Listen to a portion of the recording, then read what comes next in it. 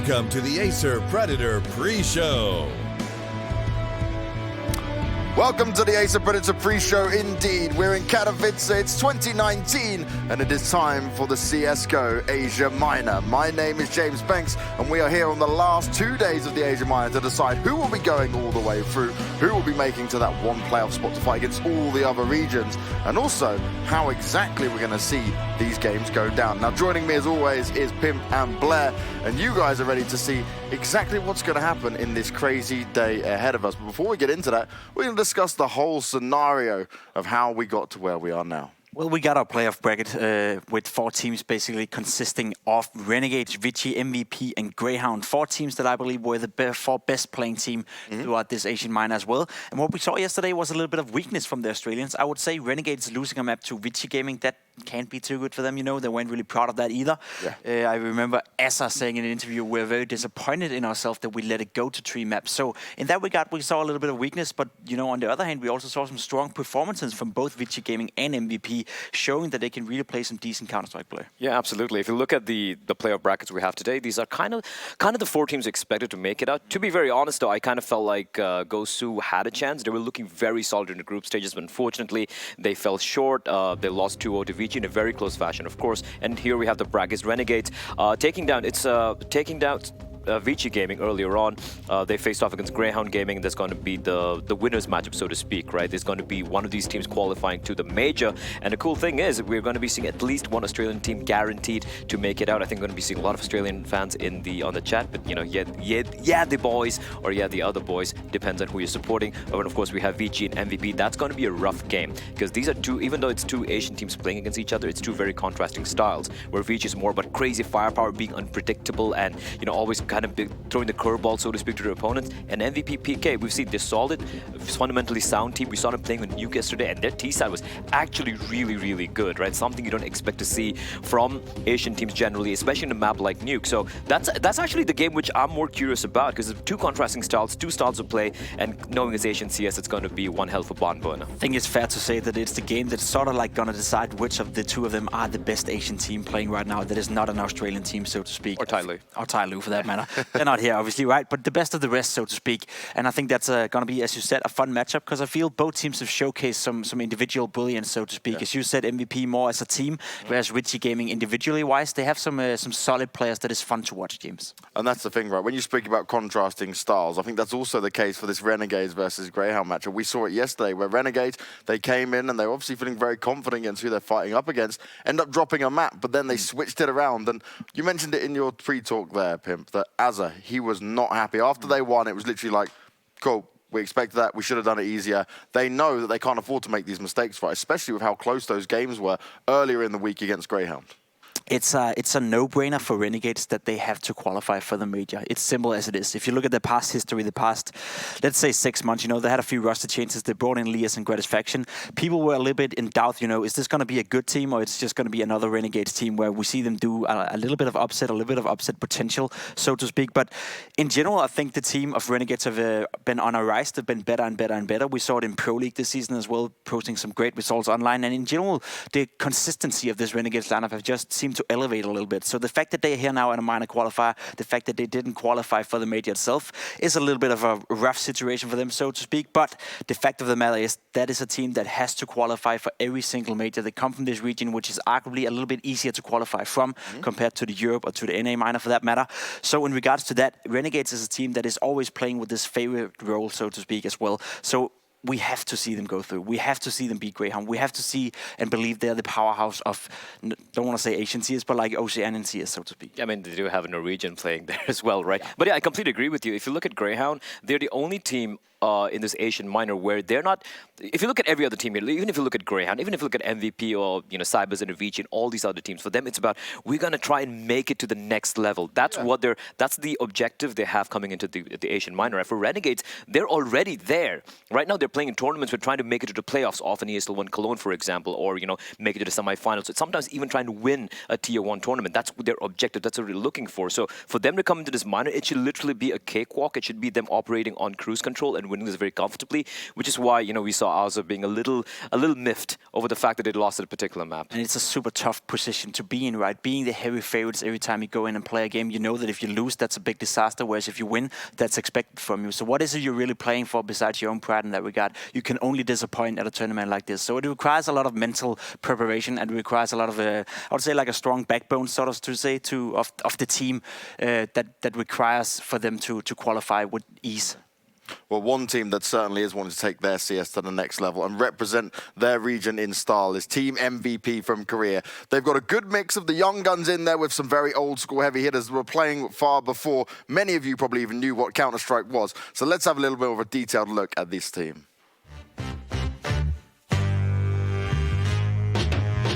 Right now, we are just practicing each other and try to know each other and what they are playing or what they know.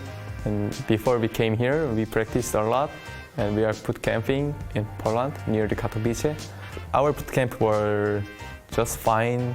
We had 2 weeks, or around 2 weeks. So we practiced a lot, as I said, and the results were great. Yeah, we are here to win everything, not just qualify minor.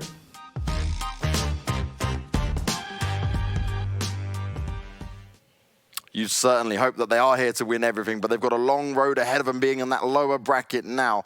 Now, this MVP lineup, right, we speak about them being a little bit more tactical than some of the other Asian teams, but there's something severely lacking still, right? They've got the tactics on point, but maybe is it the firepower that it's coming down to? I think it's the firepower, mainly. I think, as you said, you know, it's a tactical sound team. They have the experience as well. You have guys like Solo, you have Glow, you know, who've been playing Counter-Strike even before I was born even. It's back to that scenario. Yeah, just 10 years old now. Right? 10 years old, as some...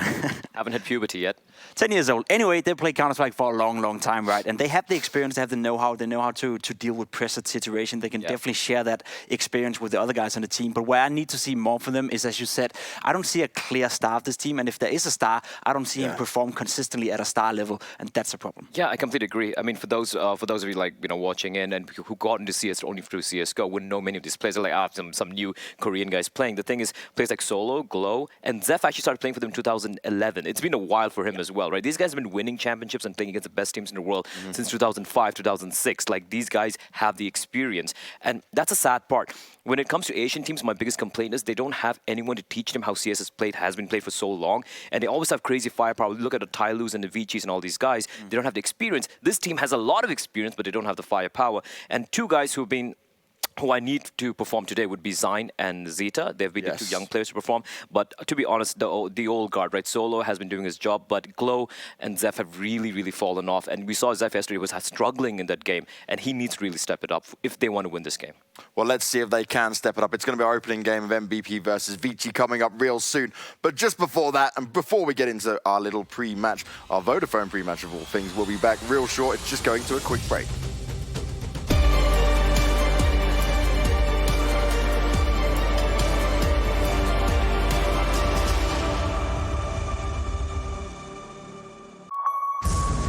The champions of ESL 1 Cologne. Do you remember? Welcome to the Cathedral of Counter-Strike. Think you've seen it all? He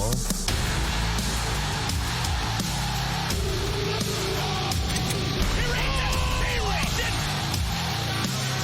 Are you ready to be a part of Counter-Strike history? ESL 1 returns to Cologne in 2019.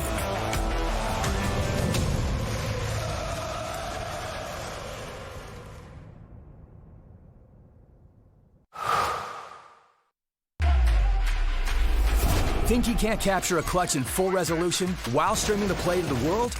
Watch this.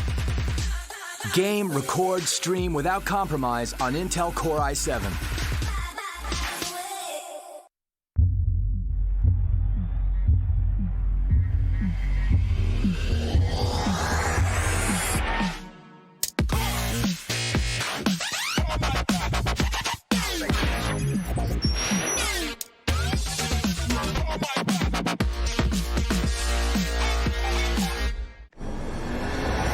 Synergy of brute strength, born of elite core power, to thrive under pressure in the most hostile conditions. built to overclock. Prepare for combat. Go forth and conquer.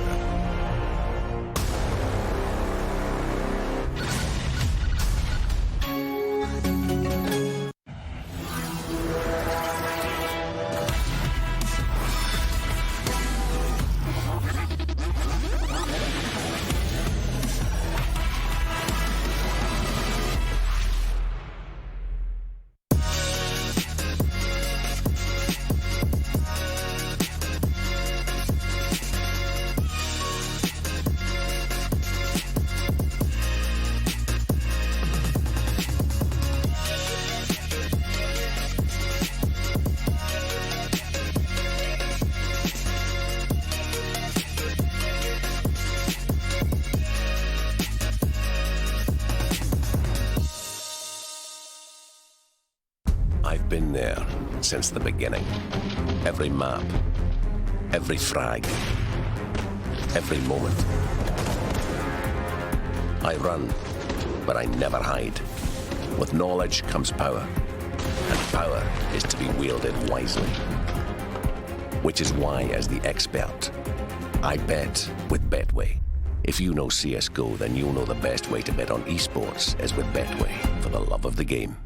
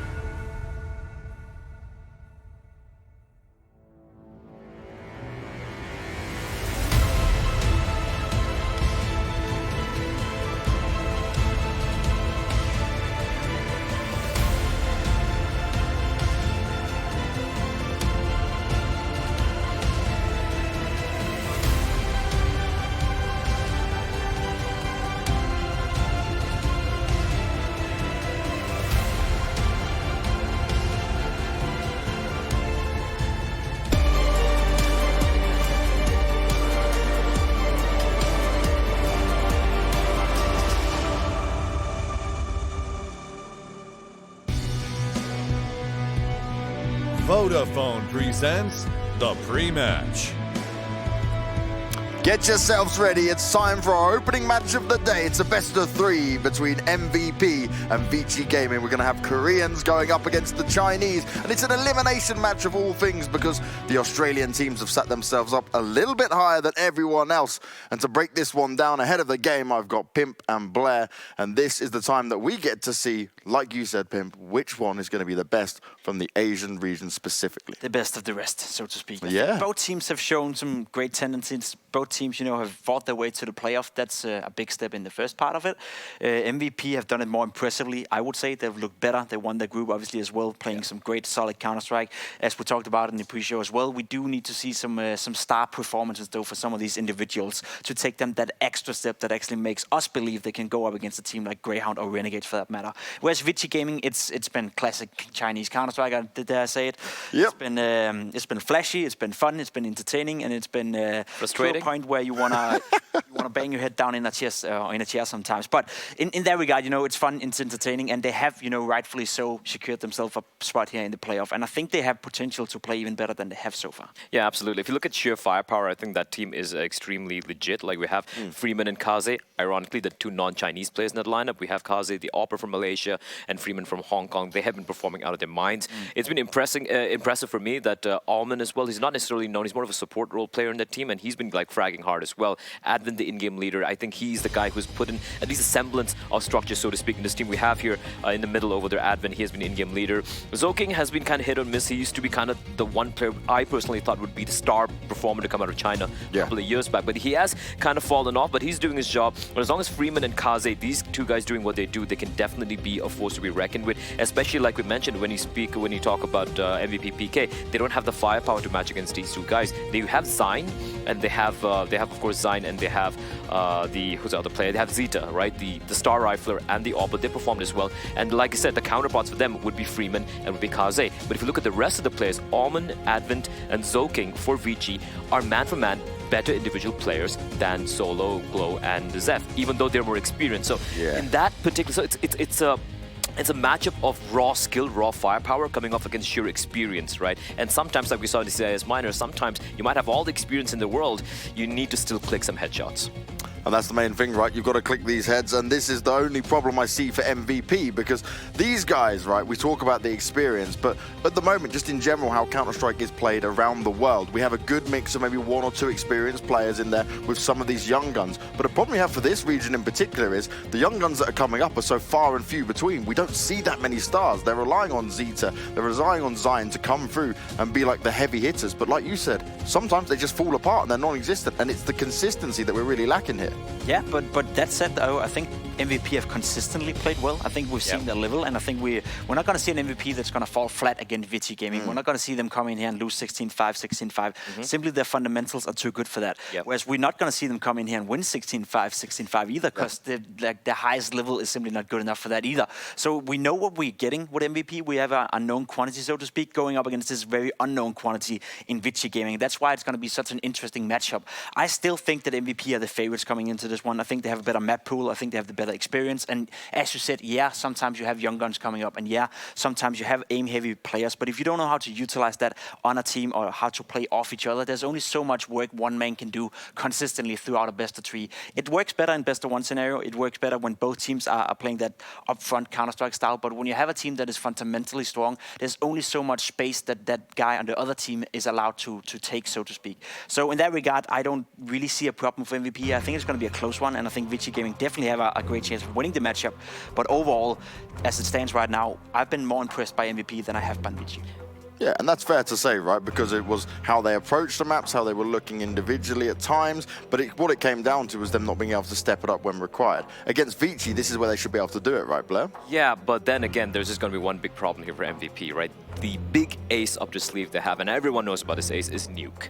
Now, that is a map that because of the teams they faced off against, got to understand, many of the teams they played against are teams who, Renegades, for example, who have certain perma-bans, and they will stick with that. They don't really want to get out of the comfort zone, and there are teams who can kind of play Nuke, so they're like, you know what, even if MVP do pick Nuke, we can probably hold our own, which never proves to be the case.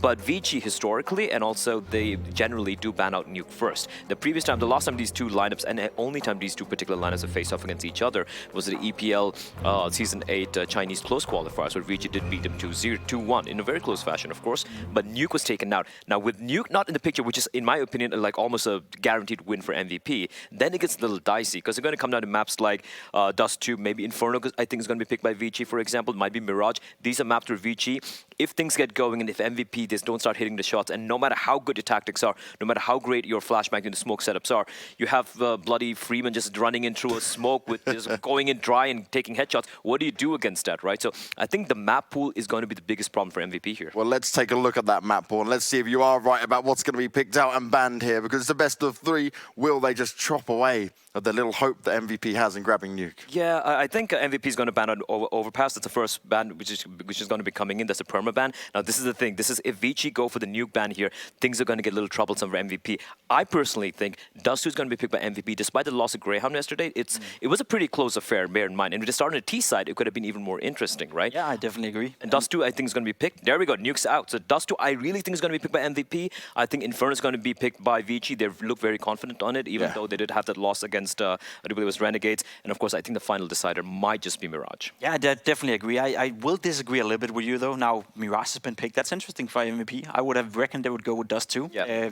As you said, the map pool for MVP may not be the strongest going up against Vici, but the fact that they're picking Mirage tells me that they have a strong map pool, because if not, they would have gone with Dust2. Yep. When they last time played, they won 16-8 in Dust2, and there we go, we get trained, that's fine. We don't really want to talk about that now. Yeah. It's a standard pick, but Dust2 is a map where MVP could go in, and I would say they're highly likely to win. Now, they go with Mirage, which is a little bit more of an open map, a map that Vici Gaming also plays up to a decent level. Yeah. That said, though, it tells me a lot about MVP, that they feel very comfortable in their map pool. Otherwise, we would have seen Dust2 instead of Mirage. So the fact that you have both Mirage and Dust2 that can go in the favor of MVP makes me think that their map pool is way stronger than Vici Gaming. Could be. Mentally speaking, at least they seem to be pretty strong. And now this has gone completely different from what we expected. But this is very interesting, this train pick coming in from Vici. Primarily, it's a punish pick. It's a map that they aren't necessarily really strong on, but it's a map that MVP usually ban out as a second ban, right? Okay. So the fact that they're going in, they've taken on Nuke, which is MVP's best map by far. Now they're putting in Train, which is a map which MVP usually second ban out. So they're literally going for a punish pick over here.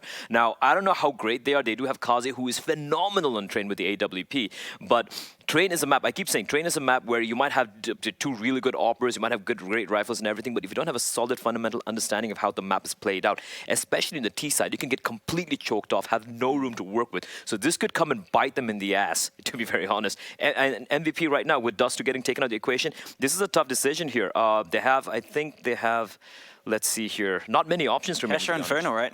And it's going to be one of those where if I'm going to ban Inferno, I think so too, and we end up on Cash, which is a map Vici Gaming have played once the past 3 months. Now, the pick of Inferno for MVP makes sense to me, and there you go. Actually, it's going to be Inferno. That's a little bit interesting as well. But this again, this tells me that MVP must feel super confident, because otherwise this doesn't make any sense. No. If they don't feel comfortable playing these 3 maps, they would have gone with a different route with this veto. Whereas Mirage, it makes sense to me. When you look at the win rates, MVP have won 83% the past 3 months, and that's against the same opposition that Vici Gaming is playing. Let's not forget to count the fact that these teams are playing in the same region. They're practicing against each other or along the same team, so to speak. So in that regard, they have a little bit of know-how of how to go up against each other. So yeah, looking by the outside of it, it could have gone wrong for MVP here, I would say. But the fact that they've been so determined to get to these maps and actually sort of like chose that road themselves and not being forced into it, makes me believe that they feel comfortable and they know what they're doing right now. Now, is there a point here, though, that MVP are making as well, right? We know they've got their coach as well. We haven't mentioned Termy, sat there in the back lines, another one of the old school faces from that old Project KR lineup. He's there giving them the help. Could this be some severe anti-stratting coming into play? Because there's a lot to look at least on the Vici side. Absolutely. I was taking a look at the vetoes they had for the previous time they faced off. I think barely a month back, like a month or so back, right? A couple of months back. And this is completely different from what I expect to see here. And if you look at it, Vici going with a punish pick, the Mirage pick coming in from MVP, they're trying to punish Vici as well for that, right? And then, of course, we have Inferno getting picked, like Pim just mentioned. You know, Dust2 would be the one, I think Cash would have been the map which we would have expected, a normal person would have expected. The fact that it's Inferno, the fact that these guys have been boot camping for 2 weeks in Katowice playing against good opposition, good, some EU teams have been getting the practice in as well. I think we might be seeing something completely different this time around. It might be something which would catch all of us off guard. And looking at this map picks, I think it could go either way. It could really work in your favor, or it could really be something you might regret at the end of the day. And that's exactly what happens when you go to Europe. You go for a 2-week boot camp. You can expand on your map pool, or you can make it not a complete new map pool, but you can expand on it, add a map, remove a map, or feel more comfortable on one map than the other one you were before. And getting quality practice time in Europe compared to qualifying or practicing within the Asian region, it's just two different things. Having 2 weeks here in Europe is probably worth the same as having half a year in Asia, compared to the practice level. So in that regard, a lot can happen to that practice. To that map pool from MVP. And again, to me, it's just a clear sign of confidence from them coming in and dictating the veto into, uncertain territory, by the looks of it from the outside. But when you go into the server and when you think about this, there must be a thought behind it. So whatever is anti-stratting, whatever is them expanding the map pool, doing the boot camp here in Katowice, it seems to me they have everything under control here. Well, yeah, it's certainly confident picks coming out there from MVP. But the thing here now for Vici is, right, they play that unpredictable style. So like we said, MVP, you're practicing out here in Europe, you're getting some extra practice along the way.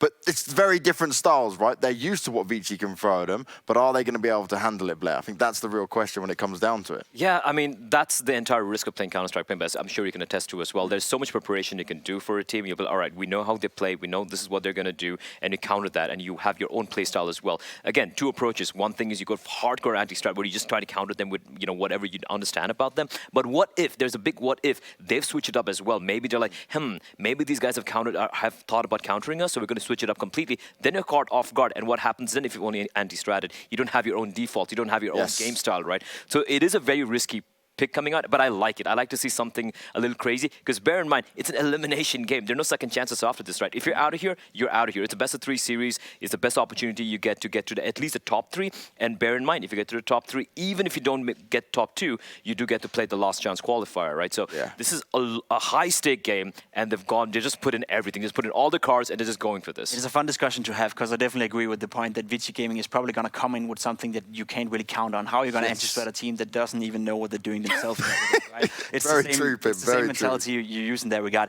The fact of the matter is, though, they have experience in MVP. They tried this so many times before. I know they've been 2 weeks here in Katowice. They've been boot camping. They've been practicing against some of the best European teams. So maybe they've forgotten a little bit about how it is playing back in Asia. That said, though, Solo have played Counter-Strike for, 14 years. Globe, the same amount of time. They know how to adjust to the different regions. They have tried it so many times before. So can they allocate that experience to the younger guys in this team? I wouldn't necessarily think that's a problem at all for MVP.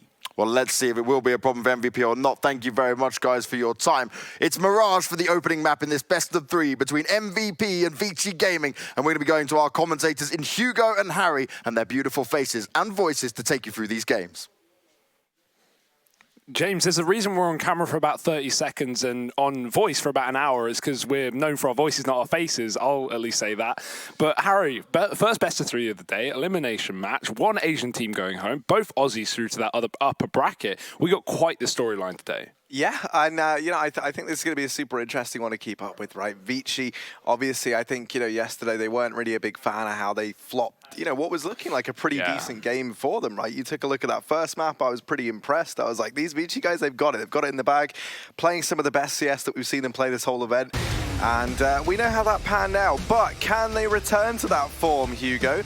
Or are we going to see the Koreans over on MVP rise up and best their Chinese counterparts? Oh, we'll find out. Mirage being the first map. Quite a cool veto as well, broken down by the desk. I'm really excited to see where this one goes. And I think that does throw a spanner in the works. It does make things unpredictable. This is up for the taking for either team here, and I don't think it's necessarily a guaranteed win for MVP. As you can see, the Betway odds favoring MVP, but not as clearly as some of these other games in the Asian region have been. So definitely going to be, up for either team. But let's head into this. Let's find out, Harry, as we get into map number 1, the pick of MVP on Mirage. And T-side start for them, of course, due to Vici getting to choose a side on their opponent's map pick. Now we're straight into the pistol round. Lots of utility for MVP, so a set piece potentially towards the safe side to start things off, and Vici completely giving up A. Yeah, they leave Kazi here, but he is alone. Make no mistake of that. Zoking over in the window, going to be the next nearest man to try and help him out. MVP setting up 5 players down here towards the ramp. No one exerting any pressure elsewhere. They have the smoke down for Connector. One falls over in CT. This does leave jungle open. Over 2 players here for Vici. Could get dangerous. Kazi's able to get one on the cross. They molly him out of position. That was looking like it should have been an MVP kill, but it doesn't come through. Trades going left and right, but ultimately Vici left up in this 3-on-2. That bomb down, MVP gonna try and set Solo up in the connector, and with 3 players all retaking from the jungle, Solo is gonna be in the perfect spot to get some damage done. They deal with him, and now Glow in this 1-on-2. Oh, they don't know where he is. They're checking ramp, and they're already on the bomb. He might be able to stop it. 1v1 versus Advent, trying to isolate Freeman, and he does the job, wasting so much time. And I think Glow's won this just due to it. Second kill coming through, and MVP, they take that pistol round. That looks so dangerous. The big reason why it looked dangerous is Vici set up with a very heavy B setup, right? So when MVP got aggressive towards that jungle, which is usually a really good call in those T-post plants, they're actually pushing into, you know, a 1-on-3 essentially in that window room. We saw Solo do exactly that, but the clutch is going to come through for Glow, and we will see MVP starting things off on their map pick as well. Vici just going for that hard eco before the third. Wasn't a convincing win, though, from MVP. It does fall to Glow in that clutch. I mean, Vici actually doing a fantastic job of finding the openers there, in spite of what looked like a very good setup for MVP, right? You had the smoke down and connected. With 3 players inside of B, that nullifies any damage coming through from short. Then they go out and smoke off CT. That denies rotations into that portion of the map. There were 2 players in jungle, and that Molotov actually landed perfectly just to box Kazi into the cubby. But they were still able to do so much damage. In this round now, MVP just sneaking out from the ramp. Signs crept forward, and there's Glow to open things up. These vanilla pistols not able to find anything for Vici, as they shouldn't. Freeman's going to manage one, but you don't imagine anything else comes through in this round for Vici Gaming. MVP will be securing themselves the second as they manage to convert it. Vici had a very heavy A setup here with the USPs, but we saw that one player up in the B apartment throw a lot of utility into B, try and sell the fake, and actually forced rotations off of the A site early on, leaving only 2 players within it. So MVP deal with those USPs quite easily. 2-0 now for the Koreans as we see Vici Gaming on the buy. And the AWP straight away. Now, Harry, if we think back to some of the games we've seen Kaze on this AWP, it really has been a spectacle, especially on Mirage. Yeah, I mean, he for me is such a big talent within this Vici team. And I when I say for me, it's not even just for me, right? I think that's something that everyone can agree on. Wow. Ooh. I don't. That's a pretty nuts little smoke. That cuts off a big line of sight as well from the market window. I haven't seen that. MVP trying to teach us a thing or two. They're certainly going to teach Zoking his lesson. Boosting up into the window early on yields them that man advantage. And for Vici, the worrying thing is here, right? You've gone for this buy in the 3rd round. We see it look a little bit limited as a result, and already now losing a man early, combine that with the lack of utility over on this CT side, and you could be in for a world of hurt. This is where you need to have a man step up, and a man like Kazi would be the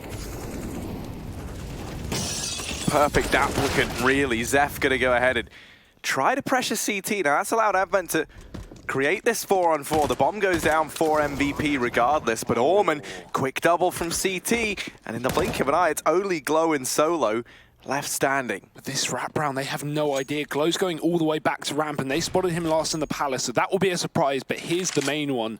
The CT spawn flank with an open bomb plant as well. Already found one. Orman not ready for it. The second does get the trade and damage done by Glow, but the defuse is being stuck so close to finding that kill onto Advent, but Vici will get away with it by the skin of their teeth. A lot of that relying on the double kill lined up from Orman towards that A site. And you said it yourself, Harry, that utility was low. Lucky Vici had a smoke, or that could have certainly gotten out of control considering how ticked that bomb was. But a lot of the reason Vici had no utility was that smoke that we saw from Spawn, right? Lands in the B site, forces a early utility out from those B players to cover off the apartments, maybe expecting a rush. And then an A-Fake coming through or an A-Take coming through for MVP. So now, another buy round considering they got that bomb plant, but Kaze still here on the AWP. Very low, tagged up through the smoke. Solo didn't finish his job because he didn't know he started it, and now he's going to creep on through. Here's Kaze back off, but Kaze's ready. Flicks back for one. Now the push through the B apartments will get quenched by Kaze. 2 kills on the AWP before the entries are in, but there's still a 3rd man on this site, and they don't realize it until now. And now they know. about Freeman. They're trying to figure out how to deal with him, but they're not ready for Zoking. And Glow walking his demise. A lot of angles to keep an eye on, and does get a bit overwhelmed there. Vici going to be in with a second. Doing a good job of getting these rounds in early on. I have to say, you think about them, and they have looked more convincing thus far over on this side of Vici. That being said, MVP not typically playing their usual style. We are seeing a lot of really fast-paced rounds from this T side, like 20-second in pushes. So one of the reasons why I think this is a real contender to be our 3-map series of the day is just because, you think back to Vici Games' performance on this map just yesterday. Obviously, we saw them play versus Renegades. This was Renegades' map pick. And one of the things we were commending them for was how well they were able to play off of one another on this map, right? Now, that was always also, for me, one of the strengths of this MVP roster was how the players set each other up. They run good tactics for the most part. And this is the one map I think Vici can actually look to match them on in that regard. So far, looking good at least. And Solo. I was going to say, how's he managed to get this far? He's all the way up through connector. They finally spot him. Solo getting a lot of real estate there entirely for free as he pushes up through the connector, gets dropped down by Jungle. Kaze's going to mop up another man. And now this should just be the clean-up crew coming in.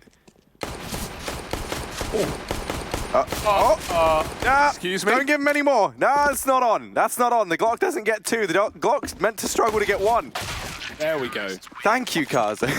Oh my dear. Oh. I mean, talk about damage, Harry. The Glock doesn't have much, but that will do it. A couple of kills there. And I think MVP are going to be pretty happy with that eco. Definitely a confidence booster. Now, Kaze obviously in the window getting 4 kills.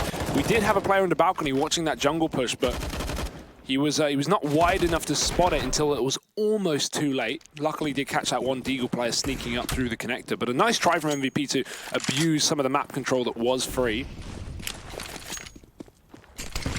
Now 3-2, and Zoking, he's going for a fast mid play up through the top, going to get aggressive here on the CT side. We've not seen this mid control yet for Vici Gaming. He's got the support of the AWP right behind him as well, so that's why he's going no further. Kaze's going to make initial contact, and once that's happened, Zoking can swing out wide.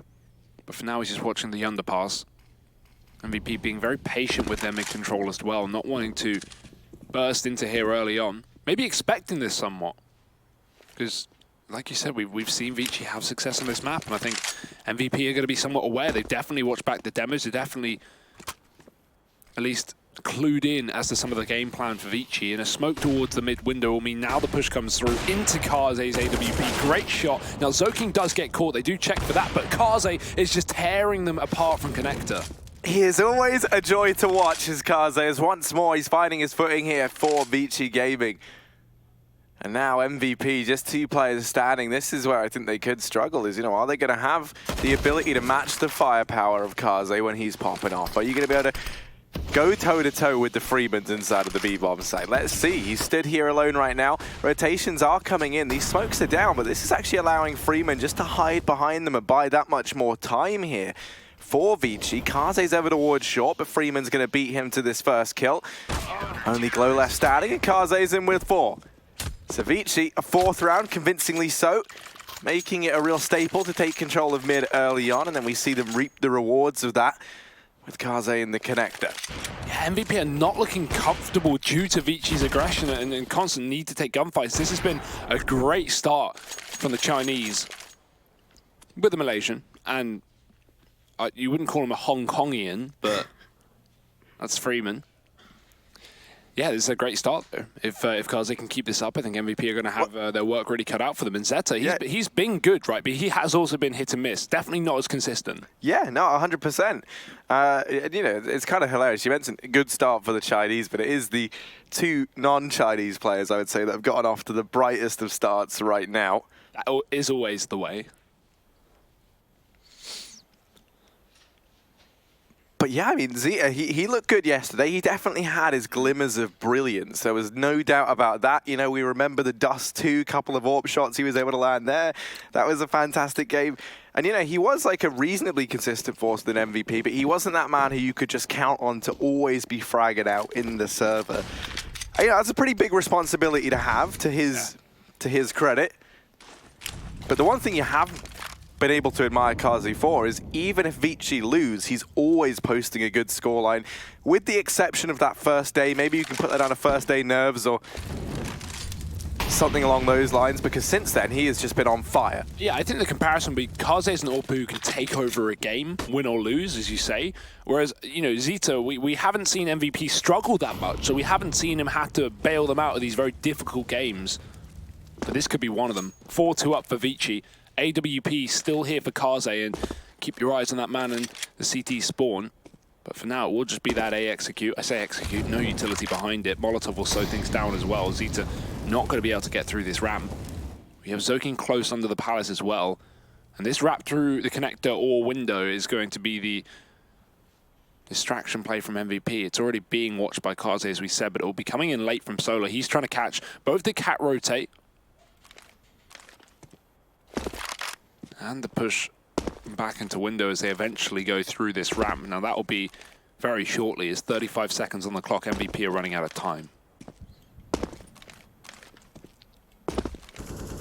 They're going to go for this A play, but with only 25 seconds, they haven't given themselves much of a margin for error. I'll be shutting players down left and right. This is the round. One kill comes through from Zeta, but that is it. Money is building up for Vici. Now we do get to see the buy for MVP, and likelihood is we'll see the AWP over on Zeta in this round. A chance for him to look to go toe-to-toe with Kazi. Important to note, Zeph fully channeled into his inner bond. 007 right now. Definitely not the best of starts from him. Would be a real shame if, you know, it just comes down to you're not really feeling it on the day for MVP. Think about how good they looked yesterday. So let's see if they can recover here in this round. Zoking going to be holding in towards mid. Does have Kaze up on short. Anywhere that MVP go and things are looking good for them, Kaze is able to just turn the tide of battle. He's reclaimed that kill down in middle almost instantaneously, but in the meantime, MVP, they've taken control of the A-bomb site. Not if Freeman can help it. Quick double in from short. Not even sure how he's managed that. He's creeping on forward, in with a third. Glow offers himself up almost entirely for free, and in the blink of an eye, Solo living up to his name. It stands alone, and a massive 1v3 required. And Freeman's already on the angle as well. Solo, you might expect this right angle considering he's checked the left side of connector. So wide peek, and he gets the frag. 1 HP.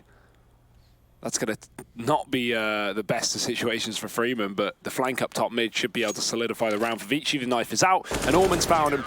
That will be Vici going forward 6-2 on this CT side. This is such a strong start from the likes of Vici. And again, more specifically, these two focal players, Freeman and Kaze. Again, a heavy mid setup for Vici with an aggressive push down through well, lower mid, but it was the AWP up on Catwalk this time that actually traded that initial kill after Zoking got flashed. So nice to see MVP adapting to the mid control that they've had problems with, actually flashing out Zoking for a change, but they only get a 1-for-1 and therefore fall on the A site when that smoke runs out on the Catwalk. So again, another round and another pick for Kaze. He just seems to be unstoppable right now, taking down Solo at the top of middle. And another 5-on-4. MVP going to go bursting into this bomb site though, and they find two. Oh, Advent and Zoking able to reclaim those kills over towards this A bomb site. These rotations coming in, and Freeman doesn't have his trusty AUG in hand. Made that decision to go for the switch.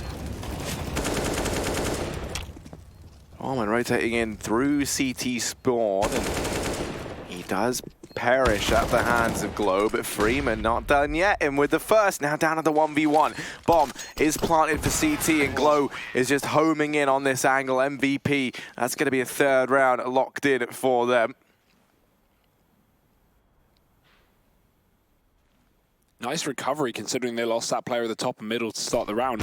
They just ran through a Molotov. It was Zayn here in the Palace finding double kills on the entry. So important considering two of his teammates got wiped straight away and left into the clutch. Luckily it was Glow to step up and save this round for the Koreans. After a 6-round streak from Vici as well, who will still be able to buy up, but are on the tipping point of losing their money. So pressure really is on here for MVP to not get reset. The half could get out of control. And we know how good Vinci's T-side is. They had a lot of really nice execution, fast plays as well. But Zayn, again, back to that Palace, and another entry kill to be found. Advent trying to hold on to the push, though, and he does a great job. 2 kills, and the dink to Zeph that gets finished off by Kaze. This round is a mess for MVP, and they have no more utility to cut down this line of sight in CT spawn that has been a continual issue for them. Freeman even watching the wrap, and we've got Vici boxed into CT here. So much trade potential. What can MVP even do? Oh, 2 players you would want, at least in this situation, are Zeta and Solo, but you're dead on. They've hit the wall here, Hugo, and the question is, can they get past it? Solo, over in the jungle, trying to regroup with his teammate. There's just so many players here. This is such a horrific setup, but long arm Zeta. He's retrieved the bomb. Now going to get that down. And no, he's not. He's not getting it down anytime soon. It's Solo. He repositioned down into mid to keep an eye on that bomb in the post plant. Now, obviously, that was a big gamble anyway to make that decision. There was so much utility still up for Vici that even if he gets into mid, even if that bomb goes down and it's a 2-on-4, you can just smoke off the connector. You've already done damage onto Zeta inside of the bomb site. So that round did feel like it was very much stacked against the guys over on MVP. That's the thing about that CT position. If the Ts have no utility, there's not a single spot where you can really plant and be free. Everything is either wall bangable or in your sight. So CT just being such a strong spot back towards that A site. Vici find the reset, and we won't even have MVP force into this round. They're just going to eco. Well, they won't be able to buy up in the follow-up unless they get that bomb plant, but very unlikely with just pure Glocks here. Unless Zeta finds 2 kills. Always doable. We saw him before. That being said, though, even though Zoking's pushed up on the A ramp, there's only a solo B player right now. Now, Kaze's aggressive up on the catwalk, but if they could get the bomb to default before he rotates back round, there's a very good chance we could see MVP with a plant, but a missed jump gets a kill for Orman. That's a blessing in disguise. Now, they know one player's at the top of middle as well, so Kaze has no need to rotate back towards that B site. Zeta at least keeping them there for the time being, and we will see this B rush. So Freeman, he's got to do his best to deny the money, because this bomb plant will make or break the next round's buy for MVP.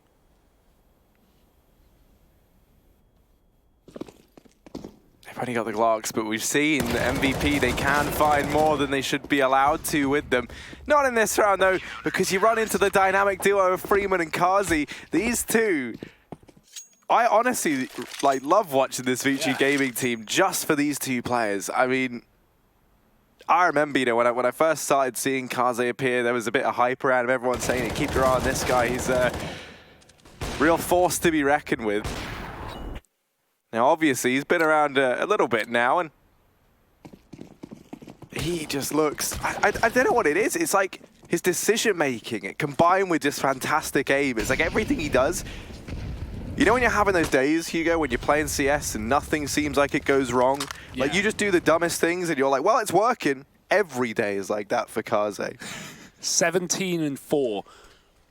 He's jumping up in the window smoke as well. Smoke down on the ramp to deny this fast push. Now, MVP, no bomb plant, but they bought up regardless, and this is a very weak buy. They do find a kill on the entry. Close position from Zoking, and Kaze's going to get smoked off in the jungle. So now, the best utility MVP have really ever had. It feels like.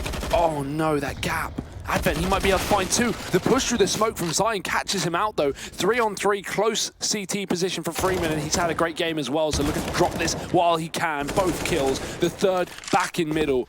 But it's a clutch of Freeman versus Solo, and Freeman doesn't even want to give him the room. He gets aggressive, he takes a fight, falls back with information, but goes in for another one. And I mean, this is just a confidence play from Vici, but Solo will win it out.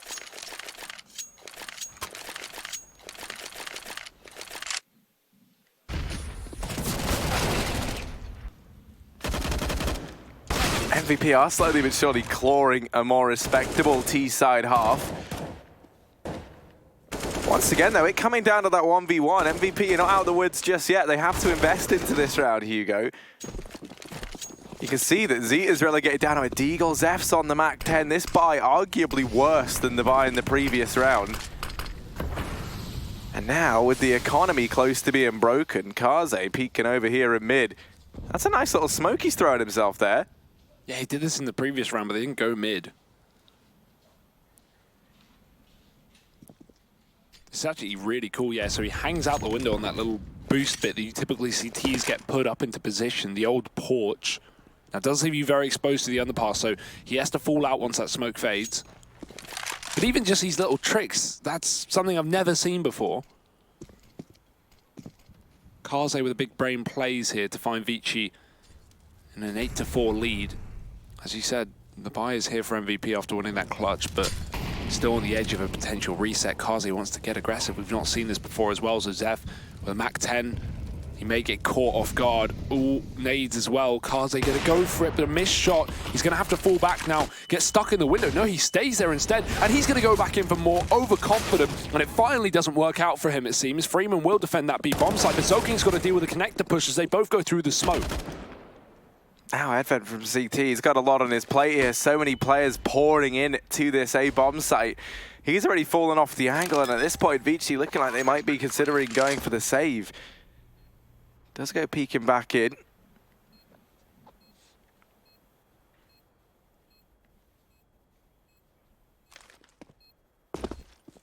Slowly but surely creeping forward. Yeah, I mean, time's ticked down so much that for Vici, they take a peek through, see if they can find anything, hold for the aggression from MVP. Nothing comes through, though, and now they do look to try and save. Freeman gonna narrowly dodge death there as he takes that fight. 5th round for MVP secured, and Freeman will get dropped solo. Looking to try and do a bit more economic damage. Oh, a man died with the bomb, so that really is a bit of an oof for MVP. That went from 3 players surviving to 1 player surviving. Really going to cripple the money, and we've seen how many rounds MVP have been going for these Galils, these Mach 10s, these pistols, amongst AKs. So yeah, not a perfect situation. Now they can still buy up fully. It won't be a problem for the time being, but it just leaves you susceptible to the reset. That being said, only 2 rounds left of the half. I think one thing, though, that is going to bode well for MVP is I feel like, you know, with this squad, it is a lot less just around, like, okay, right, you take a look at Vici, Hugo. Yeah.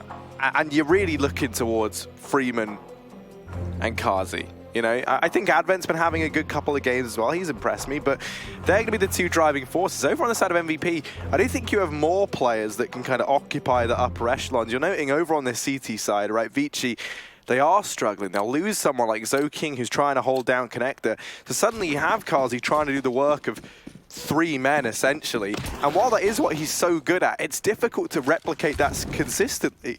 Now, Kaze's so terrifying because he does manage to replicate it reasonably consistently. But that's not something you can rely on every single round, Hugo. MVP going to be setting up back towards this A-bomb site once again. Advent is here, and he has Kaze down towards the connector. I do think for MVP, they might struggle a bit more. Moving into their CT side, Vici, obviously, right now it's pretty easy to dodge Kaze. You just figure out where he is and you just don't go to that bomb site. Same with Freeman. One of the reasons I think we're seeing MVP find so much success over here towards A is this is where Advent and Orman have been playing. Now they've dropped Advent down towards CT, but this wraparound coming in.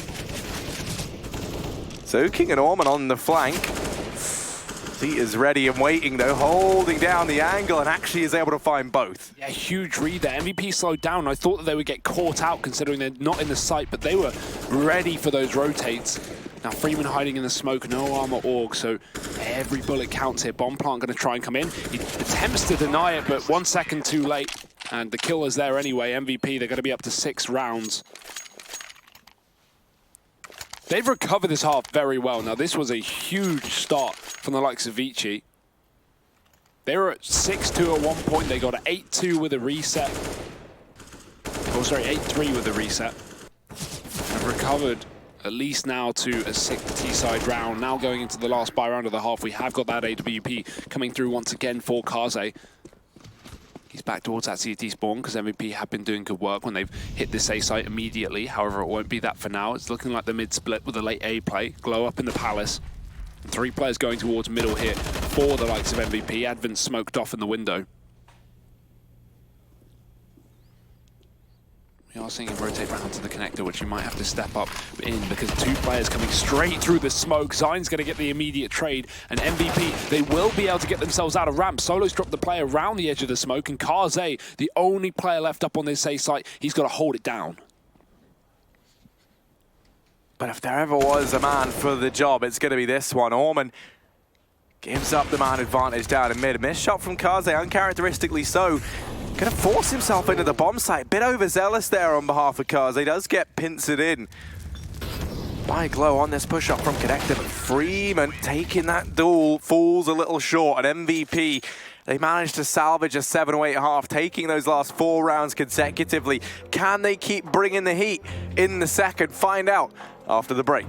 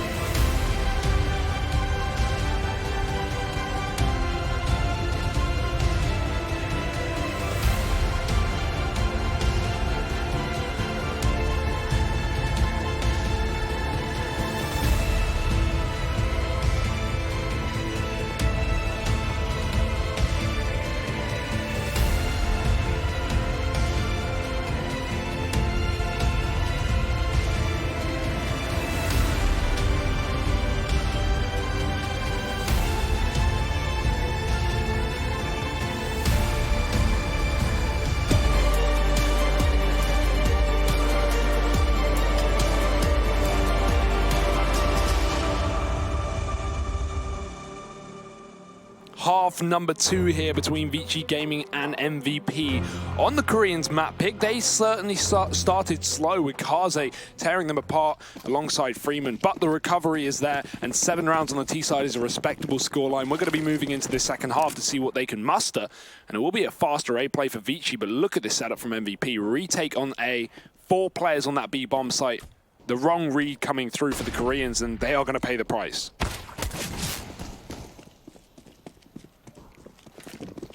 Zeta just has to give this one up. He falls away from CT, and now Vici pressuring into it. Zeta waiting on the other side. Going to have the remaining players from B group up with him. 4 players in CT right now. 4 MVP and Zeph. Overall, short. It's going to be this 4-on-4 in CT. Oh no! Oh, this is not how pistol rounds normally play out, by the way. 3 of them were playing anti-flash, expecting utility to come through, so I thought that was surely a lost round for them when they were facing the wrong way, but hey, the contact's made, the turnaround is there, and 2 kills apiece. They find the pistol. Vici Gaming, after another strong start. What a bloodbath, Harry. Yeah, and this is what I was saying. I think moving into the T side, Vici can maybe feel a bit more comfortable because you can just look to Kaze and Freeman now to open up these rounds. You have that. Advent's been having a very good game. I think it's worth mentioning. Bit of a slower start from Zoking and Orman, but that's what we've come to expect. The 3-man, I mean, I'd say it's the dynamic duo, but the 3 core firepower of this roster for me is Advent, Kaze, and Freeman. Chance here for Vici to reach double digits first. A chance as well to build up a bit of money early on their T side, but Orman brought down to just 8 HP. The rest of Vici are inside of B, and Glow's going to hear all these footsteps.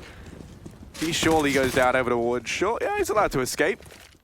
An MVP, conga line up here in the top of mid.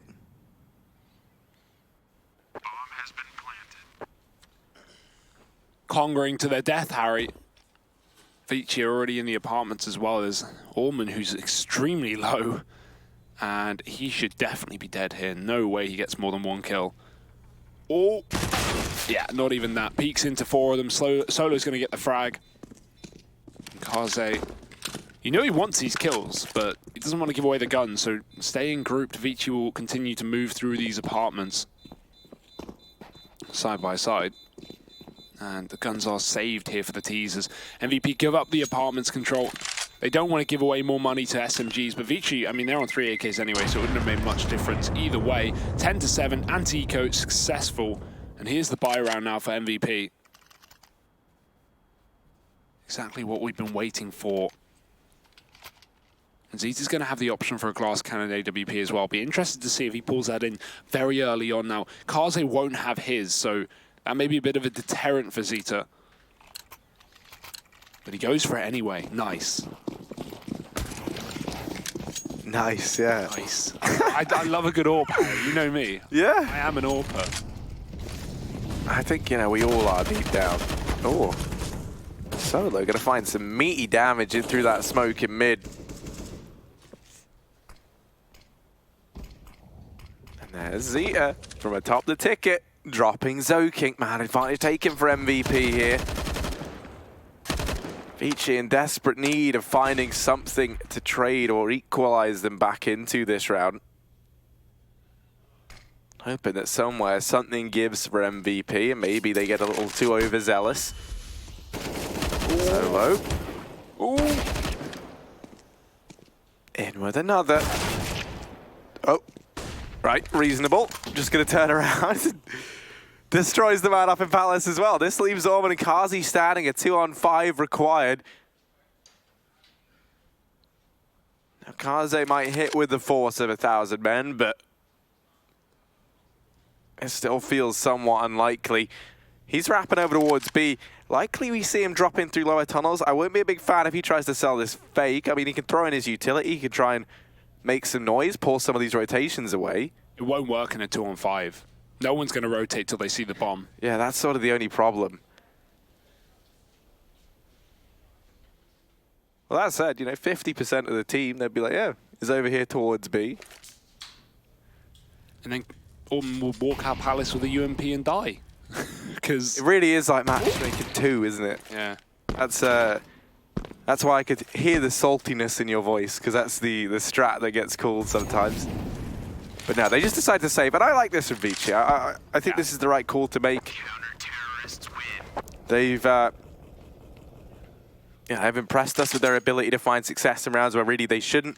You think about it, Vici, they're a big fan of going for these hero buys. They're a team that love to just purchase up like 1 AK whenever they have these ecos and throw that onto one of the stars. And we've seen that find relative success. So all things considered, this isn't all that bad of a buy for Vici. Kaz is going to take the hit. He'll be on a Galil. Advent dropped to UMP. And still this AWP now armored with utility behind it. Zeta going to become more dangerous by the second. Early flashes into middle. Scared of maybe a potential mid push, but MVP have given up control here. No problem letting Vici take this portion of the map, and so these Ts will be moving in. Orman coming from the underpass as well. Those smokes are down, of course, prohibiting MVP's fight. Zeta's watching the connector up from the ticket as well. This is a nice off angle. It certainly could catch a Vici player off guard if they try to abuse that position, but instead they boost up to catch the catwalk and anyone above that smoke. Actually, it seems like MVP, they do want to try and pressure mid. Solo's gone deep into this connector. Bomb's still outside of ramp, so once Vici can, their aim is to get through this connector, try and hit that A bomb site eventually, but MVP are just using all their utility to keep these Ts back, wasting so much time.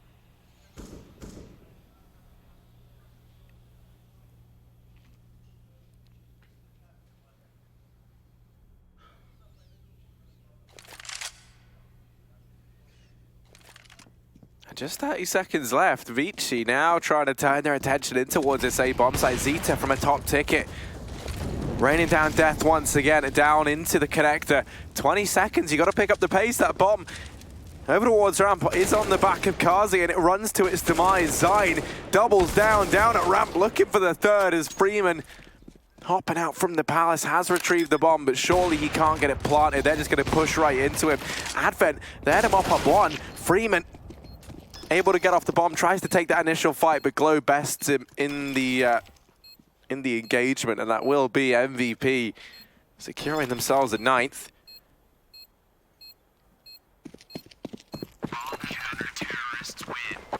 Glow's had a lot of crucial frags as well this map. He's really someone who's stepped up, maybe not so much in the numbers, but I think he's really been able to shut down a few of these rounds for Vici. And now the scoreline, Harry, is starting to close up 10-9. MVP dealing with weak money against the on the side of Vici rather. So pistols have to come through for the Chinese. Give them a 10-10, give them an equal scoreline. That's a chance for MVP to start to take the lead on their map pick as well. Now we're seeing a timeout here from Vici, essentially trying to approach that next rifle round in advance.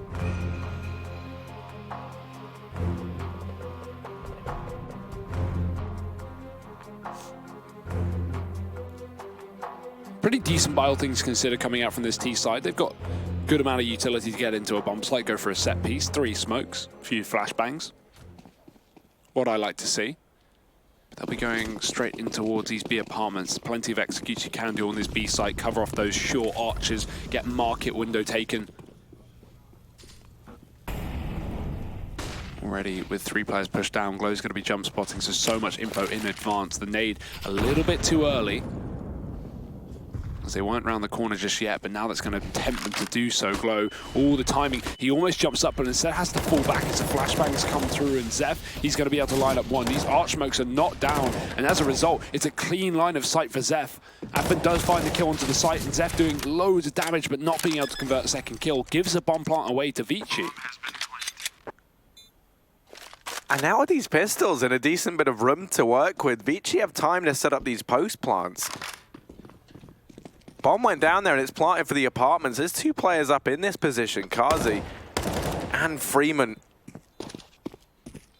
homing in their sights on this portion of the map. MVP really needed to pick up the pace. They do have smokes. They have the incendiary to try and facilitate this defuse, but time is ticking down, and Kaze, he's dropped the man over at short. Freeman's in with the other. Zeta and Solo remain, and Zeta's been fed to the wolves. Solo's rotated away. He's left to go down with the bomb, and Zeta fighting for his life. Not able to survive. Almost everybody dies. Kaze even killed his teammate. Why not? I mean, yeah, in amongst the chaos, right? And anything goes. He's going to die to the bomb anyway. You may as well, you know, get the BM. I mean, all is fair in love and war, Hugo. Now, there was no love in this round. It was just war. Make no mistake about that. Very chaotic round from MVP, right? They had 4 rifles up. You understand why they've slowed it down. I like that initial call. They don't want to just go running in up against these pistols, allow these players to trade off of one another. But when you give that much respect to the ecoing side of Vici, you run the risk of them finding rounds like that. Solo able to open up in this round. He was able to hold the AUG forward in the round prior. It's a man advantage gain here for MVP in a round where really they shouldn't be finding much success. And he's even done that much more damage onto Orman down here at the ramp. Yeah, and Glow wants to finish off the job as well. Slightly pushed up. Vici get a bail on the safe side after spotting the AUG, but Solo, he's one step ahead. He's already gone for that pre-rotation. Great angle to find himself a 1 kill and then, you know, a chance to back off, and that would relieve so much pressure here. That would make a 5v3, especially with this flank coming in as well. MVP are more than aware. We need to see this B rotation come through immediately, though, because the execute is already starting to be thrown in by Vici. Another 1-for-1 here. Solo going to drop eventually, though, so that's the AUG out of the picture, left down to just pistols here for MVP. The bomb getting planted, but this is certainly a winnable round. There's nothing to lose by going for this, and MVP have a very good chance of picking it up, especially with that kill. Nothing to lose and it all to gain. Kaze and Freeman, though, left standing for Vici. They have clawed this back into a 2-on-2, and Zeph, he's very much got their attention now. Oh, Freeman.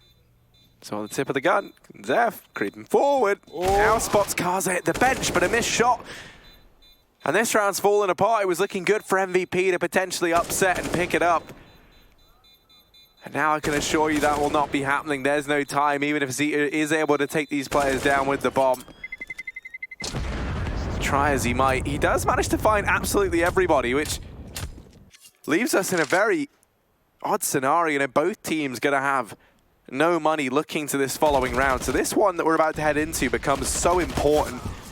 Buys are available for either side here. But if you lose this, you're eco into the next, which for Vici, you know, that could put them almost on map point. For MVP, that's their way back into this game. Yeah, but on the flip side, as you say, if Vici get this 13th round, MVP, they've only got 3-round loss bonus. They've got an eco for 14, and we are very close to seeing MVP drop on their map pick. That would be a huge surprise, considering, you know, not only the comeback that MVP pulled in that first half, but considering that they won the first rifle round in this half and were able to, you know, win the follow-up as well. It was just that eco B play from Vici that has really thrown a whirlwind into this map. Because as soon as MVP start to gain traction and control over the CT side, that's when it all falls apart. 12-9. Getting to some of the last chances MVP are going to have to keep this game under control, or we could be seeing an upset from Vici on the map pick of MVP. These guys definitely look prepped today, as already pressure being put on that B site early on. The bomb's still in spawn, and we've got 2 setups from Vici. One in B apartments, one up in A. Solo man in middle trying to get this control and at least keep MVP guessing. Solo's going to be smoked off. Has to move out the window, and that allows these Apps players to push back in through lower. They can even boost up as well, and we've seen this before, but Zeph is ready for it. Up on short, catches that boost. Man advantage here for MVP in a crucial round. Vici's still going to go for this A execute, but they are a man down, and the plan certainly starting to look a little more obvious here for MVP.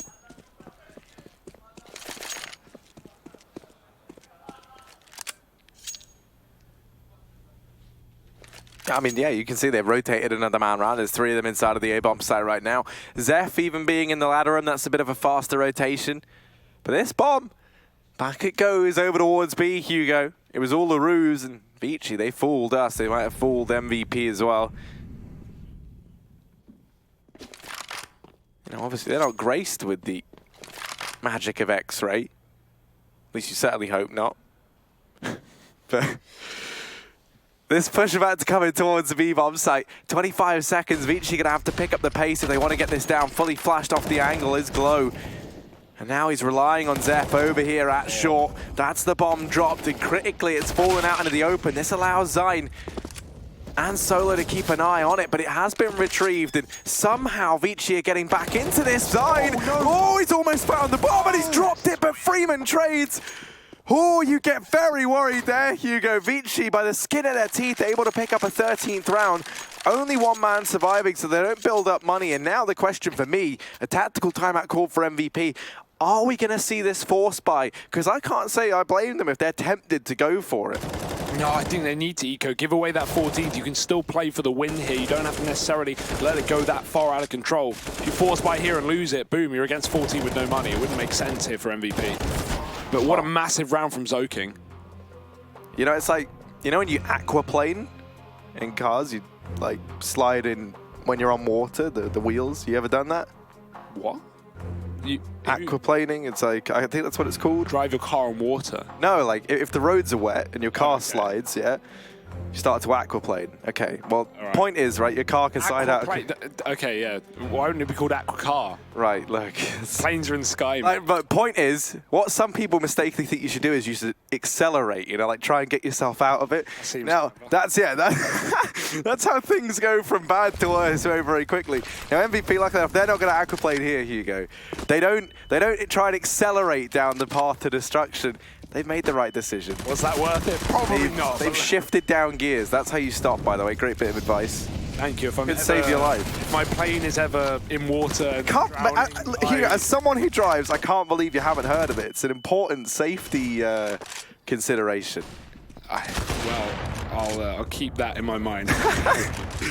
as MVP, they keep the fact that they're going to be up against 14 rounds in their mind, unless something crazy happens here, but surely not. Glow, he's found a kill, he wants that AWP, but it's up and above. And for him to just go back and get it, that would waste so much time. You need to save this AWP into the next round. Could even look for a pick, get an exit, but Harry is Googling what is aquaplaning right now. And frankly, I don't really care. Doesn't really matter. The AWP is saved though for Glow, and Solo's going to get a kill on the exit as well. Zoking looking for this chase, but too late to the party. As Vici hit 14 rounds to 9, this is pretty dominant right now in the second half, right? In the grand scheme of things, we've had 2 rounds for MVP. The first rifle, the follow-up, and then an eco win from Vici, and they have not stopped since.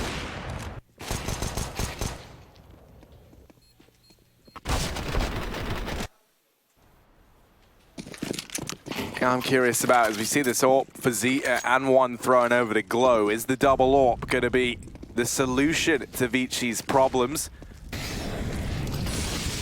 Or will it only look to halt their demise? Not Vici's problems, MVP's, but we'll move on. Orman quicker towards the B-bomb site, and Glow even quicker to shut him down.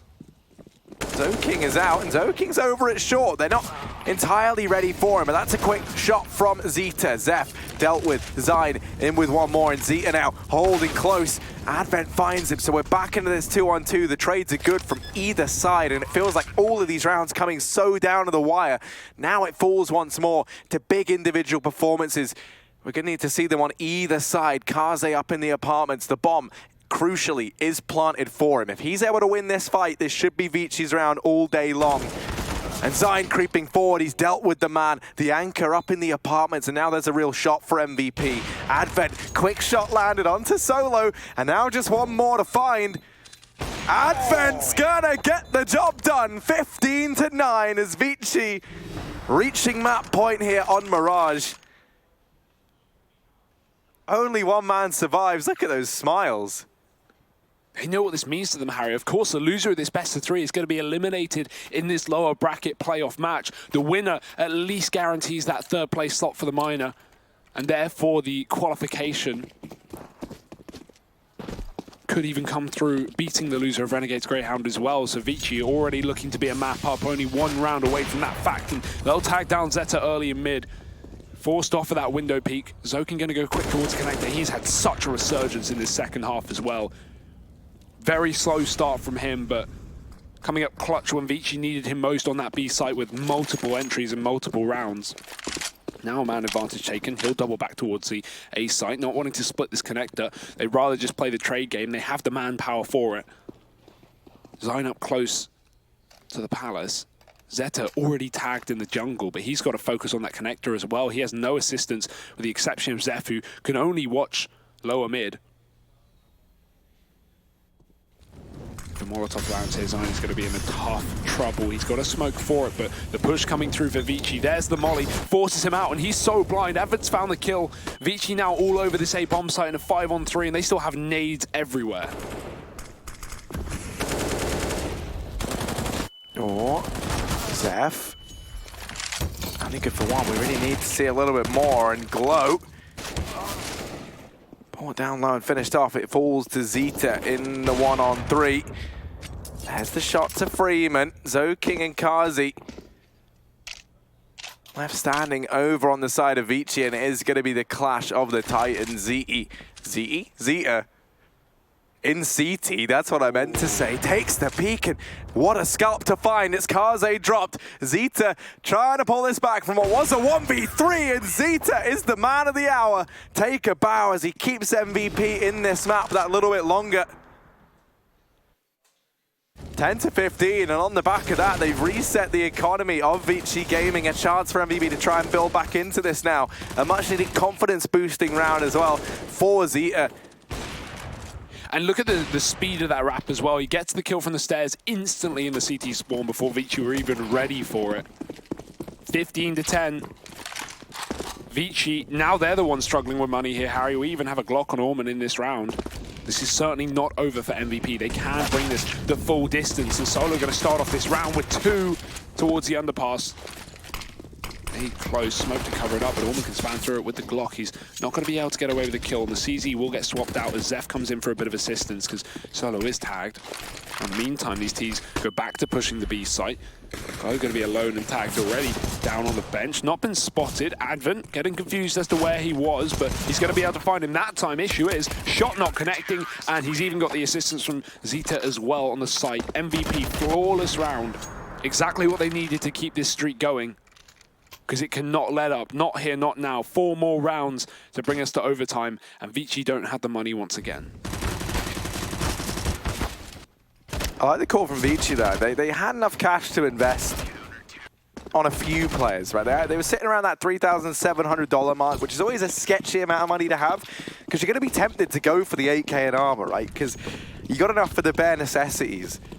The Jungle Book taught us anything, Hugo, is about the bare necessities of life. But not for Vici. They've decided they want everything. That might leave them feeling a little bit blue, though. Pushing in toward the B-bomb site. Trying to work these closer angles with the CZs, and these smokes going down at short do keep Zeph segregated from his teammate. The trade can't come through, but Soaking, he falls asleep at the wheel. Yeah, that's just flipped things on its head here for Vici. They could have converted this post plant, but now only just getting the bomb down. And VP spamming the bench to make sure there's no one here. Wide peek coming through from Freeman. It will not work. 2 pistols left up. Make that just 1, and they are going to clean it up.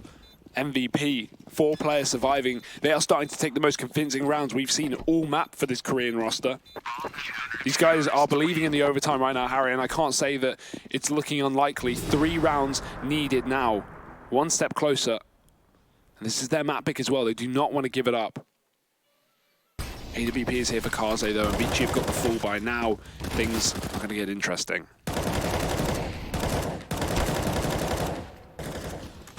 And this is really where we get to see whether or not MVP can build back into this. Tactical pause called in. They understand that, you know, they've had these last couple on the back of the weekend economy for Vici. You've almost gotten them for free. Everyone was chipping in, everyone's pulling their weight, but now it really is crunch time. Trying to get focused, trying to make sure everyone's on the same page over on the MVP side. 3 rounds is all that's required. It's not even like it's a long journey to that overtime, Hugo. And that's what will make it that much more bitter if MVP falls short now after grinding back into their map pick of Mirage. Zeta having to go above and beyond in the round to make that happen in the first place.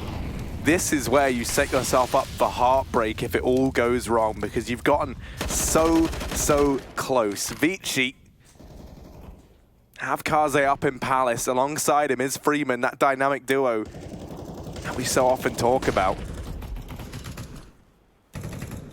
We've seen this round attempted before from Vici. The issue is they couldn't get that window boost up because Zeph shut it down from short. The difference here being is it's successful. Orman's found an entry, and this is going to spur the push to the A site. He's doubled down. Zeta's in the spawn, and he needs something, but Kaze has just peeked out from the Palace, and this has just fallen apart, Harry. Exactly how you were saying. MVP, they tried so hard to pull this game back into overtime, but now with just 1 man standing between the map win from Vici, and it will not happen. 16 rounds to Vici Gaming, not even a shred of damage on any of those players, and they're going to go through and take the map pick of Mirage. We move to Train coming up next.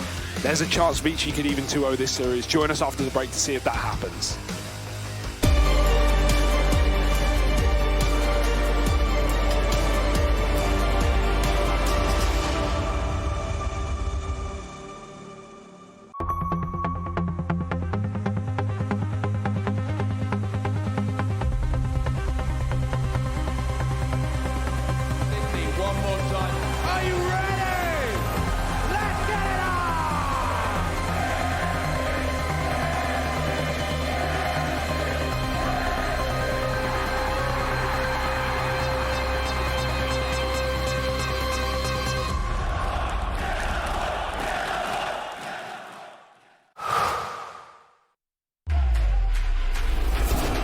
Think he can't clutch through a smoke while recording in full resolution and streaming the play to the world? Watch this. Counter-terrorists win. Think he can't get famous in a flash? Like become your own meme famous? Watch this. Think he's been there, done that? With Intel Core i7, he's just getting started.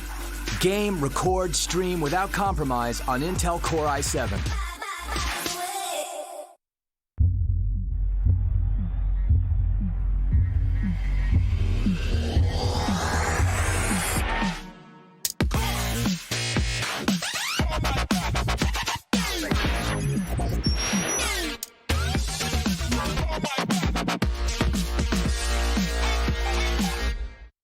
Prepare for combat. Go forth and conquer.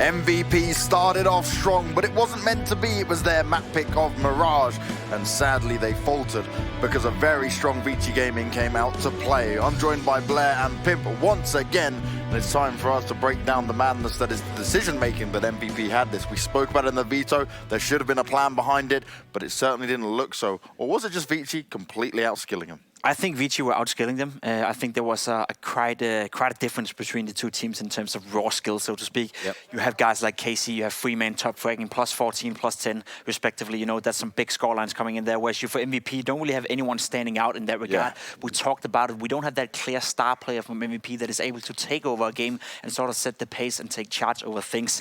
Also, the B bomb side defense from MVP on that CT side was absolutely horrible. I do not want to point out any player specifically, but Seth did not do a good job at holding that short area, and definitely not did a good job at helping Glow on the B bomb side itself. I think I counted 5 or 6 rounds lost on that bomb side, including a full anti-eco pistol round from the Vici Gaming guys. So in that regard, MVP, I feel I'm repeating myself from yesterday. They actually look decent. They have good fundamentals, but when it comes to delivering on the server, when the frags need to be put down, so to speak, they're simply just not good enough right now. And again, as yesterday, they could have won this map had they not made those silly mistakes and had they had a little bit more edge, you know, in that regard. And I certainly feel like when the pressure's put on them, when they start feeling it a bit more, right, where you just saw Vici come alive, they just kind of fell back. They lost their confidence. They lost their swagger a little bit. Yeah, indeed. That's the thing with MVP, right? They seem to have the right idea. They seem to have a plan in mind when it comes to execution. Like you mentioned, Pim, just fell apart. Again, the two usual suspects we had of course, you know, Zoking. Sorry, we had Kaze and we had Freeman. I spoke about these two guys. These guys are the star players, and they stood up. Like the first half was just them going ham. And again, MVP, that's the thing. I saw a couple of very cool things from them, a couple of nice executes, but then it kind of fell flat when it came to execution. They were kind of doubting themselves. Like you said, the B bomb side hole was atrocious, to be very honest. And at one point, it felt like they're playing a little too scared, and that's how Vici were able to close it out. Lack of firepower, lack of consistency, lack of, you know, actually having the players needed to deliver the frags on the server. I think that's safe to say. Vici Gaming individually is just much better. Well, we got a round that you picked out here, Blair, haven't we? The round 3, I believe, which is one of the executes that MVP was getting ready for. Yeah, this is a pretty cool thing. When I saw this, they were leading 2-0. Just check this out, right? Zeta has a smoke in hand. He's going to toss it towards the B bomb side. 3 guys barreling towards B apartments, right? And you can see the smoke blooming in the side. It's a pretty nifty smoke right there.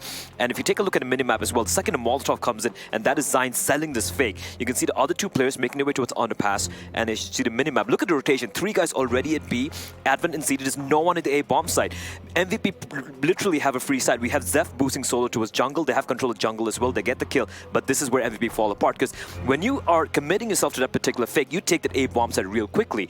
They dilly-dally, they waited. Look at how long it takes for them to make their way to the A bomb side. I know they're waiting to gather up, but if you're going to go for a fast-paced fake like that, and you want to play a reactive style of CS, because they fell for it. Vici had 3 players over there, 1 player towards the CD side. That A side was free for the taking. Instead, they came in too late, and by that time, the B bomb side guys had come over to A. They retook it, and they won, keeping 4 players alive. So that's the thing. Great ideas. Great initial execution, and then the mid-round calling, or like they don't know what to do after that. It's the classic case of a dog chasing a car. They catch the car and like, okay, woof, what do I do now? I love that analogy. Now, one thing on that, right, is that where it comes into play on the lack of confidence we were just speaking about? Because they got there, they could have pushed into it, and they maybe just felt, well, we're just going to wait around for too long now, because it just looked like they were waiting for the rotation to come in. So that's the thing, right? When it comes to these sort of plays, so to speak, you might have a game plan in mind, but you also need to understand when things change, you need to adapt on the fly. You need to have that quick mid-round calling, and that was I really felt that was lacking for them. Yeah, I definitely agree. I mean, as you said, great execution, great idea behind that strat. I'm sure a lot of teams, you know, if they saw this, they would probably copy some of that because it works out pretty well. There's many aspects to this one as well. The fact that you have 3 guys going towards B and faking the sound as well towards B is probably what's selling the entire thing. So lots of good stuff there from MVP, but as you said, the execution and the lack of mid-ground calling is the problem, right? As soon as Solo get their kills, it's actually fair enough to slow down because he's in a position where he can gain a lot of information. The problem of the matter is they don't act off that information. They don't do anything proactive in that regard. So I understand why they're slowing down. I understand that thought process, even though you could have argued for them just going into the A-bomb side, but they couldn't necessarily know whether there'll be 1 or 2 guys there. So that's all guessing. But the fact that they're slowing down, actually, again, you know, it showcases the great fundamentals and the great understanding of the game, but the fact that they're not proactive enough, the fact they don't have the individual players to close out around like that. Basically, what they need is a guy like Valde from North, for example. When you have a 3 versus 3 scenario, 4 versus 4 scenario, he's always going to close it out for you. He's always going to get 1 or 2 kills and make it in your own favor. MVP don't have that right now. Now, we're going on the train real quick, guys. Do you think they're going to be able to turn this around, or is this going to be a 2-0 now for Vici? Because Kaze, in particular, a map like Train, he's going to be so crazy on. The big problem here right now is, like we said, these map picks are high-risk picks coming in from MVP, right? They needed to win Mirage. They kind of fell flat there. They showed some promise here and there. Train, Vici picking it, and the way they're hitting the shots right now, the way they're looking so hot right now, I kind of feel that it might actually be Vici taking this 2-0. Somebody needs to step up from MVP. If they don't, it's going to be over. High risk, high reward. The question is, who's going to take that reward? Vici Gaming are in the lead as we move into Train. Can MVP bounce back? We're going over to the Goonies, the guys with more energy than life itself, more energy than an Energizer Bunny. It's Hugo and Harry. Thank you very much, James. You've really sold the energetic, the fact that we're ready to go, we're primed. I hope that I'm not the most energetic guy he knows, because I'm pretty lazy. But we're taking a look at this now. Vici's sitting 1-0 up in this series. Spam this Peachy to help Vici. They don't need your help, Harry. They got Kaze and Freeman. They're doing just fine here. So let's see if they can close out this in a 2-0, or if MVP can bounce back, split maps, opposing map picks as well. But we did talk about how these Vitas were crazy anyway. They're so unexpected. So many surprise picks from both sides, really. With this not being Inferno, the previous not being Dust 2, all thrown into a whirlwind. And let's see if we can... Well, I don't even know where I was going with that one, but it's fine. Pistol round for Vici. We got utility on this T side, and Glow's got the kit smoke on the CT side as well, playing for that retake on B. Pretty common to see. Quad stack up on A right now, and Vici establishing early presence to deny aggression from the MVP side in the B halls. Advent, that's a connector smoke he was setting up. Maybe fearful, but something's happening down Ivy, but he's not going to see anything. Zeta's just holding passive. So with this con smoke now, we're going to see the bomb come through T-Con. These players come through Pop Dog, and you couldn't easily run along the wall next to the bomb train if you're Orman here with that smoke down towards connector and not get wide peak. We'll see where Vici decide to go, though, as push begins to come through. Oh, they blocked the connector smoke. And that's big, and actually does free up a bit more room for these rotations. Solo in with one. Zoking and Freeman quick to try and reclaim that man advantage, but Zeph able to get the trade. Vici now changing their minds. Back towards B they go. They leave Kaze here to try and sell this fake, and Design caught out in the open. Kaze doing a great job of keeping these players here. He can call that he's got both of them locked down. And now, oh, Kaze, he's waiting. He's waiting all right, and now he's flanking round from behind. Slowly but surely, through connector, he will go. Creeping on forward, Glow does have a kit, and actually could look to get on that bomb. They found the first man. Orman, knife out, knives down Glow, and Vici taking the pistol round here. Just setups like that from Vici show how prepared they are coming into this game, though. That's a really nice execute. You close off a lot of line of sights of MVP. Yeah, okay, you go 2-2 and then that rotate. It might not have even been the original plan, but it's a great mid-round call if it wasn't. That B-site getting freed up, and if anything, the connector smoke getting blocked comes back to haunt MVP because it just tempts them into rotating Glow off of that B-bomb site. Either way, 1-0 now for Vici, and they've got guns. Force by coming in from MVP, it makes sense. You want that AWP in the 4th round. You'd rather give it a go with pistols as well. So many close positions on this map, and that scout can be lethal, but already one of them getting picked off. Good trade from Zeta. Keeps it in the 4-on-4, and no one there to retrieve that main up in that gun up in main. At least for the T side, because you want to get it out of the action. But now if MVP rotate, they might be able to go for it. In the meantime, this push is coming into B. Zeta's just going to miss the players coming out upper, and Glow's been decapitated. So Zeta spots ahead. Oh, he's not going to connect it, though. And Vici are on the bomb site, finding kills every second. Zeta's eventually dropped, and Zine, he might even just run back and try and grab this AK from T-Con, but you can already see Advent. He's going for it exactly that. He does not want this gun to be taken. And Vici, regardless of the outcome here, they're going to be at a 2-0.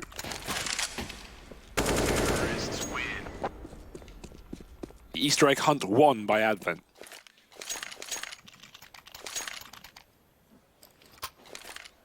I mean, you know, it was just Easter. Now it's looking like Christmas for Vici because they're going to be gifted this 3rd round on the back of the decision to go for that investment there from MVP.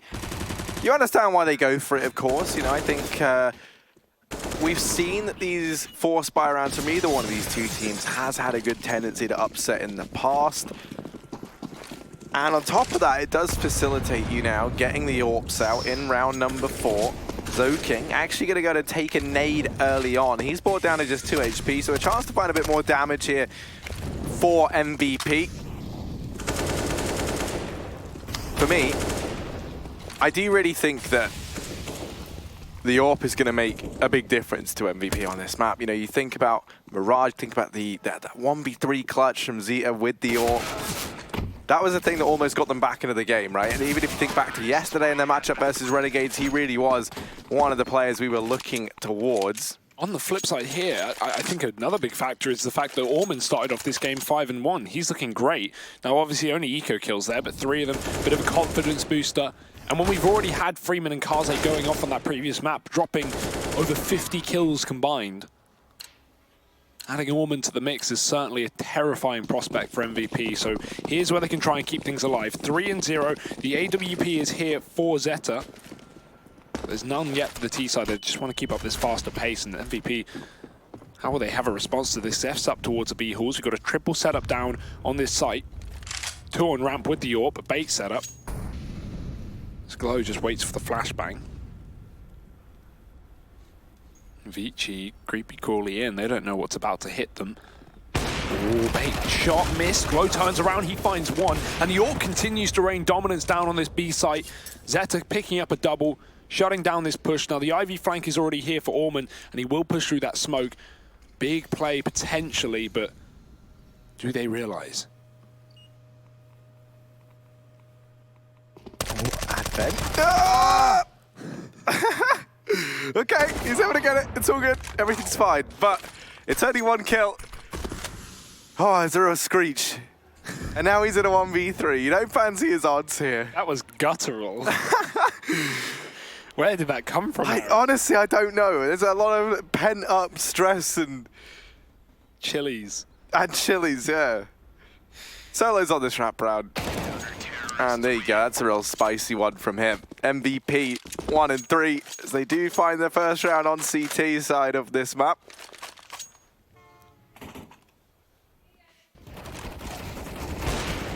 Vici obviously still have the money to buy, but great round from Zeta on the AWP. As you say in the previous, he needs to step up. We need him in this map, and he finds 3 kills in that round. So first rifle round MVP have picked up this map. Long may it continue, as now we've got to see this AWP battle. Kaze's on his.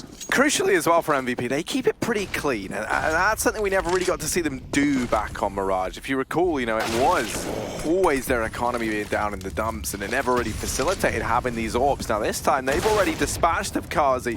Zine having a great time down here towards this Ivy portion of the map, just goes peeking down Olaf and is allowed to mop up another man. So, oh. Hey, it's just falling apart for Vici in this round. We've just had 5 1v1s with no utility usage. Now, some of it obviously not Vici's fault, right? The first couple of pushes, Zeph wallbanged the AWP in Pop Dog. One guy got caught pushing Olaf, which is pretty normal. But then we just had these other guys just sneak out through T-Con. Like, yeah, it's not going to work. You're in a 3-on-5. You're going to lose. So, bit more of a puggy round for Vici there. It's probably the excuse we'll give them. And right now, MVP, that's a great round. Clean, concise, flawless.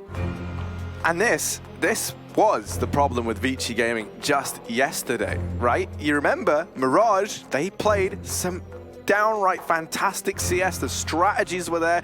Things were looking pitch perfect. Players are playing off of one another. It's like all the pieces, all the cogs in this machine were working perfectly. And then you take them out of Mirage, and it's like a fish out of water. They do suddenly revert from being this team that are setting each other up, playing like some great tactics, you know, some great mid-round calls, some fantastic decision-making, to a very puggy style team. And that's exactly what we saw, you know, prove to be their demise just yesterday. And that was on Inferno, the 3rd map of this series. So if they do lose Train here, we go to a map that they've already proven that they can lose when in advantageous situations. Not a perfect map for Vici, and one that MVP really made their run on in the past, even against European competition. Yeah, but start me, they got 16-5'd on it yesterday, if you remember, with a 14-1 half for Renegades. So I certainly wouldn't want to rely on that as my ace in the hole if I'm Vici. I try not to remember that, Harry. More of just a hole in the hole. Then what have you got? A hole. Bigger hole. Fighting fire with fire. That never really works, does it? Well, Molotov does force Zep. No, obviously not. Well, actually, they do use fire to stop forest fires. They burn, they strip. Yeah, control burns. Yeah, I know. I think we've had this conversation. We actually have. Yeah. All right, Ivy play for Vici with the bomb. Triple T-Con push here. But look at the positions. I mean, this setup from MVP is very strong to deal with it. 2 players in the pop dog with no pop flank from Vici. The issue is MVP don't know because they just got mollied out, but they don't care. They're going to take the fight 2-1 early on. Zeta turns around to watch Ivy as this T-Con push slows right down. And with the bomb here, if they don't smoke the right side, they're going to be in for a world of hurt. He's waiting for that green train wrap as well. It's actually going to be closer than he assumes. So Freeman coming around this corner could find the kill if the barrel sticks wide. Freeman's wrapped, and they don't seem to realize. I think these Ivy players are waiting on his contact, and he's dropped that AWP. Knows there's a second man here, sees the barrel as well, and now his team can start to move in as he finds kills left, right, center. AWP trying to drop the bomb, won't be able to for now. The plant is in for Vici, and they're a man up. Close on this wrap round and might be able to find something because Orman and Kazi, while they are both positioned inside of the bomb site, not quite able to play off of one another, but Glow has immediately been dispatched of, and that was really the only hope for MVP in that round, was if that flank yielded something. Solo now just going to back away, try and hold on to the AWP.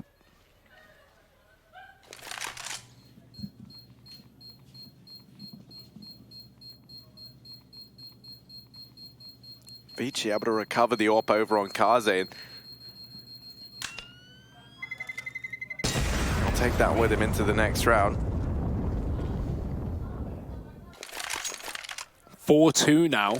This is a good start to the T side of, obviously a very CT-sided map. And the money getting broken here of MVP. The AWP save is huge. Zeta's going to be able to pull that into this round, but last buy round here from MVP before they get put down to pistols once again, if Vici can keep this up. Certainly looking to be the case. Vici going quickly into these halls as well, maybe going for a faster B approach in this round. And they do have the AWP, but Solo, he's got a secondary one. He goes aggressive, caught by the watch of Kaze. And now it is going to be Vici sitting a man up in this round, a crucial one as mentioned.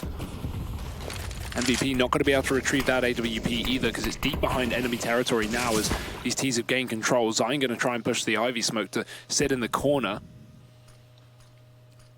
Now with these Ts and the bomb grouping down on B, it's looking like the full execute. Good off angle from Glow, but how much can you really get done here?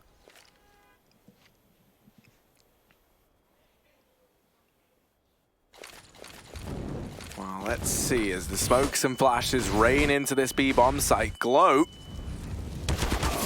he's flashed off. I mean, I admire the confidence to stay up there.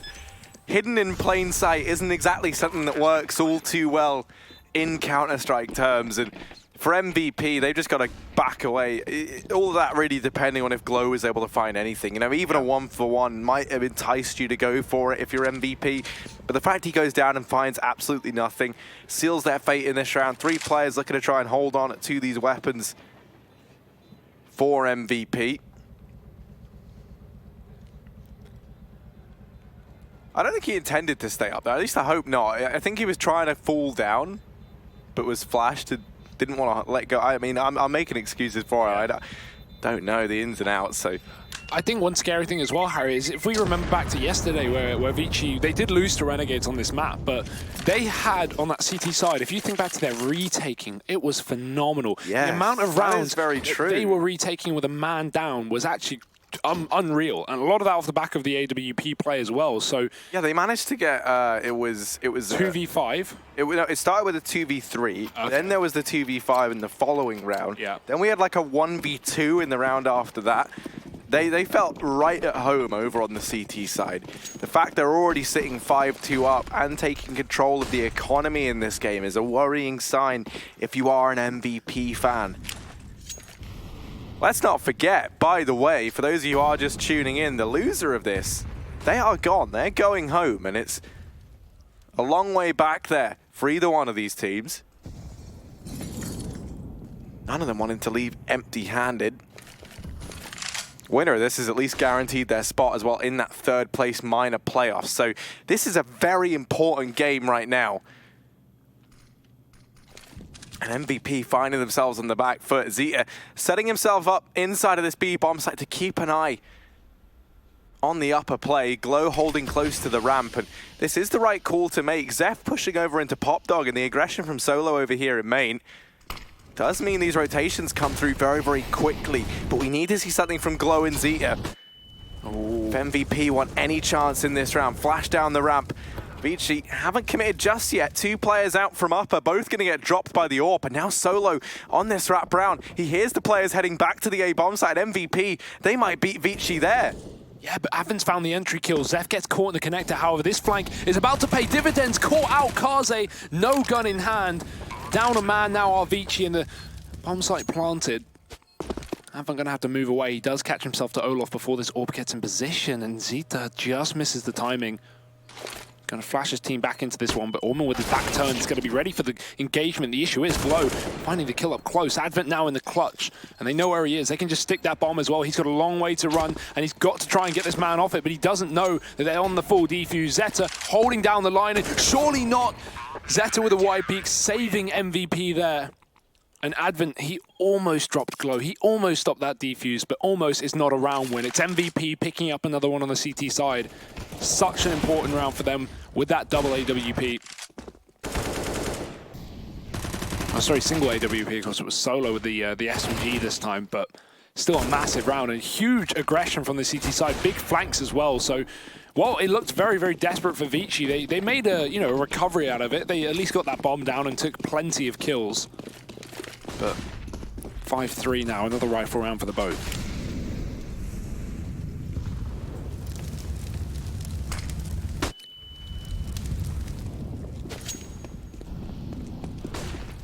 Vici do seem to have an affinity with this B bomb site. Come back towards this portion of the map. The issue they're going to have is every time they've been doing this, Solo has just been allowed to go on these little journeys, his map in hand, and he's spotted all this information. You can see they've fully rotated 4 players around, and this is all on the back of Solo. Vici not maintaining map control early on, not holding a default. Instead, they have just been dedicating themselves over towards B. This is the 3rd round in a row we've seen them do it. Freeman, this time able to open up, but Zayn, oh, he's shut down 2, and that's the bottom drop. They are able to trade him and Kaze in with another. It's Zeta and Solo, the 2 top performers for MVP, the 2 players you would want in this situation left standing. There is still hope, and Zeta, he's going to try and take the fight. He's actually pushed up onto the bomb train, down past Oil, bypassing Freeman. And now he's in the back line, caught with the bomb out. That's Orman down and into the 1v1. Freeman on Zeta, clash of the Titans. The 2 big boys of either team, and Zeta's gonna close it out, wins the clutch. A 1v2 from him. Balls of steel to go for that play, to push into the bomb site, armed with only a USP. That was a huge call from him. I mean, they were already a man down, right? It looks like Zayn has won the round single-handedly, especially with that quad B setup, but with Freeman and Kaze both going huge in that round, Freeman with 3, it's just not enough. Zeta gets close up and drops that bomb, and now MVP continue to go strong on the CT side. A strong start for Vici, tapering off. This is like Mirage all over again, at least for the first half. Fast play out through T-Con. Zoking's gone immediately down through Olaf. Now, Zayn is here on Ivy as well, but they won't be ready for it, and he finds both kills. Zoking's got to do something huge, and he is behind enemy lines, but Freeman's just found a double entry from the Pop Dog. Zoking behind, and they still haven't realized this, but he can catch that connector play. He does see Glow off guard, and the second man on the site as well, not going to have his wits about him. Zeta going down, and now it's Zayn looking for the ace to save this one. 3 kills already. Dink is there, and Zoking will finish off the fight. Massive round from Zoking. The fast flank through Olaf, and even fully blinded by his own teammates, those CTs do not realize that he was behind them. As well as those entries from Freeman. Ridiculous stuff. And I mean, this is the thing about Vici. You do just have that individual star power within this team just to pop off, find those openers. Freeman going above and beyond in that round there. And one of the important things I think it is worth mentioning is, Kaze, the man who back on Mirage looks so dominant alongside Freeman. not exploding into this game in that same sense. And, you know, Train, I imagine, would have been where we saw that, right? Obviously, T side, right? So you understand, maybe moving into the CT side, that's where we're going to see a bit more out of him. The point I was making is even with one of the usual suspects who we could expect to see fielding massive numbers, not exploding into this matchup, you've got that individual prowess on Freeman to make up for it. These two really do just juggle that star role between them. Oh, we're watching the players. There we go, thank you. Just wanted to see, though. Yeah. It's nice to see how they deal with the stress of a anti-eco round. Oh, Freeman. Not if you're Freeman. You're just never stressed. I mean, I wouldn't say... Nothing goes wrong. I wouldn't say Kaze's... You know, he's had a slow start to this game. I wouldn't say it's a problem, though. In terms of the AWPing battles, he's been just fine. He's not had it that many times anyway. Vici just been running a lot of these fast rifle rounds, and Freeman and Zoking have been the men behind it. Zine, oh dear, he's looking for 3! Oh, what? The bomb will take him down, but that is some serious economical damage. Look at the money over on the side of Vici. They can buy up, but they have nothing left in the reserves. That's actually massive, because also,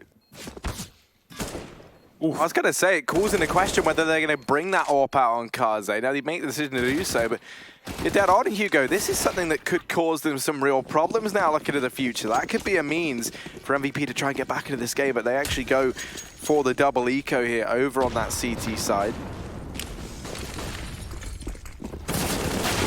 I was going to say, surely not again.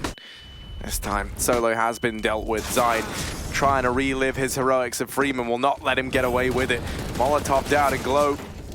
He gets toasted. Freeman is popping off. Zeta, a 1v5, and only arm with a USP. I don't believe in this one all too much, as good as Zeta has looked. Freeman is unreal this game. 15 and 5. Well, I almost love the dynamic, because it feels like Freeman and Kaze have like this little rivalry within the team as to like who's going to be the better guy in a map like that. I will say, any NA teams watching should definitely keep their eyes open for these two English-speaking players. There you go. Just doing the advertising for them. I think they're doing a pretty damn good job of advertising themselves, Hugo. You can try and take credit. I'll take my agent's fee, please. Yeah, 30%. Extra, 30%, my word. You're really sticking it to them. I love a bit of cash, Harry. And so do MVP, but they're going to be all out if they can't win this round. And that's when Vici can just run away with his half, take an 11-4, a 10-5. Zork down on Beacon and miss his opening shot. That was a crucial shot that had to be hit from Solo. The Molotov will delay the bomb plant, and the nade landing behind it. It's actually too deep. That bomb plant can come in regardless. Solo not rebounding the molly off the wall is now left Vici getting the plant down in a 5-on-5. No kits, no utility here for MVP, and still flashbangs and aggressive control for Vici. They have a flank coming through the yard as well. That's Orman. He's going to be coming in clutch later in the round, but right now it's Zoking pushing through the smoke, and he'll find himself a quick kill. That draws the attention of MVP so much they can't even focus on getting this retake done, just having a player behind them. And even though they kill him, there's the second man in behind. Orman surprises. Great shots from MVP to actually get down to the 2-on-2, but surely they can't stick this bomb. Surely Kaze will not give it to them. And with a knife in hand, he's back on the AWP. He's going to go down with a bomb, but it won't make a difference. It's Vici up to 9 rounds. He's even able to survive and pluck the last man from the ranks of MVP. Vici, they are looking stellar on this T side. Went a bit back and forth towards the start. There was a time where you thought MVP were going to have grinded back into this game. But since reaching that 4-5 scoreline where MVP was sat promisingly just 1 round behind Vici, everything has come up in favor of the Chinese squad. Primarily. Yeah. Majoritarily. But then it's like that said, if you look pound for pound. Yeah. This is a frag. Yeah, this is definitely not a Chinese team. Oh, the shadow spotted. That's a bait from Zeta, and even peeks out wide and gets the kill. Massive work from MVP, but the issue is it is only pistols. So the second Vici realize where they are, they start to deal with them quite quickly. Kaze. Oh, Zine is very good with his CZ. That's his 4th kill in T-Con with it. Isn't he just? He really does love it. But Vici love rounds even more. 10-4. This is already an insane T-side half, and the scariest part is, Hugo, as you pointed out in the matchup just yesterday, when we saw Vici play this map, their CT side was where we gave them the bulk of their credit. They had such an insane ability to retake in rounds where they just had no business winning. They could just play passive in towards either bomb site, play very reactive Counter-Strike, which usually you see run into problems, right? If you're not getting information, if you're not being proactive in how you're approaching your CT side, that's normally where we see teams have problems. But for Vici, that just wasn't the issue, and it meant that they could just hunker down and... Oh, Solo, he's able to leg 2. That is just devastating. I think that's on purpose, right? Show your leg, get the shot off, guarantee the fact that you're not going to lose a player, you'll only take 80 damage, and then everyone rush ramp at the same time. That looked completely purpose from Vici, which is a really big brain play. Yeah, that's actually super smart. Wow. Like, that just looked too... I agree, right? Like, Freeman is someone who very rarely makes mistakes. He's not the kind of guy who's going to show his little tippy toes down ramp unless he wants to, but Zeta and Zeph desperately trying to claw back into this. Freeman 1v1, and Zeph gets caught switching. 11-4 are the scores on the doors at the end of this first half. Vici looking to try and end this one in 2. What more can MVP do? Find out after the break.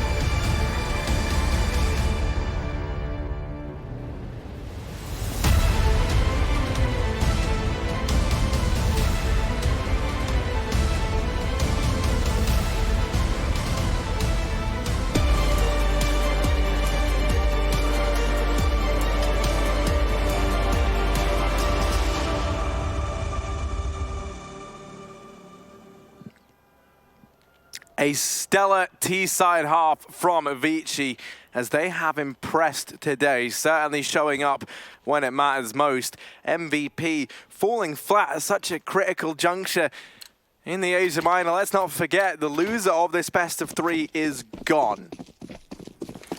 Right now, it's looking like the Koreans, unless someone can pull this back. We've had a great game from Zeta, but a one-man army is not enough here for MVP. Kaze's not even been challenged too much into this map, and it's been Freeman really bringing the heat for Vici. Fast A play, great entry from Zion, as now we're going to start to see things spiral in the favor of MVP. That bomb plant almost coming down, and it does just within the last second. Freeman going to be able to drop the player regardless, and now the retake really is on from Vici, who already have a 4-on-4 engaged. Zeta playing that post plant up on the E-box, and he's dropped one. Now the smoke's on the bomb, and they might just grab the kit and stick it, but there's so many T's to spam the smoke. Off angle trying to be taken from Kaze, but here's the knife, and oh no! Oh, Omen and Freeman defend him! What? What is that? I'm lost for words. He was mid-knife fight, Harry. He was already stabbed. This game just keeps on giving. Look at the smile on their faces. That is ridiculous. Yeah, I'd be smiling too. Shot through the smoke. Oh, dear. He physically got stabbed, just tanked it, stays on the defuse, and then gets bailed out. Oh boy, Vici 12-4, they win themselves the pistol, and things are looking great here for the Vici Gaming side. They are feeling fantastic. They're looking to try and take this in a quick 2-0 fashion, and this buy from MVP, while it does give them 3 AKs to try and get the job done, and now the man advantage taken, a loss here, this could very well all be over, as the money would run dry for MVP. We need to see this aggressive force buy work out from them if they really want to stand any chance of grinding back into this series. That being said, with the man advantage, this is the best situation they've had all half. Joke is that we're 2 rounds in, but Vici either way is still armed with guns, and 3 AKs coming out through this pop dog push as well. Zeta up in T-Con with his. Ooh, he's spotted. Kaze's got to be careful, but that man is tagged very low. Zeta, big entry. Kaze hits another player down to 30 points of health, and no one's getting finished off it. Everyone is low. 4 players tagged for MVP, but still the kills flying through. And Vici, well, they don't know it. This round is so damn winnable. They've just got to find a couple of bullets. Solo, the only man on full HP, will be getting aggressive through the smoke, but Vici have already bailed. They've already given up in this round, Harry, and they never know. They will never know how close they came.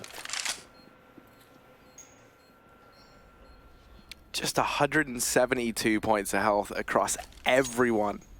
Nice. On MVP. That wasn't even right, but it'll do. Solo at 171. Yeah, I said the wrong number.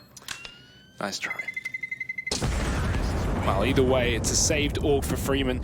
He is 22-8 right now. He's having a ball. But MVP, they've started things off, Harry. They lose the pistol, which certainly looks dangerous, but win it with the 3 AKs. Obviously getting that buy-in because they got so many kills in the previous round in the pistol that they weren't able to close out.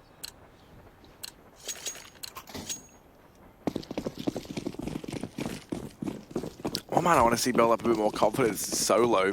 Back on Mirage, he was the driving force alongside Zeta for MVP in the rounds that they were able to pick up. Ooh, okay. Well, Hadved. Totally fair. Zoking able to find another, and the MVP are falling apart right now.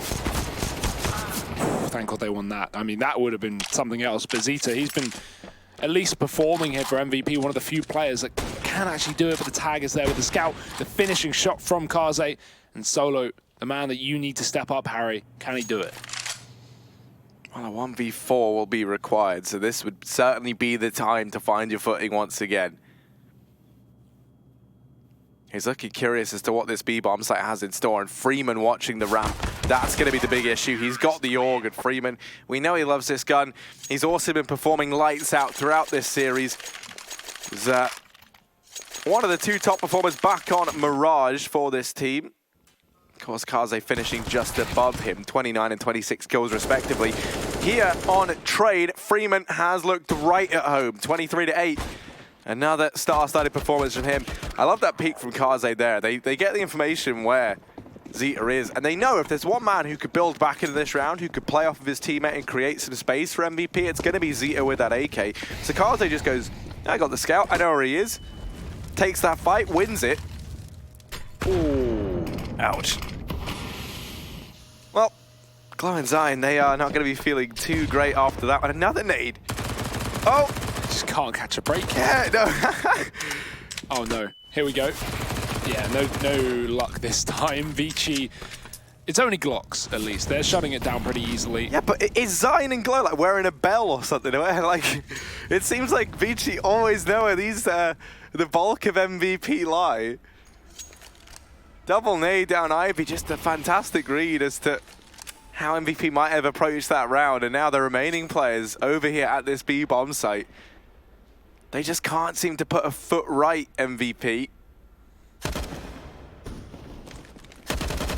Feels like everything stacked against them. Freeman able to find both players. They attempt to try and drop into the bomb site. Vici 14-5. And this is it, Harry. This is the last chance for MVP here. If they want to keep this series going, it's one more buy round.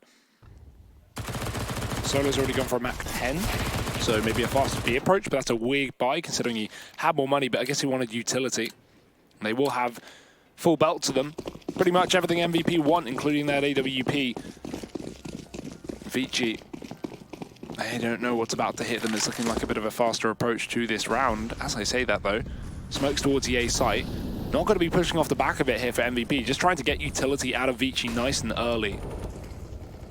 Zion watching for the Ivy push, but he doesn't realize how far these guys are. The smoke is there.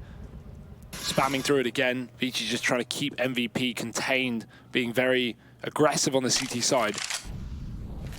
Something that actually was one of the reasons MVP even got 4 rounds on their first half, right? Those pushes in the backline from Solo, those Ivy flanks, those T-Con, takes.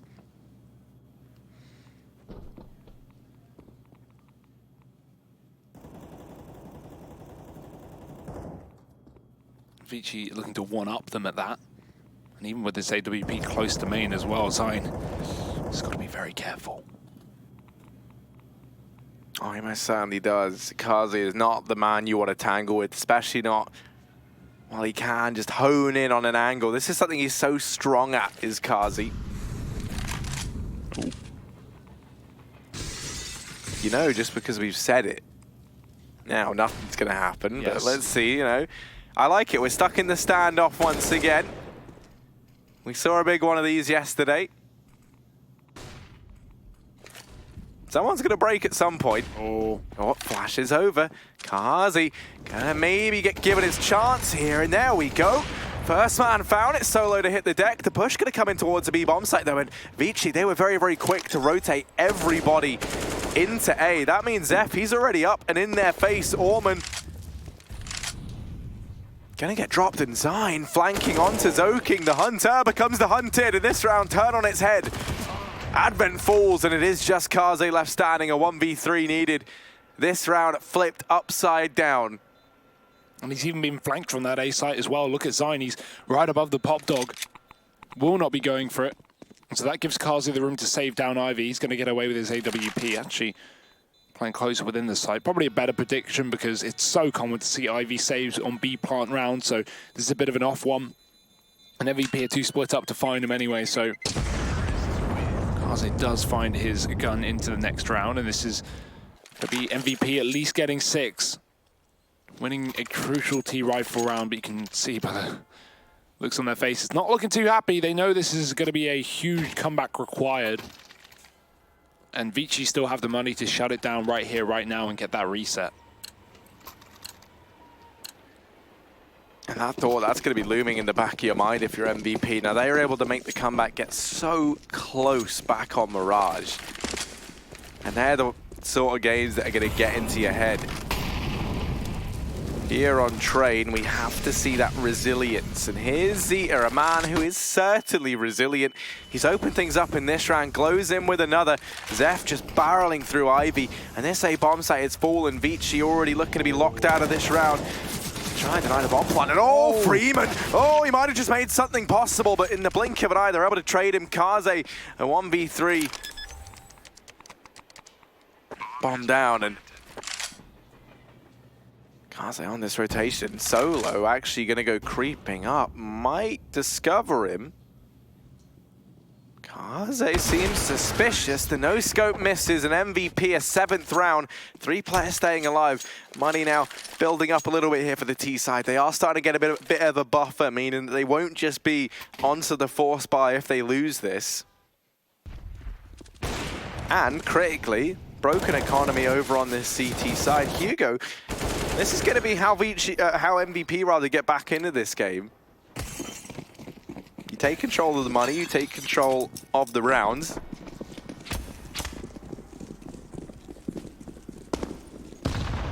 Batman, how much longer? That's the question, right?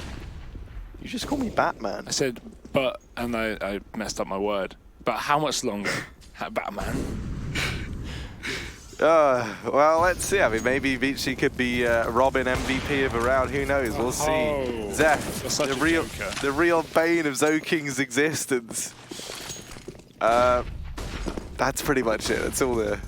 Oh, this A-side attack won't be a riddle. Vici are going to know exactly what's about to hit them. Freeman's got the spot down from Ivy, and Advent's close in the connector smoke as well now. There's a player on it, so Zion will catch the push through, and Vici are falling like flies. 2 players left up here on this CT side. Oh god, this is so awkward, but Zion is going to get away with it. Kaze moving back towards the spawn, and Vici giving away 8, so slowly but surely, MVP getting in control, but it's just against this scoreline, when you're on the less favored side of your opponent's map pick, it's going to need a miracle to happen, Harry. We need something crazy for MVP, or someone to just fall off massively from Vici. And as we saw last rifle round, Freeman, he's still playing well. He came down, pot dog, got 2 kills, stopped the bomb. Definitely looked like he could have won that round, and he can carry that up. Just get 1 big rifle round, and Vici are up to 15. Well, one thing that I think, you know, while I agree with that, is that that's always going to be your problem, right? Is you just need 1 player to turn up. And if anyone can, it is Freeman with how he's been playing. You look at Kaze, and I mentioned, you know, he got off to a slow start. He's never really picked the pace back up. Now, admittedly, haven't seen the AWP on him all too much on this CT side. And in the rounds that he's had it, he's looked good. He's got it back in hand now. But you can see this leaves him armorless. So Aim Punch going to play into this, which on some of these longer angles means he really can't afford to miss. He won't be given many second chances, will Kaze. And then, crucially, over on the side of MVP, Zeta's still playing well, but now we have Zion and Zeph stepping up alongside him. It was the unlikely duo of Solo and Zeta on Mirage, the 2 top-performing players for MVP. Now we kind of have the 3 usual suspects rising to the occasion, finding their footing. And this is the recipe for MVP to build back into this game. Orman flashes himself there. That actually bounced off the train tracks, unfortunately. But luckily no one in T-Con to punish him. Zeph throwing the smoke down and Pop Dog trying to take control, because this looks to be a late round A execute for MVP, who right now, well, they don't have a lot of control. They got Ivy, at least at the bottom of it. They've taken Pop. They're back into T-Con, a position that's now been given up from Vici, but this re-aggression could cost a kill. Oh, it's only a tag. Zeta still does damage though, and Orman's going to have to run away. No nades left for Vici. Gunfights need to be taken, and Orman, he's ripe for the picking. He might not be up for the job. Advent's getting forced out by the Molotov, and Zeph's going to be able to get that entry kill. So 25 seconds on the clock, and the kills start flying through for the CTs. This flank from Ivy is massive, as it takes down Zokin on the site and opens it up for a plant. A plant that needs to come through with a time so low, but Kaze, he's up close. He might be able to stop it. Miss no scope. His teammates wrapping on round. Glow's going to get caught blindsided, and now it's Zeta, the man of the hour for MVP. He can't find them both. Vici have done it, 15 rounds here, and they've guaranteed overtime on their map pick at the very least. And that is at the very, very least. I mean, things are looking good now for Vici to close this series out in a 2-0 fashion, send MVP home, and at least guarantee themselves that 3rd place minor decider spot. But even then, I mean, if these guys keep playing like they do, they might even come in top 2, Harry. Yeah, I honestly think there's a good chance of that, right? Vici, they have impressed us a lot thus far. I think that's fair to say. Throwing in some great little gimmicks in rounds to create opportunities where really they shouldn't have anything. You think back to Mirage, we saw a lot of new stuff. We saw that smoke get thrown from CT into the B bomb site that allows you to throw that fake in without having to dedicate as many players into the B bomb site. We saw the foot of Freeman down ramp over on the T side to purposefully bait out the AWP shot from Connector.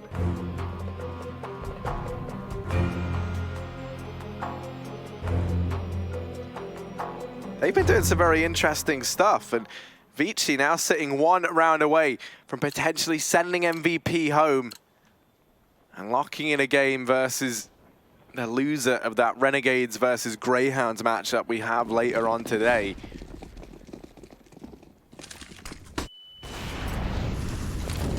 MVP. It's crunch time. We saw them start to build up a comeback over on Mirage. Now they're looking to try and do it here on Train, but Freeman, he's applied the brakes. He's thrown it all into question. The emergency stop has been pushed, and Freeman is the man to do it. He shuts down that attempted B play, one of the only rifles for Vici in this round, already finding success. For MVP, the question now becomes, where do they want to go? These smokes holding them out from the A bomb site for now. The bomb's still on the back of Solo, and he waits outside of B. Orb of Kaze going to be in connector, and Orman holding close, takes his peek in. Flash rains over, the timing not in his favor. MVP really are just getting so unlucky with some of these timings there. You saw that Zeta falls back to try and set his teammate up for that push. They try and play off one another, and it just doesn't happen. Solo, wow, okay. Freeman is on a tear. 31 kills, by the way. And now only Zeta remains, a 1v4 required. He was able to 1v3 to keep them alive back on Mirage, but not here on Train. Vici 16-8 as they take a convincing 2-0 victory versus MVP. The Vici gang are here in full force. They will be playing versus the loser of that Greyhound Renegade matchup that we get to watch next.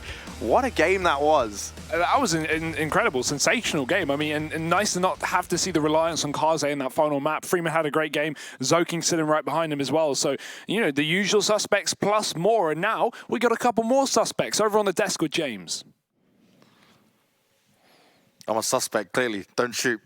I'll tell you who wasn't shooting too much, though. Sadly, MVP going into it. Thank you very much, Hugo and Harry, as I'm joined by Pimp and Blair on the desk. And we look at this in a very kind of crazy situation again of MVP just not being able to get the ability to be able to really challenge them, right? You can see it again. Oh, we're ready. We've got some setups in here. We look like we know what we're about to do. But when it comes to the execution, you're going up against a wall, which is a defense of just machine gun turrets in the Chinese team. Yeah, it was definitely not looking good here in Train. I feel they were getting outclassed. You know, you have Freeman dropping, 32 frags over 23 rounds. You know, that's pretty incredible. Pretty impressive. Not bad. We talked about in the pregame how we don't have that player from MVP coming in and have that carry potential. The one dude that stepped up was Zeta. I think they were down, in the beginning. They didn't get off to a good start, and he was the guy winning 2 clutches in a row and actually gave MVP a chance of getting into this game. But apart from that, they had nothing to offer on Train. Their CT side was not good. They had no control. They were not proactive. They were not going aggressive. And when they were getting shut down every single time. So no matter what they did, I think Harry said it pretty well in the cast as well. It doesn't matter where they go. It doesn't matter what foot they take. It always seems to fall apart. And that was just the story for MVP in this matchup. Whereas if you're facing a guy like Freeman who's playing up to this level, Blair, what are you going to do? I wouldn't know. I'd be terrified. He had over 140 ADR on that map, and he also had 96 ADR in the previous game. Combined total of almost 60 kills. It's like 3 or 4 frags short of the 60 bomb over 2 maps. That is an insane performance. Kaze stepped up in the first map. This time, he didn't have to do much, to be honest, right? And speaking about the CT side, MVP, like you mentioned, they're playing so very passively. They're playing way at the back, not really reacting. They got the economy destroyed multiple times. And even when they had a setup ready, even when they had the guns ready, what does Freeman do? Just drop out 2 headshots, pop, pop, pop, and Zoking like a madman running into the smokes. It was just a sheer vulgar display of power. It was shock and awe. There's not much they could do, let's be honest. Oh, there wasn't much they can do at all, but we are going to speak to a member from the Vici Gaming team. We've got Kaze down there with Jason Kaplan.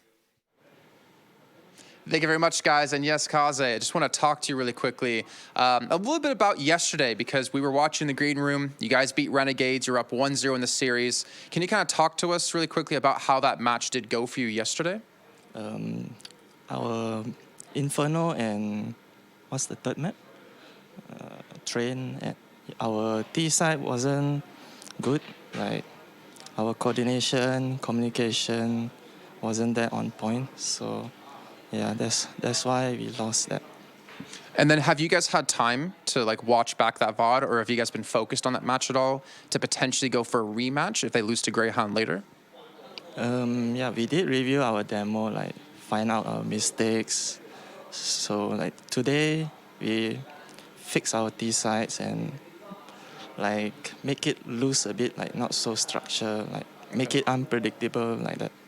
And then for tomorrow, since you guys have been able to get through now to the last match of the group, would you rather play Renegades since you've already played them before, or would you rather play Greyhound to try to qualify into the major?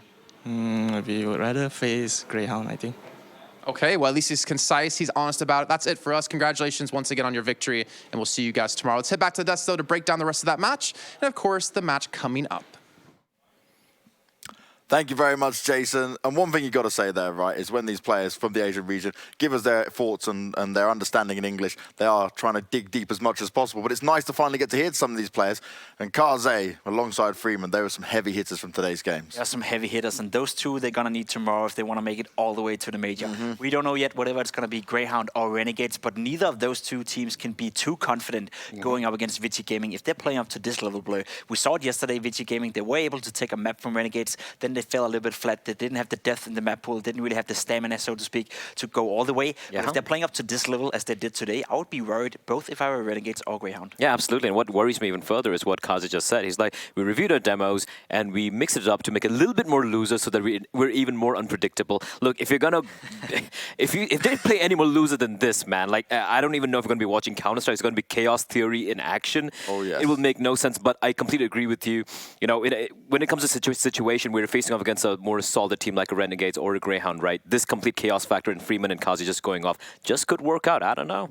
Hey guys, I remember saying to Pimp about the whole thing if they play any loose, and he was like, I hope not. Well, they seem to want to try it that way. It seems to be the way that Vici Gaming like to play. Now we're going to a quick break, but when we come back, we're going to have an Australian rivalry. It's Greyhound's time to see if they can challenge Renegades once again. We'll be seeing how that one will be going down soon.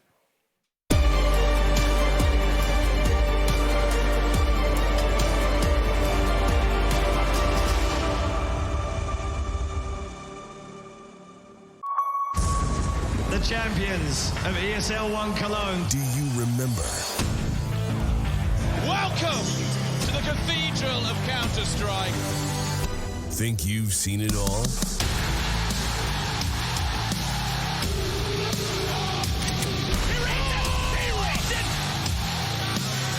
Are you ready to be a part of Counter-Strike history? ESL 1 returns to Cologne in 2019.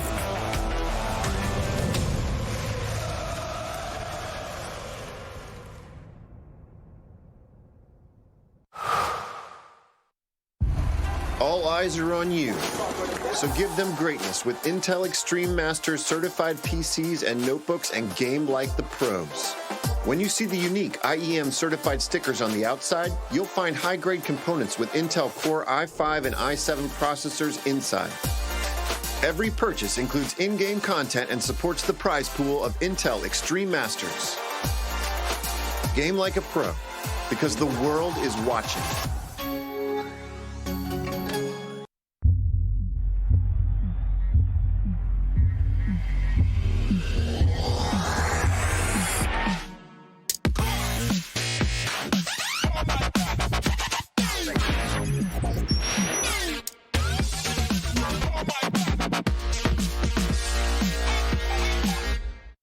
Prepare for combat.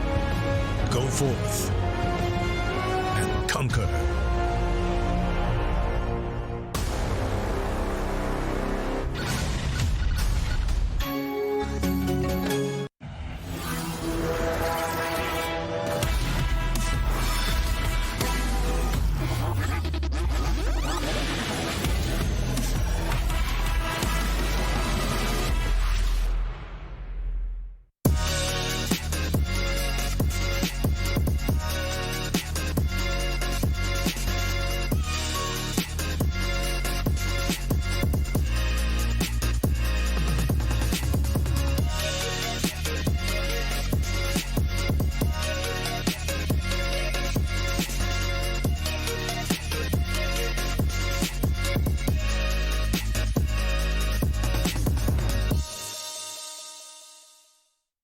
I've been there since the beginning.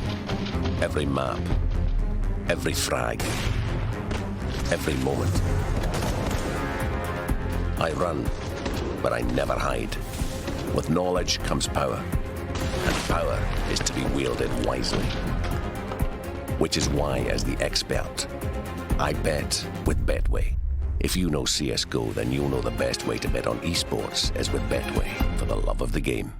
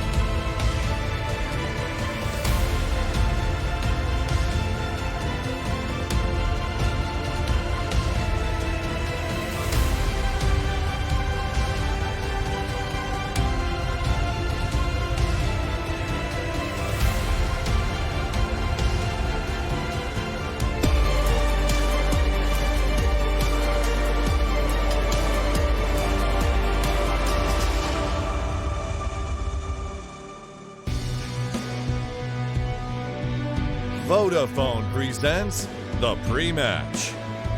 It's the battle for Down Under. It's the battle between Renegades and Greyhound once again in a best of three. One of these two teams will 100% be going to the major and the other one will be going down to the lower bracket to face Vici Gaming. Renegades had a strong start last time around, but can they pull it off once again? And to discuss all of that, I've got Pimp and Blair with me as always across the Asia Minor. And this was a game last time that certainly delivered, boys, because it wasn't just Greyhound getting washed aside, right? This was Renegades giving them a hard time, but Greyhound, no way letting them walk over him. By no means. I mean, this is going to be a close matchup. I think it's fair to say that these two teams have sort of like found themselves in a position now when they play each other, it's always going to be close. The last 6 maps these two teams have faced against each other, it's been double overtimes and it's been 16-13, 16-13, 16-14, 16-14, right? This is close scores on all maps, you know. It doesn't matter whoever picks the map, doesn't matter how they go into it. It always ends up being a brawl fight, so to speak, always ends up being a fist fight. And these two teams definitely have a lot of know-how about how to play with or against each other.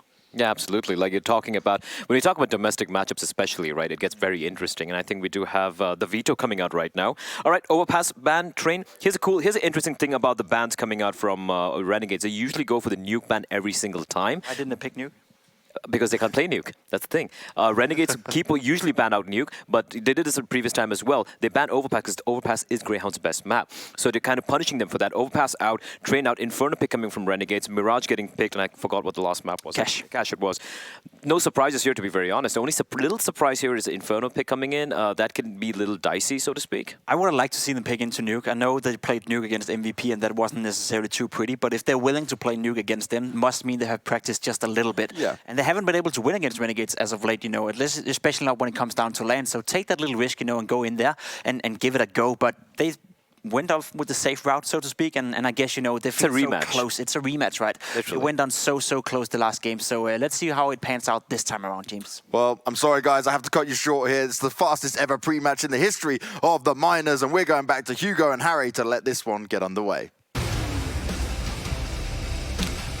Yeah, thank you for that one, James. Renegades versus Greyhound, or as they're also known, the boys versus the other boys. This is the battle of the boys, Harry, and the winner of this, I should say, will be crowned the boys, the new boys, maybe. But when do the boys become men? Is this the game that decides that? As we head into this, Hugo, we can see Betway odds that are going to be giving this in favor of Renegades. Now, Greyhound, if you recall yesterday, we had a couple of star-studded performances from these guys. I knew this was going to happen. That's why I'm still talking casually. You know, we do like to tease you a little bit. It's all good. Gives us time. Urcast had a fantastic game. Malta looks so good. And obviously, we had that big ace from Sterling over on Dust 2 with the AWP. Now, something I'm excited about, something I think it's worth mentioning, is Gratisfaction versus his old teammates. Obviously, Sterling, the man that was brought in to try and fill the void left by Gratisfaction. So let's see how these two stack up. Straight into Inferno here, the first map of the series. We've got Renegades on their T side. An immediate banana play coming through. Lots of utility for this setup. Pretty casual stuff for these Aussies. And Greyhound with 2 players on this site as well. Renegades are going to back out of banana. They've been given a lot of control there. They won't leave a man at top B, which hints towards his late round A play. Now Greyhound, they have a double pit setup as well here with Malta and Sterling holding close. Apartments push coming in from the Renegades. This is going to be a big muscle for the fight to pit. We might even see these cross smokes as well. Sterling, he's got to deal with the full brunt of this. Great flashbang catches him off guard. Has to switch weapon because he accidentally presses right click, and that's when the push comes in. He does trade his teammate's death, but Gratisfaction's also in the pit, and Sterling can't find the kill. Reload coming through. Right side peek from Gratisfaction, and Sterling drops a bomb, leaving just Azza. He's got to win this duel here and now, but Sterling absolutely dominating Renegades in the pistol round. The newest boy on the block, and Greyhound take the pistol. Another crazy thing to realize, right, is after this game, we're going to see what I think would be our first New Zealander at the major, either Gratisfaction or Sterling, on either side of the teams. And it just so happens to be the replacement for Gratisfaction over on Greyhound, to be the other man who, you know, could secure it. So quite the storylines heading into this matchup, Hugo. It's It's going to be interesting to say the very least. Now, in this round, they've gone for the force buy over on the side of Renegades.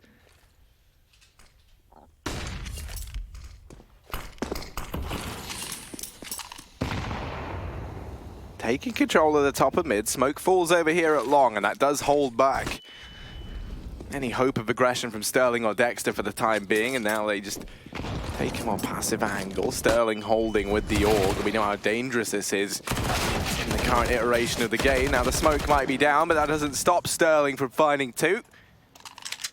Grassfaction and Liaz left standing. Once more, going to get to see the direct head-to-head between Sterling and Grat. Ooh. Spots the first man, Gratisfaction doing damage now onto the CZ. Sterling trying to mop him up. He has the bomb. He can't drop it, and he has. It falls at the feet of Sterling, who's continuing this lights-out performance. And Liaz left up in the 1-on-3. And he doesn't know where any of these players are. They're all boxed together, grouped at long round the bomb. Liaz, a huge round needed from him with 30 seconds left to do it as well. They're already on the angle, playing for the contact off of this long player. He waits for it, forces the peak of Sterling. 1v2 here for Liaz. Damage to the second as well. He's even gathered a gun. The issue is the time, 20 seconds. A single flashbang to try and get him into the position, but Dick Stacey waits as his teammate starts to wrap the site. Now that bomb's been taken, and Dick Stacey has shut it down before it gets too out of control. Greyhound take their conversion, albeit very, very closely. Now it's Renegades still with one more eco to show before we have guns across this T side. Greyhound, on the other hand, they're still chock full of SMGs, looking to make this big old money bonus as we head into this one. So P250s is all that Renegades can muster as they try and upset once again, but this is a round where you're really hoping for damage, take a gun or two away, force Greyhound to use all their utility, forcing repurchases again. A lot of information off that jump from Molten, not only spotting the bomb, but plenty of players in second middle as well. So instantly they back off, they go towards this B banana. But Greyhound are taking control. They are at least asserting dominance.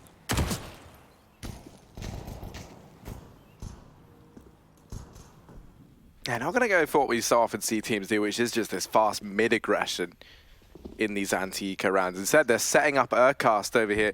Down at the base of Banana, he can look to hold on to this. He has support from Dick Stacey. And this is what you've noted throughout how Greyhound are playing the CT side. Wherever they set up one of these SMG players, they'll always have someone with a rifle nearby, holding a slightly longer angle to trade off of one another. Into the arms of Urcast go Liaz and Gratisfaction. Dexter dropping another, just Jacob and JKS remain, and this should be a clean round for Greyhound. Indeed it is, 3 players staying up. They take that head start here on Inferno, the map pick of Renegades, but now we get to see this buy come in. Yeah, they've waited a long time for this buy as well. Forcing up in the second round definitely slowed down them getting rifles, but they're not going to have everything they need, full utility, etc. So Renegades chance to start things off over on this T side, and still the bonus round being run by Greyhound as well, so not everything to play with. This, of course, just does mean if they do lose this round, they can follow up and try and get the reset and the follow-up, but let's not plan for that, because Renegades, they're rushing B. Fast play with Gratisfaction alone. He gets a spray to a smoke. Urcast is going to fall back here, and we do have both these SMGs on B right now. So still a strong setup for Greyhound, but Renegades, they've taken some serious damage due to these nades. Now Dex is looking to chip away at these players, finish off what the utility has started with another Molotov going in. Jacob peeks past it, and he will run ahead with another entry kill. Assuming the B site is clear is going to be a wrong decision from Renegades, because Urcast is still here, top of the boxes. Only 1 kill though, and Renegades are in B.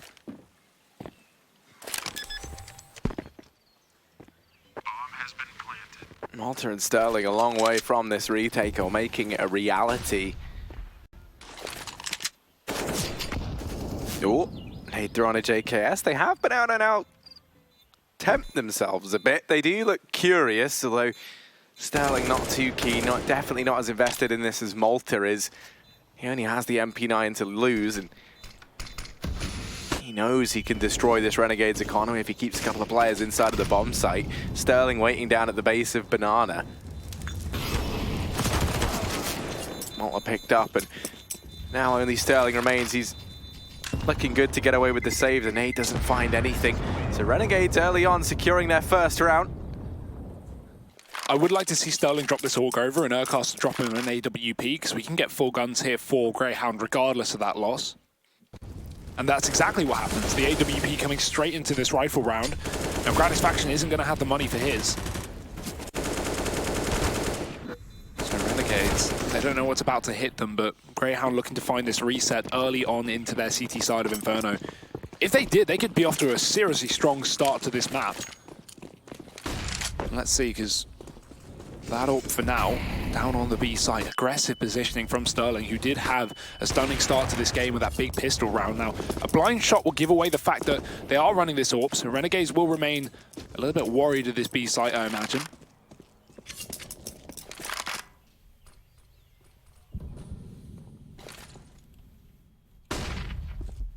Push up in the apartments for Renegades going to be uncontested here by Greyhound, who just wait around the corner on short. Dexter looking for that contact play out through Boiler.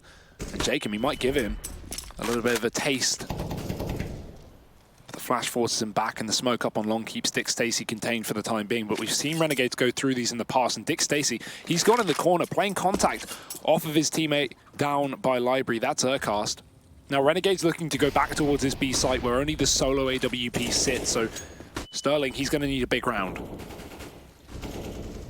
He wasn't shy of them earlier, nor yesterday. He's going to tag Azza on the opening. That bomb has rotated off Banana since then. Back towards this A-bomb site it goes, but they're going to go running into Dick Stacy.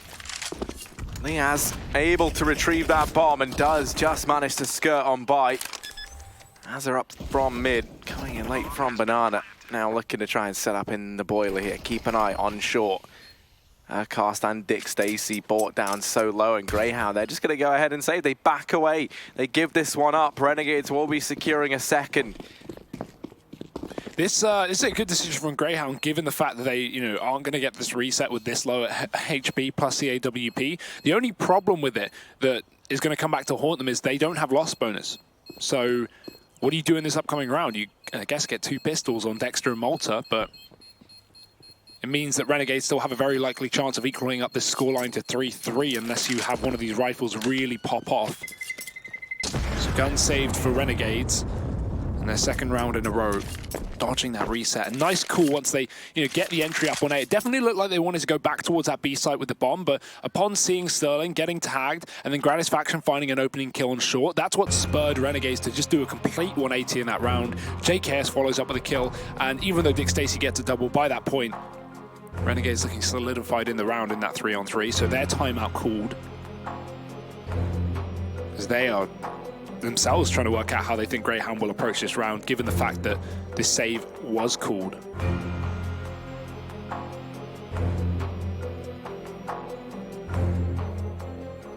Yeah, I like the decision to take the pause here from Renegades, making sure everyone's on the same page. They know that this coming round is going to be an important one.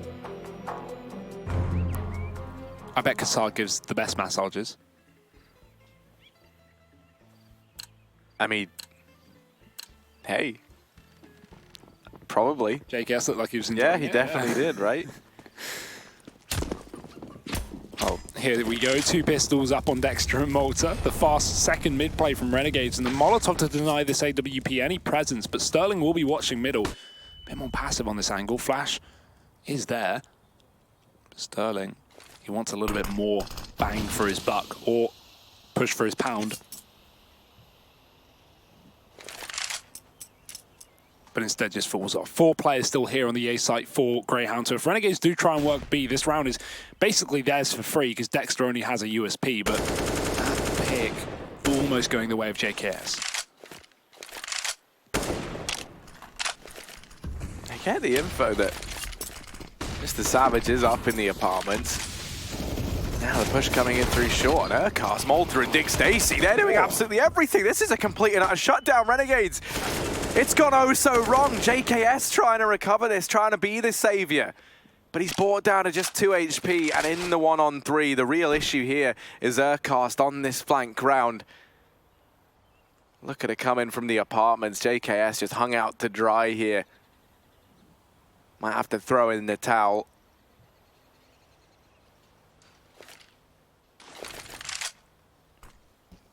No one from Greyhound giving anything up, but just as I say it, JKS a third. They will put him to bed. Gets a little bit worrying there, but ultimately 2 HP in a dream is not enough for JKS. That will be Greyhound moving up 4-2. And what a recovery from Greyhound, who didn't have guns on 2 of their players there, but it didn't seem to be a problem at all. Malta finds a couple with a pistol. Dick Stacey, same story. And that was a really nice try from JKS. He's definitely looking good, but not good enough, at least for that round. Still no AWP up on the Renegades, though. Their money isn't quite built yet. And Sterling, we've not seen him actually challenge too much with this AWP. I think he's not even gotten a kill with it yet, so I was going to say this could be the round for it, but Renegades are putting early pressure on the B site while Sterling sits on long.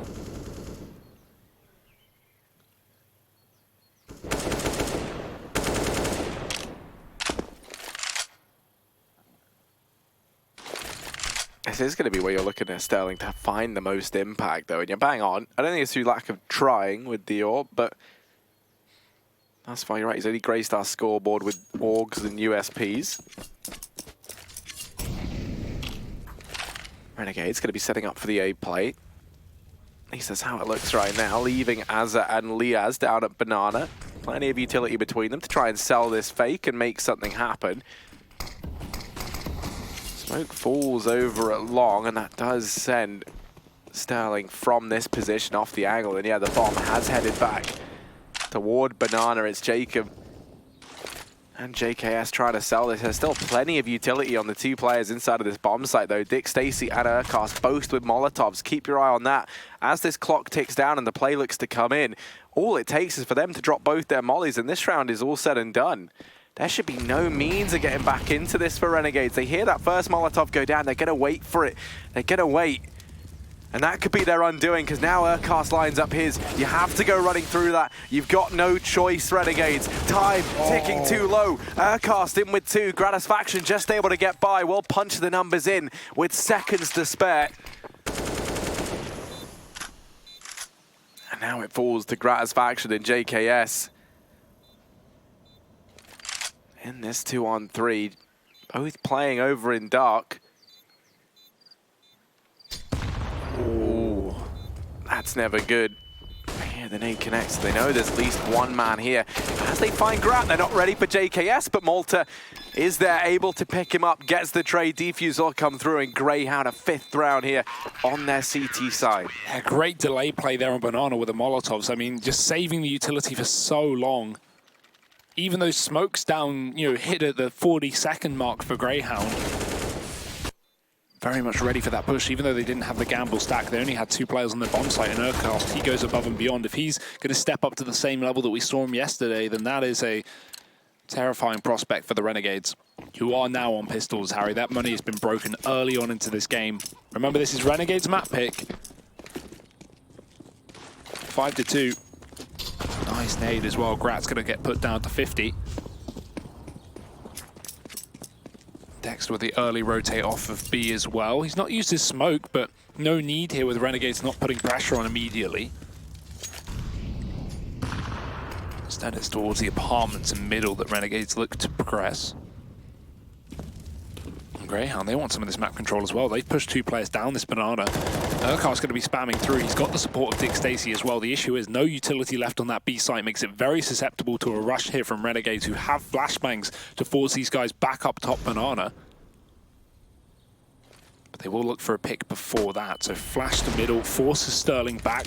Lucky he retreats, because Azza ready with that Deeg. Sterling on a new position, but again, with no smokes, he's going to have such an easy line of sight to push forward from, but oh, another flashbang landing well. He gets caught on the corner. Azza going to be able to take him down, but they line up for Urkast. 3 more from him, saving this. It was only an eco for Renegades, but with that AWP getting picked up, it very much could have gotten out of control. These flashbangs are so good, and JKS, he's going to find the Deeg behind it. Urkast looking for the ace, and JKS denies it. Guns dropped left, right. And 30 seconds left. This is definitely winnable. We've seen this man already off to a very strong start, and he might have a strong finish as well.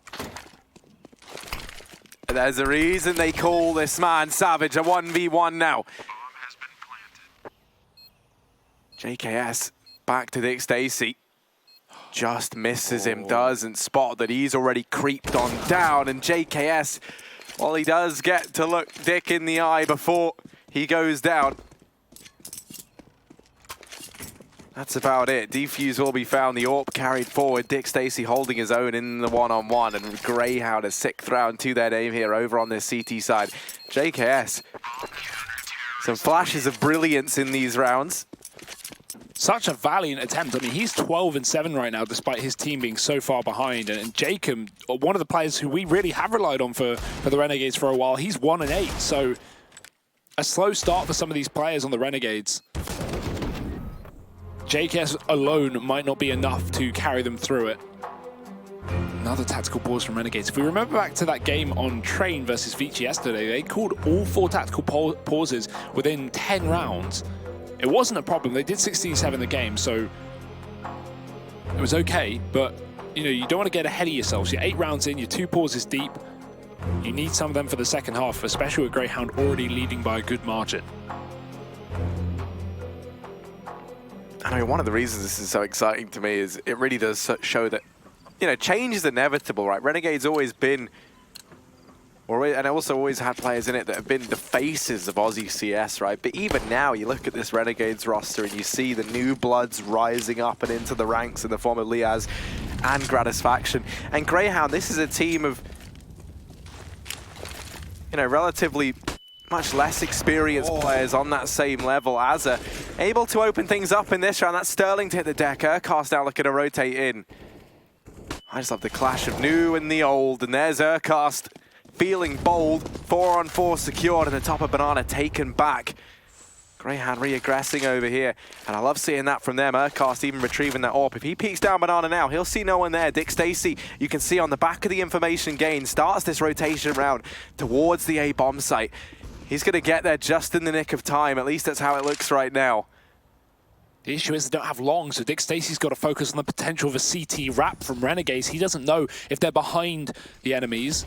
Now Greyhound, they're behind the enemies because they've pushed apartments. Now Dexter spraying away, dropping the bomb immediately. That will buy time for these CTs to come into position. And Dick Stacey doing exactly that. Liaz has to grab the bomb and he gets the kill behind it as well. So Plant can come through for Renegades, but Malta is also here in the house. Another kill. Jaken catches Dick Stacey on the edge of the smoke, but Malta is not letting up, and that Molotov is going to force Liaz out into the hands of him. 3 kills there from Malta. Great round from him and Dexter to push into the apartments, and that's such a good call. They're in a 4-on-5, or 4-on-4 rather. They've got no info, they've not got CT. Push apps, all it does is you know, get behind Renegades, and they just didn't expect that.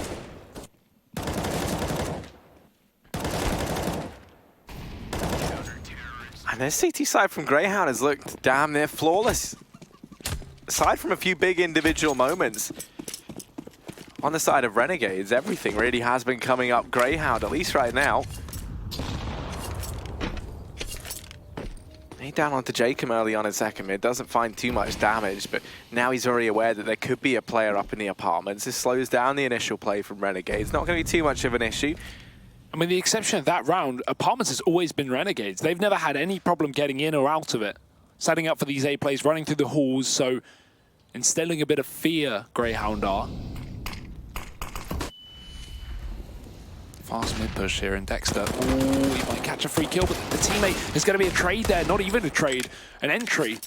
Gratisfaction does hit the shot after getting tagged down to 11, and that's a gun out in the open now for Renegades, if they can cross, if Malta will let them.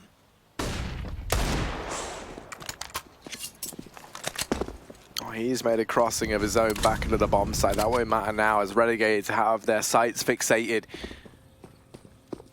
Over here at B, Dick Stacey just beginning his rotation off, and this timing couldn't be worse for Greyhound. It's all going to fall onto Urcast. Now, he had a phenomenal game yesterday, and he's looking to try and continue it today. Lots of damage found. Dick Stacey spraying down through the smoke. Jacob looking to aggress, and as he hears that utility pop, he knows he can find that fight. Back into the 2-on-2, it's Sterling and Malta left standing here. Jacob brought down low, just 19 HP on him. As he aggresses into the ruins, he's looking to try and take this fight, maybe catch them off guard, but fires too soon. Malta peeks on in, and That'll be his demise. Now just Sterling left standing. Renegade somehow fighting around here potentially, and Jacob to finish off Sterling.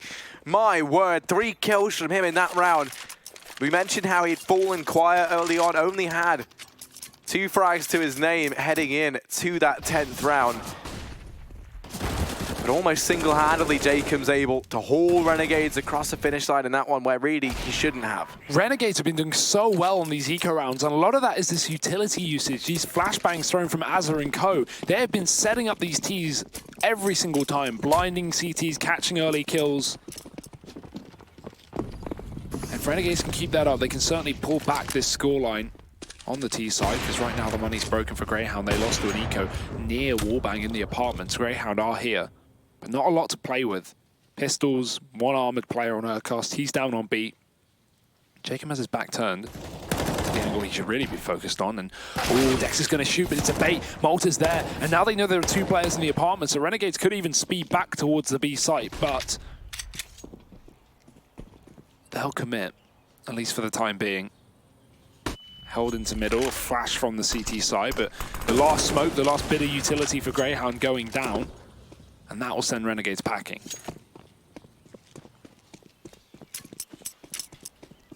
Oh no, they've actually gone for the old double fakeroo, as it's apparently known. Starting to take control of the top mid. Dexter is still here with this AK, and Greyhound beginning the rotation. They sent apologies.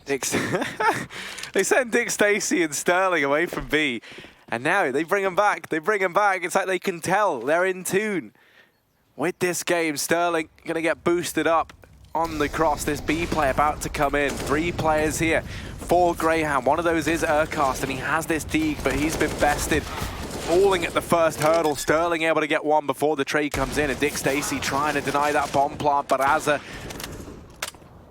will run amok through that smoke. Malta and Dexter remain. Dexter's already backed off to try and hold on to the AK, so Malta, it just becomes a question of how much damage can he do. Looking to get exits here. Renegades might even run towards the spawn. That Molotov forces Malta forward, and he'll just burn in it. Renegades are winning their 4th round, and they're starting to get back into things, Harry. It was looking a bit out of control at one point, right? 7-2, and Greyhound having these buy rounds go so well for them. So Renegades really flipping the script with an eco win that's now doubled down for them, 7-4. And this T side, I mean, a 6th round half is going to be good. No complaints about that. Certainly, doable here at this point. Especially with this buy from Greyhound not coming through. They've got about $4,000. I like the call on Greyhound here not to fully buy up. It's very tempting to with Dexter on an AK and having $4,000, but they'd rather that AWP on Sterling, who's still having a great game. All that utility, so important for that banana position as well. We already saw Renegades lose a round almost due to time.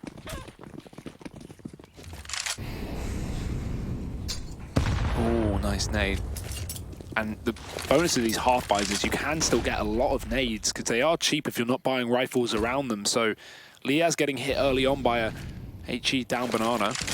And these smokes for middle can slow down the push from Renegades. Default round though from the teasers, they hold off.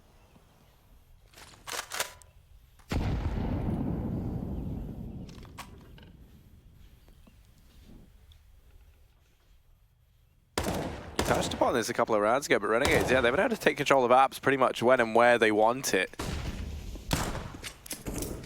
Malta this time looking to try and challenge, but JKS landing that shot onto Dexter and Malta. He finds both. I don't know if he meant to get the second guy or not, and Sterling hidden inside of the bomb site, gonna get finished by Jacob. So Dick Stacey a long way from home. He's all the way inside of B. You will just look to try and hold on to the armor and 5-7. Renegades picking up a 5th. They chain together the last 3 in a row. Been quite the recovery from the likes of Jacob, and JKS continuing his fantastic form. He is someone who has been that sort of pillar of consistency within this Renegade squad. Yeah, and at the time they need him most, right? He kept that Greyhound economy so low earlier on into the game with all those Deagle kills that eventually when Renegades did win a round, it was soon to be an eco for Greyhound. So it really did pay off. Sometimes those sometimes that eco damage doesn't really make any difference, right? If the CTs keep winning rounds, even if you're getting kills, it doesn't really matter. But all you need to do is win one round, and that lack of loss bonus on the CT side can come back to haunt them. So Greyhound have really experienced that this map, and that's what's got Renegades back into this game. 7-6. Last couple of rounds of the half here. AWP on both sides, and this is something as well. Gratisfaction on that orb versus Sterling. A duel we have yet to see, at least with this gun. It's going to be the mid-peak for Gratisfaction, not justified by Sterling, who will be wrapping around towards B, rather. And lots of utility down on this site to stop Renegades from aggressing early on, but they won't go for it. All they want to do is deny any presence here from Greyhound. So a molly towards top B gives them the room to move up. Liaz is going to go in first, and the flashes, again, that have been so good for Renegades, but not ready for Urcast on the corner. Liaz getting dropped even with damage, and Gratisfaction can't finish off the kill through the smoke. Greyhound will not give it up, so Renegades double back, and right now, there are still only 2A players here. A third in rotation, but if Renegades speed up, they could really catch these players off guard. They most certainly could. Dexter and Malta do have this crossfire set up between Pit and the bomb site, but plenty of utility still up on Renegades. Means that, as you say, if they go for this now, they will get this bomb site relatively easily, you would imagine. That said, they've opted to smoke off long and are now aggressing down at Dexter, looking like he wants to go through this smoke. It's a big balls play, and Azza will get rid of him for it. The flash not quite hitting its mark, and now Malta, the Pit trying to hold his own, will perish in that Molotov, helped out by Jacob. Man advantage still up in favor of Greyhound, and Jacob gets caught trying to cross into the Pit. Gratisfaction left in a 1v3 versus his old team. First shot lands. Renegades trying to make this happen. Gratisfaction gonna get pincered, and it's Sterling to best him in that fight. The two New Zealanders going blow for blow. Greyhound will pick up their 8th. Yeah, and not the double ult taken. It looked like they wanted to keep it on for the last couple of rounds of the half, but Sterling swaps back to the AK here, so Greyhound actually calling out their first tactical timeout of this map as well. The reason being, Renegades have money. They have a buy coming back. If Greyhound win this one round, they can at least buy up for the last one, but if they lose it, then they're going to be broken. And at that point, we have Renegades surely 8-7ing the half. And that is a very good T-side if they can so do it. So Greyhound do not want to give up these rounds. Especially not considering they're leading on Renegade's map pick. Now, they are on the CT side of Inferno, yes, but this is a game that a lot of people would expect a 2-0 for Renegades, mainly because that's exactly what happened. We saw them play earlier on here in the minor. Renegades coming up top of that series.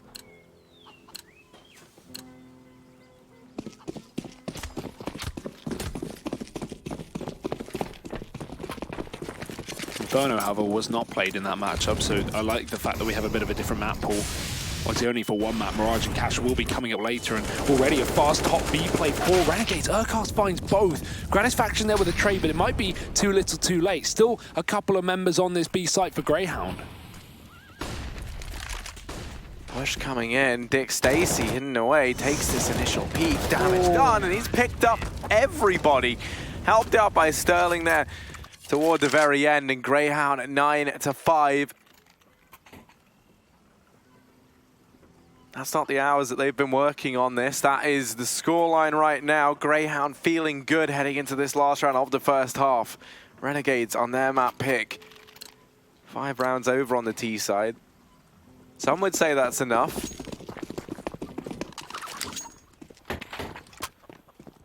Yeah, you can't throw guns out there. Finding out the hard way. Nice nades down Banana. Liaz, he's caught between a rock and a hard place. He's going to be able to get out, but Urcast, in the meantime, gets in towards the logs behind the smoke. In the meantime, Renegades fast play the apartments, and they have 2 players in position here. Now, Malta, he is close by. Nice off angle, but he did get caught by this before. Well, actually, Dexter, I think it was, as Malta was a bit closer. middle as well, looking for the opening kill, but Greyhound aren't biting and not giving away any advantages. Holding on to the bottom of Banana still. That Molotov will force Urkast to the left side, and they do still have plenty more mollies. So if these go down, that could easily spread to Urkast. He needs some help, and his teammate Smoke just went a little bit too far. They might think this position's clear. Dick Stacy's gone down, and they will check it, but half-assed. Urkast finds Azza. Now 4-on-4. Not convinced by the corner position. I don't blame him. That Molotov almost creating like an Urkast-shaped outline in the corner. That was almost too perfect to be true, yeah. Gratisfaction now trying to step up to the mark. Urkast still keen on taking these fights. Trapped on the other side of the half wall, and Grat, he'll hit that at the very least. Will they be ready for Dexter?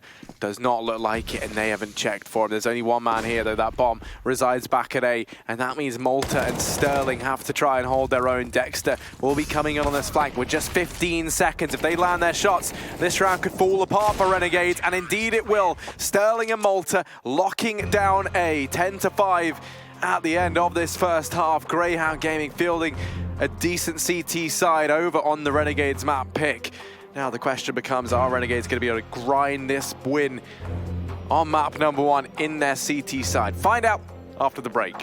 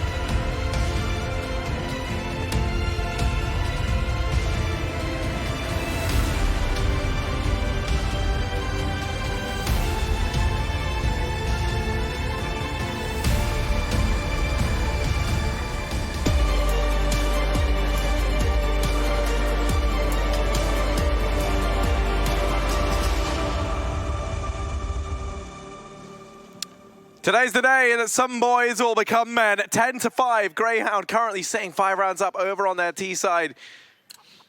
And we can see early on at Dexter going to be picking up the utility for the squad alongside Sterling. That Molotov and double smoke combination. Early on, they show their hand up Banana. Jacob flashed in, but Dick Stacy, quick pivot round, and there's the man advantage taken for Greyhound. This bomb, in the meantime, is going to head out through T Apartments, trying to push up into Apps. Gratisfaction holding close, armed with the 5-7. If he finds the bomb, ooh. Greyhound love a pistol round. 5-7 retrieved. Double man advantage, and Liaz, the only hope for Renegades here inside of this A-bomb site. Az is quick on the rotation, but is going to get gushed on down to just 9 HP. And now Liaz from down in the pit, he's got so much to do, but he's Molotoved out of position. Az is going to fall as well, and it's JKS, the last and only hope for Renegades in this round. They just got bullied on that A site. I mean, that pit molly followed up with an HE grenade and 3 players jumping out of apartments. Renegades cannot catch a break. JKS is constantly left in these 1-on-X situations and getting so close. But this one is undoable. Bomb already half ticked, 1-on-4, no one facing for Greyhound. They know the importance of this round, and now JKS waiting for that smoke to fade, but already Greyhound are leaving. They're doubling back to flank B to make sure he cannot retreat. And JKS might catch another, not even. Sterling finds his second of the round. 2 strong pistol rounds for Sterling. He found 3 in the CT side and 2 in the T side. So Greyhound 11-5 on Renegade's map pick. Dominant start. What on earth is going on?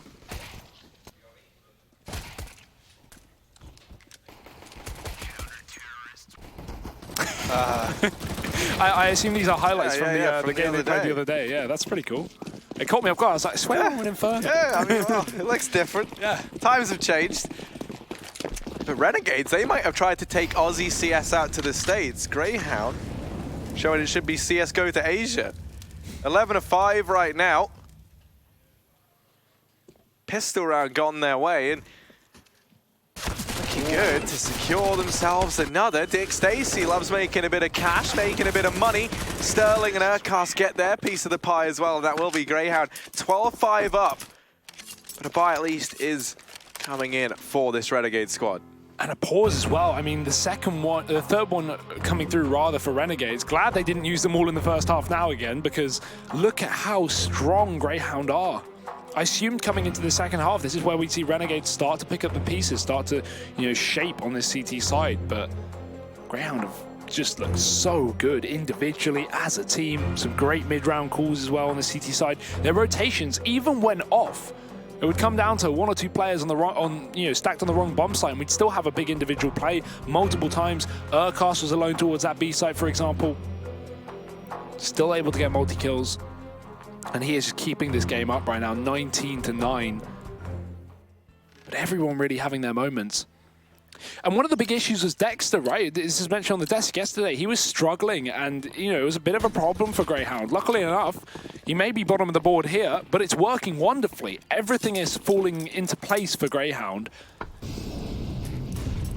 And at the end of the day, stats don't matter if you're picking up those wins. So 12-5 for Greyhound. They look to keep this one going. It's a top B play with the Ts. Now these CTs don't have a kit, so retaking is going to be off the cards. And no AWP either, but that's probably a good thing, because Greyhound have these SMGs, so probably a faster play. Looking like a quick de-execute here. Oh. Smoke down, they push through it. Jacob is boosted, and Jacob's managed the double. JKS fully flashed, holding his own, at least for the first trades there. And Renegades 3-on-2 in this retake. The SMGs try to go aggressive. Malta gets dropped, and now Dexter left up and alone. A 1v3 required. A flash and a smoke still up here for Renegades. They know that bomb is planted for Banana, so they smoke it off. They anticipate that's where he is, and almost, but not quite. Defuse will be found. Renegades a 6th. Locked on in as Gratisfaction's on the bomb. So the reason that round is so good from Greyhound, especially with the buy that they had, is they throw that top B Molotov, and what that does is it indicates that they're lower down Bernardo than they are, and they don't actually have car. And Renegades don't have the info. All they hear is that top molly, so they think, okay, they're trying to get control of the car area, trying to clear out sandbags, but then Greyhound instantly smoke the molly and run right through it. So Renegades caught out of position there. They do manage to hold their own with a couple of defensive kills on that bomb site, but I like the approach by Greyhound. Gets them down to the 1-on-1, but Renegade's still going to finally win a CT round here, get on that first of the half. Can they keep it up, or will they be reset? That's such a big brain play from Greyhound, and uh-oh, Jacob trapped on the other side of these Molotovs. He's very fortunate that Greyhound have turned away from Banana, at least just in that moment. Deep smoke going to get thrown in by JKS, and that bails Jacob out of danger. And now we know JKS playing B alone. Renegades anticipating this is going to be the A play. Now the smoke's still up on JKS, and he can just look to hold on to that and now jump peek the half wall.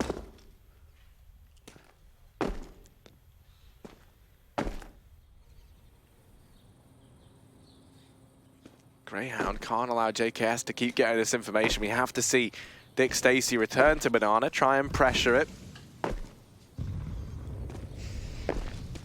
Try and at least force JKS back, and it will for now. But he's keen on keeping this, and JKS knows the value of knowledge.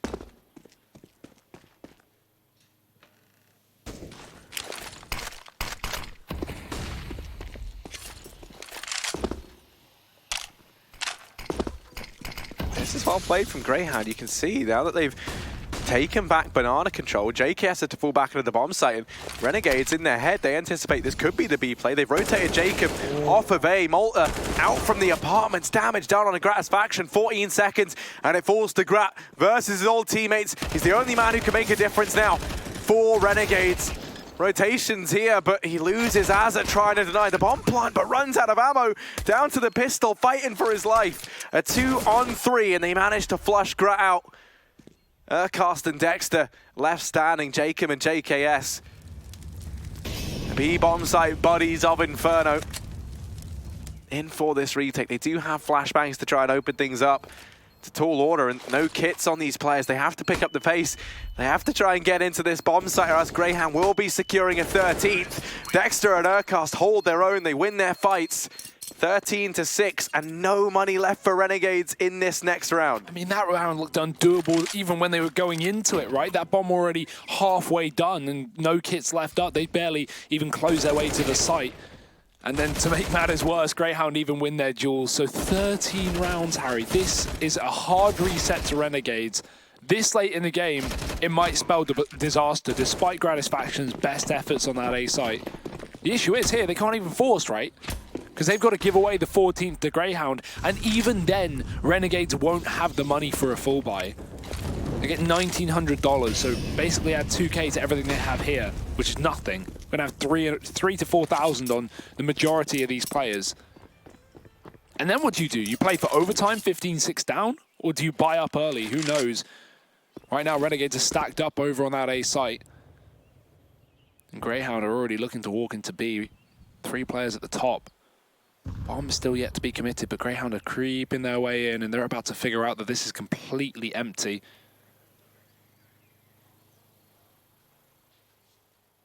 Renegades will get aggressive down on shorts. They will be on this quick flank down Banana once they realize that the push is coming through, and the utility makes it very, very clear, but it's a long way back to that B site for Renegades. And by this point, Greyhound are already going to have the Banana lockdown.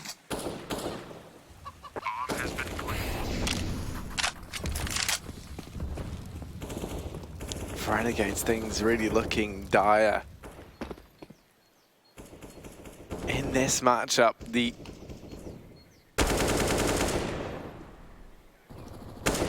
I mean, you can't even really say domestic matchup anymore, right? Both obviously from Australia, but these two teams play each other so infrequently. Yeah. What with Renegades being based out in North America now. That's been the case for a lot of these minor games as well, right? Because we obviously have Greyhound. They don't play against the likes of Vici or MVP that much, just due to the ping difference. Playing from Australia. One of the times that we did see them play was in the Asia Minor closed qualifier, where Greyhound bested them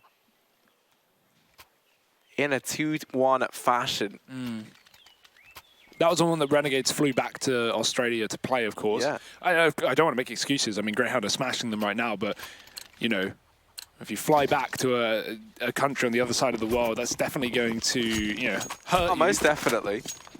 That being said, Greyhound, there's no excuses here. On LAN, 14-6 up against Renegades. The boys are back in town. And Jacob nays down Banana, but Greyhound are yet to even push past this deep smoke, so it's not a worry. Now they're going to start to assert a bit of control. It goes both ways. The CT is still peeking. They'll just wait for this smoke to fade. Dick Stacy getting flashed off, looking for the entry. Renegades have already fallen back and given up Banana. This gives lots of room here to the T's. Boost being employed at the back of B for Renegades, as long as they can get it in quickly, because don't want to get timed. But if you look at that bomb, it's already starting to back off, so we could see Dick Stacy and Sterling try and sell this fake. With 2 players up mid in apartments. looking unsure for now. Most likely utility going down on B now. This fake being sold, but no one rotating off the back of it. Gratisfaction still sitting here on long as that bomb will double back towards B because Greyhound have forced out all the nades from both Jacob and JKS, meaning that these guys are going to be up for the chopping block.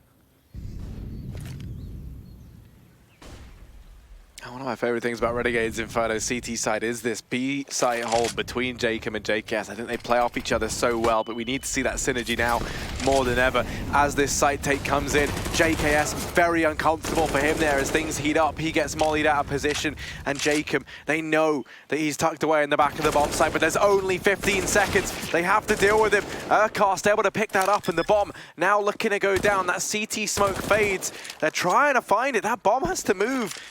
The shots raining in from the ruins, and that flash is picture perfect, but Dexter still dropping Grat. It's Azza, and a 1v3 required. He takes out the bottom of the boost, but Urcast is there to get revenge. Greyhound map point 15-6 on the map pick of Renegades. And Urcast on 25 kills. He is just shredding through these Aussies right now. Just fantastic stuff from Greyhound here. Obviously, one of the things that you'll know, I mean, the Aussie community in CS, they do just love rooting really for like any Aussie team because it's very rare that they get as much representation. But one thing they do have akin to us Brits is they love an underdog story. They love the little guy rising up and beating the big dogs. And that's what we might see here on map 1. 15-6. Greyhound just one away. Taking the map pick of Renegades, and my goodness, Liaz, he gets very unfortunate there. It's 11 PM right now in Canberra, but you know, the Aussies still watching from back home. There's a lot of interest in this game. Minute and 10 seconds after Greyhound is back to this B bomb site. Jacob going to get boosted up. JKS inside of the bomb site, you can see how worried Renegades are about these B plays. It's been the bread and butter for Greyhound. They've had so much success here. So they've rotated that third man over, but Greyhound, they're not heading towards B. It's back to this A bomb site where only Azza and Liaz lie. Liaz obviously wallbanged down to 15 HP earlier on in this round. Do they have what it takes? That flash there almost nets Azza the opening, but instead it's Malta to find it. Man advantage gain for Greyhound, and this A bomb site looks tempting. And when Azza went for that peek, he only saw one man, so that's why we still have this triple B setup. Greyhound think that Renegades must have rotated back towards A, but that hasn't been the case. Actually, as I say that bomb getting picked back up in middle, and another fake towards the B side. Dick Stacey gets caught, but he's the only man committed. Now Greyhound, 18 seconds up on this A site. Liaz, he's got to shine like never before, but he's only got 10 HP to do it, and straight away decked by Sterling. That bomb going down now for Greyhound, and with only seconds remaining, they might have just locked in this first map. 4-on-3 in the retake here. Renegades coming back through middle. Dexter, he's got to check the apartments, but JKS has slipped by him. They might not know. Malta's focused up on short, and Jacob will take down Urcast. There's the flank from Dexter, but still on JKS up in the apartments. A 1-on-3 that's just not meant to be. It's 16-6 to Greyhound. They are going to sweep the floor with Renegades on the T's map pick. We're going to be heading over to Mirage as that second map of the series, a game that these guys both went to overtime on when they played just a couple of days ago. So do join us after the break. I know it's late over in the Oceanic region, but you do not want to miss this battle. Be back very shortly.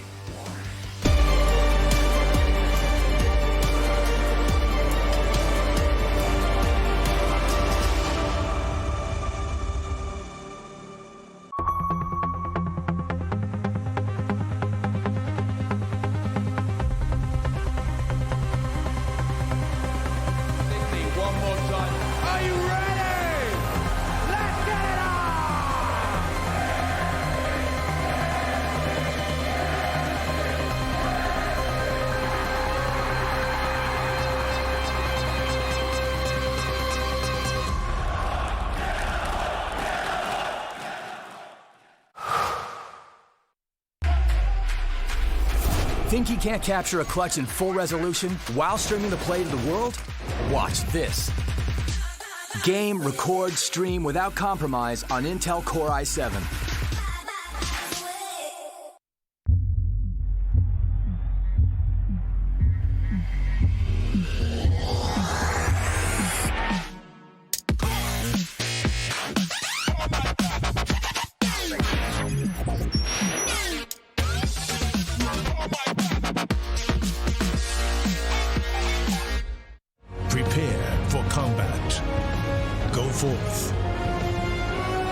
conquer.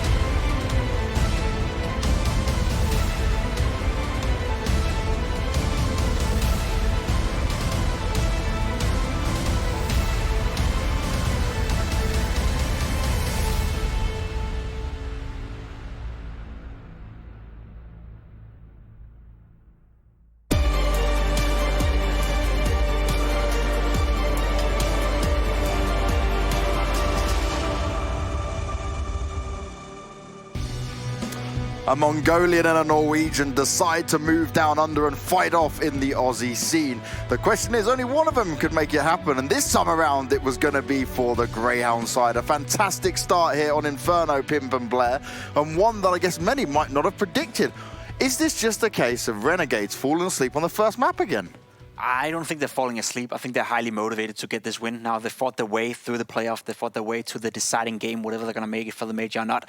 Obviously, loser have a second chance, so there's still something to fall back on. But there's no doubt they don't want to lose to Greyhound by any means. That said, though, I think Greyhound played one of the best games we see them play in a long, long time. They were very assertive, very aggressive in the way they approached it. Seemed to be in full control in pretty much everything they did. They seem to have a pretty good understanding of what was going on within the Renegade side. Whereas if you look towards Renegades, nobody really stepped up to the level you normally expect them to. JKS had a few moments, but apart from that, it was a little bit lackluster for them. I think Greyhound were the by far better team here, and I think it looks super, super dangerous for Renegades because I don't think they're falling asleep. I just think they got outskilled and outmatched. Wow, okay. So very different to what we saw from the Vici game where it didn't look like them in that sense. So thank you for that, Pimp. Now, Blair, you've got a clip from us actually looking at some of the mid-control that we saw out of Greyhound here that was so spectacular. Yeah, one thing I'd really liked about the CD side, and we can just see here on this clip, is look at this, right? With the first kill goes the way, the score was 6-2. The first kill will go the way of Renegades. Great entry from Azza, perfect flashbang. He finds Sterling. And what do Greyhound Gaming do at this point? They're 4v5 and they re-aggress Banana. The pop flash is going to come in for his teammate, and that is going to be boom. There we go. Azza gets taken out. Urkas gets the frag, and now this information gleaned. They're like, all right, there's no one aggressing Banana right now. They toss in Molotovs, they toss in the smoke, they regain Banana control real quickly. Meanwhile, what does this force Renegades to do? They make their way towards the A-bomb site. Now it's a 2v4 on the A-bomb site. Two players, there's Malta and Dexter, and they're playing towards apps. They're holding a little unorthodox angle, so to speak. Both the players marking each other's backs. And then what they do here at this point is they're like, all right, let's re-aggress again. Minute on the clock, they go for information fact-finding mission. They find apps is clear. Now what this becomes a problem for Renegades right now because they have gone for the execute. They're not expecting this player here, and he finds a frag, Dexter. He gets a kill there. He goes for more. He gets taken down, but they're not expecting the second player in the apps, and he peeks out. He gets a frag, and that's the round pretty much done and dusted, right? The cool thing is this is something they did time and time again in the CD side, and obviously in a different style altogether, right? But that's the thing. They never ever gave up map control without going for a fight. They always re-aggress, have some great mid-round decision making, and that it's not like Renegades played bad. It's just that they got outplayed, so to speak. And that was a great round of CD side control from these guys. That is textbook of how you want to do it, but what it requires to be able to do these sort of like semi-aggressive moves in the middle of the rounds is a clear understanding of what's going on in the map. This comes from preparation, this comes from knowing what you're up against, and this comes from having the confidence to make a move like that. Yes. Whether to be a guy inside AFs, they would have died, both of them, round would have been over, right? So they have a pretty good idea that this may be a good push and this may be a good idea to do. And it's a great example that you put out here, you know, the fact that being so assertive, the fact that being so aggressive and aware of what's going on the map is definitely going to play a part into the next map as well. Because if they had a clear understanding of Inferno, I don't expect it to be any less moving into map 2. And this is the thing, right? One player I wanted to look at as well in a little bit more detail was Sterling, the young 20-year-old, the AWP man for Greyhound. He has just looked good, and we keep mentioning him, right? He stepped up, he's here at a minor, this is a big event for him, and he doesn't even need to be top frag all the time. Just the way he is playing is working out so well for them. Definitely. I don't think he's necessarily the most flashy AVP player I've seen, but he's very stable and very, like, how to say, like, controlled in the way he moves around the map. He is hitting some sick shots once in a while. Every peer does that for that matter, but he seems to be like a rock-solid player, so to speak. Kind of like a device to a certain degree. Sort of like a device. I mean, I wouldn't go that far, but obviously I see what you're saying. Rock solid, you know, doesn't make a lot of mistakes, doesn't necessarily stick out all the time, but he gets it done, so to speak. And it's a great piece of a puzzle to have, especially in such a young age. Yeah, and a really cool other player I want to point out for Greyhound is, of course, Urcast. Like, Renegades might be like, you know what, the Mongols beat us a long time ago in IEM Taipei, and well, there's another Mongolian, and he is really, really, you know, just going into them. 26 kills or something with 12 deaths. Great performance from him, and he has been a star player. And this is the cool thing with Greyhound team. Dexter has been really, really quiet this entire tournament, but despite that, they're looking damn good. And if Dexter shows up, that's another added firepower. The highest rated player, generally speaking. Right? So we got Sterling, we got Urcast, we got Dexter. If Dexter does show up, it's going to be a nightmare and just going to be one win away from sticking those dicks on those guns. We are moving into Mirage now, second map of this matchup, right? A map that we saw Renegades play yesterday against Vici Gaming, a map that they end up losing. So you would assume that Greyhound had done their preparation. They saw yesterday what is it Renegades is not good at controlling, what was it Vici Gaming did yesterday, and see if they can replicate some of that. That said, though, Vici Gaming is a very tough team to replicate because it doesn't necessarily make sense what they did yesterday. So I expect this to be a close matchup. That said, though, this is their map pick, right? This is supposed to be a 2-0 now for Greyhound. I think they're in a good position to take this major spot and go into the major for the first time in their history. Greyhound are large and in charge, guys, and they will be rocking it going into map 2. The question is, can they close it out right here, right now? We know what the Renegades can deliver, and it's time to find out how it's going to go down. Hugo and Harry take this one away. Thank you so much, James. Yes, we are ecstatic. We're about to head into the second map. It's Mirage, the map pick of Greyhound. Of course, we just saw them take it to Renegades over on Inferno, their map pick. So Hugo, things are looking good for Greyhound to take a 2-0 here. But as you mentioned, last time we saw these two teams go head-to-head on this map, it was that overtime affair, and it was Renegades closing that one out. Yeah, without a doubt. It was very, very close. But I think one of the big differences coming into today is, as said, Greyhound look like they've done their prep. They look like they've gone back, worked on what they need to. And obviously, when you lose a game, it's far easier to extrapolate problems and issues and key rounds that went wrong. So without a doubt, they're going to be prepared for this game. And I think there's a very good chance we could have a 2-0 for Greyhound. But Renegades, you cannot count them out. We've got to see what they bring to the table here on Mirage. Some already confidence shown from Jacob as he's pushed up the top of middle, and a lot of info gained as a result. It's a fast B play for Greyhound. Liaz in the corner. He's been spotted, and he finds two. Great flashbang support coming in from the market. That was in from Azza. There's now 3 players from Greyhound do double back. They've lost control towards B, so they attempt the underpass play instead, and that gets caught, at least spotted by Window. Jacob's there. And so now these players have to get up into the A site, but with Azza fighting on short, that makes things even more difficult. 1:10 on the clock, and JKS still has a spawn covered. There's no smoke for Greyhound, but they do have 2 kills. Urkast just flipping this round on its head. Greyhound now trapped over here towards the jungle and connector. They have to try and find something. And nice shot from Urkast to reclaim that kill that Liaz just picks up. Now, him and Sterling back to back. Gonna get a duck down in through mid, dip out and try and hit this B-bomb site. JKS and Azza. The two and the only 2 original Renegades players left within this squad. Have to now try and show that their years of experience and synergy working together is enough to prevail.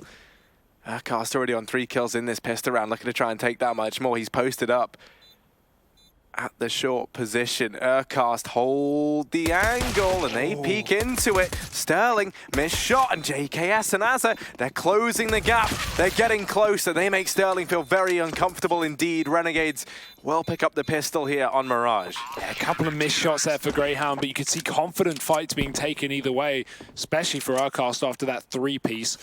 Massive round from Liaz to actually get Renegades in that position, locking down the early B-site rush. And even though Greyhound have a nice call of going towards B later when they realize those 2 other players are up on that A site, they aren't going to be able to close it out. So Renegades starting things off, and that's exactly what we needed if we want to take this to the full 3-mapper. Much like Greyhound don't want, rather, especially with this being their map pick. Fast A play with just Glocks and P250s. We don't have smoke towards the spawn or the stairs, so Jacob going to have a great line of sight and a firing range on this A site. JKS finishing off with 3, and Renegades, they too do take that 2-0 start to this map. Greyhound, though, early buy coming through because of that bomb plant and the pistol round, so they're going to have everything they need and more. Even the AWP coming into the hands of Sterling, and that's armored up, so yeah, very, very good buy for Greyhound here. We don't have an AWP on Renegades, and if Sterling can try and find an opening pick, that could spiral out of control.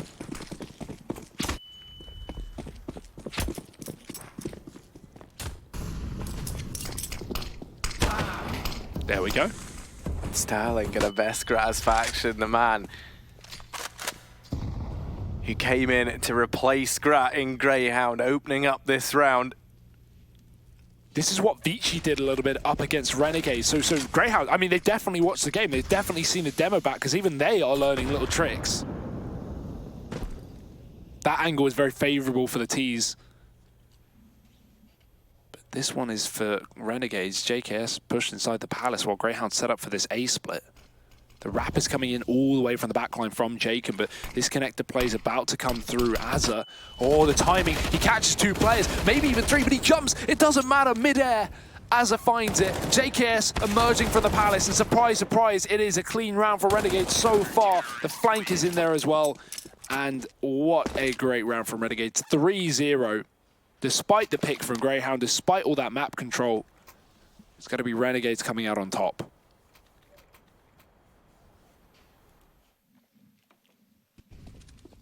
A good start here on the map pick of Greyhound. And a much needed good start from Renegades. Obviously, we saw them get off to a much slower one back on Inferno.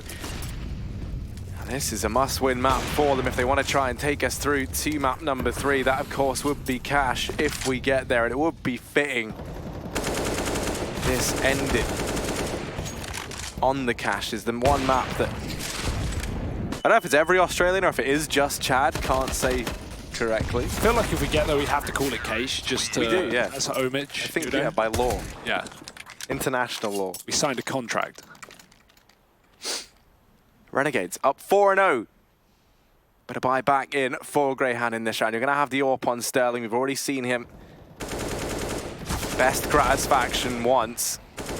This round was quick and clean for Renegades. A chance to build up some money on that CT side in the round prior. Build that buffer on up. Greyhound this time going to try and take control of mid. Gratisfaction bested by Dick Stacey. That's the AWP dropped over at short for Renegades. Man advantage taken for Greyhound. Now, we saw them do this just a few rounds ago and get mid control from it. This time, though, they elect to give it up. Yeah, that AWP going back with the bomb through T-spawn. Just got to be very aware about flank here. Renegades had that in that last time that we saw an A play for Greyhound. But they were mainly focused on mid, and this time it's only Malta trying to sell the fake on B. He can try and keep players here while JKS once again gets aggressive, but it is caught, at least seen by Dexter, the frag not being there. And now 4-on-4. These T players on ramps slowing things down, but they will be making it very obvious. Malta, instead of selling the fake, he's going to come in for the flank and try and get a kill. He needs to check short, and he does. Azza gets caught out of position, and now Greyhound, a kill on the back line. The bomb's going to start to rotate back as Malta has full control of this site. Jacob is looking to cut this one off from the underpass, so Greyhound need to be vigilant, need to be aware. Because Jacob, he could throw a spanner in the works, and he's got his toolkit at hand. Bomb dropped, 30 seconds. Greyhound need this kill. Malta's coming in from the apartments to try and assist, but Jacob's doing so much work. All 3 kills of the Molotov included post-death. Malta's got to run back for the bomb, but I don't think he even has time, because by the time he gets there, so does Liaz, coming in from the lower stairs. The flash is there to try and keep him back, but 15 seconds, Malta, I think he's realized this might just be done. Even if he gets his kill, it will delay him so much, and JKS has been given ample time to get into this bomb site. Ready and waiting. This one is not going to be winnable. Malta needs the kill, and JKS will not show his face.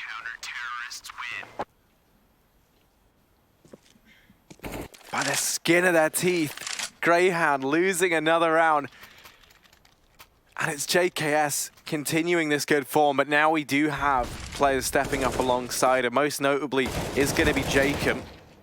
JKS, one of the highest rated players of the event thus far. The only player from Renegades to be in that top 10 spot at the Asia Minor. Another interesting talking point is the man who comes in just behind JKS as the highest rated player is Urcast over on the side of Greyhound.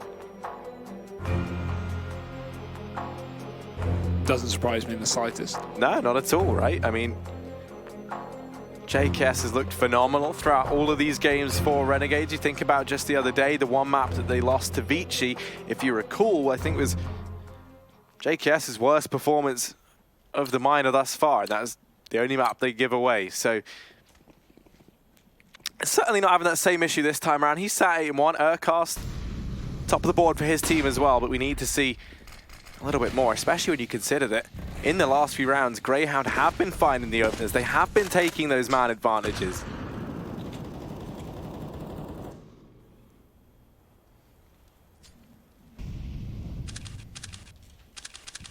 Pistols for Greyhound. It's one rifle on Malta saved from the previous.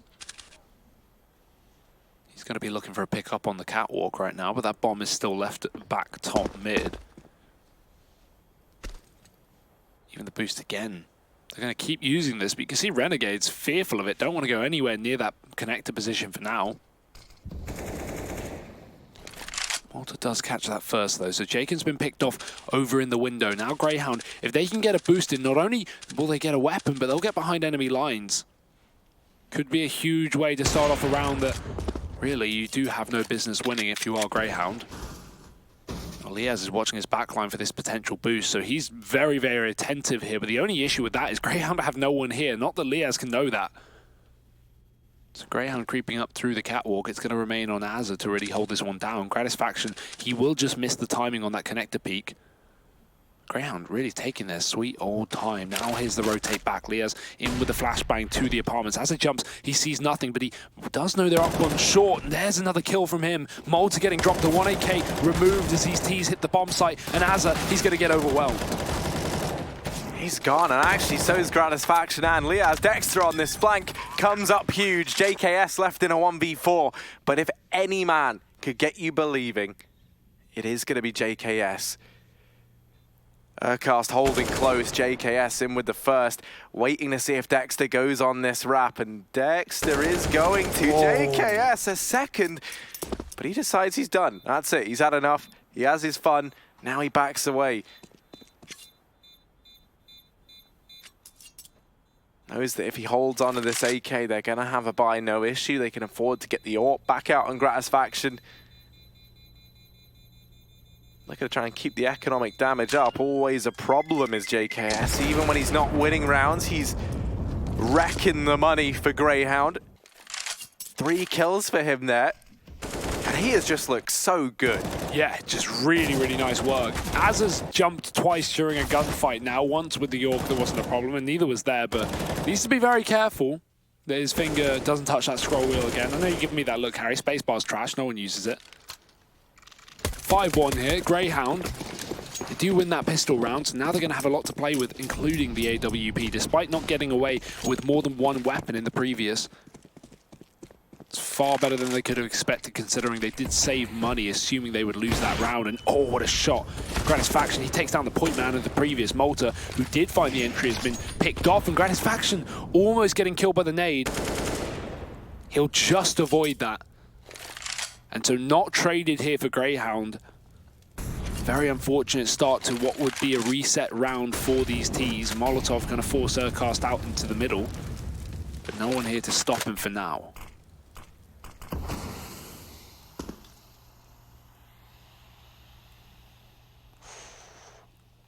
Jacob. Whoop, there you go. It is good to see Urcast down in mid, and what a scalp to find. We highlighted him as the man to keep an eye on Greyhound. Sterling missed shot in through connector. And this is already so much more dominant from Renegades in comparison to what we saw the last time these two teams faced on this map. Out from ramp, Dick Stacy, slowly but surely.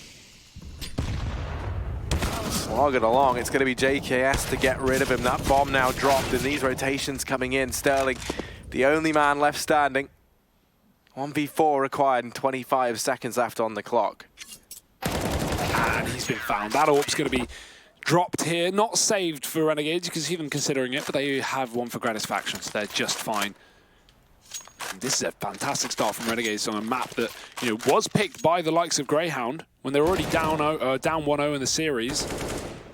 Renegades need to win this if they still want to win the series, win the best of 3 over on Cash, that third and final map. And if this keeps up, Harry, then very real possibility of that. For now, just that Deagle on Urcast, everyone else glocked up. Oh, sorry, it's Dick Stacy rather, but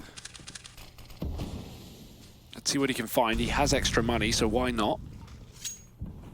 Just holding for the top mid push, but Renegades not against pistols. They won't get aggressive. They'll just chill out for the time being, hold this play for info. Gratisfaction jumping towards the underpass, so that's going to be heard by Urcast, relayed to Dick. And he can look to pound his way into middle, but oh, Gratisfaction, oh, he just shows right as Dick Stacey gets behind the boxes. In the meantime, Liaz will pick up the kill onto Molter in the apartments, and Jacob is going to take down Urcast and Connector. There's the Deke finding success. So the orb has been dropped. Great shot from Dick Stacey, and he might find another, but this is where it falls apart. The one gun has been removed, and they can't retrieve the AWP in the window with just one man. So Renegades looking up for a 7-1 lead here in map number 2.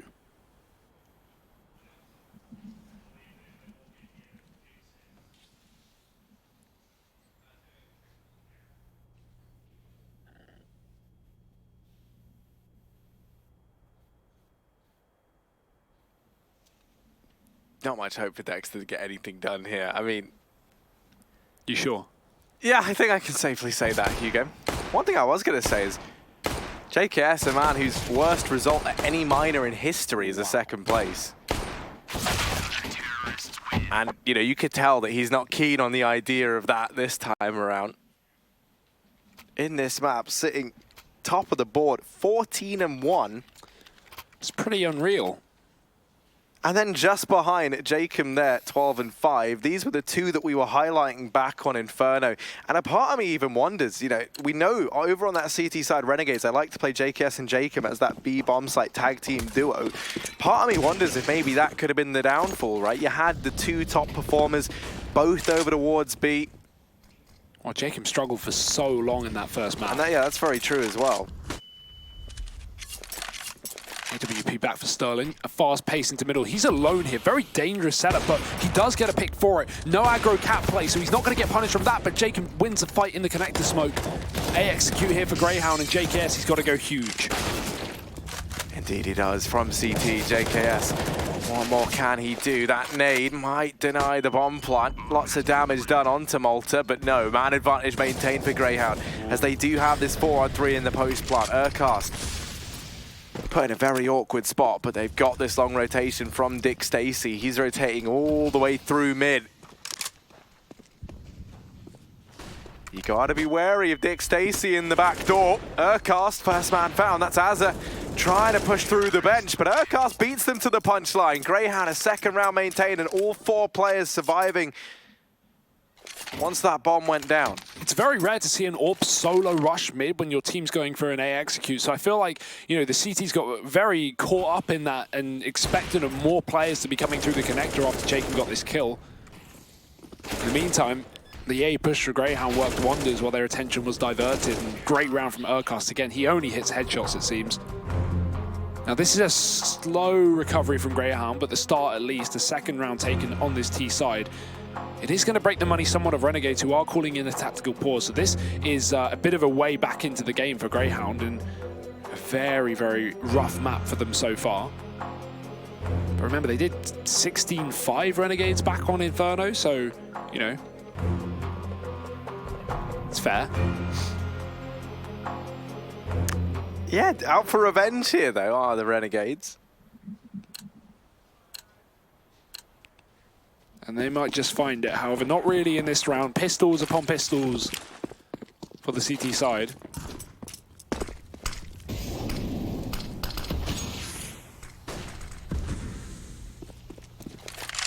What can they get done with this partial investment into this round? Malta goes toe-to-toe with Jacob, is able to win that fight out. Now, Greyhound, this is something that we noted. They were able to find the man advantages. That was never the problem. It was the mid-round where they try and get into the bomb sites, and then in the post plants that we saw it really go in favor of the Renegades. But this time, that kill not traded means that Greyhound do sit in this 5-on-4. They already had the firepower advantage, now they've got the man advantage, but Azza and JKS, the two old dogs of Renegades, they've got a lot of information here. JKS is hearing footsteps as well from Dexter. The issue is, Azza clearing out the apartments, and then JKS hearing Dexter down here at ramp. I think that's led Renegades to believe it's going to be the A play, and this bomb's still waiting over towards T-Apps. Could very much go anywhere. Now that they spot Azza in through lower tunnels, they killed everyone, so yeah, they can't just go where they want. Renegades relying on Liaz to try and get something done here.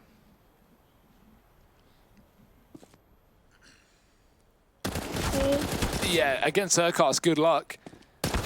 One bullet not connecting. Reload has to come through in 20 seconds as that bomb goes down. It's a guaranteed round for Greyhound. 3 here. Slowly but surely getting their way back into this matchup, Harry. Or at least this map. They're already a map up, remember? But a flawless round is going to be good for the money in the long run. And that's what we're looking to now, the long run. With Renegades buying up, they've got the AWP as an option for Gratisfaction, and he'll go straight for it with armor.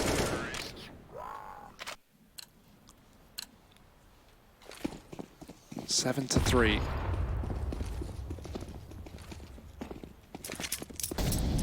Greyhound looking like they want to set up quickly towards that A site. Again, it's Sterling alone in middle, but he's not really committing, just selling the fake with some utility. The issue is Gratisfaction's fighting, missed shot. He's down to 40 as well, and in the meantime, Greyhound going to burst this A site. Push coming in, Urcast. There's the opener, Jacob dropped. Man advantage gained for Greyhound, and smoke's now raining in. JKS from CT. Can he arrive? Can he show up here? The rest of Renegades, they're backing away. The save call looks to come in, but JKS has provided an equalizer. Issue is, the rest of the gang have already dedicated themselves so much to this save call, and they just decide to stick with it. Greyhound will be picking up a 4th round here as Renegades opt to save in the 4-on-4. It's a good call, though. You're up 7-3. You don't necessarily need to go for this one. You know that Greyhound are susceptible to getting reset fairly soon. Well, not quite reset, with 3 rounds now in a row, but at least broken. And more so on the side of Renegades than anything, they have no money left in the bank, and if they gave this one away, if they went for it and then lost all their guns, you're giving Greyhound 5 rounds, really, on this T side. And considering a moment ago, Renegades was 7-1 up, that's certainly not what they want to do. So a rebuy can come in here from the Renegades, full guns still. That AWP now has armor behind it, as Gratisfaction was tagged up very early on.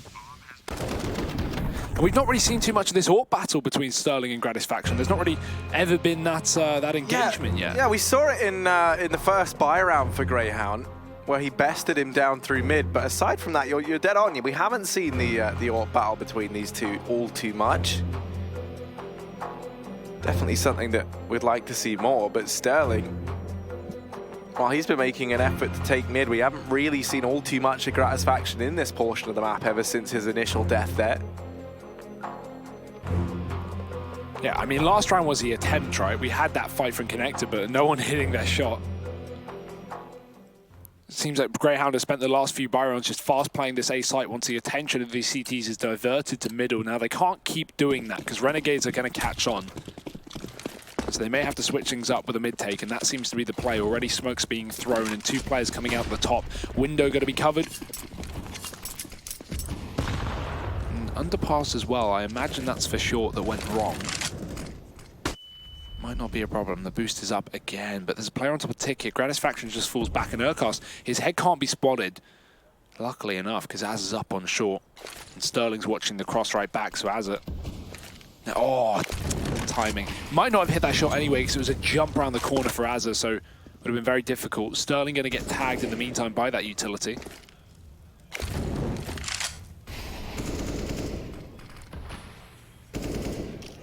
Greyhound at least been given mid-control here. Now looking to try to assemble this boost just to check the angle, make sure that Renegades don't have a man posted up here. Stacy didn't see anyone, so the smoke rains in, and now maybe they could look to boost him up using that as the veil in which to do so, but they decide against it.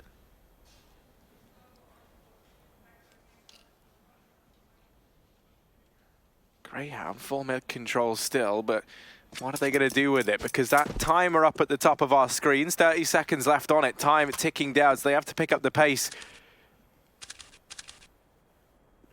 Have to borrow from their namesake. The Greyhound's going to try and hit this B-bomb site. Liaz and Azza here. Rotation coming in from Jacob. Already preemptively Renegades rotating him round, and the rest of the gang now following in. Azza and Liaz, they're picking up absolutely everyone. They hold their own at B, and they've repelled this offensive from Greyhounds. Sterling and Dexter looking to try and save, and Dexter might even go down after the time. Not the end of the world, because they do still have money over on this T side, but certainly going to be a big blow dealt to this economy regardless. And really nice round from Renegades, right? They give up that mid-control. They realize, okay, we're not going to win this fight. Greyhound are putting a lot of focus towards it, so just play the bomb sites. And we just have that timing peak from Liaz, right? Because without that, Greyhound sneak up to the B site, and Az is probably dead. But Liaz gets the info. The B split through the apartments is a bit too late as well. And it's easy for Renegades to clean up. So 8-4. Still, both teams very much still in this. But Renegades... recovery from that previous map that was so dire indeed. Again, going back to one of these A burst plays, Greyhound have been doing this time after time, and so Renegades should be somewhat aware of it. JKS is underneath the balcony, but actually Greyhound falling out of the ramp with 2 players going back to middle. Gratisfaction isn't here as well, so Sterling's going to have free reign over this portion of the map, with the exception of Jacob, who is somewhat challenging from that window room. Although just making sure that the boost isn't employed from Greyhound, as mid again given up. He's trying to bait them into a full sense of security here. But they are biting. So they'll set up outside of B with 2 players on the defense, Liaz and Azar.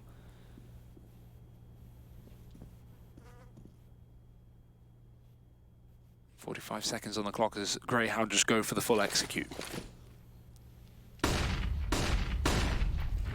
Liaz and Azza, they held their own here last time. This time they have to do it again, but Malta and Urkast, the 2 that have been so good at finding these openers. They're going to do it once more. Renegades rotating away. Just have to hold on. And going to try and keep these weapons up. That's really the best case scenario for them. Greyhound will salvage a 5th. This went from being very one-sided. You know, you forget that it was a 7-1 scoreline in favor of Renegades at one point in time. Now going 8-5.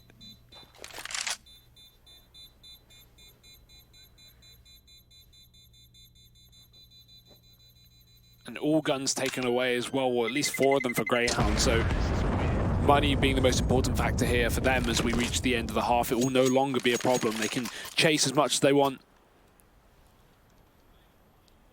Players still looking positive, at least over on the Greyhound side. Couple of rounds behind, but definitely not too much of a worry. 8-5 is the score. Renegades, they've at least guaranteed they've won the half, but how close will Greyhound get on this T side? We know that when these guys already played before in that best of 3, it went to overtime, so we'd imagine pretty close halves would be the play here. Jacob moving towards the top and middle. We got that top mid smoke from Renegades, trying to cut off Greyhound of taking the control, because they've been doing it round after round, and I like the switch up from Renegades. Instead of just playing the bomb sites and watching for the window boost, they'd rather do a complete 180 and take control. Now they give it up very early on. Moving Azza back into the B bomb site, and that AWP still back towards Ticket. It's not really coming to too much of pressure really for Gratisfaction. He's not had the chance to take fights. Now that smoke has just missed. And that is a big error for Greyhound, because getting out into middle, Jacob is going to be here. He can watch that short play with the bomb up in the apartments. Greyhound looking to set up for a B split. They will re-smoke the window, and that gives them the chance to play this catwalk and get into that B site. But Renegades are challenging on the balcony here.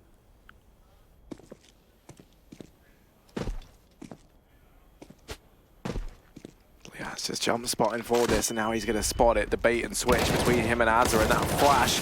It's Dick Stacy, but Urkast immediately in with the trade, and now Liaz, he's been dropped as well. Double kill, triple kill from Urkast, and this B-bomb site, it's open for business, and it belongs to Urkast. Gratisfaction in with the trade. 1v3 still needed. Dancing around, and in with another. Immediately mopped up. Sterling had to shut him down. 6-8. Greyhound very much back in this game. They're looking rejuvenated here, and Urkast in these last few, he's been a delight to watch. And this is just turning out to be very, very similar to the last time these guys played. It was 8-7 halves when they both were on Mirage, albeit being T-side on the 8 rounds. So that's not possible here for Greyhound, but they're one away from getting the 7 at least to end the half. Renegades far from the best buy they've had. AWP is Glass Cannon. And look at the switch up of pace as well. Sterling is straight up the catwalk, immediately looking for this pick to Liaz, who won't be taking the fight. They're going to move up very close to the connector. He's going to try and flash him in, take down Liaz, who has moved. Back turn, Malta on the hunt, and Liaz doesn't know the angle as well, so he's down straight away. Dick Stacy killing the man within A. It's just the question mark of this ramp player. JKS might be able to drop an open bomb plant if they're not aware of it, but they're getting A site far too easily. Surely they should be aware of that. And JKS just giving away his position, won't get a kill for it. Malta's found his third of the round, and it's 4 kills for Malta. I love the pace from Greyhound. They don't hold up. They rush into the bomb site and they close out the half. 7-8. A great recovery considering that was a 7-1 half for Renegades at one point, and they'll make it as close as can be. We're going to be coming back to you with the second half to see if Greyhound can go the full distance. Urkos certainly wants to after the break.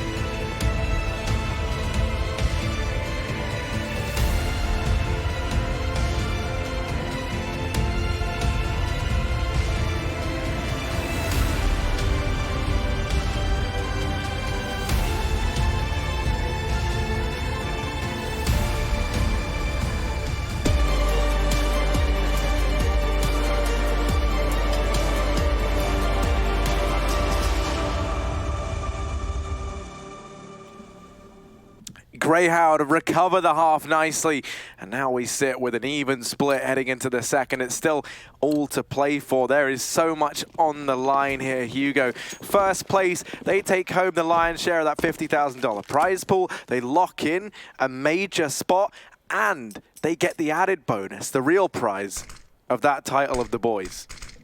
Well, that's what it's really for, Harry, more than anything. And Greyhound already starting off with the first kill of this round. Dexter with a great shot. That bomb has been found, and Renegades, they can pick it up and retreat, but as only just gets away. Now, Greyhound heavy rotated off the back of this, so they've left the B site open, and Renegades have run in, taking it for their own. So Jacob, he's going to be able to get deep control towards the market if he wants, and Dick Stacy will try and challenge. Unable to hit that shot, should probably wait for reinforcements, considering this 5-on-3 is going to be favorable for Greyhound, but retaking is never fun when you are on the clock. Azza can flash someone into the market as well after that bomb plant, try and get aggressive. Greyhound double flank through the apartments. Now, will it be heard? Because we have that short player of JKS, and it doesn't seem like Renegades are aware of this double flank. It's going to be a spot. Jacob, he needs to be flashed in here, but he'll go in dry, taking one. The second player is low, but he's focusing on the wrong man. Dick Stacy gets the kill. JKS trying to hold it down from short, and it's Azza alone in the car. Not long for this world. It's a drive-by by Greyhound, and the Apps flank works wonders. 8 rounds here as they equal up. And now we do see it go out all tied. Pretty worrying signs here for Renegades. You consider the lead they had, how confident they were looking. we have seen a slowdown almost across the board. It's been quite a while since we've seen Jacob even post a frag, for example. And JK's had that blinding start to this map, if you remember, but it's been the same for him. He has slowed down, definitely, but at least he's given the AK this time. The one rifle for Renegades within a sea of pistols. And he needs to make sure these boys don't drown because Renegades are losing control. 8-8, and the fast play of Connector works out. The first pick going the way of the Renegades.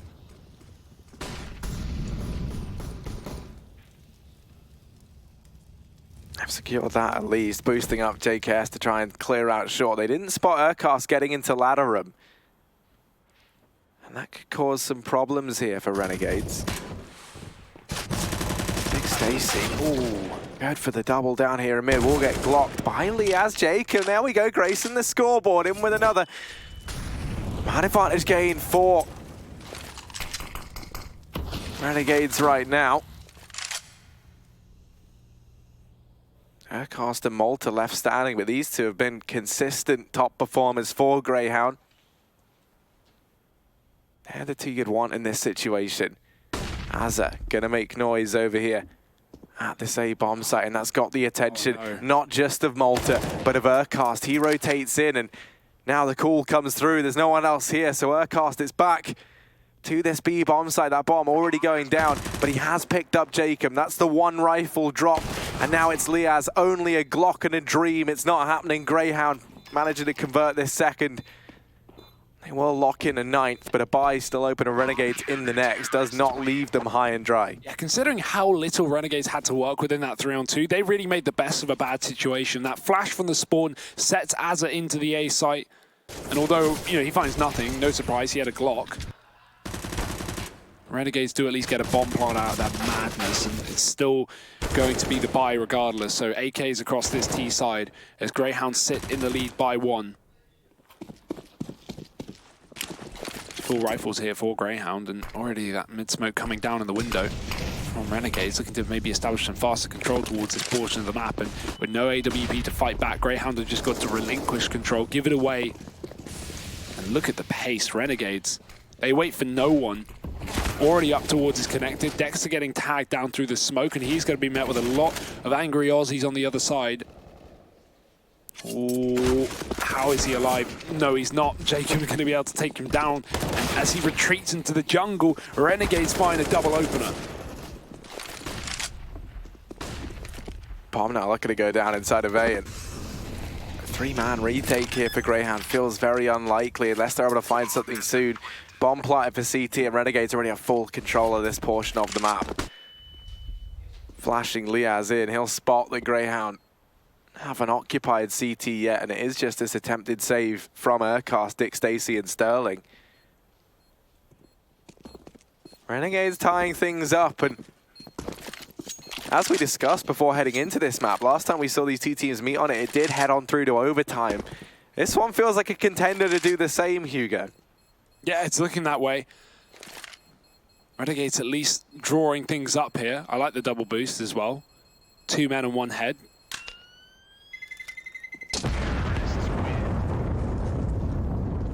And flawless round is probably the most important factor there for Renegades. It means they're not going to be susceptible to getting hard reset here in the same way. Greyhound calling out their second tactical pause.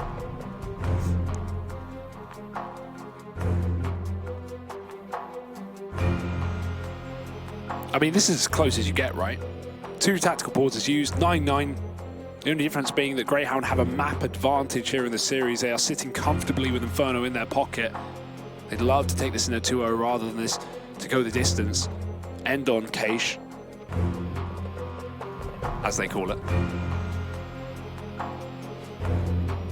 I like that you're paying the homage to the Aussie side of things. I do try. Well, let's see how hard Greyhound try in this round. They haven't elected to buy up on a Dexter and Malta, so focusing on the buy in the next are Greyhound. Going to see what they can do with these rifles.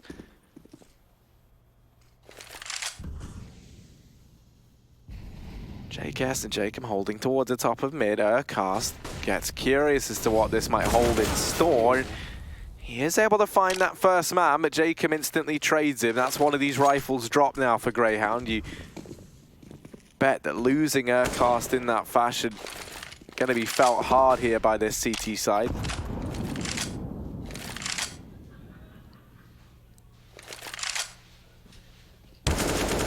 Oh, Dexter going to his death there. Not sure why he didn't grab the gun from the body of Urcast. Not sure where that landed. Maybe a bit further than he could reach. Yeah, just a bit too far up that mountain of a hill. Jacob at the top of it looking down at Greyhound. And they are just running up one by one. Sterling going to trade two, though, and he finds the bomb as well. That's massive. He has utility. They're up close. Naz are going to try and keep this one alive for Renegades. A crucial kill to not only get control of the bomb, but take back the man advantage in this 2-on-1. Now, Dick Stacey has found another, but he doesn't know this last man's at top mid. Spots the head, and now it is a game of mind. A mind game, rather. As this B site is taken by Liaz, Dick Stacey is on the hunt. That's going to start to plug in those numbers, and you're bang on. It's the painted mind games. Dick Stacey beats him to it, and he's already round the corner. Defuse comes through. Greyhound going to retake the lead. They move up 10-9. Still cash aplenty for Renegades. That much is not the issue. I think Liaz went for that open bomb plant towards the door because he assumed his molly cut off the point of rotation from Dick Stacey, but he got through it. He got right past that. That's so unfortunate. And that's a round where Greyhound, I mean, think about what they brought into it. They still had 2 full USP players with nothing behind it and 3 AKs. No, 3 rifles, rather.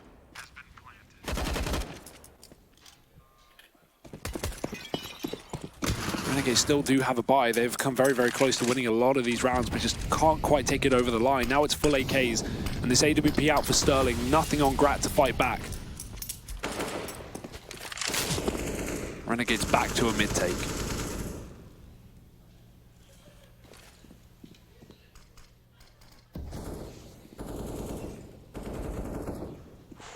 JKS working this Palace position.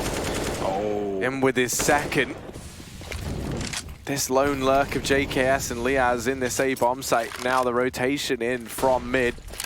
The pincer into A, and that will be Greyhound just backing off, looking to save. So Renegade straight back, tying things up. Very back and forth in these last few rounds. Think back to how you've seen Renegades look on this map, and just yesterday when we saw them play versus Vici, obviously, JKS was having real trouble over towards that A side of the map. Kept getting picked over in Palace, kept being that first man down. Definitely one of the weaker performances we saw from him, and that was the only map that Renegades dropped at the minor thus far. Prior to this one. Well, not this one, but obviously Inferno going the way of Greyhound, and that was so dominant as well. But the point is now, is JKS finding his footing, being allowed to work that Palace position. You see why they stick in there so frequently. It's something he's very comfortable with when he is hitting his shots.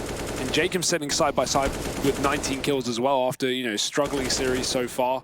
Even that first half being very slow, but it seems like Renegades are warming up into the second map more so than that of Greyhound. It's so close back and forth, but as we've already mentioned, Harry, these back and forth rounds, every time it has been, you know, happening, Renegades have been taking very, very clean ones, and then Greyhound clinch another one by the skin of their teeth. This is going to come back to hurt these CTs, and as you can see, their money is in tatters.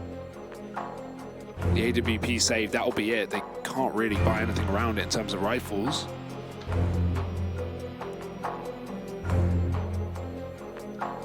And a chance for Renegades to really swing ahead with this game in this round. Now, think about how Greyhound did close out that game yesterday. It was Sterling on the AWP with 4 pistols, but I don't imagine the same thing will happen here. 4-man A setup. 1 player down on B, that's Dick Stacey. And Renegades, this has been a pinnacle there, T side, every single round into middle with no fight back from Greyhound. Sterling's got to hold off the A side from the connector, and he's going to have a few targets to pluck.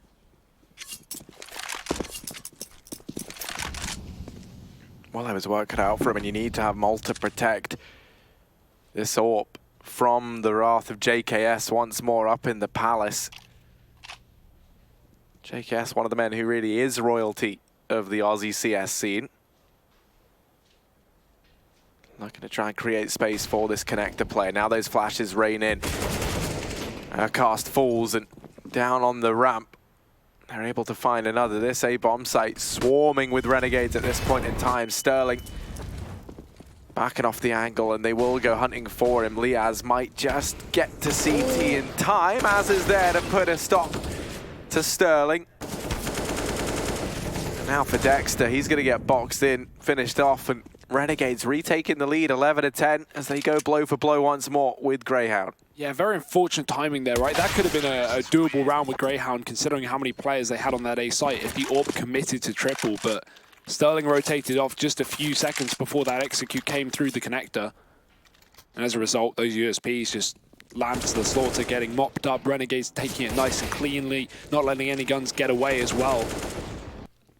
And this T-side money is really starting to build up into something that could be a problem for Greyhound, who are still on pistols, remember. They got reset after winning a round with, only one player surviving on an eco. So Greyhound now, fast play towards the underpass, armor behind some of these guns at least to try and soak up a few of these bullets. Malta going to be taking the fight in Palace, and if he can get a gun here, that's how these rounds spiral out of control for Renegade. So Liaz has to be very, very careful, but in the meantime, Jacob's already found that one underpass player. Doesn't realize the full wrap is coming through though. However, it won't matter, because this A site, it's open for business.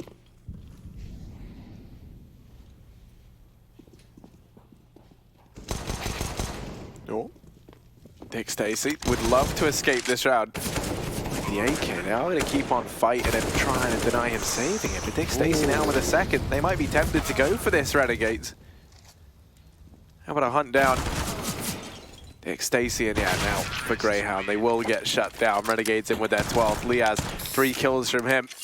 2 for Jacob. Jacob now sitting top of the board, swinging in front of JKS in these last few rounds. And this is it. This is the most important round of the map so far for Greyhound, at least, because they have got to win it if they want to keep things going. Renegades not only built up a bank, but built up a streak of rounds here on the T side as we sit 2 ahead. They're on 3 in a row right now, and Greyhound finally have the money to play with. It's been a double eco, and I mean, even the buys this half have just been so off for Greyhound in the sense of never having the money because of those early resets. So 3rd tactical timeout for Renegades. They know the importance of this round as well. Check in with Cassard and see what they can do. AWP is on Sterling though, and we still haven't really had too much of this AWP fight that we were hoping for, Harry. Gratisfaction is sat at the bottom with 6 kills right now.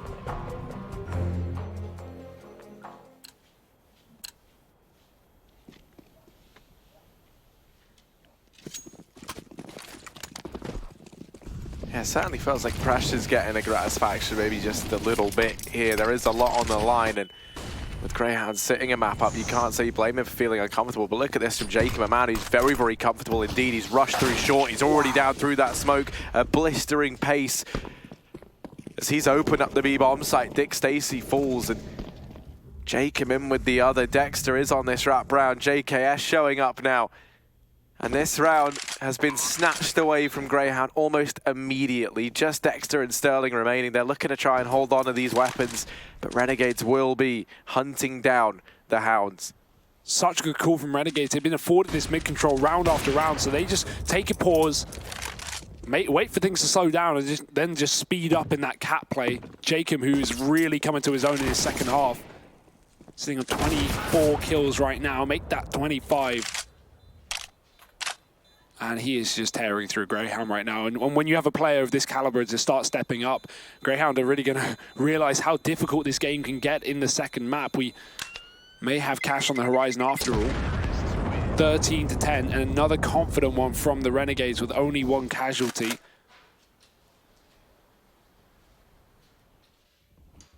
Greyhound with their last tactical pause here, and boy, do they need it. Yeah, either side being very liberal with the old pausing. I think that just shows how close this game has been and the back and forth nature of it.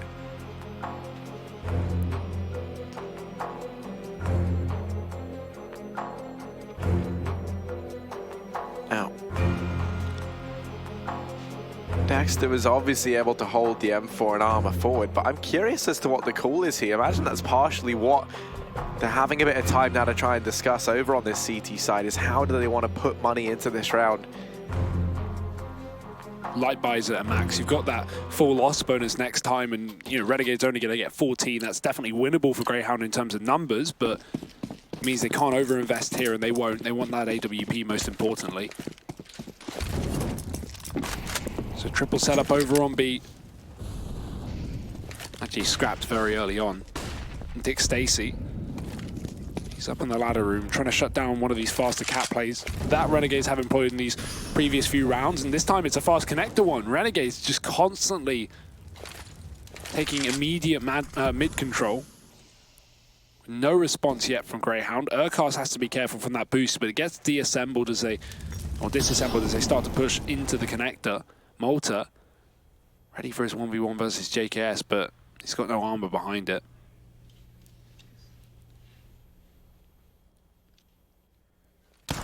Ooh.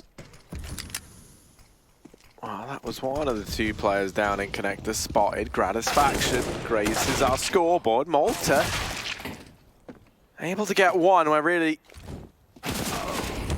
shouldn't have been able to find anything. And now Dexter, they hear that Molotov tag him. They've heard him reposition. They're checking the site. He's gonna get the first.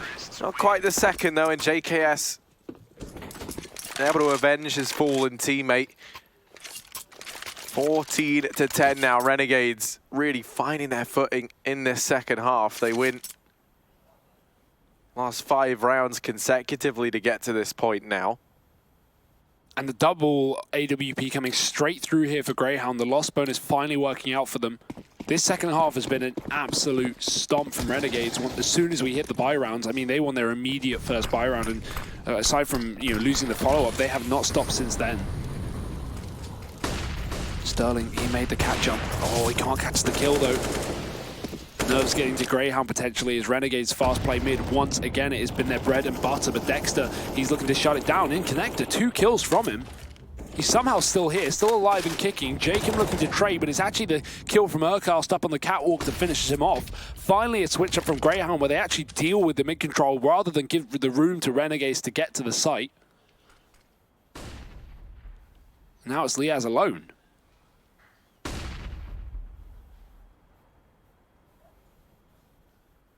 And I mean, for Greyhound, they don't have to peek into this. They don't have to give him any means of getting back into this round, and they're not going to. Yeah, actually, just as I say it, Sterling does get a bit curious. Spots Liaz, but you imagine they don't give him any more opportunities to 1v1. You have this crossfire set up over towards connector between Dick Stacy and Urkast over on short. That Molotov actually going to force Urkast forward.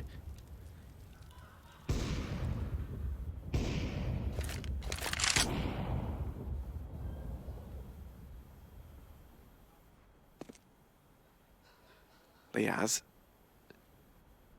still sneaking over here towards short. Spots the AWPer in CT. That's Malta to delete him. And Greyhound in with an 11. Still a little ways to go before they're able to draw things back up here, but it's the first step in the right direction for Greyhound. Well, it's the first time they've actually been able to deal with this mid-control for Renegades, right? Because every single round that has been the bane of Greyhound's existence, but they recognize it. They have that crossfire from connected to short rather than giving Renegades all the room in the world. They just got to keep that up if Renegades keep going for this fast mid play. But it's back to an A-site take. Dexter playing close alongside one of these AWPs, Malta. Very close position for the AWP, and they're going to set up on the corner. Liaz waiting for this, and there's still players setting up smoke, so they can drop in and be essentially on the right side of Malta here. After Liaz shot missed, he will expect it, but Dex is going to hit the shot first, doubling, and the dink to Jacob as well. Now the split from Palace is well timed from JKS, and that has gotten rid of the AWP within the site, but a 3-on-3 with utility up for Greyhound. Definitely a doable retake here, especially with Jacob being this low, but do not count him out despite the 10 HP. Ooh. Or maybe you should. Yeah, it might be about time. It might be about time to count Jacob out of this round as Urkast slam dunks him from it. JKS peeking into CT. Only on 6 HP, but Sterling Oh, Gratisfaction going toe-to-toe with Sterling now into the 1v1, and Urcast yet to cross, yet to get into this bomb site. Gratisfaction's going to win it. Map point to Renegades, 15-11 as Gratisfaction holds his own. Looking to try and take us through to map number 3.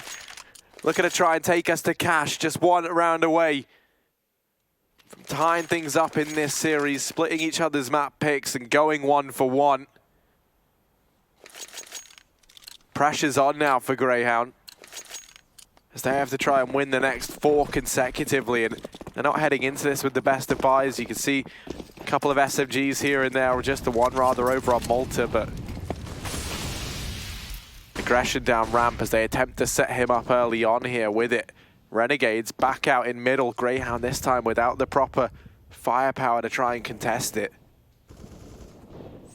JKS has even caught the ramp aggro as well. There's 2 players, but he's repositioned, and they weren't expecting to be so wide towards the spawn, so JKS doubles it, and Renegades find 2 opening kills gifted to them on a platter. We need a hero here for Greyhound, otherwise Cash is in the horizon. Urcast still in the window. Once that smoke fades as well, his teammate's going to come out and try and push through it with him. He does get to the underpass, but it's a double peek from Jacob up on the chair, getting the trade. And now 2 players up for Greyhound in a 2-on-4.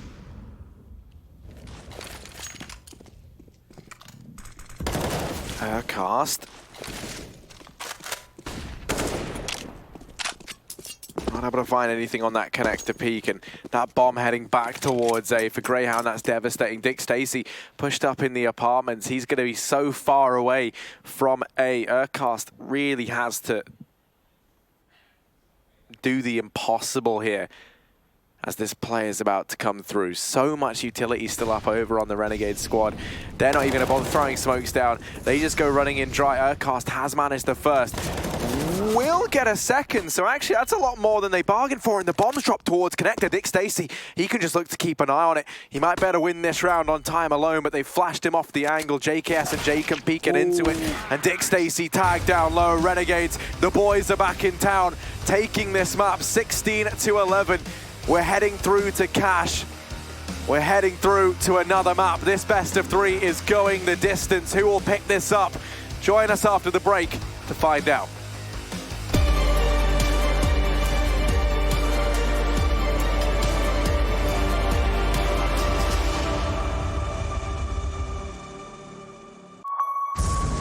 The champions of ESL 1 Cologne. Do you remember? Welcome to the Cathedral of Counter-Strike. Think you've seen it all?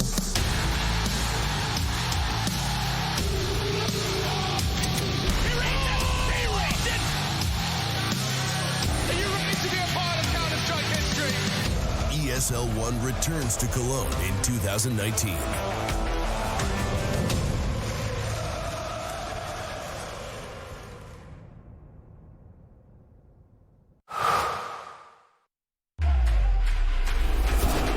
Think you can't clutch through a smoke while recording in full resolution and streaming the play to the world?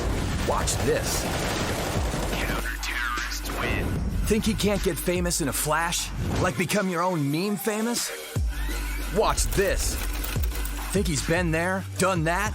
With Intel Core i7, he's just getting started. Game, record, stream without compromise on Intel Core i7.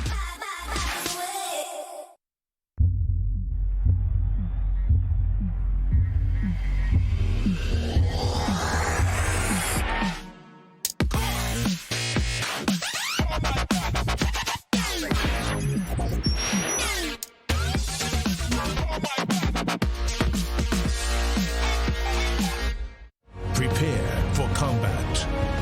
Go forth and conquer.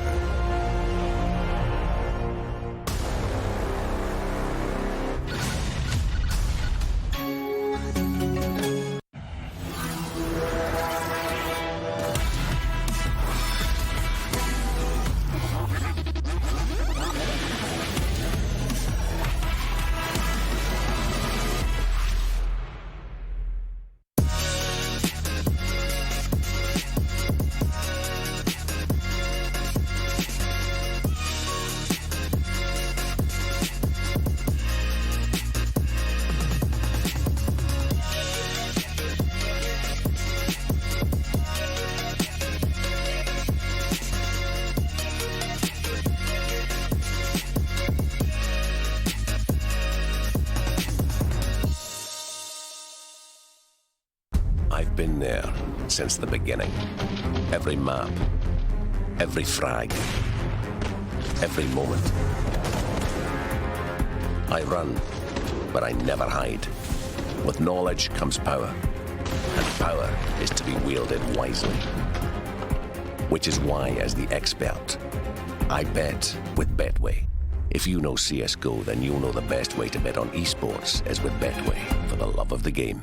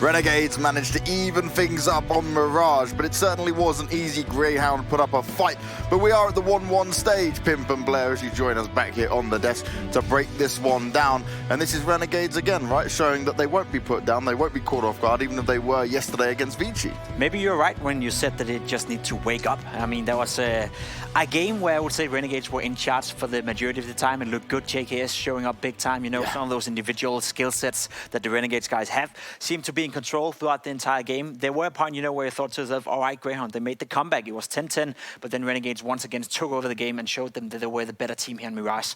A little bit, I wouldn't say disappointing in Greyhound. I think they made it competitive and I think they made it good, but there was a few mistakes and a few mid-round decisions I questioned, I would say, and I think they're going to feel, or look back at this game, so to speak, and feel a little bit sad that they didn't capitalize more of those mistakes. Yeah, I completely agree, and also the fact that if you look at how this game has played out so far, they've won. Scarf, by the way.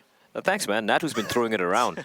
And I'm like, hey, you know, if it's an ENCE merch, I'm just going to use it. Yeah, easy. Cool. Anyway, the point is, the point I'm trying to make here is the fact that it's both the teams have won their maps, their opponent's map pick, which goes to show how these two teams, you know, it gets very close, so they can always upset each other, right? And going to Cash, it's going to be interesting. The really cool thing to see about Greyhound with the fact that, like you said, no one really like fell off, so to speak. They got outplayed, they made a few mistakes, but not like they played a bad game. No one really had a terrible game. Sure. On the other hand, for Renegades, the players started to get going. Of course, Jakem, you know, he's a non-Australian in the team, but he's been definitely a beast, at least stats-wise, in the past few lands they've been playing in past few tournaments. They've been playing ever since they picked up those two new players, Dragatisfaction and Liaz, and he really stepped up. 28 or 29 kills. It's an insane performance coming out from him. JKS, again, Mr. Justin Savage, as Chad calls him, the best Australian player. He lived up to his name as well. He had a great game showing from him. Going into Cash, I think this is going to be very interesting. From the Greyhound we saw yesterday, all the aggression on the CT side and the way Renegades also know how they played. Bear in mind, I think this map went to overtime, I think? 16-14. 16-14, close enough, and I think this is going to be one hell of a banger. I definitely agree. I think Cash is the best potential map you could have for a third map decider between these two teams. It's a map both teams are known for being good on, especially Renegades. You know, there's a long history going back to even 2 or 3 years ago where Cash being one of those maps you didn't want to play against Renegades because they were so good at it. It's a map that allows for a lot of aggression. It allows for a lot of proactive play, so to speak. If you lose mid control, you're going to push in A main or you're going to push B side, whereas if you lose B control or A main control, you're going to push middle or you're going to push B. There's so many stuff or so many things and so many different variants of possibilities you can do on this map, and both teams have showcased on map 1, on map 2, that they're able to be proactive, they're able to take that step into the game and make it competitive. So I'm looking forward to Cash, and I think it's going to be super close and not at least a very tense one as well. All right, so next up is Cash, right? Or, okay, I'm not going to trigger the Australians on Twitch chat. I'm going to start saying Cash. I'm going to give them what they want, right? Because they get triggered every time we say it regardless. Yeah, well, Cash is coming up next, right? And Greyhound, this is where they've got their work cut out for them. You had the first map. You were looking so strong. You go into the second one, and it slowly slips away. You had a sign of hope. What do they need to do here? Right now, I think it's firstly, there's a lot at stake, right? You don't want to go to the lower bracket where Vici is, you know, lying in wait. You don't know how these guys are going to play dangerous opponents. So obviously, everything on the line over here. If I was Greyhound Gaming, I would go for it. I would go for that proactive play. The way they played Inferno, for example, on the CD side, going for information plays, strangulating Renegades. On the other hand, for Renegades, I'll just say stick to your strengths. Your defaults are better, in my opinion, compared to Greyhound. It's going to be a barn burner, and I'm just going to mention it out there. Apart from winning the minor slot, you know, the first slot into the major, it's also a battle of which team gets to be called, yeah, the boys, YTB. I think one of these teams the winner deserves it, so to speak. You want to find Lias, you want to fight Gratisfaction right now. You want to see if you can bully those two guys.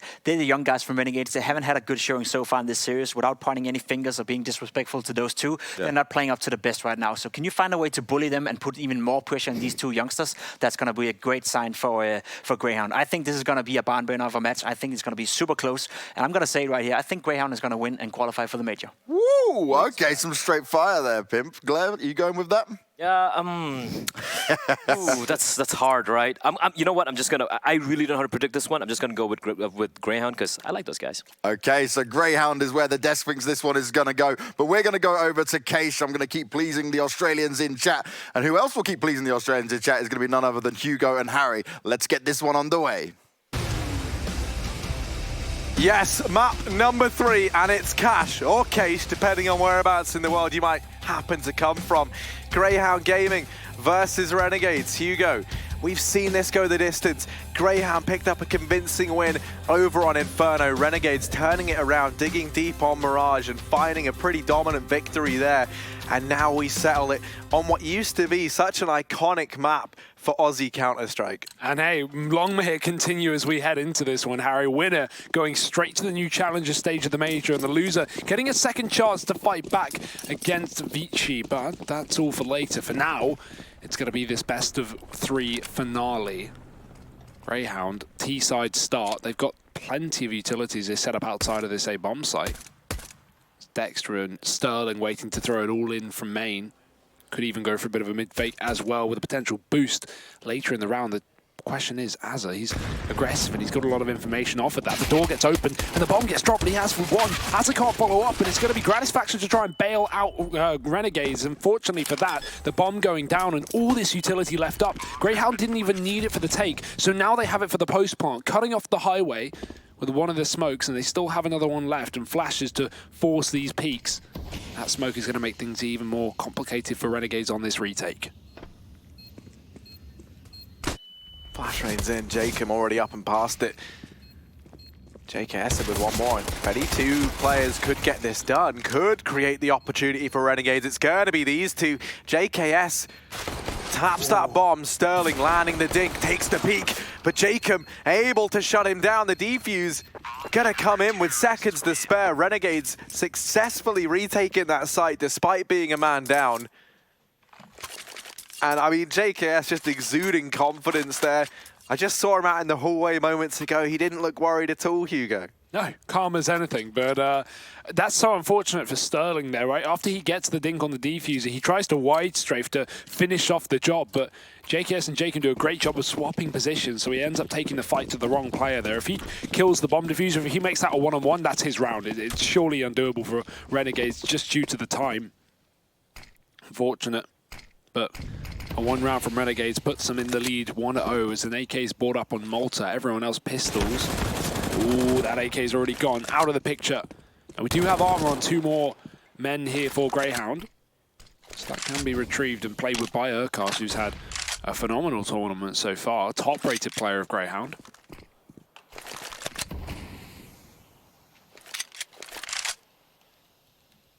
Back towards middle. They give up on B early on, even though Jacob is tagged down to 6 HP.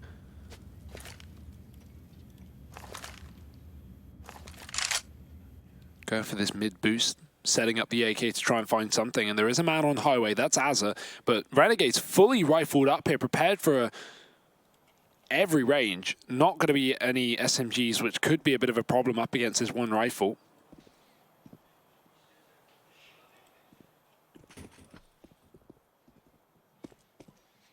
Rotate off of highway as well. Azza going to go back to the A site, and this gives time for Urkas to move in. Yeah, that one solitary rifle out for Greyhound Gaming. It is thrown over onto Urkas. He's been on fire throughout every series they've played. But Azza, one step ahead, shuts down that solitary rifle over on the highway. Jacob in with another. He has polishing off the remaining players, and that will be the round going the way of Renegades. A 2-0 start. Greyhound in with the buy here. They do get rifles out. One of the reasons I'm so glad that this has gone 3 maps is, as Australia, you know, the dates, they're a little bit further ahead of us, right? So slowly but surely it's becoming the 26th of January, Hugo. And do you know what's so special about the 26th of January? Tell me. It's Straya Day. It is Australia Day, yeah. Well, this is going to be a real reward. Exactly. What a way to celebrate it. One of these 2 teams making the major. I like to think that it's a national holiday because of this matchup. Maybe that's why the schedule was made this way. Who knows? Either way, rifles up for Greyhound here. Full AKs into this one. Of course, the exception of Malta, who did buy up that AK in the previous round, but not really a problem. 4 AKs will be able to get the job done. You would like to think. Not much mid presence for Renegades here. They just have that solo highway player who is doubling back between the highway and watching Squeaky rather. Connector smoke being set up for Urkas as well, and Gratisfaction. He can easily just fall off of this position, give that mid control away. They do have that vent player as well to stop the potential B split, but right now with the bomb still yet to commit. We'll be going towards that B side of the map. JKS, this is where he's going to be left under pressure. Peek out wide. Nice shot to take down Urcast. This bomb coming in behind him as well. He's got a lot to do. Already getting tagged down a little bit more. Will escape. You even have a rotate back towards B for Gratisfaction. Dexter knows he has JKS boxed in, but they don't have anything to flush him out with. That doesn't matter because Malta and Dexter, they've cracked B open. They're within the bomb site now. This bomb does still have to try and get across, but plenty of smoke still up for Greyhound. And will facilitate this bomb plant. Tapping it, Malta takes that fight onto Jacob. Ballsy move. And now Azza barreling in through CT is only good for one. Liaz up in the heavens, stops the bomb going down, and now just Dick Stacy and Sterling.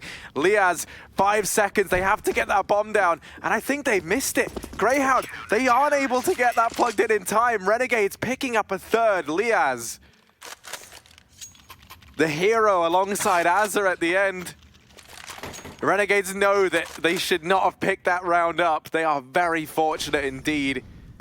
But it's mistakes like that that Greyhound cannot afford to make. The best fight is pacifism, which Liaz learns in that round. Just giving up the bomb site and Greyhound not getting the plant in. Now they're stuck with 2 AKs, and that's going to screw the economy of Greyhound for the short term because no loss bonus on both these players. They don't want to force around it because they've not got a huge amount of money to play with. That being said, in the follow-up, it's going to be Sterling and Dick Stacy with no cash either, so there is really no solution to this other than a bomb plant that would make things a little bit easier, relieve some of the pressure here for Greyhound. But right now it really is on with Renegades 3-0 up in this map.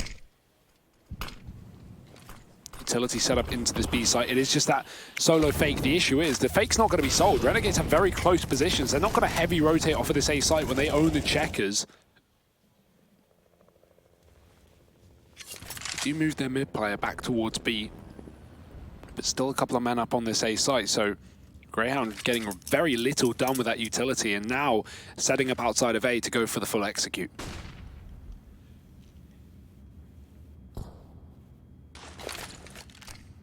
This is why Liaz and Azza reside. Molotov isolates the man that was supposed to come in from Squeaky, instead forces Dick Stacy into that solo fight on his lonesome. Doesn't have the support he was meant to have, and well, Malta in with one and a second at that, so good time for him to roll back to yesterday's form, and a nice flick from Gratisfaction. Oh, good night to Greyhound. They get put down here. Renegades 4-0 up.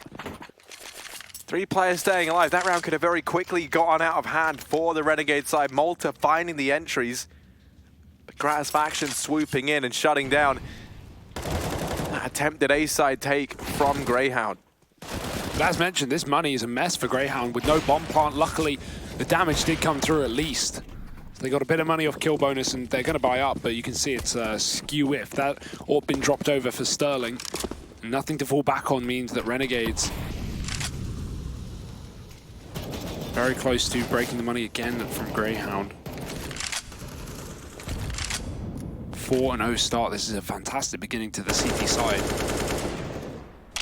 Sterling, would be nice to have him try and open up this round, get that pick, because Gratisfaction already starting to find his form in this map as well. We just saw in that previous round. Sterling slow towards B. There's smoke up in main as well. They know that Renegades have been playing very heavy towards these checkers and vents areas, so they're going to keep an eye on it. Lots of Molotovs to try and catch JKS out in this position. The boost over timing is unfortunate for Gratisfaction as he just rotates off right as that comes over. Jacob pushing that smoke in middle as well. He gets a lot of info off of this, but he might need to burst out and help Azza in a second because already that mid boost has come through. The Molotov forces him off. Sterling does kill JKS's aggressive peek on B, and Gratisfaction was still here, but he's backed off to the site. The mid push not working out for Jacob, and it was a nice attempt considering Renegades were already down a man, but now this just puts them further in the hole.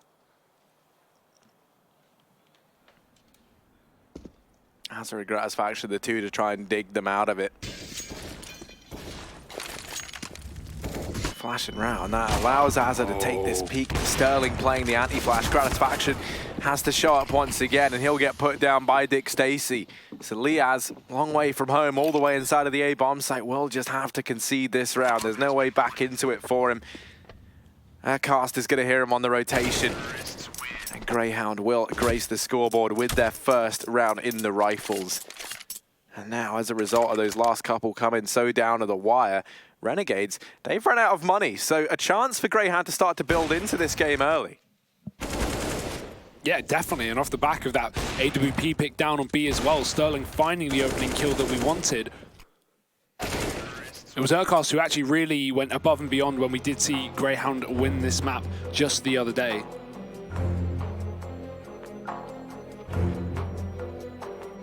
This time it's Malta really having a strong start, at least on that CZ round back to the A site. So timeout here for Greyhound, working out how much money Renegades have and how they're going to approach this one as well. But yeah, it's a force from Renegades, far from perfect. Pistols, armor, Solar Famas on Jacob. And this is when you're going to see those, those triple mid setups, those aggressive A main pop flashes. Something that Renegades can try and catch out Greyhound with instead of just playing this passive rifle setup that they have been running. And there we go, 2 deep mid players already. We could see this boost straight away for Renegades. They've mollied off the top, so Greyhound can't get in position. And Jacob is going to go right up and over. Is being watched by Dick Stacey. So he needs to be very, very cautious here about showing the top of his head. And I don't mean Dick Stacey. So Jacob just keeps cover for the time being as Greyhound hold this default on the T side. Still not keen to push in anywhere. More so waiting for a reactive play from Renegades. That's more likely to happen on these low buy rounds. Someone gets impatient and aggressive as a result. But Renegades aren't biting. And this is where the boost happens, Harry. This is where the fun happens, because Dick Stacey's going above and beyond, and Jacob catches him off guard, not aware of the possibility of that. Urcast will trade immediately with the second boosted player coming through, and the one rifle from Renegades has been removed. Follow up to the B site. Back of the checkers is going to be a great position, considering JKS just died here, and they won't expect Gratisfaction, but he's going to get shot out from B main. The information passed over, and Dexter 180s him. Greyhound own the B site now with both kills, and Renegades, they may as well save. Pretty gut-wrenching call to have to make when you go for that force buy, but you're bang on, Hugo. Greyhound securing the second round. Renegades just going to have to run this double pistol armor setup into the next. Won't have anything to play with around that. So this is really where Greyhound are going to start to chain a couple together. You imagine they're going to go 3-4 here, as we do see this little streak come out from them, and that, shows the implications of how close those rounds got, and how, even if you think to that Greyhound force buy where they hit that A bomb site, the couple of kills that Malta's able to get with the CZ, in what was a Renegade round, still has its implications now, and that's being felt, the waves, the echoes of that, playing into the outcome of this game early on. 4 players staying up for Greyhound, so no such issue on their end as they are building up money now on this T side. And this is poising them nicely, at least in the early stages of this first half. Yeah, definitely so. Greyhound somewhat in the lead of the next couple of rounds, as Renegades are still waiting for that buy to come through. So hoping for a big hero play from Azra in this one if Renegades really want any stake in picking this up. They will go for a full A stack here, and this is a nice core. Flash to main, try and get aggressive. You've got to wait a bit of time before Greyhound are actually pushed in, and there are a couple of players near about, but they just fall out. Bad timing on that flash. As Renegades push in, find nothing. And off the back of that lack of info, they may just force a full rotate down towards B or even highway here. No point hanging around at an empty bomb site, so 2 players, 3 start to go discovering, although Azza recommits back towards middle. And Greyhound, at this point, they are creeping into the B site. They have put pressure on mid, but Azza's going to be focused on stopping whoever's coming in on this vent split. However, that's yet to be employed. Only Urcast is looking in the middle. Damage taken, and he probably won't re-peek off the back of that because Greyhound are already in B. They're already smoking off that CT spawn. Dick Stacey spammed down low. JKS looking for some chip damage through this smoke, and he's finding a bit, but not conclusive to a kill just yet. Greyhound will get this bomb down, and in a 5-on-5 retake with this little to play with the Renegades, very little chance.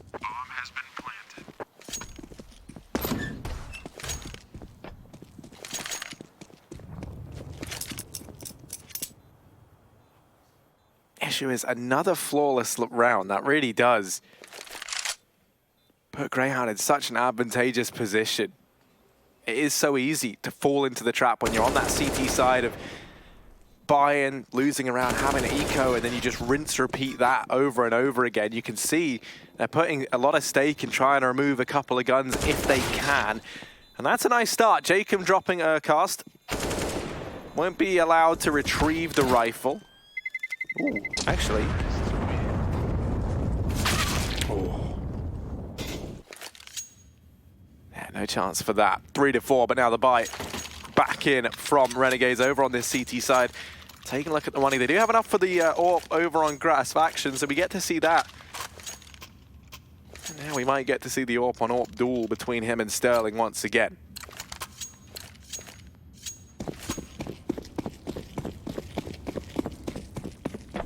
Yeah, slightly lacking utility here and there, but otherwise a very good buy for Renegades as this loss bonus begins to build. 3 in a row for Greyhound.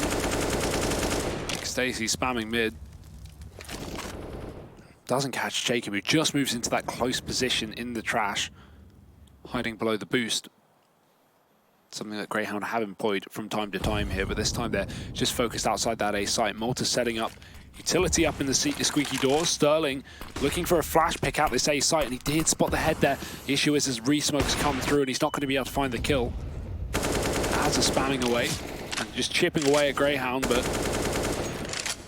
not quite finding anything notable. In the meantime, Dex is pressuring B, and there is only one man here, so if Dexter can sneak his way in, find this pick, take down the solo AWP, this round is very much opened up, and well, he won't be going for it alone. He's going to have his team rotate in. Now, not much info to make this call for Greyhound, but it is going to be the right one. Flash is good. Gratisfaction falls back.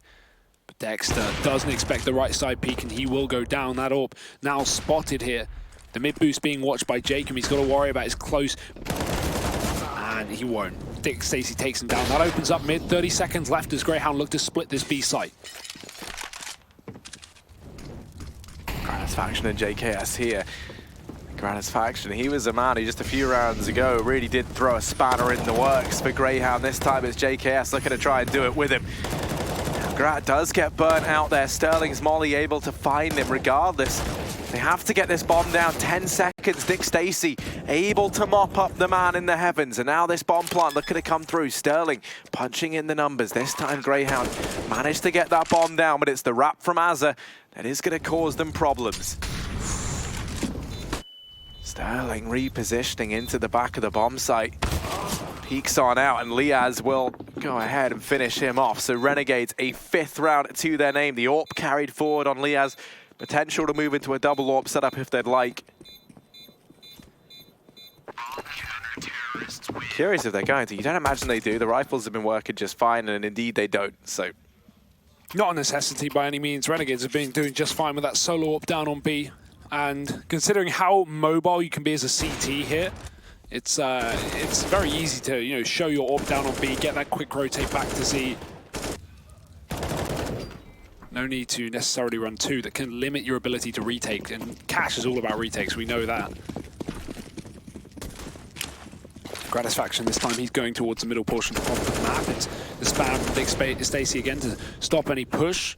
But actually he got wallbanged by Grat there, goes back and forth. He's continuing to hit damage. Gratisfaction getting bullied through this wall, down to 30 HP. I assumed Dick Stacey was shooting for the headshot angle, and Gratisfaction was already on top of the box.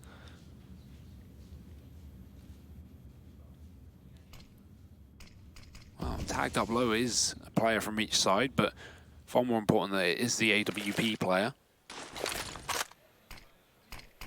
Jacob keeping them back on B with a smoke, and Greyhound again going for this boost. Urcast looks to open up middle like he does best. Now Gratisfaction is here on the box still. One thing we've seen from Greyhound is their ability to take this mid control. They do a little trick where they throw a flashbang, and when it pops, Urcast drops off the top of the boost. So if they can pull that out, Renegades won't know that they're in mid and dropped up close. This can put Gratisfaction's life under risk. We'll see if that happens later, because for now, Sterling, he might be met with some aggro B play.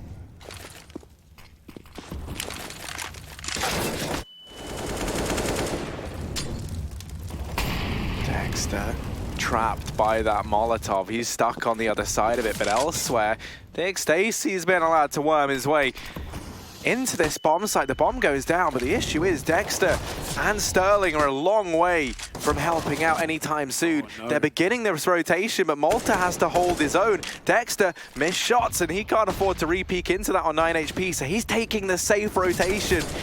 It's going to take him a very long time to get there, and now it falls to Sterling to try and hold back Renegades, buy time for Dexter to get into position, but the bomb isn't planted for him. This round has fallen apart, and Renegades, oh no, they get the defuse, they just stick it. With Dexter trapped over towards B, they know that the last man is over in main, and the second they see that bomb is planted safe, they hop right on it. I don't know why they committed to planting the bomb immediately there, Greyhound. They had 2 players on the other side of the map. Just because they got those kills, Renegades, instead of committing to the fights on B after they lose 1 man to Sterling, they just, hot rotate instantly. They want nothing to do with those 2 B players, and even though one comes from the back of the CT spawn, he misses the shot to the car rotate, and Renegades get on that bomb. Definitely an error from Greyhound they're going to come to regret. Oh, I love it. Liaz getting run boosted from the catwalk to the red box to the shroud spot. He's going to be up and above this A bomb site. JKS in the meantime, was that a smoke kill? I think he's just taken down Dexter through a fully fledged smoke, and Renegades have taken a man advantage as a result. Good position from Liaz, but going to get caught by Urkos. He's 1 step ahead, so man advantage at least retained, or at least contained by Greyhound, who are back into the 4-on-4. Az is going to jump up on top, but he doesn't see Urkos, who is right below him. Low HP that Az can finish off as well. Would love to upgrade his gun, but it's kind of behind enemy lines, and Gratisfaction shot through the smoke as well. As it blooms, Dick Stacy finds another, and now we have a 2-on-3, but Az are in an off angle they don't expect, and Sterling is the last man up. Great round from Renegades so far. We've seen Sterling in these situations rise up and go above and beyond our expectations. It was him yesterday to get Greyhound to map point in that matchup versus MVP. Sterling really threading the needle here. Repeat from JKS, and that'll be him dealt with. Renegades 7-3. They trade very promptly. JKS makes sure to take that fight before Sterling can get another shot off. Oh dear. I think we had 2 smoke kills in that round for Renegades. Gratisfaction got one through, oh no, okay, he wide straight forward. So not quite as unsettling. But yeah, nice positions on the site there for Renegades, at least being able to trade efficiently. No matter who Sterling kills there, you're going to have the other one wide swing. So things are getting tough now for Greyhound, 7-3. They really are being tried and tested on this 3rd and final map. And if you are just joining us, the winner of this does qualify for the major new challenger stage here in Katowice in just a few weeks' time.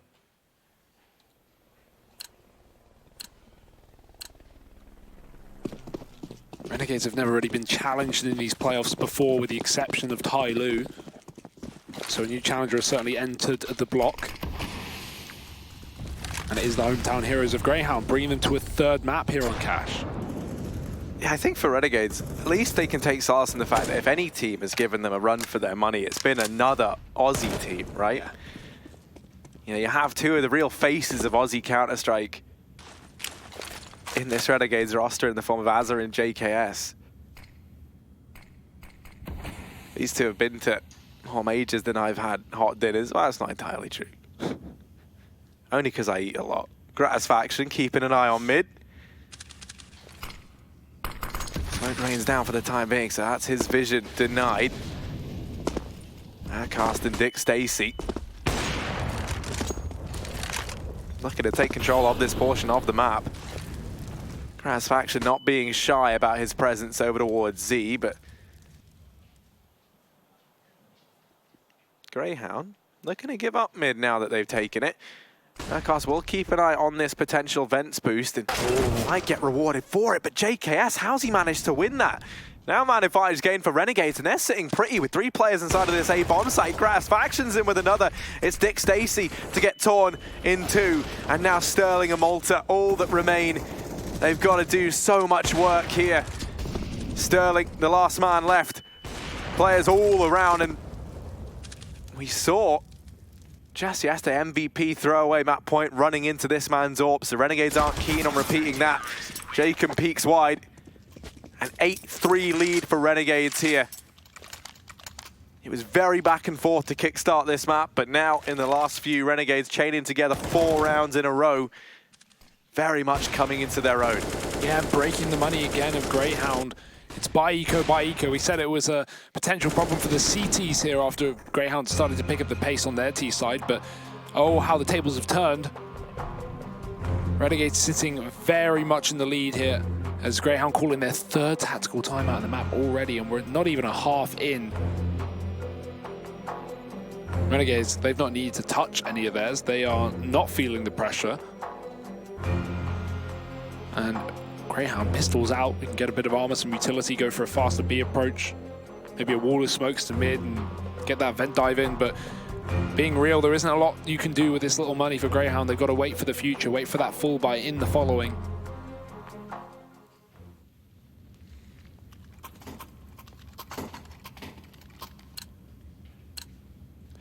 So 1 smoke and flash. And a molly. Yeah, definitely limited. They even left the bomb in spawn. Let's hope someone realizes that, and they will. Malta will run back. So whatever trick Greyhound had up their sleeve, it's going to be delayed by a little bit of time. Either way, it's looking like an A cross play. Yeah, at this point, if you're Greyhound, you're not too worried about taking things slow here. You want to try and bait out as much utility as you can from Renegades. You want to at least be forcing them to go through that, have to rebuy a lot, waste a lot of this money. You know that you've still been finding damage in these rounds. You've just had trouble closing them out. Nade in towards mid, not going to find any damage onto Malta. That's him. And Dick Stacy once again look to challenge for this portion of the map. And it's all mate Gratisfaction here to lay down the paint. As we cut away from, he's able to find that frag onto Malta. We also catch Azza there. Quick double kill into main. Only Dexter left standing. He'd love to get something done with the Deeg, but you don't fancy his odds. Renegades all across the map. Look at them go. Liaz and Azza both clearing out main. They spot the bomb, and Azza's just going to be fixated on this portion of the map. Oh dear, Gratisfaction in through the vent, in through the wall. And that will be the round finished off, rather. 9 rounds to Renegades on the CT side. And Greyhound, now they've got the buy, Harry. This is going to be one of their last of the half so far. Running out of rounds as we hit number 13. Nice. Good timing on Gratisfaction. Even if he doesn't hit that shot, there was a B main player who was pushed all the way up to useless. So, I mean, Dexter was dead, whether he liked it or not. And Gratisfaction, he's had a real turnaround. He definitely was a little bit slow in Mirage until that second half, but here he's just come into the map storming. 12 kills right now. Renegades have had no need for this double AWP, and Gratisfaction is doing the work of 2 men. Now Greyhound, what tricks have they got up their sleeve? Back to the A site potentially. We could even see this mid boost go through, but they're trying to take A main, and if you don't establish that control very early on, they're having to use a lot of utility to get in to make sure the Renegades have not aggressed, but nothing of the sorts for now. Nice smoke, bounces off, lands in main, cuts off the line of sight, and you can see Urcast ready for that position from Azza. He's been playing that quite a lot here.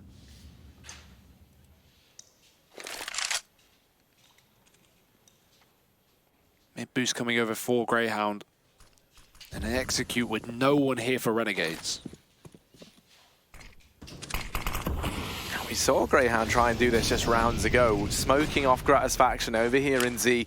This allows them to get easy control down into middle. Of course, then we saw the vent peak from JKS, and we're going to see that once again. This time it is a 1-for-1 trade as they manage to mop him up. At the very least, it's just going to be the fast B play. Oh no, Dick Stacy fluffs the shot, and that's Jacob continuing to fight from checkers. Dexter left up in the 1v3, and there's still Gratisfaction here tagging him in through the wall. 20 seconds and counting, and Gratisfaction's not missing a beat. Renegades 10-3. That flash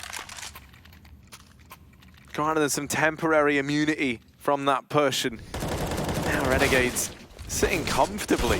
What? Dick Stacey just stopped shooting. Did he assume he got the kill? I really don't know, but that is so unfortunate. That was the one kill that really could have made that round a reality. It feels like that was the case, right? It feels like he just stopped shooting. You know, it happens to us a lot where you assume, you know, I've got the guy. And then I think the second he did that's when he made the decision to drop out through the vents, right? You see him start shooting, but at that point, his accuracy's completely dropped because he's falling from the vents. Gratisfaction once more, kick-starting this round for the Renegades. We mentioned how he had fallen quiet in the previous map. Even back on Inferno, wasn't really present in the server. It seems only fitting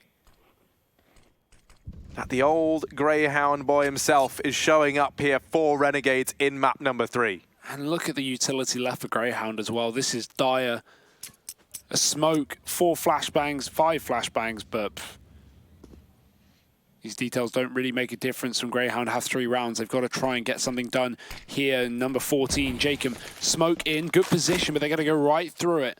He could have easily caught their legs and taken a free kill without a doubt. That nade, slight damage as well, and Jacob is going to peek out. Nice shot. Molotov in, but they've already crossed. Nurkos has found an entry. Jacob, the survivor on this B site, is just mowing them down. 2 kills. But eventually getting finished off as Azza will rotate in from the heavens. So 11 rounds to Renegades. Kassar looking pumped. Given one of those special massages against JKS. Why not?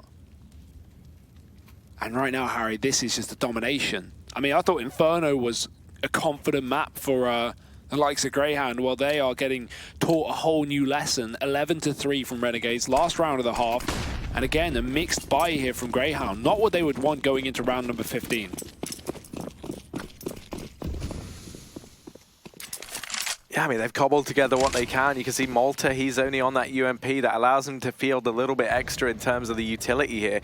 He's lining up that initial flash for the rest of his team. There's no smoke down on the cross, which, considering there's 2 in play, feels like a bit of an error on behalf of Greyhound. They get completely annihilated. Renegades shutting down everybody. Only Dexter remains. They try and play off the contact. They try and just play with that one flash to not telegraph that play. Renegades are already posted up and ready, and a 1v5 needed from Dexter. This just surely isn't happening, and no, it's not. Renegades 12-3. They close out the most dominant half we've seen today. Fantastic stuff from them. Are Renegades going to keep this up, or will Greyhound somehow pull this back on their CT side? Find out after the break.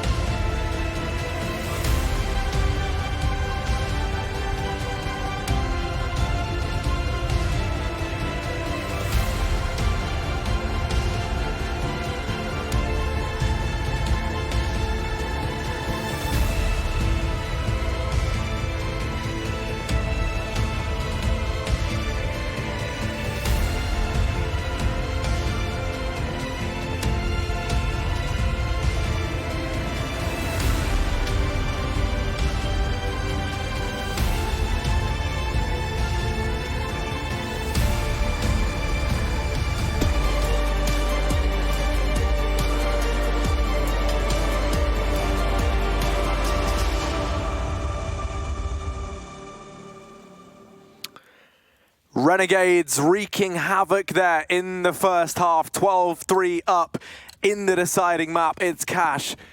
Greyhound now switching things over onto the CT side.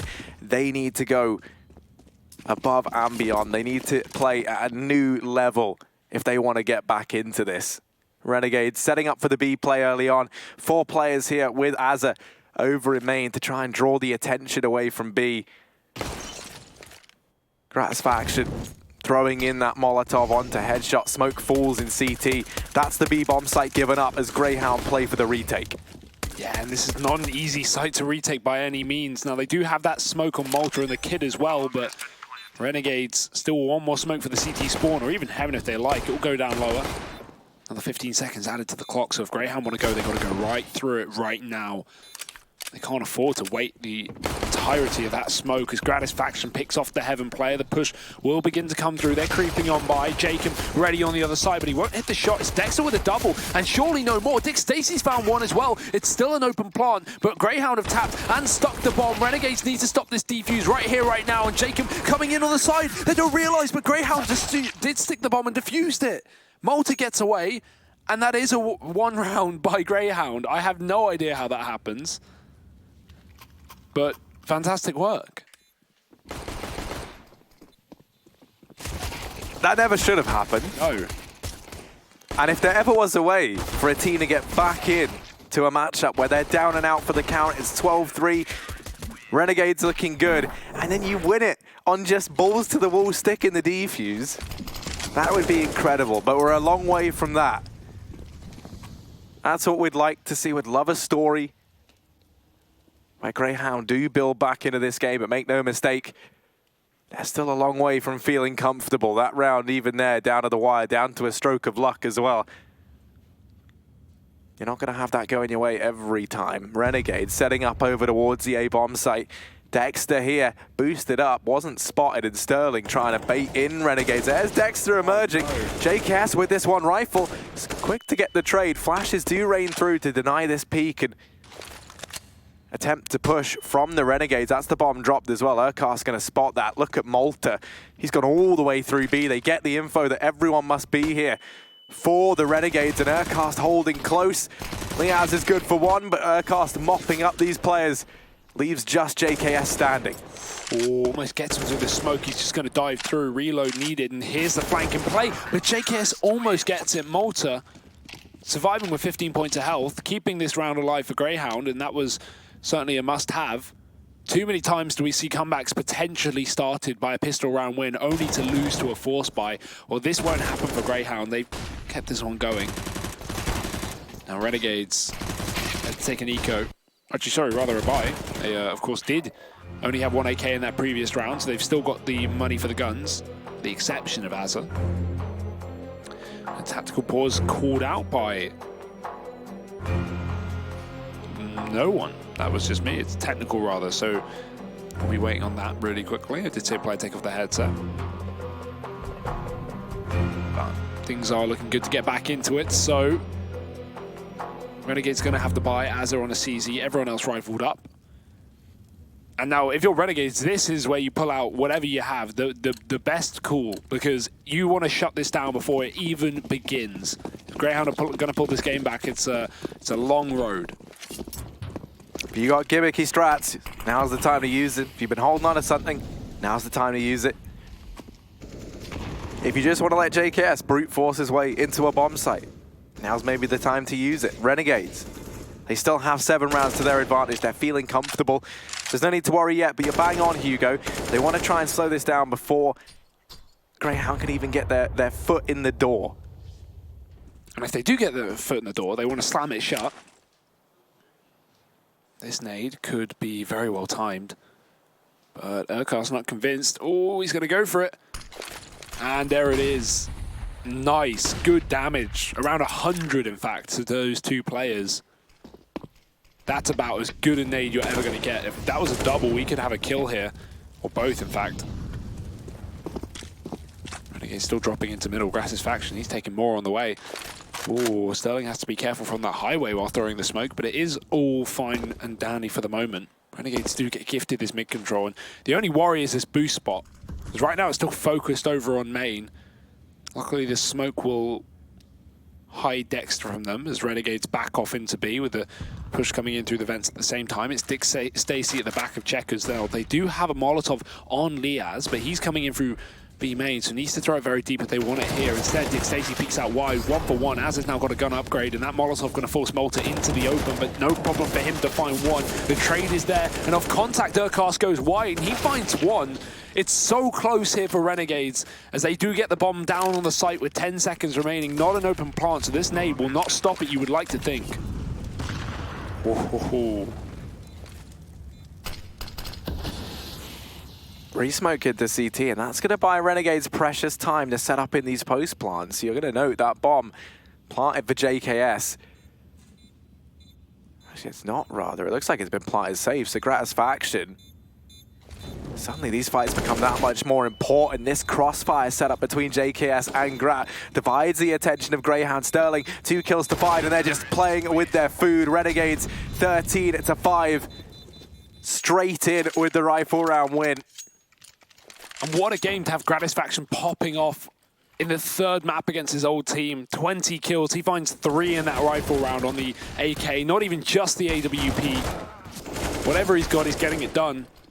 And nice try from Greyhound. I mean, they traded very, very well. It's just once they get into that 2v2, they don't know where Renegades are. They're rushing through a smoke. They're kind of left in a very odd spot. So now Renegades breaking the money of Greyhound, putting them to just USPs as they wait for the follow-up round.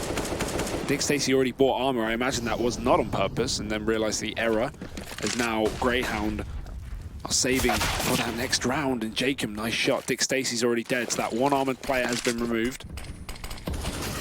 Oh, same story for Dexter. Was that through smoke as well? Dear, oh dear. Gratisfaction has just entered another level in this map. What a time to come alive. Just Malta inside of B for Greyhound, only arm with the USP. This is going to be a clean and quick round for Renegades, 14-5.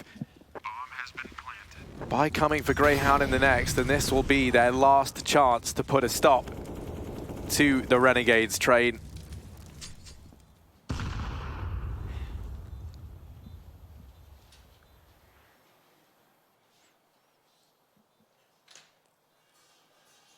Greyhound, things were looking so good for them when we started the day. They were able to take a convincing win back on Inferno. It got you believing. It got you believing in the battle for the boys. But Renegades, they want to retain that title, Harry. No exceptions, no giving it away. 14-5 here, 2 rounds away from the new challenger spot at the major. Renegades looking to do it again and again and again here in these Asian minors. They really are the king of this region, albeit not being based in it. Gratisfaction through the smoke, but he did see the player. So not complete luck. But now look at the money. I mean, Greyhound ecoed the previous round, hard eco. They still have to do it again. They still only have armor pistols here. They've got to give Renegades 15 and then play a rifle round 15-5 down and try and play for overtime. I mean, it takes some balls to make that call, but what else have they got?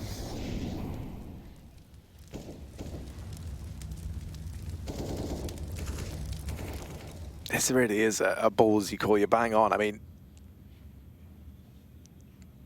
potentially you're looking to win, have to win 10 in a row to force overtime if you're Greyhound. Either that or they have to find it with these pistols. You look up and down this roster as well. And it's been a relatively quiet game from players that have so consistently been showing up for Greyhound. I don't think that's through lack of trying. I think that's because Renegades, they've channeled in to a form that we haven't seen in some time. Oh. But Urcast, one of the guys I was going to mention, he's found a double. Oh, and the triple. Urcast, my goodness, look at him go. I was just about to say, one man in particular who we haven't seen all too much from in this map, who has fallen a little bit quiet, is Urcast. And that's the best present Greyhound have ever had. I mean, on a round that they were willing to give away to Renegades to play for overtime. They only buy pistols. Urcast finds 3. This game is well and truly still on Harry. It's now the money for Greyhound is just quadrupled. AWP on Sterling as well. Now, Gratisfaction doesn't have his just yet, but maybe Renegades can speed up this pace and end it before it's too much of a problem. try and get the reset. Sterling forced off with the Molotov. He's going to have to go back. Ooh, does manage to catch that cross, not getting taken down, and very, very close to JKS pushing in through the checkers. JKS has to be very careful here because Sterling, he's ready. Not ready enough. The cross is there, and I don't think Sterling realized, but luckily enough, the info has been handed over. Dick Stacey getting tagged by the left side, so JKS, position being given away. Sterling having to smoke the site to hide from these Molotovs, but Renegades are fully uncommitted at the moment. This bomb's still back out, and so are 4 of the players, so they might just leave JKS here and try and be that nuisance as the rest of the team go back to A and JKS cuts off these rotates. JKS here can really be a bit of a double-edged sword for Renegades, right? Because on one hand, fantastic position to deny rotations to keep these players inside of B. His presence there is very unnerving. But on the upside for Greyhound, they now know where one of these players are. If they want to try and take a fight, they want to try and isolate a single man, then they can. JKS could find himself trapped here if these other 4 players don't manage to win their fights. 20 seconds left on the clock, and this push about to come in. Dexter, boosted up, has to turn his attention back towards Highway. He needs support from Urcast, and he's not going to get it. Not going to get it anytime soon. Azza able to get one. Dexter still fighting, and he flicks on up. 5 seconds left, planting the bomb, and now Sterling versus Azza. Azza on 5 HP. Such a back and forth moment as we find ourselves in this 1v1. Sterling, the new addition to Greyhound, the man trying to fill in for Gratisfaction. He'll get dropped. It's Azza, the old boy on Renegades, 15-6. They'll reach map and series point. Not just that, but new challengers stage point. They are so close to securing that spot, just 1 round away from doing it once again. And Greyhound, I mean, they've got money on a couple of players, but I only mean a couple. The AWP is here for Dexter, Sterling, Malta on pistols, and this is not the weaponry you want to be bringing into a round that could decide you getting knocked down to that lower bracket. Once again, to be facing Vici. Greyhound fought so hard to get up here, and they've shown some improvements, right? Getting 2-0 by Renegades initially in the groups and then bouncing back. Now with at least bringing this to a 3rd map, but sad to say, it seems like they are not at the level right now to take this victory. Let's see if someone can change that for the time being, because Dex has pushed all the way up in main with this AWP, and he's found Liaz. Nice opening frag from Greyhound. Man advantage secured immediately. Now let's see if Renegades have a reaction, because there's still a close player in middle, and Jacob's got to be very careful. Molotov going towards the deep side of middle. Jacob, he's got a couple of players to deal with, but Urkos has found that kill. These 3 rifles, 2 of them are already finding opening frags for Greyhound, and the pistol's even going to join the party on Malta. Gratisfaction, he needs a hero play or JKS. These are the 2 left up, but who else would you want for Renegades? JKS opening up the B side. The flank is there from Dick Stacey, and Gratisfaction a 1-on-4 to try and qualify Renegades to the major. Surely too much to ask for. The Molotov, the pistol's out. He finds the kill. Now 2 HP on Gratisfaction, and 30 seconds should allow for this plant. The rotation for the vents doesn't want to come in too early, as Dexter wants his teammates side by side. Now that will be heard, and Gratisfaction knows, but he isolates the man in main, and Urkast hits this shot. Very, very close, but no cigar. Gratisfaction, he had the read, he had the perfect play. That smoke was dropped. Here's the man, as you say, drop out from the vents, and you can also hear that rotation from Urkast. He tries to isolate that first man in. And were he left in the 1v1 versus Dexter, both of them on orbs, they're both dead in 1 shot anyway. I would have given the edge to Gratisfaction there. Greyhound, they live to fight another day. Dick Stacey doing work inside of this B bomb site. Urkast keeping a watchful eye on mid. Renegades onto the eco. A chance for Greyhound to stay afloat that much longer in this 3rd map. Close the distance bit by bit. These rounds are an absolute savior for Greyhound in terms of building up the money, having the full buy when you come to those rifle rounds, but also getting 1 round closer to that overtime. And it will have to be overtime if Greyhound are to take this series. Just seems so far away. 1 Deagle on Gratisfaction, everyone else on pistols, Glocks.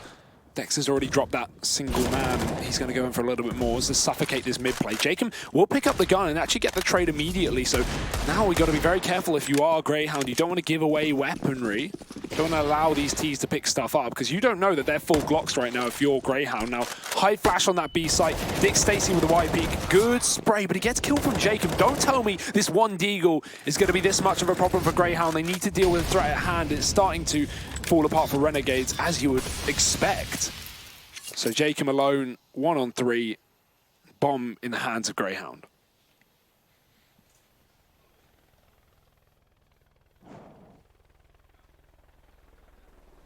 And everyone's favourite Norwegian Australian by popular demand in this 1-on-3. He's already found 2 with the Deagles, so chances are he doesn't get much more, but he tries to hit that fight in a CT. Greyhound, 3 players inside of that B-bomb site. But that wasn't the buy for Renegades. This is the round that they've been banking on. This is the round that they've saved for.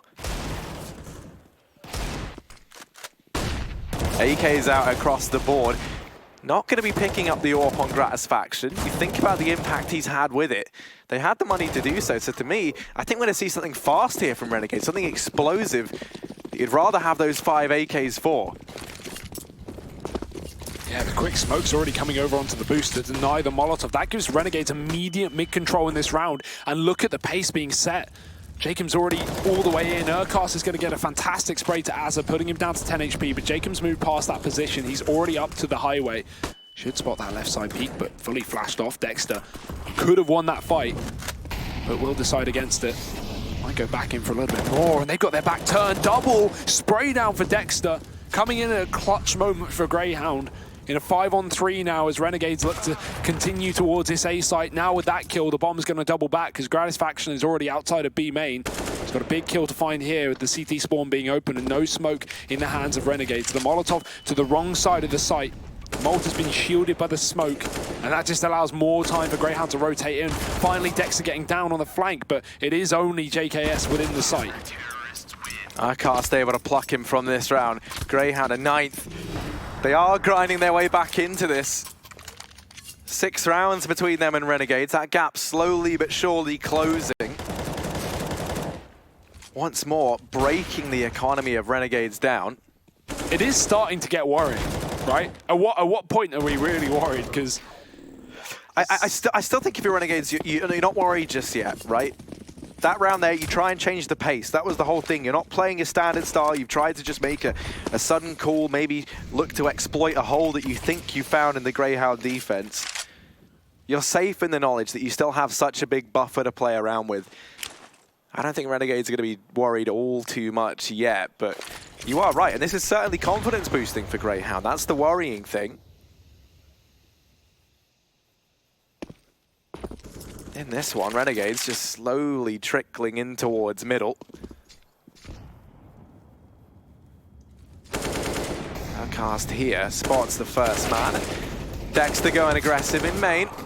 They managed to dig down Urcast, but man advantage maintained, and that is a meaty nade onto Azza. Ooh.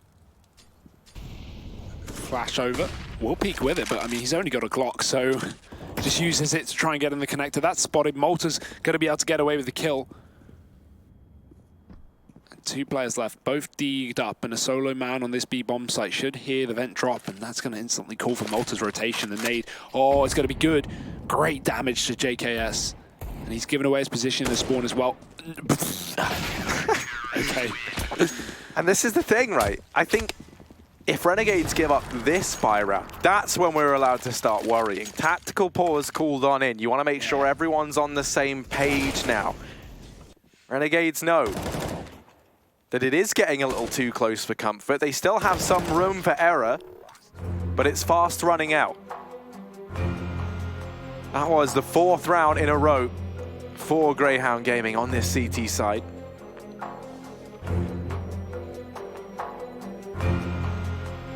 I'm curious what the call's going to be here from Renegades. Maybe looking to make a return just to that slower default. No sudden, quick set pieces out in towards mid like we saw.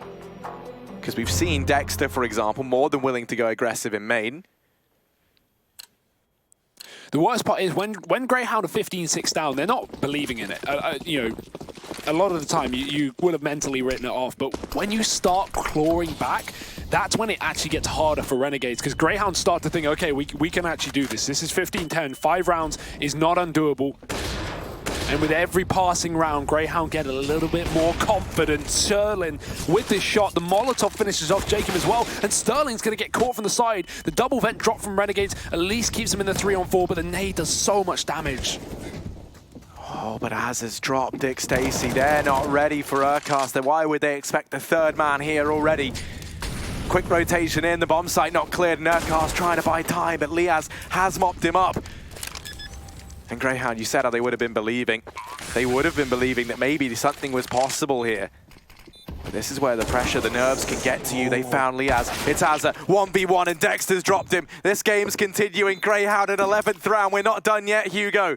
Bomb goes down for Renegades there, so they at least have that to fall back on. Buying is not an issue here. And that hard stack will be as well, exactly how you said it. There's no way the Renegades would be expecting 3 men towards that site. Seems like after the tactical pause, Greyhound expected maybe a faster approach to the round, and boy, did they get it. Comes down to the wire, but Dexter saving his team. And he's had a lot of crucial rounds. He's been someone that's definitely been called out for underperforming in this event when Greyhound have had a great tournament. But, you know, here, in the most important game, he is showing up. Not only that main push a few rounds ago with the 1 AWP that Greyhound kept this game alive on and started this streak, but just there coming in with the 1v1 clutch and saving Greyhound once again. Now this time it's another fast A play. Renegades met close by Dexter. Can he continue? That's the question at hand. No flashbang here yet, but he'll just go right in, and they don't even check it. Dexter sprays down 3. The trades are there, but it's too late. Is it too late? It's Dexter's laboratory as he puts a stop to Renegade's little experiment inside of this A bomb site. Gratisfaction, the only man left up. A 1v3 required, but he has been in fantastic form on this map. And now Sterling and Dick Stacey. Gratisfaction just spots him. He's working his way around, using this smoke. Doesn't know the whereabouts of Sterling, and they managed to pick him up. A 12th round for Greyhound. This looks like it could very easily go the distance here. The money, once again, in an awkward spot for Renegades. They're going to be partial investing into this round. Hugo, look at this from Dexter. Where did that even come from? 15-6 is now 15-12. And Renegades with another tactical timeout. Their sweat is really pouring right now. Yeah, I mean, these guys all looked pretty cool and collected.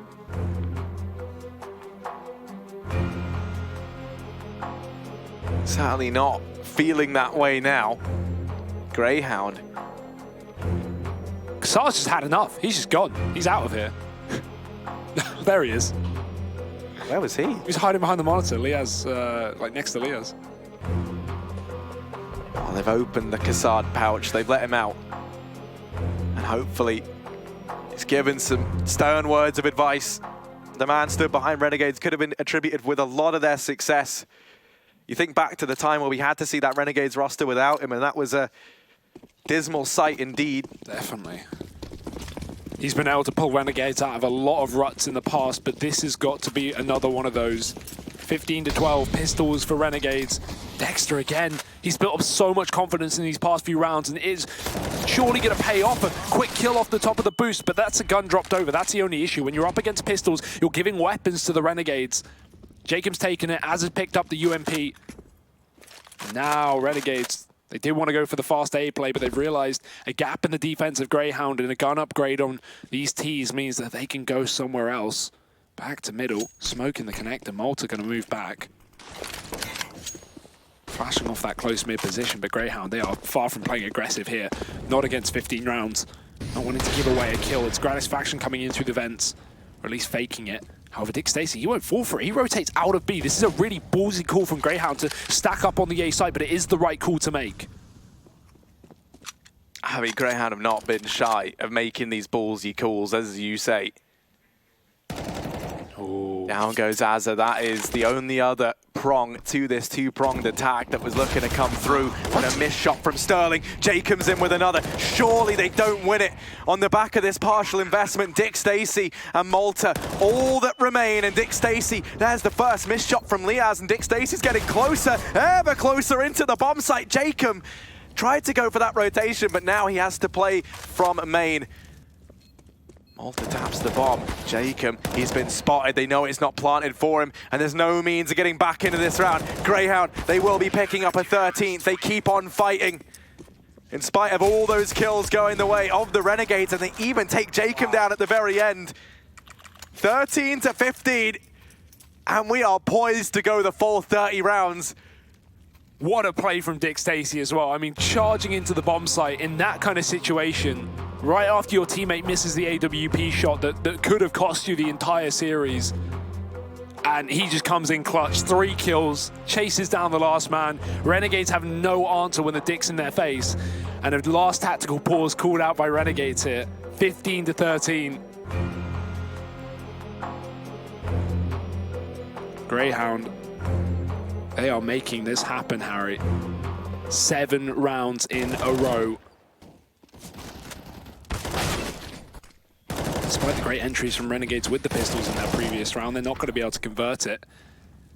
But this time, rifles upon rifles, Harry, they're armed for the job. Gratisfaction's back on the AWP. Now, last buy we saw him pick the AK over that instead, just to be safe maybe, but now he wants to fight back against Sterling. He wants to find this opening pick and almost landing it through the mid shot as well. That would have been such a great way to start things for Renegades, but not today. Dexter back with the aggression, only this time Liaz heard it. He heard Squeaky open, so Liaz just holding the angle right now. Sterling posted up, keeping his eye on main, and Jacob towing the line between danger and death. Both players missed their shots. 4-on-4 maintained. Renegade still with 3 players over towards this A portion of the map. Now boosting Azza over into middle. Dexter's going through the smoke. He's going to be able to get the information. There's no one in main right now for Renegades. He can make that call, and now Sterling going to keep his eye down into middle. Dexter, good for one. Going to get pressured here. They know that they have a man isolated, so Jacob is there to get him. Secure the trade, and with it, we might just see this fast play from Renegades into the A bomb site. Sterling's been bested. Gratisfaction in with another. Malta, Dick Stacey, and Urcast all that remain, and it's Urcast on the forklift. A man who has been lights out for Greyhound. Top-rated player for them in the minor, and it's Azza to lay waste to him. Malta, a 1v4 required, or else Renegades will be securing that major challenger's spot. To pull all the way back into this 15-13 and to lose it like this is going to hurt for Greyhound. So Malta wants to relieve some pressure. Already the first kill to Jacob, and the molly is going to spread as well. It should do the damage to Liaz, but the smoke blooms, keeps him alive. Malta's on 2. No way he's going to do this. The pistol's out as he chases the back of the site. He's being wrapped as well. Gratisfaction still on the AWP, and it's fitting for him to finish off the map and the series, qualifying Renegades to the major new challenges here in Katowice. It gets tense, but yes, Renegades, they've done it once again. They can breathe a sigh of relief. Ooh. It must feel somewhat bittersweet, right? Obviously, they know the Greyhound guys. Gratisfaction comes from this team. You can take Gratisfaction out of the Greyhound, but you can't take the Greyhound out of the Gratisfaction. His heart probably going out to the guys, but also he's going to be happy as he becomes the first New Zealander as well to reach the major circuit. Wow, that's awesome. And, you know, congrats to them. And obviously, commiserations to Greyhound. They still have a chance to fight back against Vici through that lower bracket and secure the 2nd place major new challenger spot. But back to the analysts on the desk to see what they made of that triple best of 3. What a game and what an ending on Case for the Aussies. We actually see Renegades manage to do it, but it started to look a little bit more scary than expected. Pimp and Blair, where do we even begin with that one? It looked like Renegades were just going to run away with the entire game, and it was going to be a quick closeout, but Greyhound, they never gave up. It looked like they were in complete control over that game. 12-3 first half. I didn't see many mistakes being made by any of the Renegades players. I think Greyhound fell a little bit short. They had, they had a decent start to the game. They had a chance of actually getting getting into it, but they lost a few rounds, especially the one where I think it was a bomb plant. They Molotov the bomb. It was a 1 versus 2, and they didn't have time to plan it. That was a very big one. They ended up losing. So in that regard, a little bit sad on behalf of the Greyhound guys. They could definitely have gotten more T rounds out of that half. They didn't, unfortunately. And the comeback on the CT side, that was very impressive. Dexter and Urkset, I really, really, really want to praise those two. They played one hell of a game. Unfortunately, it wasn't enough. Renegades is the best Australian team right now, and they showcased why. Yeah, I think it's heartbreaking, like you mentioned. They just didn't get enough T rounds, right? 3 rounds on a T set just not going to be enough. And that comeback, like, I think went 15-6 down and taking all the way to 13. Two things I got to point out. Firstly, Dexter, like you mentioned, we've been kind of harping on the fact that he hasn't really stood up. But when it mattered the most, some of the impact rounds he had on that final map was phenomenal. Urkas, again, has been a complete beast, so to speak, for Greyhound, obviously. But what I really want to point out is that on the CT side, when things were looking very grim, it was 15-6, they just tucked in, they're like, we're going to win this round after round after round. And it's kind of heartbreaking. They almost made it happen, just didn't have enough rounds on board. On the other hand, for Renegades, 4-time minor champions, Asian minor champions in a row. It'll be pretty cool if they are major champions one day. But anyway, 4-time minor champions in a row. They're undefeated. I think it's been a great performance, all things considered. Yeah. Jacob has been, in my opinion, the MVP for this tournament so far. He's been the most consistent player. He's been stepping up when it matters the most, and of course helped out ably by Azza. You know, he's the in-game leader. He's kind of like fell off in the past few months, but he's really stepped up this time around. And JKS as well. What a series from him. And Gratisfaction, top 10 animal betrayals of the year because he was instrumental in winning that final map. What a performance from the young lad. Without a doubt. We talked about Greyhound may have to bully him, in the game because he was not really doing too well the first 2 maps, but he stepped it up big time here on third map. Such a great performance by a young guy. It's great to see them, despite having Lias and Gratisfaction coming into this team, they're still going to continue on the path they're on. Renegades is a team that is getting better and better, and I'm looking so much forward to seeing them at the major. Well, I'm looking forward to seeing now. It's going to be Jason Kaplan down on the sidelines as he's got Azza, who I'm sure is a lot more excited than we saw from him earlier. I knew you were looking forward to seeing me. It's okay, Banks. We can keep our secret love affair secret. But anyways, yes, joined by Azza here. First of all, we got to talk about what just happened. You've qualified now for the major. Let's start things off with that. It's a question I hate asking, but it means a lot. How does it feel for you to be back in the major here? It feels good, definitely. Getting over this hurdle that we just had, it feels good, and we still got a lot more to achieve, so yeah, it feels good. I can definitely hear the excitement in your voice when you talk about that. So let's actually look at the match then. Coming into that, you guys had Inferno first, and that was your map pick. When you lost that map, what was going on? I think the same thing happened as yesterday. We just started slow, communication was very low. I think we were playing very passive and we just weren't ourselves. So after the first map, we just had to take a step back and just reset like we did, and yeah, we did well. And obviously Greyhound, I think it's a really important match and a really emotional match with you guys versus them. I kind of want you to talk about them a little bit because they are obviously like the lone dog over in Australia. They've been kind of stepping up as time has shown. Is there anything you want to say about them as a team and how they've been doing? No, the Greyhound guys are doing well. They're definitely... I think the Australian scene in general is getting better and better. They really took it to us today, even though we couldn't find the way to close out the game, which I think was definitely on us. But they definitely played very well, and I look forward to seeing more of them, and I look forward to seeing them come out tomorrow. All right, well, I look forward to seeing you in the major. Congratulations once again. And guys, let's go back to the desk to break down the rest of that match.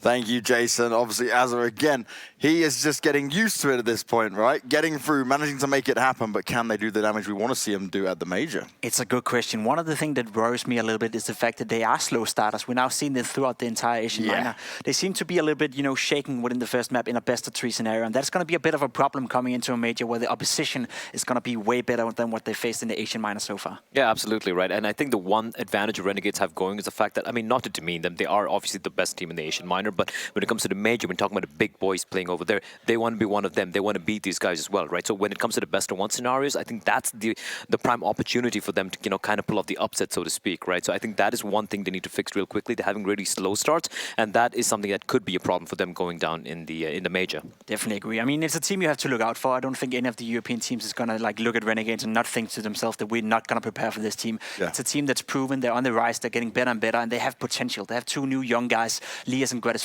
and they can only get better from here. Well, let's see if they do get better from here, because it's time to tell and time to see what we're going to do for the rest of the day. The Asia minor may be over for now, but when we come back, it'll be the Americas. It's been an absolutely crazy day again, and tomorrow we'll be back around the same time, just a little bit later actually than, I said the wrong time, a little bit later than that time. And it'll be coming up for more Asia minor, one more best-of-3, one more slot to be had. Let's see which way it goes.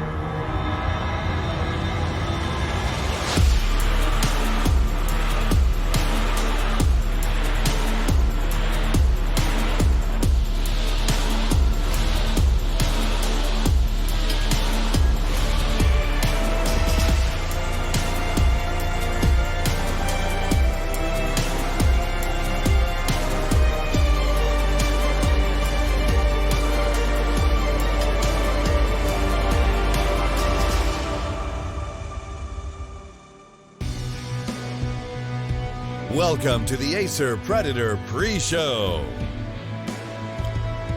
Acer Predator pre-show starts now, and that is why my octaves are a little higher than they normally would be. In fact, I'm going to need you to sit up straight in your chair. That's right, wherever you find yourself, whether it be in production, whether it be out there in Twitch chat, at home, sitting in your racer, whatever it is that you sit in while you're gaming. It's time to get to the conclusion of the America's Minors. Not just yet, but we do have a day full of matches for you all. Welcome back to the America's Minor. I do have two gentlemen I'm going to welcome back alongside of you. It's going to be that of Sponge and Natu. I thought your decibels were the 3 shots of espresso you had this morning. That might have been it, man. Yeah. I'm just feeling it, you know? We're getting ready for it. We're getting ready for the big one here. One of the teams gets to qualify for the major today, and someone goes home. Well, not home straight away, but home soon. Now, Chad, I know we're here to talk about the America's Minors, but I've got to ask you just a little bit about what we just watched with the Australian bout. I think it was fantastic, especially that last map that Greyhound just, they didn't give up. That's something that's a really positive sign there. Renegades, relatively strugglesome, but I'm going to speak from experience here. Going into the minors when you're used to competing against teams on a higher level consistently, it's sometimes hard to shift out of that gear. Now, is that excusable? Not really, but can I see it being an issue for a team like NRG in our minor? Yeah, this is a problem that does crop up. That's right. The problems do continue here for some of these teams, and the persistence will be what gets them through it. Perhaps we take a look at the bracket they've had to barrel through already, which makes it for the playoff picture you have in front of you. Natu, I know you're ready to get in there, and I know you're ready to talk about this playoff bracket. We love it, don't we? As we can see, NRG and Furia we'll be seeing later on to see which of the two teams will make it into the major. But we're going to start off the day with Envy and INTZ really fighting for that life. Who gets an opportunity to fight for a slot at the major? I think that the NRG vs Furia one could be very exciting just based on the way that Furia have approached their game. They're a little bit unorthodox going up against NRG who play with the standard meta. They're the clear favorite. I think they'll probably 2-0 that one as well. But the way that these styles match up, it could give them a little bit of trouble, something they haven't felt so far throughout the minor. Yeah, I think that's the cool part about that game for sure. I don't think it'll be like a straightforward game for NRG, even though you would think so looking at the matchup. But Furia has showcased that they have some assets to show on the server. They have something that they can put forth. It's not just a roll over and take it sort of fair. No, nobody likes Should never be, right? No. At a minor. Or anywhere. They're the worst kind of affairs I've had, so I like the ones that are a bit more activated. Nice, not just the full-on starfish mode. Moving swiftly on. Yes, moving swiftly forward into our matchups. Envy and INTZ will be centering around our first conversation, but we do have to kind of tie in this pre-show. And I guess at this point, is there anything that sticks out in your mind? Is there anything that perhaps the viewer at home should be looking forward to? I feel this would just be another day of business as usual because we don't know what to expect still out of the INTZ versus Envious game because we're still learning about these new rosters which have only had a short period of time to practice. Fireworks is something that you can bank on. There's some stats I'll delve into shortly, but I'm sure we'll do that in the pre-match. I think the one team that I'll be looking at is Envy for sure because they're still a very, very new roster with Carrigan on the board, and I feel like he's the type of leader that should be able to mold his team in a short span of time, like in a short time period, basically, to be able to make their way to the major in this kind of minor. I mean, we've already discussed the fact that he's had to come in and basically reinvent the wheel over there in the Envy house, right? Well, what we've heard is that he's being pretty honest with the boys in terms of communication. Yeah, I mean, some kind of feedback has been given. We could just say what it is, but in reality, we can just say that he has come into this Envy lineup and he has put down that Iron Fist. Now, the Iron Fist needs to continue here because I do have to put a close to the Acer Predator pre-show. So, in the meantime, go ahead and grab your lickies and chewies, some popcorn and all the good stuff in between. Maybe a soda, maybe not. But get ready for this pre-match that we've got coming up in our first match of the day. It's a best of 3, and it's coming your way.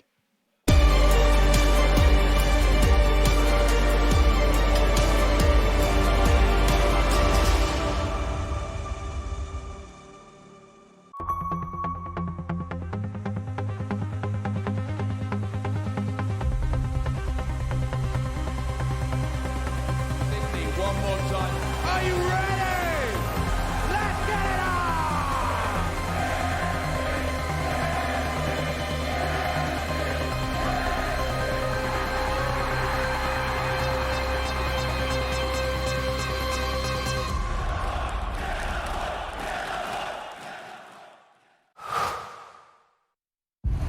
All eyes are on you. So give them greatness with Intel Extreme Masters certified PCs and notebooks and game like the pros. When you see the unique IEM certified stickers on the outside, you'll find high-grade components with Intel Core i5 and i7 processors inside. Every purchase includes in-game content and supports the prize pool of Intel Extreme Masters. Game like a pro, because the world is watching.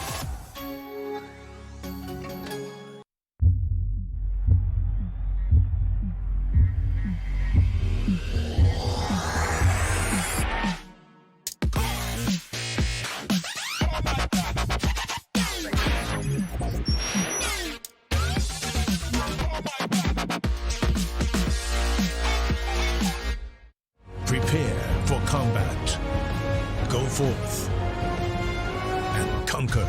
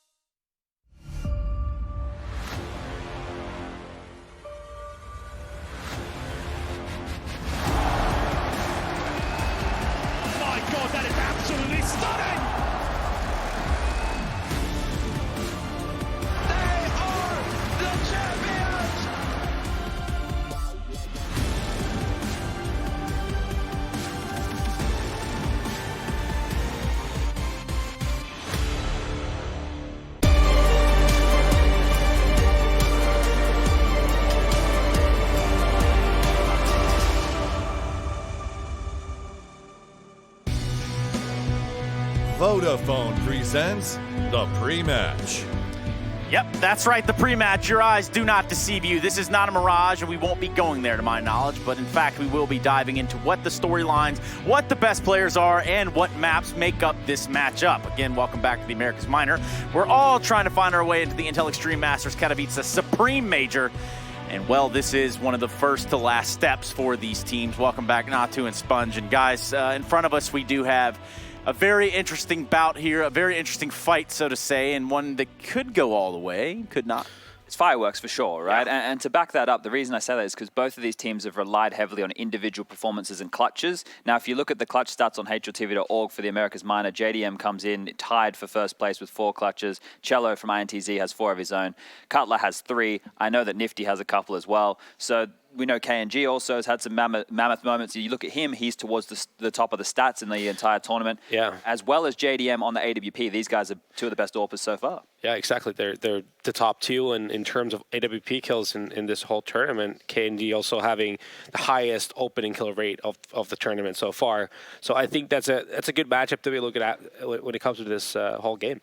Now, one thing I've actually kind of noticed here while we were getting our thoughts all collected, while we were doing our little bit of a pre-match sort of huddle that we did, the 3 of us, there are 7 Americans still in this minor. There are 7 Americans vying for a spot in this major, 3 of which, well, are 3 of which are in this matchup itself. Well, you have already a lot of Americans in the minor, so in the major, so it's all right. You know, you don't need to get too many more through. But I think NVSR team or INTZ both could be very contesting for that 3rd slot when they go to the minor playoff on Sunday. So either of these squads could contest the likes. We're going to have the North. Obviously, we've got Windstrike, and it's either going to be Vici or Greyhound. So they're up in the conversation. It's just right now these guys are still learning how they are as a team. Right, they're adapting. They're constantly evolving. Yeah, for both parties as well, right? And we're looking at either of the 2 teams, and there's still a lot of question marks around them, right? So that's what really makes this matchup interesting, because this could go 2-0 either way, or it could be like a really, really long 2-1 game. A slugfest, they call it.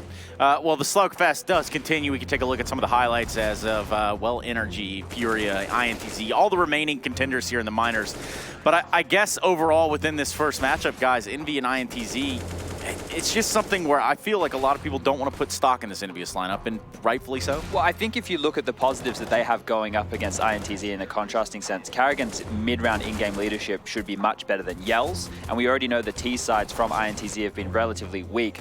They have a few basic executes, and they've opted to go slower in certain situations to make up for lack of decisiveness, right? If you go slow, you take duels, eventually you can suffocate your opponents. On the other hand, like the fact of the matter is that INTZ would be the kind of team that in like this little tiny situation of the game, they would do things that are off the meta, right? So as an individual, you'd think that a player would react a certain way, but it could be that it's the polar opposite that you're finding yourself and get up against. So that's the kind of thing that can be a bit of a curveball from an Envy perspective, because obviously they have much more experience. They have players who have played majors, who have been in the top of the scene.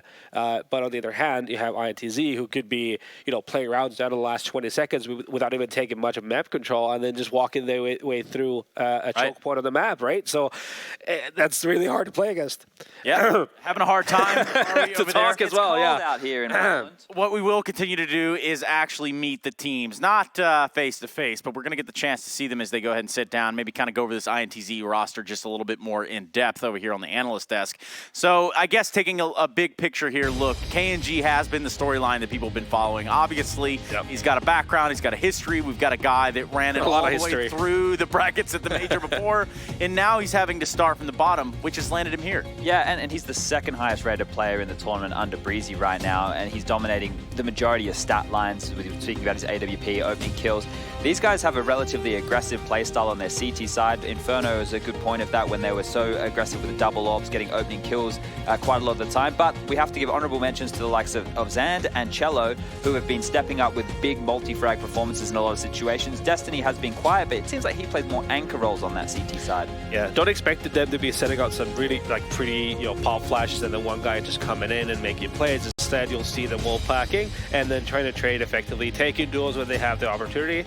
And that's the kind of thing you're going to be ready for when you're Envy. So that also is one of those little factors that when you look into the matchup, you look at the demos, basically, it's really hard to even start preparing against, because you don't really get a lot of cues, let alone any clues of what's really going to happen, because it's so individual based. Right, and well, we do have some individuals here that do form the team of Envious. That's right, Karrigan is on your screen. Your eyes do not deceive you.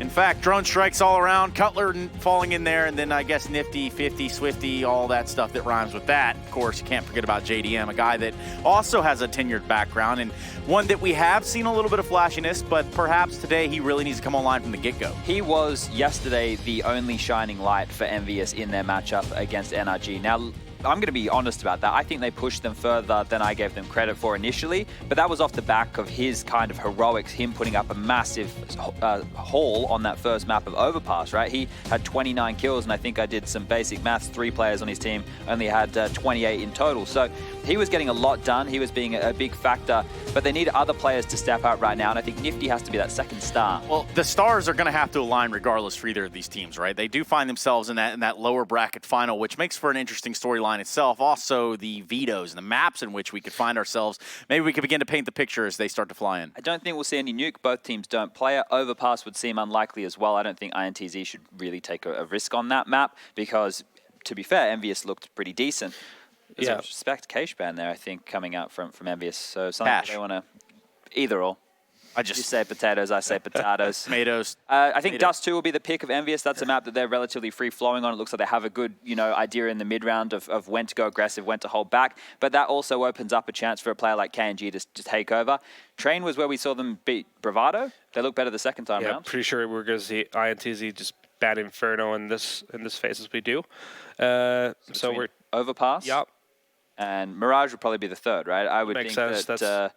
Oh, no, if Envious get the ban, they're probably happy to go to Overpass, yeah. Yep. So there we go right there. So Overpass is the third. I think this map pool, at least the first and the last, favor Envious a little bit more than it will INTZ, but Train is one where we did see they didn't have a lot of set pieces. They just were kind of working slowly and playing off of each other in the mid-rounds. Well, slowly as we might want to take this, we do need to dive into Dust 2 really quickly. I mean, we do know that Envious is going to be starting on the T side. We've already talked about it multiple times, how that could possibly benefit a team, especially on the first match of the day.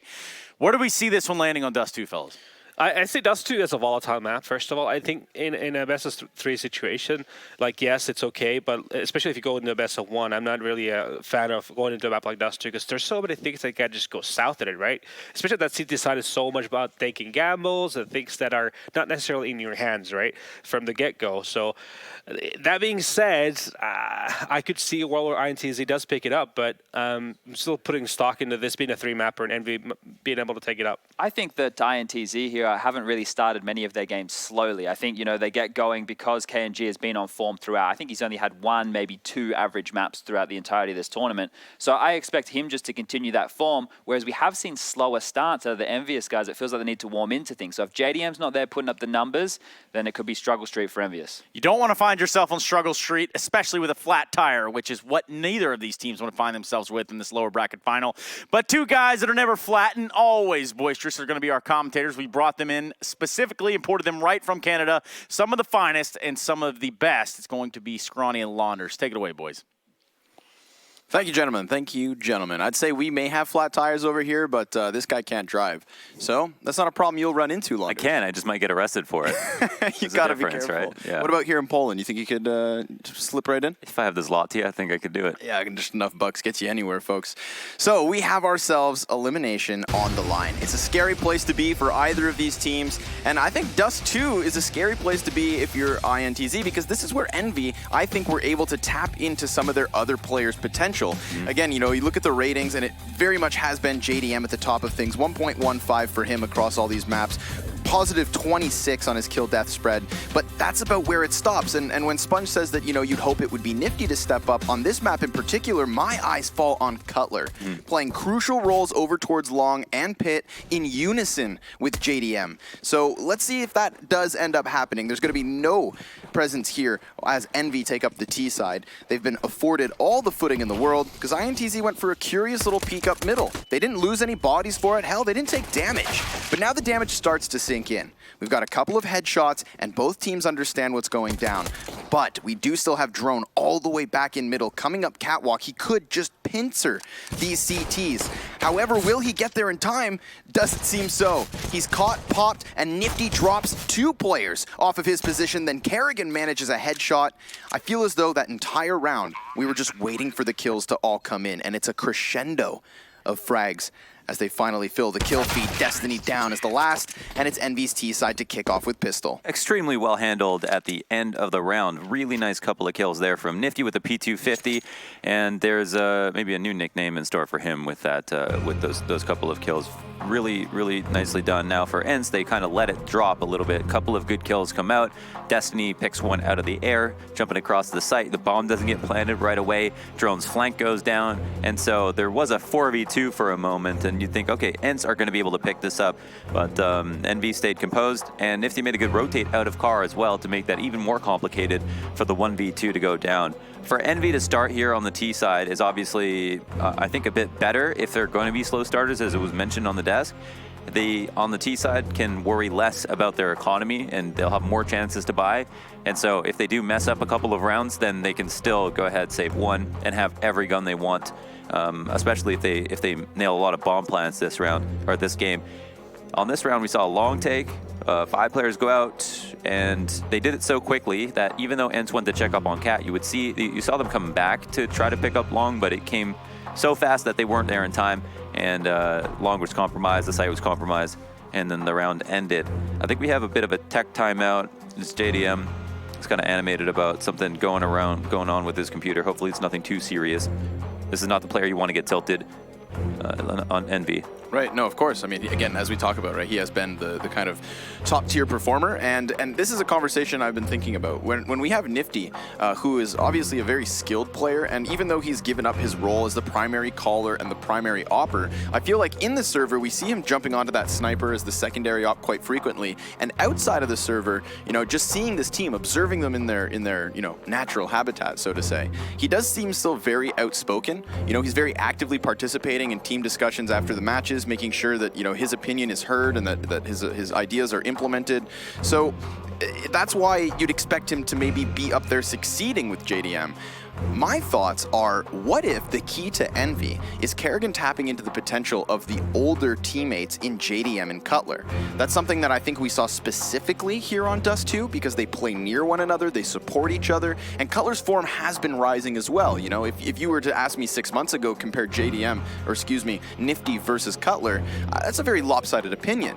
Nowadays, and in this team, this project at the same time, I've kind of cut them down the middle. You know, I know Nifty has crazy potential. We know that he has lots of experience with his run with Renegades. You know, he was calling for them. He had Kassad in his ear to help him develop and grow as a player too. That's a lot of responsibility that could help him elevate to new peaks. But Cutler, he's like a, you know, he's been holding his own and sitting in the back lines, and I think this could be his day to shine. I think this could be the system where it works. It was a bit before your time, but there was Cutler, who played on Netcode Guides, is actually the best player on the team. Not even for just like a couple of months. I mean, he was just the best player on the team for a while, and then that form fell out for so long that we forgot that ever happened, and he also just moved into kind of a more supportive roles, I suppose, or just, I guess, took a backseat to some of the younger players that came in. But here has definitely been a really good anchor, and his aim is just on form, and is a key player on Dust 2, as you mentioned. And as for Nifty, you know, you can take the player out of the IGL role, but you can't take the IGL out of the player. Ultimately, if somebody has really good input, you're going to hear from them. And it's very common for teams to have more than one person who's going to be vocal, who's going to have input. It's actually really important, I think, that there's kind of a secondary IGL in that sense on every team. Somebody who's smart enough to be able to call a full strat, who also just is emotionally available enough to like deal with other people and also be able to be self-reflective and can work on themselves as a player. And I think Nifty is that guy. Kerrigan has said that he is going to be leaning on him for that reason. And yeah, I mean, I think, you know, there's so much to be said about all these teams. And one kind of extended tech timeout to talk about it. Yeah, so there was a game bug, so it seems. I don't know what that necessarily pertains to, but a game bug. They tried restarting the game. Kind of vague. Right, you know, what kind of disease are we talking about here? They restarted the cold? Which of the 200 strands of the cold is it?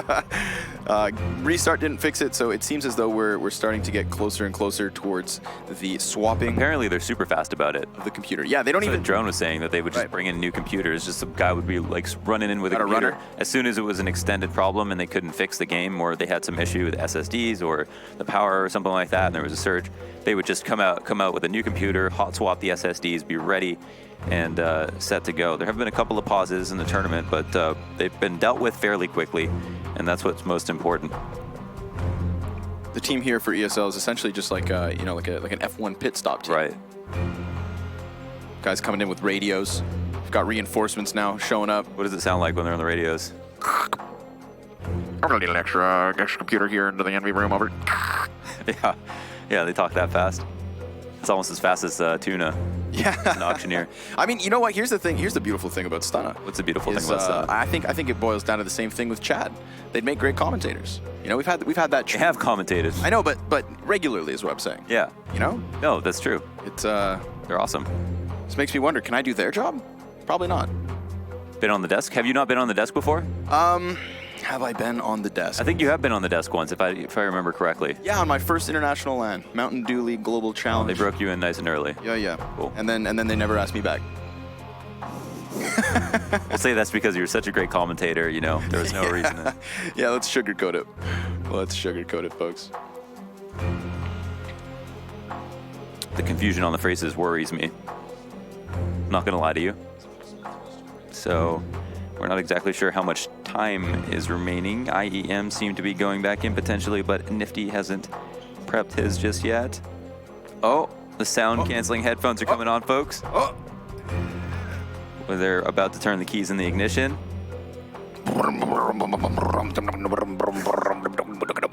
That's what it sounds like. And Nifty's got to push the start. Back into the Envy game. Not bad. And the round restarted. You guys don't see it, I do. Coach is ready. He's back into pacing mode. He's going to be pulling his cord up and walking back and forth.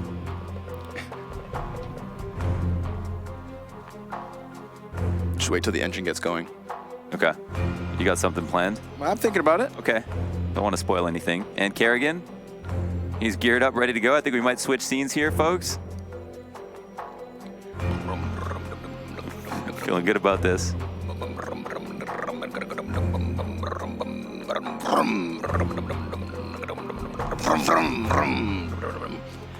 It's taking too long. You're trying to time it, obviously, with the scene switches. That felt like it was ready. I was. The game is ready, it sounds like. We start that engine up again. Hey, here we go, folks. On the road. Let's go, folks. Perfect. Maybe one too many coffees. We did as good of a job as we possibly could do with that. Woo! Let's go back into the action. Into round 2, the anti-eco should be super exciting. 5 players from the CTs have crossed a B with a smoke and are now performing a trick. They're going upper B. One player's drifting back to mid. Could be a crunch here. Worst thing Envy could do is take too much time. Their lower mid guy's also leaving. Could he get jumping up on Xbox? There's a train of CTs here about to leave the station. And the frag grenade coming off of Yell could have been so perfectly timed. It does do a bunch of damage to the front side, just as Cello gets a single kill, but missed it by just an inch. Those tagged up players never even had to deal with the flank. Instead, they rush forward. That one grenade tells them there's somebody here, and it was Yell. Tucked away and dead. Only Zan to pick up a Galil and dip out of dodge. So Envy converted. They were walking into a bit of a trap. At least what's nice to see in that round is INTZ had a play that effectively challenged exactly what Envy were doing. Sure, and it was good that Envy didn't waste much time. They did work their way up Cat somewhat slowly, but that's just a walk all the way. They didn't actually stop at any point.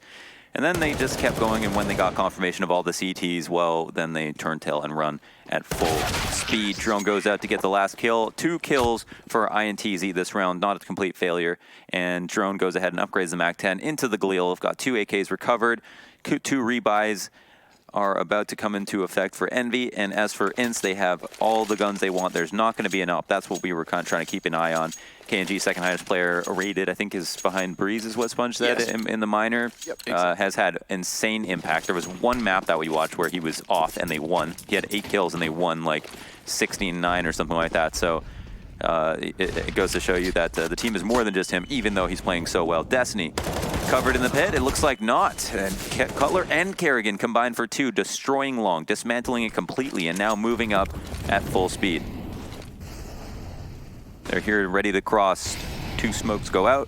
Molotov on elevator, so they're not going to see any funky boosts. And it's the CTs who have already thought about saving, because what else is there to do? Not much at all. First gun round, and first gun's down.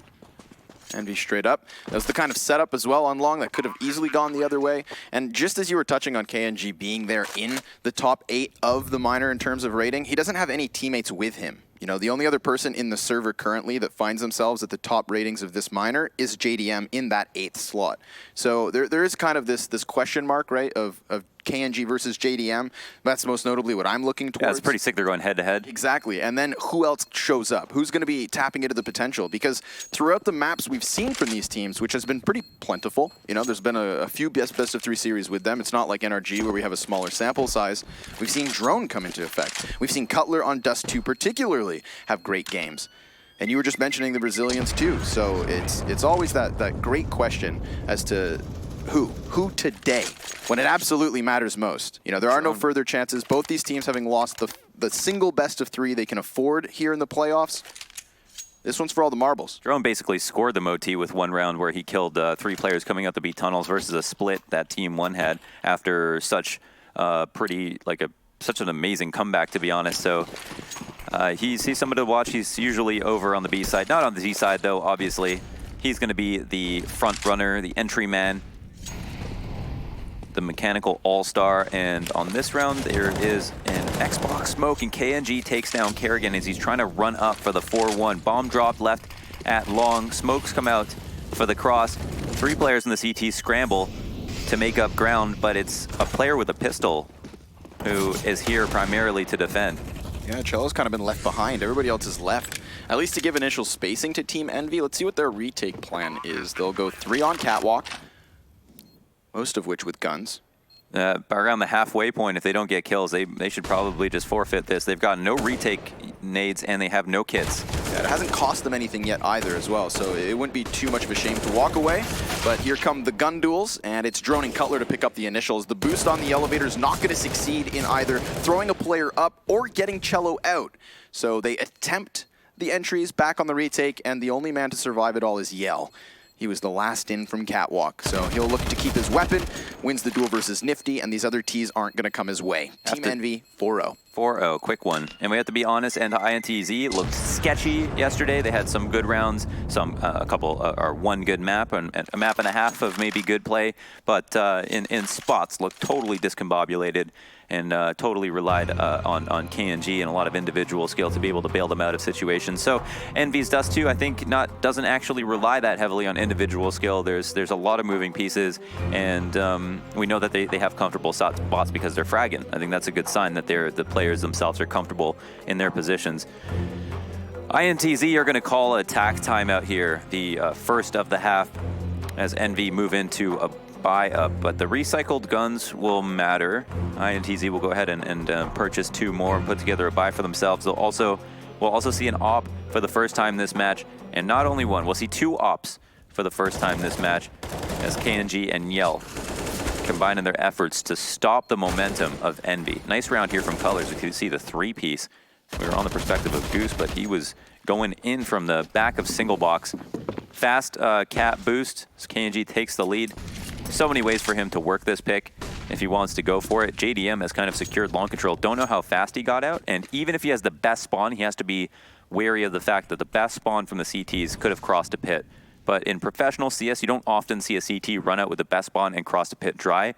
So him not hearing flashes might help them lead out to long. Drone goes ahead and takes KNG's face off as he tries to push up Cat. Not alone, but without a boost and without awareness of lower.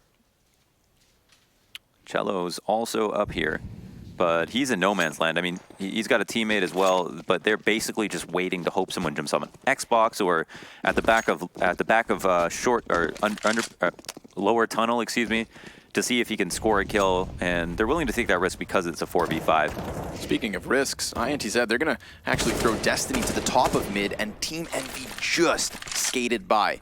These are the 2 players in the back of Long are actually those from the tunnels, right? That big spawn flank has lent itself slightly in terms of timing, but Cello's so alone. And where's Destiny got off to? He's chosen the wrong direction. He's going to head towards Tons when he could have been behind Envy on Long, where Cutler picks up the headshot. Now you see him called back and drawn back into action. All the while, his team has gotten nothing done in this round. I mean, all of Envy still with 100 health. There hasn't even been really a chance of a gun duel to the CT's favor here. Absolutely wicked entry from Cutler, and also the first one from Drone was pivotal. Key player is the most important player on the CT side, we'll say it, is the CT opper on Car. Anybody, that guy, if he's roaming between Cat, Long, or Car, is going to be the most important point of rotate. He's going to be who everybody tethers off of on the CT side, whether they rotate or not. He's also going to be stopping Cat by himself. He's going to be assisting his teammate in holding Long. He's going to allow for 2-1-2 setups. So if he goes down for free like that, you can call it quits, wrap it up, and try again tomorrow. There's now 3 saves out. They retain the double ops, which is nice for INTZ, but it's rounds at this point that is the biggest problem. Envy secure another round and make it look clean. And my prediction for this event was that Envy, as loose as they are and as little practice as they've gotten, would get so much better as the days roll on because they've got lots of LAN experience between the 5 of them, and they have a super strong IGL who is great at calling loose at the helm. And so now we might be seeing that come into play. Can't sleep on INTZ, however. We've seen them wake up late here into round 6. And INTZ will try something different. 3 players out to Long. 4th man back is throwing nades so that they can peek safely. But Envy haven't run head first into this. Instead, they're going to take their time. They're going to respond to the smoke. I don't know if they can see past the crack, but this will cost Destiny's life. The flash goes a little bit far, and Drone comes out for the initial trade, but it's not good enough. The perfect spot from Destiny there to just go right in front of the flash. It was a perfect pop, but it was meant to cover people who were holding just outside of the long tunnel and not just right in front of the door. Yeah, just kind of barrel stuffs them, get as close as could be. The icing on the cake for INTZ, of course, his bomb is thrown out as well. So we've got Envy with a minute here to try and cut back the numbers. If they can put middle into question, if they can get a kill from, say, Catwalk to the A site, then there's still something to play for here. Or even just the fact that this is the first time we've had the CTs with really any early advantage. Nifty's going to take a duel out mid. He has posted up, but Zand is hidden at the moment. So He's going to fall back out, and they need to secure the bomb, which is the most difficult part. In terms of utility, they have 3 smokes to do it. They can make a snake. Yep. Make a smoke snake. Could put that wall right here on the top of Yell, then isolate the fights versus the players inside of Pit. Or do they dry creep it? Thing is, Yell has this off angle. Will fall back. As smoke plumes, 20 seconds left over. Nifty starts to bring back these numbers. Cannot manage Cello. JDM's waiting for the smoke to fade as he does have a teammate clearing Pit itself, but no, they have come to a standstill. 1 casualty there versus Destiny, and it's nothing else to the favor of Envy. Big round from Destiny, huge reason they were able to win. And with bomb control, you gotta, you gotta do a lot to get that back, and the other team really has to mess up. So Envy cannot capitalize. I think though, if they got back to the bomb with like 40 seconds left, and the setup hadn't changed much for INTZ, they could have rocked it back to Cat, or actually taken the bomb and then waited to reaggress long, so the rotates would actually thin out a little bit. But they didn't have enough time to do that, and instead, INTZ will take the round cleanly. JDM going out for another long pick. He's gotten this spawn a few rounds in a row, but they haven't seen it. This time they come out and Destiny goes down early. That's a big find. 4 players up from the CTs. KNG kind of just picking on Cat where he can fall off in a CT, fall back to Car. And his supporting players, Yell playing mid B and Cello, just watching long somewhat passively. Initial pick goes the way of INTZ, untraded, but they'll cross Cat off the back of it. Yeah, KNG, well, he's kind of limited in the sense that he has to play spawn. Didn't get the opportunity to fall all the way back to the corner. So sure, Envy lose a player for free. There was no flashbang to support that. JDM was meant to peek with his teammate and get that trade frag, but KNG, too hot on his feet, managed to fall down faster than the frag could be traded. Zand, obviously wary of a potential lurk out. We have seen Nifty quite actively inside of the tunnels, whether late round or early. Another situation where they don't have a suitable retake setup. They're all coming through CT spawn. Look at this molly to threaten them. They don't have to see that they're there to go for these picks. Right. Cutler even catches Zand, so now the kills begin to trickle in. We will get a bit of a response, and that could problematically push the CTs back into a retake. You could see them hesitate and think about it. 2v2 has to be tempting as you're already down by 4, but they're gonna let this one slide. And KNG, distracted by the man in mid, loses his op. Cutler doing additional damage at the end of it, and that is an immediate reset with 1 survivor. Thank goodness for the CTs that 4 survived in the previous round. Definitely not a kill that you can give up at the end of the round. Another tac pause will be called for INTZ, 2 remaining in the half. And it's no surprise that they are going to want to try to think about this, as there's 2 players on 2K. We'll have a drop potential from Yell. They could go single op setup if they want to. KNG can take care of himself, and Cello can just go ahead and buy a nade set. I think they just want to discuss how they go for the opening kill, which is the focal point of the conversation on CT side. There's a lot of aggressive options. There's a lot of safe ones as well, whether it's just taking long control and hoping the T's come out towards you, pushing up Cat and doing a boost to try to catch a lower default, or going for something a little bit more unorthodox like an upper B push or what have you. But all of those options, something needs to be explored on CT side. You don't just really sit in sites. That's not how Dust2's A site is played. JDM looking for the pick on the cross. He does get the leg off. A low pick would have killed him, but, you know, rare to see them try that. It's the first time we've actually seen Envy hit this B bomb site, and it comes at a cost in terms of health. Look at that. 3 players substantially tagged up. Destiny's going to attempt to get in behind them. Very wary of JDM being here, and does predict it right. Can it be traded? Not yet. JDM has help from Nifty. Envy plant the bomb with 2 survivors for Ints, and one of which was Yell tagged early. So that AWP very valuable. And so is this round. Envy just pummeling their way into the B bomb site. We had seen them fall victim before as that attempt, but this time, no. The most basic strategy in a B, where you have an op pick, the cross, and then even though he doesn't get the kill off, he spots both players who cross, and maybe he knows he did a bit of damage. And then 4 players just run because they have a great spawn. They run through a Molotov, but it's kind of a newborn Molotov, and it doesn't do full damage. 3 of the players take 20 or so damage apiece, and then the AUG sprays wildly and almost gets all 3 kills. But obviously you favor the 3 kills that are peaking, even if they are all getting melted fairly quickly. Right. Ultimately, them not getting a kill is really sad. INTZ certainly deserved 1 at least, but that wouldn't have won them the round anyways. So another round over, 7-1 for a Team Envy, and a great hold here in the afterplant. Good awareness in tunnels, great couple of kills from JDM to both stay alive and find 2. Double up saved. Double op saved. That's big. Strengthens the eco somewhat dramatically.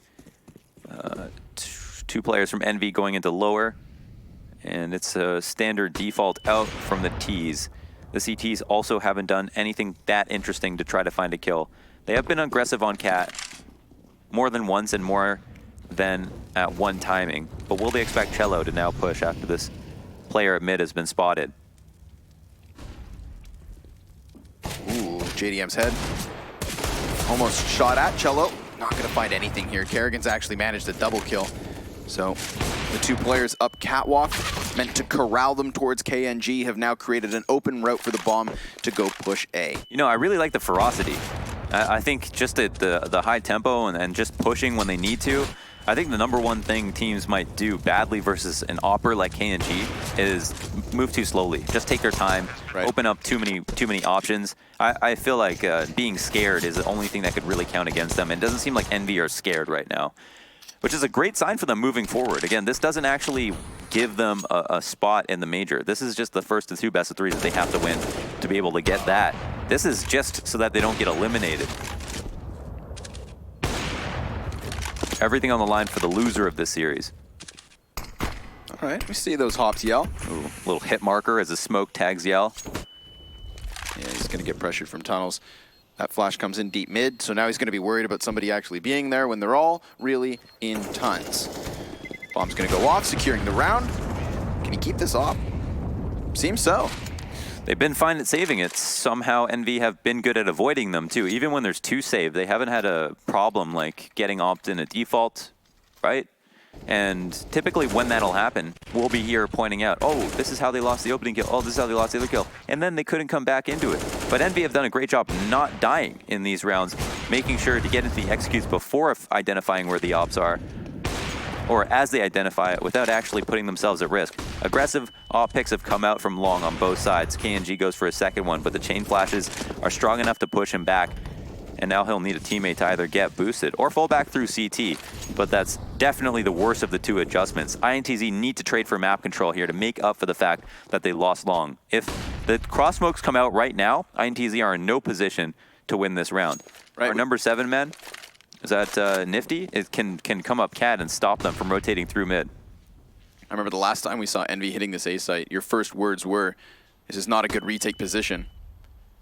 So with that in mind, we'll see if they can change it up. Cello, he's got support over. It's really KNG, the first man to possibly take a player down. Gets the assist with Zand, just over here exposed by his side. Cello peeks wide, does damage versus 2. Can he clear the kills? Absolutely.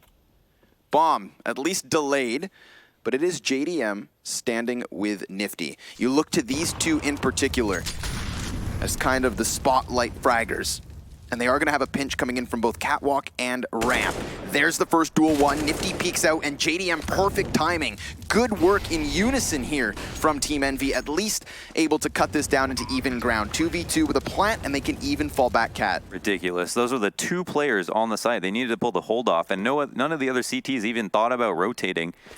Now we have Yell coming out long, but it's Envy and certainly the power position. KNG will throw a smoke to try to segregate these 2 fights. Actually quite wise of him. The smoke bounce is odd though. This actually might play into JDM's favor. And look at that, Nifty comes out mid to flank him. Wow. All of the info this round. Sure though, Yell will get himself at least 1 foot in the door. Catching Nifty back on mid and then ejecting. Doesn't have the defuse kit, just wants to move that op for the what seems like 3rd or 4th round forward. Can he make it? Yes, sir. Anticipates JDM's attempt at an exit. 10 rounds deep, and Envy again successful on that A site, having hit it either in the mid or early round 9 out of the 10 that we've seen so far. He's only died 3 of these 10 rounds. That's Yell. He saved this off over and over again, which is great. I mean, that's good. They can rebuy. He can always have money for himself if he needs to buy something else. He can also drop this op whenever he wants to KNG, but that's just not enough for INTZ to be competitive in this game. That was such a round that was handed to them by Envy. Yep. Honestly, a really bad long exec from them, as they had enough time to throw smokes but decided to peek it dry, and maybe they weren't expecting INTZ to be in CT spawn, opping the cross. Maybe not expecting for them to be in these kind of inferior or weak positions to hold versus a long take, but they were there. And they could have just crosswalk and then isolated Cello on the site. They decided not to do it. I don't know. I don't know. And then still, I mean, the 2v2 was great. The 2v2 was really well played. The 2v4 as well. 2v4, sorry. The first 2 kills are really well played. Yeah, I mean, when you said inferior, I think that's what you meant. Positions on the long execute. I think the same thing in that 2v4. Look at the way that the catwalk push had those 2 CTs behind their boxes so exposed. And no control on mid during those moments for INTZ, even despite having doubled the amount of players. So just pistols this time, plus Yell's op, as said, moved forward from a previous round. But good job by Drone. He just wins the duel versus an Opper off his AK. But Cutler's separate. Destiny's going to go ahead and challenge close. These weapons are pretty sporadically placed around the map. Cutler, good job. That's the insurance policy here. Drawing ints back in from mid. They do have 2 guns for the remaining members with Kevlar and a kit. JDM should have this sectioned off. We'll have bomb work its way out long, 2 smoke grenades, and plenty of flashes as well in this recipe for the A play. Not surprised for INTZ to sit where they are. They're fast rotate between both sites. They saw last round that Envy didn't smoke the cross and went for it, so they can hope that this happens again. Maybe spot a gap in these 2 smokes, as teams oftentimes don't throw these well. And they go ahead and try to do it with 1. Okay, there it is. The second one comes out. KNG almost hits a fantastic timing shot. I just combined the 2 Oppers names. You're splicing them. Yeah, spliced them. Speaking of splice. Anyways. Zand and KNG on the retake up Cat. KNG's got a kit, but they don't have nades. Yeah, it's going to be that much more difficult. And now with a Molotov as well for JDM, flashbangs potentially keep them back just like that. Blinded and dealt with. My God, it is Cutler. 4 frags for him. Obviously the 2 easy anti-ecos that opened up that A-bomb site to begin with. No, but it's true. That was the insurance policy, as you pointed out. That was so important that he got those kills. And oftentimes, you know, a pistol, if they know exactly where the person is around the corner, it's not that far away, they're going to swing out faster. You know, the F1 race car peek out long. They could have definitely killed him and made this round a whole lot harder. So it was really good. Cutler hits the clean headshot on the second one. And Cello's one to be good with pistols. That was a nasty last flick on that 1 tap. So 10-1. Drone just completely back turned, flashes all over the place, and he's dead. Tries to go for it. Here's another one from Zand. In fact, a 3K. It's going to be Cello now coming up from pit, dropping bombs. So here we go. INTZ have found a solution to locking down A. Not every time not every round it's that Envy have gone out long. There's been a bunch of CTs there. Sometimes they get flashed off. Sometimes the CTs come in for an op pick and then fall off. So you can't really blame Envy for trying it again, but what an outstanding performance from Zand to get those 3 kills with the AUG. I mean, it's about time we saw some AUG kills in this game. It's about time we saw a heavy CT stack like that as well on long. You know, we've had KNG kind of floating around with that AWP, maybe a flash support back from Carr, but I'm talking deep down on the pit, platform as well with the rifles, and not necessarily scared off by the flurry of flashbangs thrown out by Envy. We did see 2 other rounds where they did like heavy long control, but there was no fight because Envy didn't go for it. So they tried it. They just picked the wrong times to do it. But read it properly. I think one of those times was, in fact, when JDM lost the op duel. Like, he was the first to die, and then Envy immediately fell off. This is a time where they very clearly committed. I mean, Drone, absolutely committed. Back turn until he gets towards pit. So, yeah, it works out for ints. Standard default here for Team Envy. Into lower with the bomb. Standard push off of Cat once again for INTZ. I don't know if KNG saw that or if he had the inkling that someone might go for a boost, but this would be another round where Envy find an easy 5v4. They've been able to stop these Cat pushes almost every single time. If they back up slowly enough, it feels like they have the advantage on being able to see a helmet, and Cello is not shying away from the fight. I don't know if that's just our spectator outline. I thought I could see the mushroom cap stepping over the top. However, here we go. Cello, he's flashed forward. Great 2 kills. Does stop that initial Cat setup. Could be very wary of the players down beneath because there is most certainly T's here ready to fight. Deep Molotov behind them will cost some of their health, and it actually evacuates them entirely. This is interesting. The Envy trade for long control. So a good push, and they've got the 4v3. But look, they come to reclaim long, and there is a 1 CT who's made his way to Carr. But that's Cello, and he'll continue his rampage. Yeah, here we have it. You know, a little bit of individual prowess. Ooh, baby. Oh! Nifty. No, Swiftly not like this, dude. dropping a couple headshots. Dude. How about a third? Comes in from Catwalk just like he did when it was him and JDM clutching in that 2 versus 4. And Launders, what do you know? It's another 2 versus 4. What's the difference between that and just some other individual duel? It's just how little wasted movement there was with this crosshair. Nifty put 3 players to sleep, barely used any ammo, barely moved his crosshair, never overshot, and that's the kind of precision that he got signed up for. Bam. Unreal. What a round. Gets them all in the end. 4 frags for him. I was just about to say, you know, it's going to take some individual work. We saw Zan's 3K on long. We saw Cello's 3K this time. It was thinking INTZ were warming up. That things were starting to click and gel, but nothing clicks more than Nifty. Straight through the heads of these first 2. Look at this. Not overflanking at all. Just perfect clearing of all of the angles. There it is. Again, not a single pixel swiped, right? Fell right into it. Wonderful stuff to watch. Outstanding highlight from Nifty. And another round that INTZ had in the bag. A strong cap push. They've tried it before. It had normally failed, but that time worked so well. Cello comes out of that round with 3 kills and 0 RWS. Sad state of affairs here for INTZ as they have to force 2 CZs, a Mag 7, and a couple of N4s. There's not even going to have these 2 ops that they've been able to surmise almost every single round. We'll get aggressive towards middle, at least to open up shop. Kerrigan can trade, however. Technically, it's the most volatile push that you can do, and it can work. It's not a bad thing to do, but as we saw, there's so many ways for the T's to trade, right? Middle is technically theirs. Kerrigan then continues on to catching Destiny and dueling versus Yell. So these pistols have come to a close, and the Mag 7 falls at the very last push there from JDM's support over the shoulder. Envy with 12. We're talking a 10-round lead here on the T side of Dust 2. Not the first time we've seen them put up substantial numbers and kind of lock out a Brazilian roster. They did begin this entire minor versus Team 1 with a 16-3 victory, and they are on the same track today. Last round of the half, round 15 of the first half. Envy here on the T side. Off to a screaming start, 12-2 at the moment, and it's a bunch of CZs on the board for INTZ. INTZZ. Pop shots dealing the damage, not getting the kills just yet. JDM follows suit. No pressure at all. I mean, we're talking a 15th round where poverty has struck the heart of INTZ. 2 CTs pushing up middle, trying to trade frag, and they do cut off the bomb, so let's get weird. Or at least, maybe? No. Drone puts an end to the show. That's 13-2 for Envy on their T side, folks.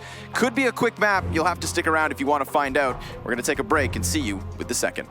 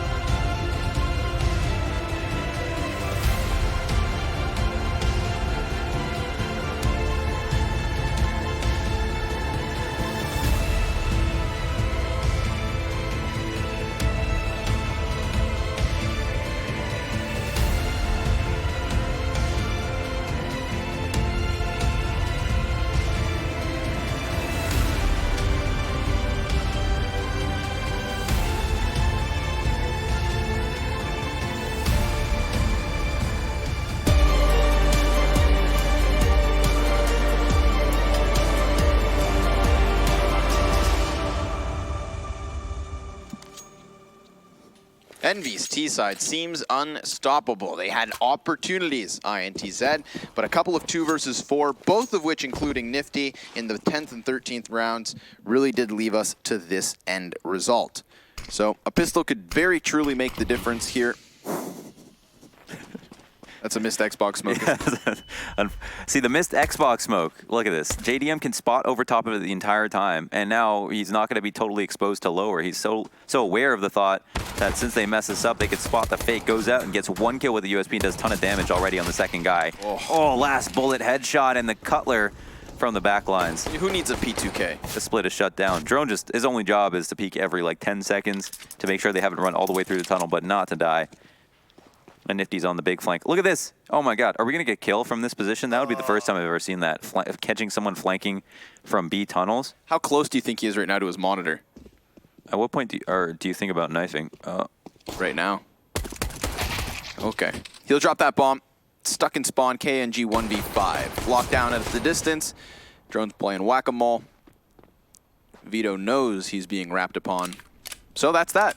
13-2 half, certainly going to be turning into a 16th round win as well. We saw a spotty performance on Dust 2 from Envy as Team 1 gave him a run for the money and forced Cutler to go absolutely Super Saiyan and Drone to get that 3K at the end of the round, or at the end of the half, and JDM to hit his op shots and everything to pull it back. But ultimately, it was such a stark contrast to the original 16-3 they had versus them on Dust 2. And here, they're off on the kind of the same pace to be able to do that again, this time to INTZ, which I think a lot of people would say is probably a bigger threat, though I was more impressed with Team 1 than anything else compared to some of the rounds we saw yesterday between INTZ and Furia. But that being said, INTZ are the ones here today playing. They made it through to playoffs and made it a bit farther than their Brazilian counterparts. There's a force up, and I don't think Envy will be surprised to see it. In fact, they have not bought any SMGs. Getting economy is not going to be a primary concern for them. Smoke comes out. Let's see how Drone reacts to this.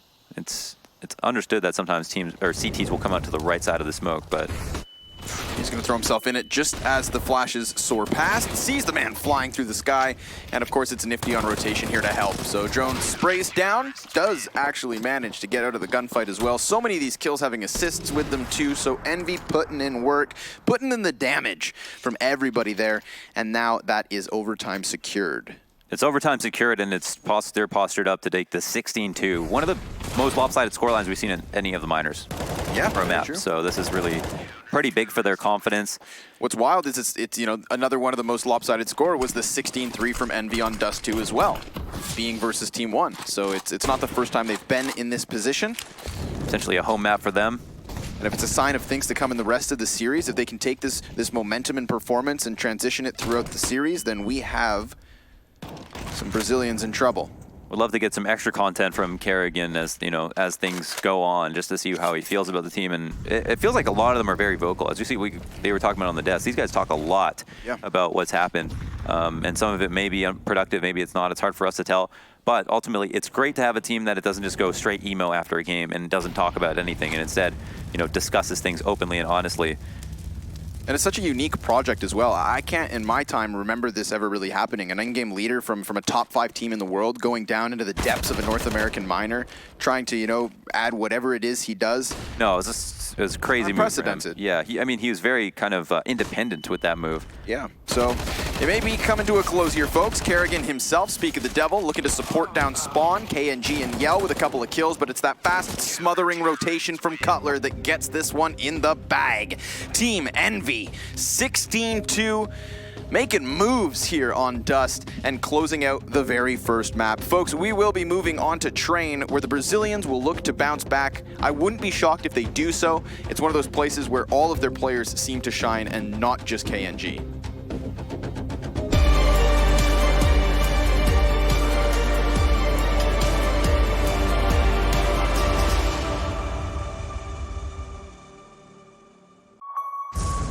The champions of ESL 1 Cologne. Do you remember? Welcome to the Cathedral of Counter-Strike. Think you've seen it all?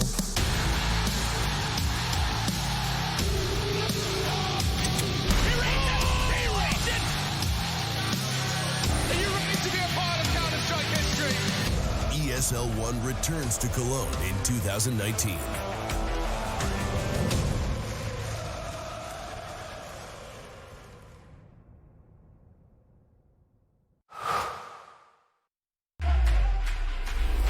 Think you can't capture a clutch in full resolution while streaming the play to the world?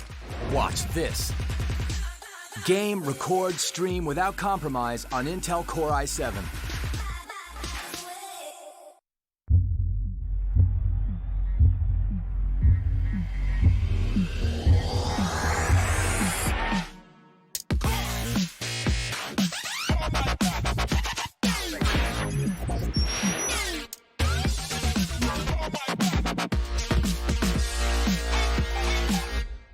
Prepare for combat.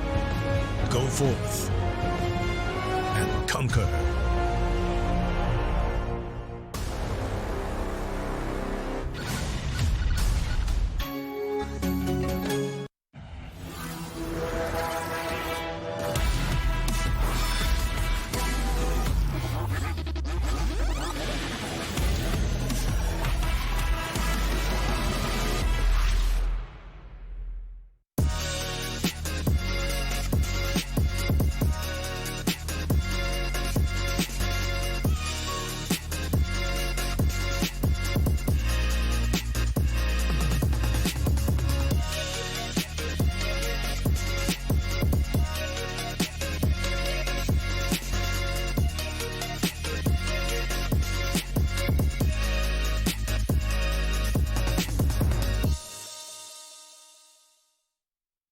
I've been there since the beginning.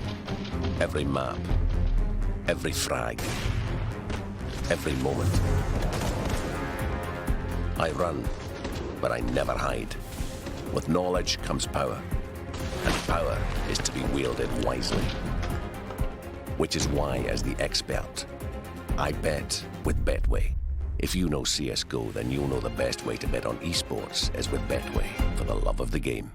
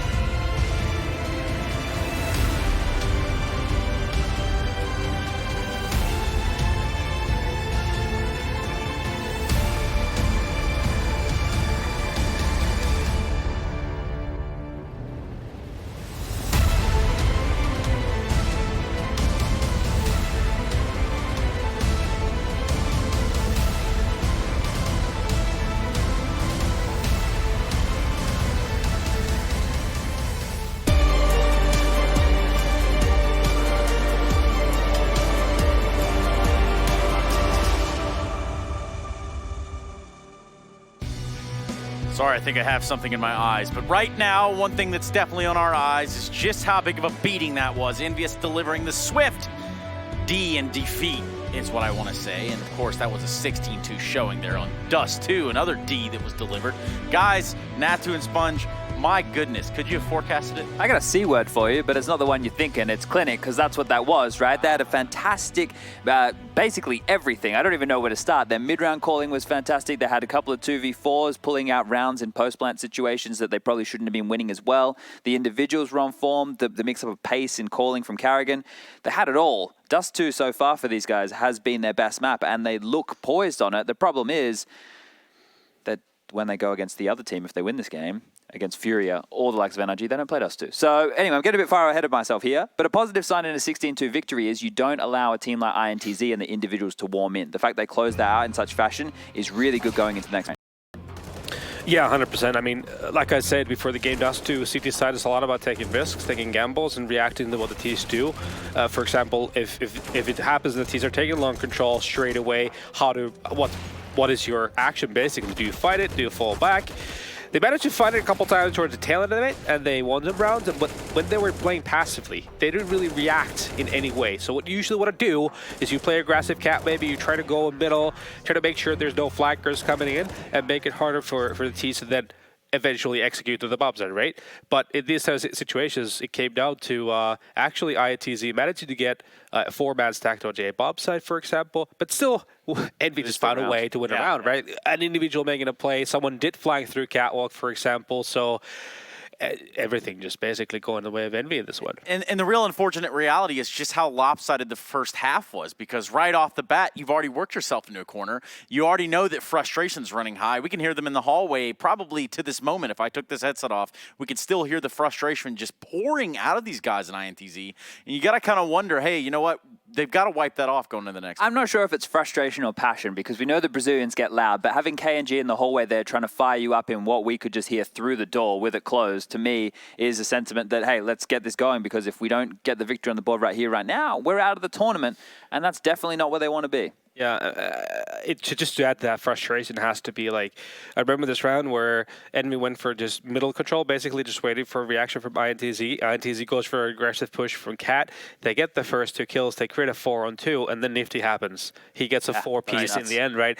So those are the kind of backbone breakers, basically, where you've done the right thing, you put yourself in a great position to win a round, but then you just get destroyed by one single individual. So that's a tough one to brush off, right? Right, and any sort of back that you had right there starts to become broken, and it's just, you don't ever want to see your teammates start to point fingers, things like that, which is, you know, we can only speculate as to what's being said out there ahead of what is the next map that is Train. Well, I think that the fact that it was a closeout, right, that they didn't allow them to get back into the game, all bodes very well for Envy. Going into this, they've only played this map once and they lost on it, but not allowing INTZ to warm into this at all is fantastic, because this means they're going to be starting on the T side, and if they're getting shut out by the double AWP duo of Nifty and JDM, they're not getting a chance to find those picks if they play slower like we've seen them done in the tournament. That plays right into the basic wheelhouse of what Envious should understand and be able to play with.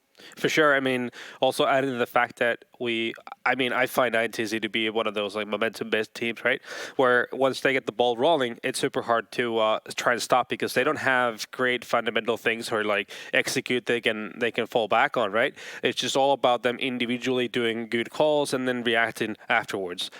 So definitely this bodes well for Envy. Yeah, and that individual player sort of look into what Envious is doing right now does bode well. I can thoroughly see how if they can continue the score line that they've got going on, it's going to end well, because honestly, when we look at the scores of the last map, we look at the numbers, it is pretty evenly dispersed. There's no one really standing out. It isn't sort of like a crazy frag game where we have JDM running around doing whatever JDM wants to do and having that freedom of movement. They've actually seemingly got it together in this moment. Well, they've definitely got Dust 2 together, right? Because I think they've played it 3 times now and they've won it every single time. So they understand that. Karrigan's done a fantastic job of getting them up to speed. And something else to note, I thought Karrigan might have been a bit more selfish, but you can see that he's actually doing a lot for the team, jumping across as the entry fragger, basically going down to be traded off of. So he's here to help these guys as an in-game leader. Well, guys, does it end here for INTZ? I need to ask you. Yeah, let's call it. I think that what I've seen from Envious right now has sold me on them, at least today. Yeah, I think it's time to pack it up, boys. Oh, dear. Situation is, I mean, as long as Envy is smart enough not to give a lot of free duels to these guys in INTZ, but play smart, I feel like this is going to be it. Well, it could be it. but the time is now. It is time to put it all in if you are INTZ, because one map separates you from a place you don't want to find yourself. Trains are being ran, and I mean that we're going to be going to the train yards of DE_train. That's where they could be facing elimination. And, well, the guys bringing up the caboose will be that of Scrawny and Launders. Let's see what they've got for us going ahead of Train.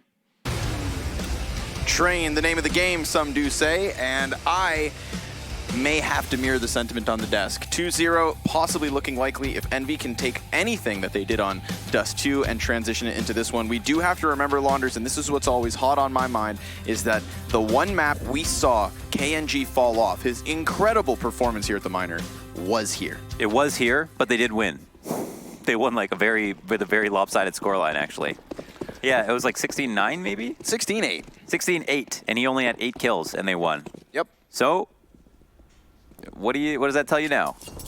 That they might just win. They might just do it, I think. They have a good train. I mean, they looked a little bit sketchy in the early rounds versus Furia, but they got it together quickly. And then after that, had really interesting T rounds. They had one of the most convincing mid to B or B to IV to B splits that I've seen, and it looks like they might be trying that again. There's 2 players at the top of ladder. JDM waiting for a drop, but it is going to be a split outside, and he goes ahead and grabs the first kill. That might not be enough. The CTs have rotated through Z and are now playing back bomb. There's a smoke here in front of Kerrigan, and he'll tell his teammates about it. But there's not much more you can say than that. It's up to them to go ahead and spot and get confirmation on who's left over. In fact, Kerrigan may have made a bit of an error here. He gives up CT spawn and therefore has not the best spots to try and lock them off from this B split. It's a wraparound, a ruse, and Kerrigan now, because of his smoke, is going to be able to isolate them into the further exit where they do start to push through from. Nifty caught off by Yell, who has the balls to jump through smoke blind. It falls onto Drone. A 1 versus 3 pistol, or Ints begin the T side with that momentum. USP downrange, denied. Cello picks up that last frag, and it is indeed INTZ with a win in the pistol. A pistol could be a hell of a way to start for them, but you know that could matter dramatically. Just the way they started off last map and then not being able to come back from it could have been a result of losing the pistol and just getting into a negative mindset. But Envy had to deal with a very kind of tricky T pistol, and INTZ pulled that IV split out in a rifle round versus Furia. Here they do it on the first round of the game, which is interesting to see, but again, it was very convincing, and Kerrigan looked like he pulled off the adjustment quite well. At first, as you mentioned, looked like he wasn't sure what was going to happen, but then when he fell back, threw the smoke off, isolated his engagement, took the fights he wanted to fight, you'd say, okay, he maybe had a good grasp or read on what was happening. Now, he is going to be dedicated to IV, it looks like, on train. INTZ have set up in a default pushing and holding back any pushes, from the CTs, and haven't decided where they want to go from here. They've got 3 AKs and 2 SMGs, and at this point have congregated towards the inner site, grouped up as Nifty is standing atop a train with a scout, but no teammates here to support him. Just for the record as well, that one map where we did see KNG struggle, it was particularly Zand and Cello at the very top of the performance board for the Brazilians. We'll see if they can replicate that performance.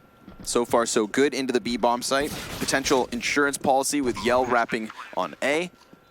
Kerrigan gets close, spotted, and does damage KNG as he falls into the bomb site, but he's not going to find any opening off of this, and now Yell's looking to stack up the cash, rack in the money. INTZ do a good job of hunting down all of these kills with the SMGs. About, 3 of them go the way of the SMGs, which is nice. They won't have to upgrade as well. Envy know that they're going to be going up against a team who only has majority SMG, or 2 SMGs, but I don't think that they're going to buy. I think they have below a necessary amount of money to be able to put together a decent buy. I don't think they can afford an op or anything like that. Looks like, yeah, they're just going to save this round as well. Could have put pistols on the board, but we know they like to go for double op setups whenever possible, and that has been a key to success for them, especially in comebacks on the CT side. So always smart about making sure they have the utility and good weaponry. And on this round, we've got that cheerleader stack at Old Bomb, along with drone spotting to see if anybody comes out Ivy, because they don't want to get shot in the side of the head with this setup. Kanji lurks his way out to the top of blue, and Zand is about to help him, and his teammates cross into the side. A great nade to knock out the cheerleader stack, and Drone at least gets the CZ kill at the end. He just blew open the bleachers. Off the back of that, nothing more. So, easy peasy. 2 frags, that's it for Envy so far into this one. We're back into the gun rounds now. Yeah, so we're going to have the double op setup most likely. I think Nifty, although he has been a secondary, has picked it up quite often. No, it's actually 3 AUGs this time around, and everybody spent all their money. So full nade sets for all of Envy. They get the 1 op on JDM, and we'll see if he can continue to have good form and success. So I think they threw a combination smoke and Molotov at the T-Con, so that might have been a bit of a flub. Nifty releases the smoke, and JDM is prepared for the ramp rush. Is there on a fast rotate. I thought Nifty was definitely going to get pushed. And I think asked for a team flash to peek the upper portion of the map. Just playing this angle very carefully not to fall off. We'll spot Cello. More of a boon for him that he takes some damage and doesn't take that fight, because they're up 5v4 at this point. Ooh. Op retrieved. AK comes pirouetting downwards, so should be an indicator to JDM that there is an op on the other side. He's going to have to win another duel. The head boost hunting for him. Nifty does like that train, so maybe there's a chance he can find an op pick. But it's actually JDM again who's going to be flex rotator. Almost forgot. Jump down on the ramp. The flash is only an after image flash. Yell comes down a nanosecond too late. JDM goes ahead and kills 3 actually this round from the exact same position. Will the bomb even get planted is the question at this point. Really struggling to get their foot onto the B site. Nifty over the top of the smoke. Zan looked like he wanted to plant in it. Would have been a nice little off position. You know, maybe they don't get blown away by the grenades that still remained, or rather the ones that Inst didn't know. This is a huge round for Envy. 5 alive so far.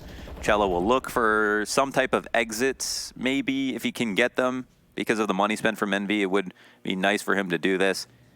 They've retained a little bit of utility, but it doesn't seem like Cello is going to find an easy kill and would much rather take this into the next round as they buy. KNG is going to need a drop, as he is the poorest of the bunch. Zan's got quite a bank, though. Is that 9,400? Holy smokes. He's going to drop an off the KNG, and everyone's going to pick up rifles. 1 to 3. As we move into round 5, and a simple round for JDM. I mean, just playing his spot and being in the right place at the right time was the tail of the tape. Stuck to the most comfortable position for the first couple of kills. We saw that slight variation as he jumps on top of the train just because the continuous pressure began becoming predictable. And that's good. It's a good way for Envy to get up on the board. They were looking a little outclassed at the start of things. You know, we had that read on the cheerleader stack. Big old pistol wraparound. First challenge here for INTZ coming off of map 1's loss. Kerrigan's got some foes down here at Ivy. He's held onto his smoke. It suddenly just gets released as he understands the threat looming. INTZ always have it in their back pocket to potentially split through the back lanes, and they don't want to let that happen again. Ivy is so difficult to hold as a CT. Not discounting any Ts that can get to the top of it, though. That's not an easy task at all. Control smoke comes out. JDM throws a smoke in response. And they're doing a great job. It's INTZ who clearly want to take this. You know, the bomb being here, 2 other players being here. Sometimes it takes 2 full sets of utility, but I think at the point that they threw the control smoke, they thought, okay, we can at least get to the top of it, and now have to change of plans. Getting bled out on time as we cross the 40-second mark. And Envy have all the map control. They still got ladder. Yeah, this is where the question mark in my mind starts to begin over the top of the T side, right? We saw them in some very shaky mid-round calls when it came to their Brazilian matchup yesterday, and they're not going to have any information off of this. So they're playing down to the wire, and they're just relying on an easy push forward. Let's see if Envy can throw back a wrench. We've got some immediate damage out of Cutler, dropping the bomb. 15 seconds left. Like, there's no real way for them to get into this round. Dude, in my opinion, there's a difference between what we saw versus Furia and what we're seeing here. It's the exact same result where they're out of time and they can't get on the site. But Envy did such a better job of spacing out their utility, and Kerrigan had such a good read on what was going on in Ivy. There's no way he saw 3 players. but he had the idea that they might try to take it, spaced out his flashes, his nades, his Molotov, his smoke to delay for as long as possible, and then had JDM even come in at the end to throw his smoke at Ivy. And there at T-Con at the 30-second mark, when he anticipated them continuing on for that split, for Drone to smoke out T-Con, and then they jumped through the smoke. There was basically no play there. They were red the entire time. And I think that is really good for Envy, who, and I can say this because Kerrigan tweeted it. He said he played and called like shit. Yeah, like badly yesterday. That was a direct quote. So that wasn't out of my mouth. But yeah, but today, I mean, there's already a stark difference as we're seeing him be more in tune with what exactly is happening. I want to just compare and contrast that to what we were talking about before the game went live, right? We could hear the players out in the hallway. I was watching them. You know, Yell, the in-game leader who's calling for INTZ, has a lot of responsibility right now, and he has to cool off because it seemed pretty direct. It seemed pretty aggressive. Obviously, tempers flaring and emotions at a high. It was KNG who brought that back down. You know, he kind of got that team essence going, brought in the huddle, got the high fives out. But I don't want to see Yell like we just did after that round, you know, getting maybe a little too emotional way too early. It's the 6th round of a T side that didn't go right in the previous round, but this should not be the end of INTZ. I wonder if INTZ are going to try the same thing. They've got 3 people here. And if they know there's going to be a big threat, they might try the exact same play. Drone stays strong even after taking that nade damage and immediately hits the headshot. Could have easily gotten traded out there. Not a bad way to attempt the take of ladder. Flash is sometimes insufficient. So as much as people will be like, why didn't they flash? That doesn't always work. Sometimes you have to do tricky stuff. And Drone will also fall back to safety as they make sure that his T-Con is covered, making this really difficult to trade. He can shroud himself amongst his teammates at this point and become a whole new threat. Smoke to back 6 to assist the Ivy players in coming out. There's not going to be as many nades and attention to Ivy this time around, but with heavy control, it's a pretty strong way to hold against this type of lurk. Oh, he's watching though. Nobody's watching at all. Kerrigan was towards T-Con. Drone clearly caught off guard, and JDM was very wary of that deep old bomb wrap.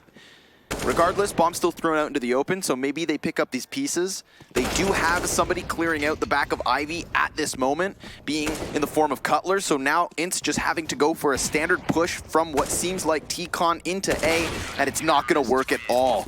Those rotations from Envy were active. Sure, INTZ find their timing, but it's lacking in explosiveness with that bomb being dropped inside of the train. They pull the lurk out, and they almost get to the outside site in time, but as you said, Envy were just fine in their spots. Kerrigan had them cut off at the pass, and although they lurked out and got that really good kill on Drone, good awareness to spam over top of the smoke, probably was a difficult target to find. Everybody else from Envy was fully aware and made sure that there was no other leaks in the faucet. 3-3 as we move into round 7. INTZ are on a 4-sub, a half 4-sub. They've invested in 1 AK, it looks like. Everybody else on 2K as they run outside quickly. Here we go. A couple of headshots. 3 frags for Kerrigan, in fact, so damage from downrange. Yell and Zand left up within the trains. They do have bomb, plenty of time, and now an AK. So, let's see it. Give us a ripper of a headshot, and maybe the bomb goes into the plant zone, but no sir. Cutler from the heavens above strikes down 2 with lightning bolts on the SG-553. And we have Envy starting to rack up rounds on the defense. It was all Kriegs and Augs, and definitely there, you know, very quickly we could see the impact of the pistol and subsequent anti-ecos dissipate as Envy start to put together not only the eco rounds themselves, but the rifle rounds, and it seems like they've had even more success on those ones. So what is INTZ's response here? Are they going to go back to IV control? I think it is really sick that that teams can take IV control and do it consistently. That's not an easy job by any means. But with Envy having a good response, that's going to be such a big beast to take down. JDM also, starting off this round, 5v4, has done a fantastic job of finding that opening kill with his AWP. No answer for how to trade. Cello looking like he's fumbling around between his weapons and nades to figure out what's the ideal way to be able to cross safely. Eventually, we'll recover the AK, but that's a gun that Envy will let them have for free, no problem. He's also made his way around to the other side of the map. There's still a somewhat forward aggressive setup from the CTs, but no need to actually push for control of anything. If they fail in the site holds at this point, that's really on their individual players. Really seems like the positioning from Envy on A has been very open to the avenue of attack. You know, they're posturing themselves to be hit from ladder or anywhere else, but it's over to the B site that the T's do trickle down. Kerrigan stopping the first one, damaging the next, and it falls on Nifty, who's caught as the smoke fades, opening up his position and opening up an opportunity for the Brazilians. They have their bomb plant. Cutler from downtown on the scope, just like JDM, is looking for the movement that's coming out of INTZ. They do have drone on that flank, but he's waiting. He's waiting and sitting back. They've got 2 kits, smoke, flashes. It could all get rolling forward, but when? That is the question. When? Here comes Drone. Finally, once the first teammate dies, he has to do it all, and he's gonna be denied. Destiny, 2 headshots to win the clutch and tie things up at 4. Sick awareness. Destiny could not move from that position, so he had to just dismantle the crossfire completely, and he did work doing that. Getting down to the inside site was an interesting bout. I think the one kill I had a question mark over was with Nifty, because we saw before he scoped in that the smoke had dissipated on his screen, but he didn't seem to notice whatsoever. Sat out in the open and gave them an opening back into the round. So rough round there for Envy as they attempt to hold. They at least have the 2v1 towards the end. But again, a clutch play from Destiny to pull it back and pull INTZ back. Now, in terms of money, because they only won with 1 alive, they're buying down to 0. They're at risk of being reset. They at least are able to afford an op. But what exactly are their options? This was a round that was won not only 1v2, but 4v5. Super sick entries as well from Cello. And what is a 3-piece actually on the round for Destiny. Yep. Plays a key piece in getting the bomb down, then follows suit with frags and fire. Destiny coming out to T-Con, and that's what I was talking about. Sometimes you just want to flash. Sometimes it's something as simple as a flash can be enough to stop a T-Con push. Drone getting out the ladder is just as a huge piece of control. Look at this. I mean, they don't even clear it, and they don't have anybody watching it. So he can not only sit here, but once he gets this kill, it's just going to cause them so much anxiety as they have to pick up the flank as well as put the bomb down and try to do it safely. Oh, and they're still being attacked from all over. Drone actually up in this situation, finally does die to Destiny, but all the while, bomb not planted. It's actually been thrown out onto the dirt of the site. They're going to have to throw down their last smoke too, trying to create this temporary cover, trying to find gun duels that favor them. Where have the CTs got off to? That's Nifty caught for a second time. Throwing out grenades from Z. Zan creeps through smoke, and that's not going to work out at all. Drone, big play this time. Yeah, monstrosity of a play from Drone. Really sick stuff, holding on to ladder. Not only that, but just getting there, like one flash, crosses to ladder. Nobody's there to rush ladder because it's much farther of a choke point. And then they throw everything they've got in the kitchen sink at ladder, but that's not enough. He gets the kill, flies out, and then once he's in the open, even gets a kill at that point for extra credit. And because INTZ couldn't trade him, because they just kind of skipped their angles, they lose. Ultimately, if you're going to do a T-Con rush like that, and you have any thought that maybe somebody got to ladder, you've got to smoke it right away. There's Drone with another early one. Frag grenade from Kerrigan's going to do a lot of damage. All the remaining Brazilian players have been smashed wide open in terms of health. The op retrieved does cut down another. In fact, Destiny's on for 3 frags at the moment. This would be a hell of a round from him alone. We've already seen him go big on the B site just prior, and he's going to have a chance to catch his breath now. Yeah, this is nice. He gets to reset the situation, take the op and his nade and his 19 HP and all of that talent back towards T-Con or potentially inner. As for Envy, I mean, they only have to play middle of the site. It's so easy to rotate on this map, so they can play from heaven or within Z. And Cutler's got this pretty much locked down. That's going to be a hard thing to clear. And just look at the innumerable angles that Destiny has to consider as he walks outside. Ultimately, will have to take a risk. And there is an angle here where he can plant the bomb that Cutler will not be able to shoot down from. But, yeah, and it looks like Destiny is going to pick that right spot. It's not going to get too aggressive from this spot, but eventually Cutler peaks just as he drifts away and closes out the round with ease. I was thinking to myself as well, you know, you got Cutler and Nifty alive in what seems like a pretty tense, you know, mid-round situation. This is one of the duos that pulled off the 2v4 on Dust, you know, so you know the synergy's there. Communication on a one-to-one level seemed all right just earlier. And this time, despite not being side by side, they still work in unison to clutch out the round. Now, considering how much was invested, I gotta say, props to Destiny. You know, trying to step up and be that individual level. That one step above. Last bullet CZ shot and the op flick. Yeah, I mean, barely keeping a minute, but and then he gets the plant. So not only do they have to congratulate him, like, hey, nice play that round, he's also giving them $800 each. I'd keep a friend. That's the kind of friend we all seek to find. Yeah, absolutely. You got your wallet? I actually don't use a wallet. Oh. Not a big fan of those thick boys. This wizard pays with his phone. And Cello pays with his life. Not much invested in this one, as we said, but Destiny still on a tear. This guy won't stop until Kerrigan forces him to break. 3 Ts left up, continuing to try and pressure this A site, but it's a 1 versus 1 affair every time. We've just got INTZ trickling inwards, bomb carrier included, with Yell taking the top side of Blue Train, down range with the Deeg, sees the head in Z, and smashes it wide open. But Kerrigan, in the exact same spot, drops another body. Vito comes out from the ladder room. Kerrigan's cutting them all down. It's been a multitude of ecos for INTZ, and Envy will clean another one up. Looking just as strong as they did on Dust 2. Again, it's a pistol round to prop up the rounds won by INTZ. If they hadn't won that pistol in the subsequent anti-egos, and remember it was a double save as Envy wanted to be able to afford an op and all their armor, then we have the exact same score as we did on Dust 2 basically. So they at least pulled that out, and once this half is over, can forget about it. But I really did expect more from INTZ's T side. We saw some cool strats that they pulled out. They were able to juggle rotates and be very mysterious about what they wanted to try to pull off. In this half, have played a whole lot more standard, and Envy have also just gotten the opening kill so early, almost every single time, that throws a spanner in the works. Nifty. Does he win this duel? Yeah, Zan. Perched up on top of the box isn't enough to get the kill, but Cello's right there to support his friend. Drone looking hungry for a trade frag. You know, at least now its presence known inside of the box halls, and an opening that has the curiosity of INTZ. We saw them group towards inner, 4v5, this time 4v4, and actually win the round. It did come close. Kerrigan was first man up, and that's not going to be any different here.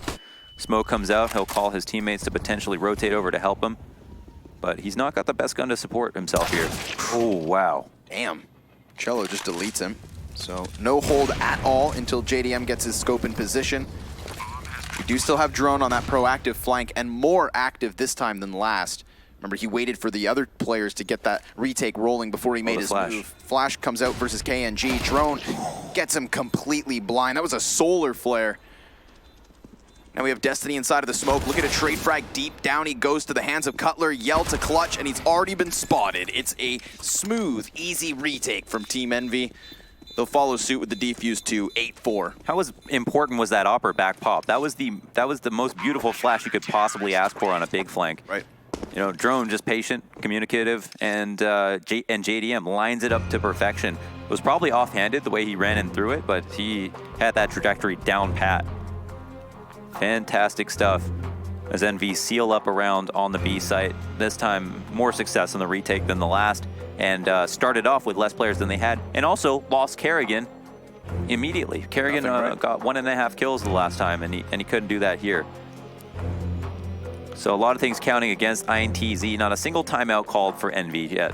No need, really. I mean, ever since we had the pistol win and conversion for the 3-0 start, we've only had Ints add 1 extra round to the board, and it was the immediate reset. You know, so they don't feel as though they've been in the hot seat. It's cool, calm, and collected in Katowice. Nasty entry from Cello. Hard clears Kerrigan. Not a chance for him to win that duel. Cutler piecing together quite the game as well, just next to Kerrigan and JDM. What's he up to? Cutler, after that round, 10-4. Nice. It's been pretty much all of Envy looking so much better than they did yesterday. And frags from Cutler in the mid round too, right? Think about when he's up in the heavens on the A site. This time, obviously, back on the retake of B. So good on him, putting himself in important positions and coming out on top. Kerrigan offering a change up here, getting very aggressive at Ivy with the smoke as well, to just push back the time for INTZ. Just making it so that even if they come back and the CTs aren't here, it takes much longer for them to get set up. But look how dedicated they actually are. Ooh, looking for a boost. JDM almost lines that up. And Kerrigan goes ahead and takes him out. That was long distance. Yeah. Just spraying through the smoke. They're lining up, anticipating a closer player, and he does get one on the peak. Holy smokes, JDM. He's pinned into the server. His support is coming. In the form of 2, Kerrigan and Drone. That does open up the A site in the sense no one's watching T-Con for a moment, but Drone, once Kerrigan has that hole plugged up, will double back to his initial position. Outside is not going to be easy if Cutler stays in ladder. Again, ladder control has been a feature of NVCT side that has been kind of indomitable for INTZ. We saw how Drone handled the heat when they had him tucked away in the ladder. Wow, what a headshot. Farewell, Destiny. He's met his fate. Cello, headshot, however, back into the site. That does kind of ease the bomb's exit. 20 seconds left over. Not the best position for them to be in. They have to chase down JDM, and in doing so, they've lost that bomb. Now 10 seconds left over. It's Cutler and Kerrigan both inside, but Cutler's smoke falls back on his face. 6 seconds, they need to just run out. Zand has to give cover. They're gonna run out blind. That's an easy first pickup, but Kerrigan has the element of surprise here. Yeah, he could walk out. There's the first, how about a second? Yells the bomb planter and he's wrapped around to the safety of the armored car. Now, Kerrigan has to figure out where he is, and he reads him like oh my god, what? He actually hits the headshot too. I was thinking Yell creeps into that angle, Kerrigan gets a bit of damage, but he dies. Nope.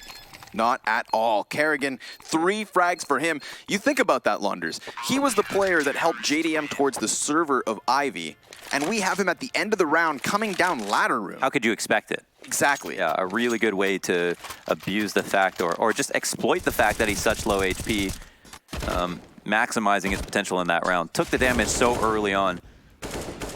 Good kills all around from Envy, and they win another one. This time it's a clutch.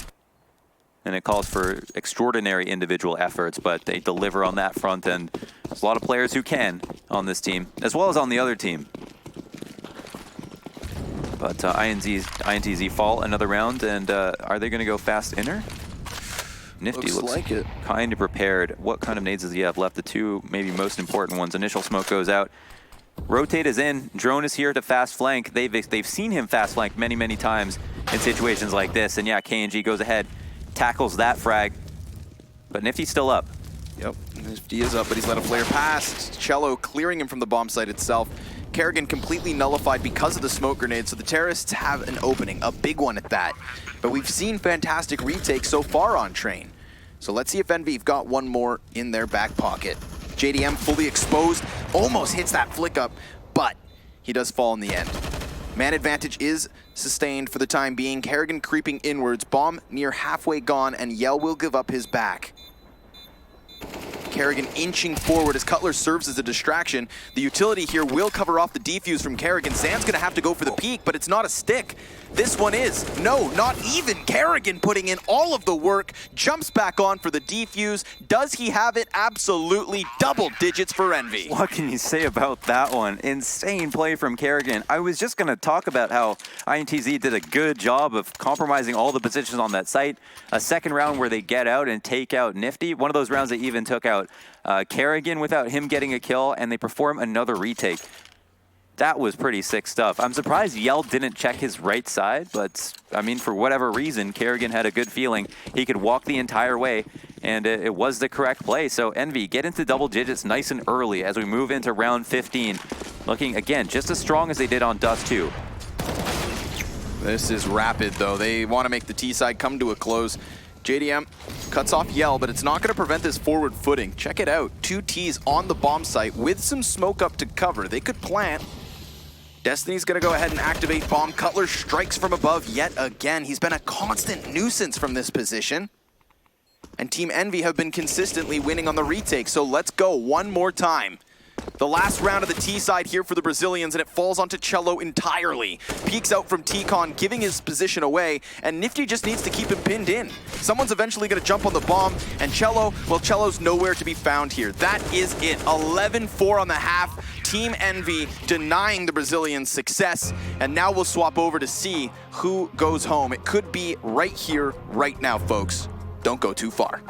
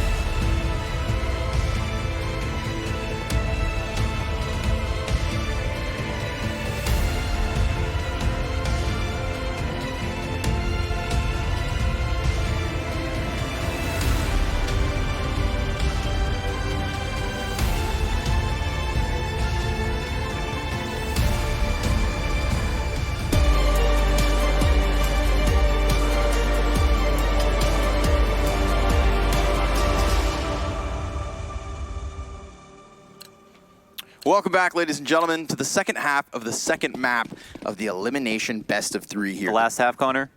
I'm not going to say it, Okay, Mohan. you're not going to say it. That's fine. Not just yet. Because this is their map choice. I think that they should have some level of comfort, and we haven't seen Envy with flawless series. We've seen them with strong maps, most notably Dust 2. And yes, this beginning on Train was convincing, but will they finish strong? Could come to a grinding halt. The initial kill does go to Yell, and Destiny's got a double. Collateral. Looking good as the flank comes through from KNG. 4 survivors as Ints started off. The rarest of collaterals, a USP collateral. I mean, it could happen on the pistol round where no one's got head armor, sure, but it's still such a rare thing to see.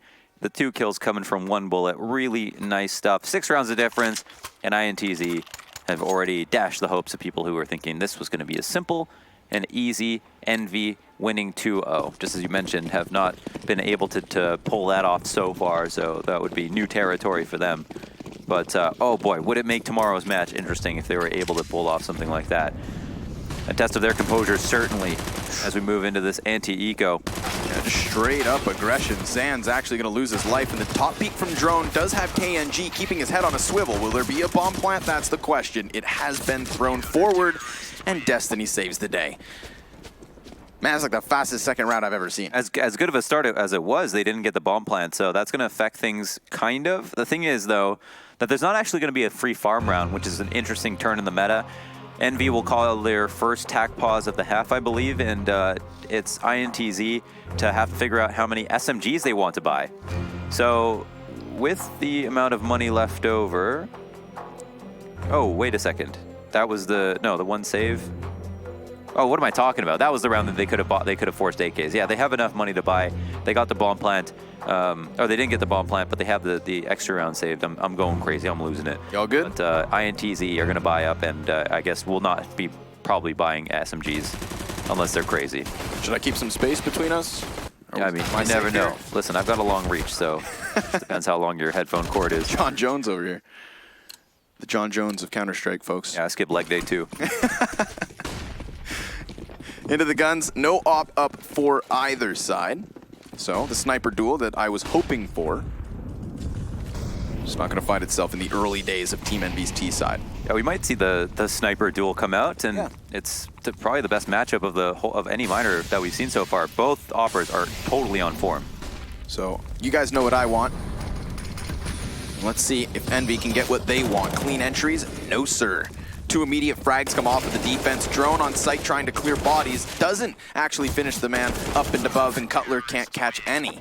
Therefore, first gun round immediately taken down by the CT side, and in convincing fashion. Yeah, the execute looked nice, but the spots that INTZ picked were great. We saw Cello's off angle as a player swung wide across E-box, stood absolutely no chance. So picking perfect positions to play from, and Destiny's spot in heaven is always really good to play to watch over top of smokes and versus outside executes. You also don't have to worry about your teammates or where what's behind you and everything like that when you're in heaven, which is nice. No chance to get flanked for the early portion of the round.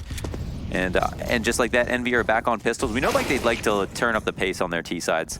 And again, it could be in an effort to try to mitigate to the amount of thought that goes into rounds. If you draw them out, I feel like there is a direct correlation between how inexperienced you are and how many fast rounds you should have. Just because it's kind of crazy to expect everybody to be well coordinated and thought out for an entire minute 45 seconds. Zand here is standing on the top pop with a UMP, and he does get flashed, but he falls back. His teammates will try to assist him, but JDM goes for that trade. Looks like a bomb plant might be in the books as Kerrigan gets that one off. Yeah, get a little fat stack in the back pocket. Damn, hell of a game for him. 20 kills, 113 ADR. Well, here's the thing is, if you look at the kill death distribution, I know we had this conversation on a previous series where I said, Kerrigan not only brings this level of composure and experience to the team, but surely he'd be able to frag out versus others at the North American Minor. We haven't had that. Does Nifty have 2 kills? At the moment? Yeah. Yes, is that correct? Oh, that's so weird. I mean, he just had such a crazy map, and he's having 2 kills. Yesterday, he had a bad day, so this is not a good sign, I want to say. Obviously, Envy have had such a good half overall, that might not matter. And actually, because he only has 2 kills, but they got the CT rounds out of the way, it's less unnerving at least for the rest of his team, I'm sure, that they can put everybody else up front to do the dirty work and force saves out of INTZ before they even have to use him. I mean, you got a run boost. This could be so dangerous with Destiny being this close. He hears all the sound, and Cutler's going to give cover and then get an additional kill. Double headshot on Ivy, calls KNG over, and Cello peeks up ladder. This is a little bit of an attempt from the defense to play an aggressive stance at a man disadvantage. You know, they say the best defense is a strong offense, and I think Ints embody that in this round. Zand, in fact, is that third player looking for a kill, catches Drone with his head turned, and Nifty will have a chance to trade frag, but he can't win his duel. Oof, that was a nice peek from Zand. Really clean headshot. And although the Ivy trades go the way of Envy, the rest of the round doesn't. In fact, everything goes south. And although they can get the bomb down, or the bomb back, it doesn't seem like they're even confident in doing that quickly. Clock will tick down. 45 seconds up as they try to seek out where Cello might have pushed to if he did at all. But he has not gotten that much information. Is now rested passive, which is totally fine for him and his team. And we see how much time gets burned off the clock once you know a CT is pushed. Even if he disappears, he's pushing this execute farther and farther back. Envy will now move over towards B. Cello's here just a spot, so there's potential here for the bomb to go down. And it looks like he wants to throw a flash in response, maybe take this fight. Oh, fully blind. Great flash, yeah. Pulls it down a little bit. If he could drop the bomb, then that's real problems. It's a desperate plant for Cutler, and he knows he can't get it in, so maybe deal some damage. An attempted escape. Caught by KNG. Played well by Cello. Even though he was far back, he seemed fully prepared. I thought he fell asleep at the wheel there as he was at the top of the bomb with his knife out, but knew exactly what kind of play he wanted to make, got a lot of value out of that flashbang. Definitely pushed things back a bit. Could have seen a plant come out from Cutler if he had not gotten flashed earlier on there, but what a fantastic push from Zand. It was unfortunate timing for Envy as they were holding for that for so long, but at this point it's INTZ starting to string these rounds in succession. A full-on buy though as JDM gets his op. Instant pressure towards the inner site. Cello here. And certainly we're going to see some crazy ladder shenanigans.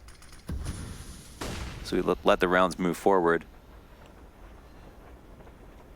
There's not any other pushes from INTZ. Congregation of the T's towards the lower ramp. And it'll take a good flash to mess Zand up. So if they don't hit this, he's got a bunch of easy kills on his hands. Good spacing with that smoke. Just going to reset the time of which Envy should have to wait. Could always just go charging forward, but Drone would kill him, you'd think. Another one. They're going to have to go through this. Yep. Oh. Or not. Drone will. Died the moment he emerges from the smoke. And Kerrigan's actually going to get the spray back through, but Cello, hello.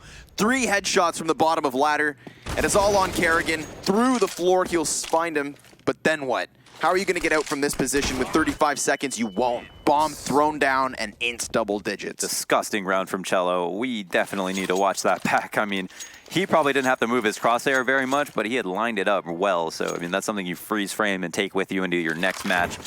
And the next time you want to sit under ladder, that's how you deal with that pressure.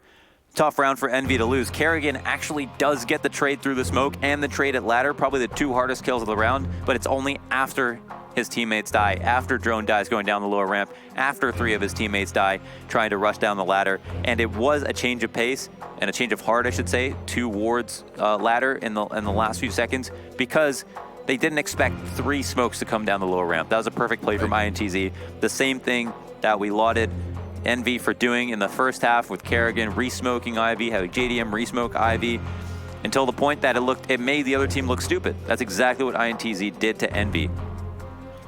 Although there was nothing wrong with their strat, they could not get inside safely. That's bottom line. If there was more of a focus towards upper, they could have maybe pulled something off, but that wasn't, the smokes and nades that they threw weren't conducive to them having majority go at upper. Otherwise, they almost certainly would have turned their attention that way. Pistols and a little bit of utility here being thrown out for Envy. Let's see if the Hail Mary can get anything done. Got that push, getting Yell off of his initial position, and he buys a little time, catching JDM. you know, stays composed and finds the player. Now, Cutler and Nifty, nothing further, so it seems. CZ down to 6 shots. And there he goes. We're all tied up at 11 rounds apiece. This is flawless so far from the CT side of Ints. Absolutely not a scoreline I'd see, and you know that's a fantastic comeback by them. They've definitely earned their way back into this game. A lot of hard rounds that they've had to pull out. Good setups across the board, and they are absolutely giving Envy a run for the money here on T side. I would say a lot of the strats that they've run have been pretty reasonable and well thought through, and at the point of a couple of trades, Envy could have won them. But overall, you got to give the edge to INTZ, not only individually, but tactically, as they have a good beat on what's happening. Destiny swings out in front of JDM, eliminating the player who was so good at getting 5v4s in the first half. And Yell also couples that with a kill at Ivy. Yeah, there was 2 players alone in this default coming out of Envy. One on Ivy's side and the other T-Con, both of which died as separate duels. You know, Yell's aggressive op just goes flying forward. He didn't even really have much support. So that was a 1v1 that could have gone either way. But as we're beginning to be accustomed to on this CT side, it just seems like Ints get the best of it over and over. Bunch of strong pushes here in this game on the CT side. And this 3v5, I mean, the worst part is you're like, all right, I hope they make a mistake.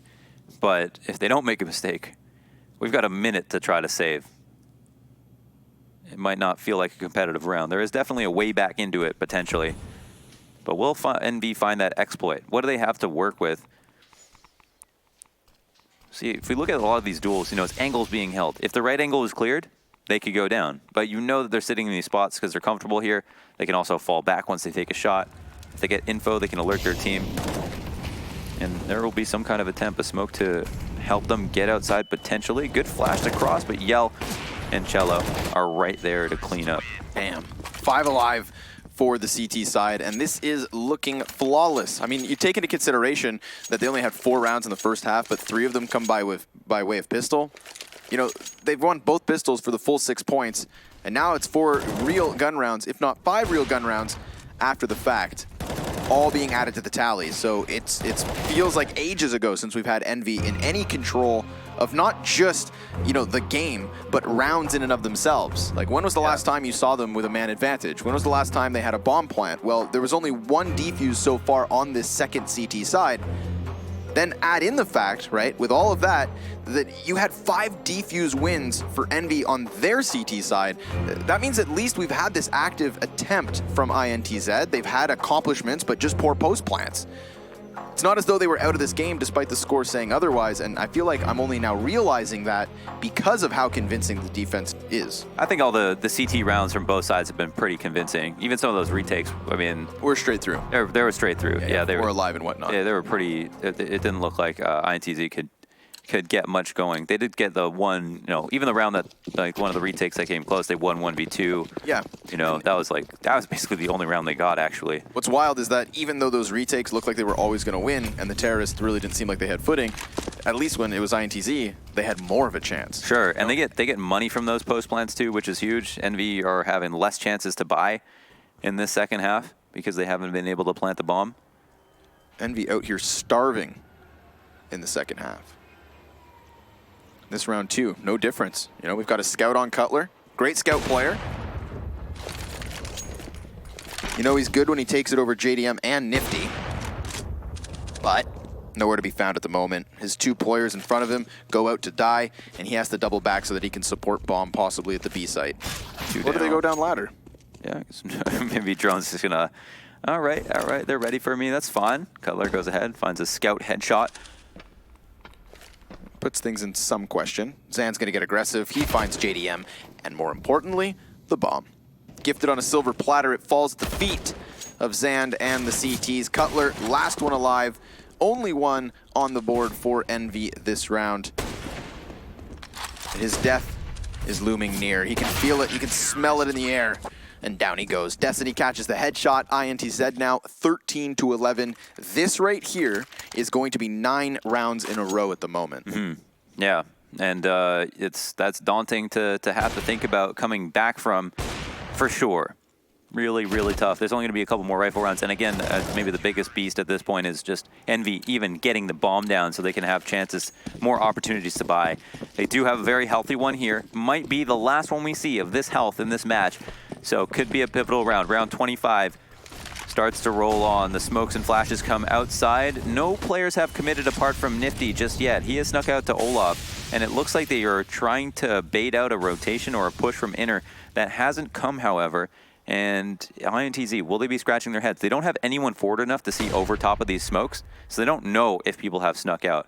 They can be aware of it, but what actually happens is the rotates get held outside. So Inner could be very tasty here for the hit for the tees. Yeah, seems to have finally pieced itself together well. San, seeing the utility come out, clearly now knows that there is somebody here, but how many? You know, you've only had a single grenade come flying forward, so you may not anticipate 4 terrorists within this bomb site. And not just the bomb site now, but Kerrigan tucked away in C. It's crucial that Cello wins that duel in the backhauls. It's really going to enable now the pinch onto the bomb site. Envy's constantly going to be asking themselves, at what point does he hit? And they've lost Kerrigan, that forward anchor. An additional duel picked up to the favor of INTZ, and it's just Drone pinched for the moment as Nifty has to get into position, but he's the only player left. Kills Yell, sure enough, but the bomb's not planted for him, and he's still so outnumbered that the retake is successful. Oh my god. A flawless CT side. Absolutely destroyed on that retake. There was a huge advantage for Envy moving into that. They had the open site, lots of time to take off the bomb, and not a single trade as all of the kills fell into place with the T's in their optimal after-plant positions. JDM gets his kill. Maybe it's a whole different round, but he already did his part, kind of, you know, getting those two, or getting that initial frag on the person threatening the lower ramp. And then, yeah, as we see in the highlights, I mean, it's just a series of smart individual decisions and awareness as to where Envy might be hiding. But they get the bomb down, they get another plant, and yeah, I lied. There is at least a better buy here than anticipated. The Molotov is not good, however. That's going to cost Drone his life. Somehow hits the lip of a wall and then bounces back. And I guess when it rains, it pours. So that was unfortunate. Run boost doesn't have that third player to support it this time. Cutler will still be able to trade after JDM effective with the op. Nifty down to a single bit of health. And Cutler, I think, is going to have to be the difference maker if they're going to pick up this round. Tapping away at the sniper, jumping for cover, and he cannot get it. Kerrigan Nifty having to walk out onto the bomb site with a minute left. They can at least create some ambiguity here. Create a question for Inst to answer. Where have they got off to? Making noise not going to keep them shrouded in secrecy. He doesn't seem aware of the thought that he could get ops here, and KNG has that site cut off. Bogdan's Law in full effect. Nifty comes up empty-handed too, firing off, giving the info to KNG. You know, he's back here on Ivy. He heard one AK fire, clearly cuts off that bomb, and then with the op shooting two, it's all too easy. Last tack called for Envy, and it is Last Chance Saloon. That's right. Nifty, my man. Tough map for him, no doubt. Overall, the entries, I honestly don't feel like he's affected their ability to get out into sites. He's almost never died first on entries. Maybe could have been a key player in pulling together rounds once they got those entries. But in my opinion, looking at this half objectively, it seems like there was some decent strats and a lot of individual failures, especially in that last post plant situation. But like even that one was just Nifty coming at the end. His teammates really needed to get the kills. There was a round where Drone ran through a smoke on lower ramp, but that was because Nifty or INTZ played it well. I feel like there's a lot to credit about the way that INTZ have played their CT side as opposed to negatives for Envy. I've seen some strats that I really like. Even on the straight outside rushes with all of their nades, there was so many good angles being held and spots that were chosen properly from INTZ to deny the outside pushes. It's just been a very CT-sided game. 75% of the T rounds won were by pistol or conversion. You know, let that sink in. One single gun round this entire time, clearly belonging to Ints. We're about to seal off map 2. And we were thinking at the end of that first half, our first best of 3 here at the the NA minors, or America's minors, as Ints are now making them clear. It is a fallacy to believe that just because one team plays well, that the other must be playing badly. I think this is a perfect example of that. Great point indeed. Destiny cuts off the exit from T-Con. The damage is substantial and the opening's still there, but Nifty, 4-20. With his head in the clouds, has to somehow find a round on the board for his team, and the spray doesn't connect, folks. A flawless CT side. I don't know what he told them at halftime, but it definitely reinvigorated life, and I think you put it best. Just because one team's playing well doesn't mean the other's playing poorly. INTZ turning it around after those first 15 and giving us a masterclass on the defensive side of Train, folks. This means we're going to overpass. Our map 3 elimination game, this is where Team 1 fell at the hands of Envy. Can INTZ get revenge for their brethren? Well, it's time to find out.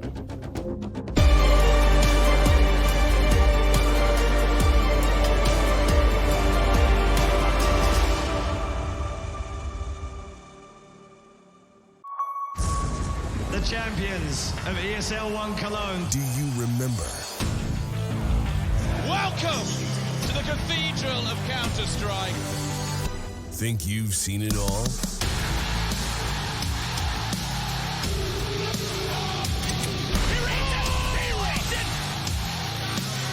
Are you ready to be a part of Counter-Strike history? ESL 1 returns to Cologne in 2019.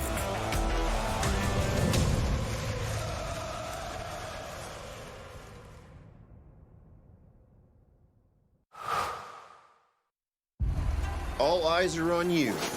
So give them greatness with Intel Extreme Masters certified PCs and notebooks and game like the pros. When you see the unique IEM certified stickers on the outside, you'll find high-grade components with Intel Core i5 and i7 processors inside. Every purchase includes in-game content and supports the prize pool of Intel Extreme Masters. Game like a pro, because the world is watching.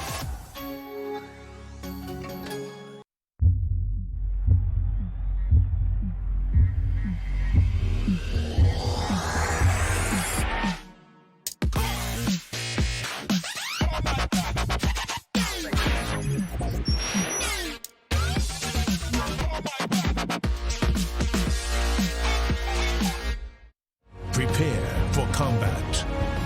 Go forth and conquer.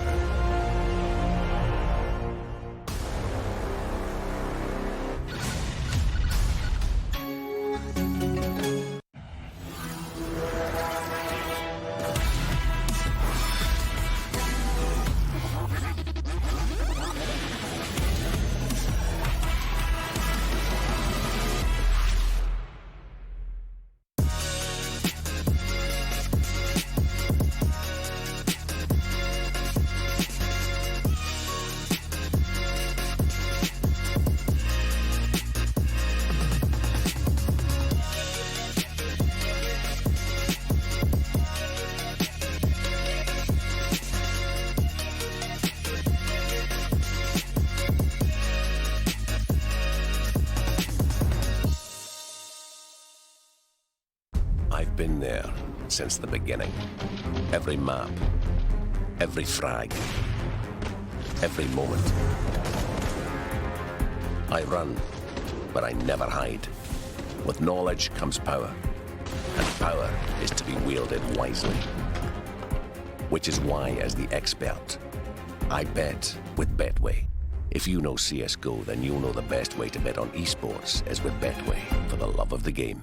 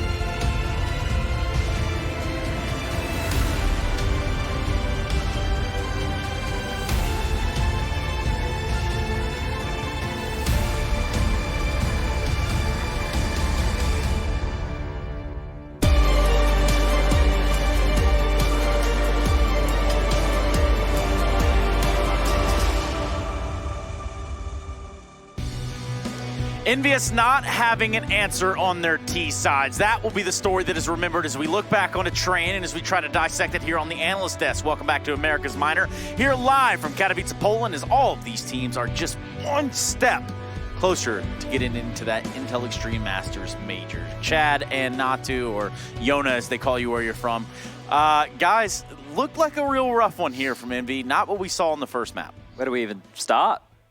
With the good, with the positive? Should we start with the positives? Both teams had good CT sides. Yeah. That's the positives. We can start with that. I think the fact that it was a flawless CT side from INTZ to get them back into it was fantastic, great for their confidence for the third, but in the context of that match, it was pretty average, right? We know that both these teams have weak T sides, and that was definitely on display here, and obviously more so from Envious, who were unable to convert the pistol round.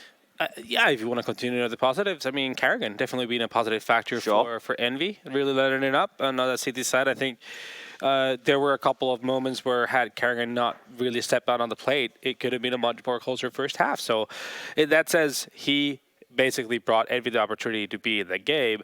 But then when we do start going and drifting towards those negative parts, it wasn't pretty when it comes to the T side. That's either of the teams. There's something that we definitely need to reiterate that Scrawny mentioned during the cast, is in that game there was only one gun round that was won on the T side. One, right?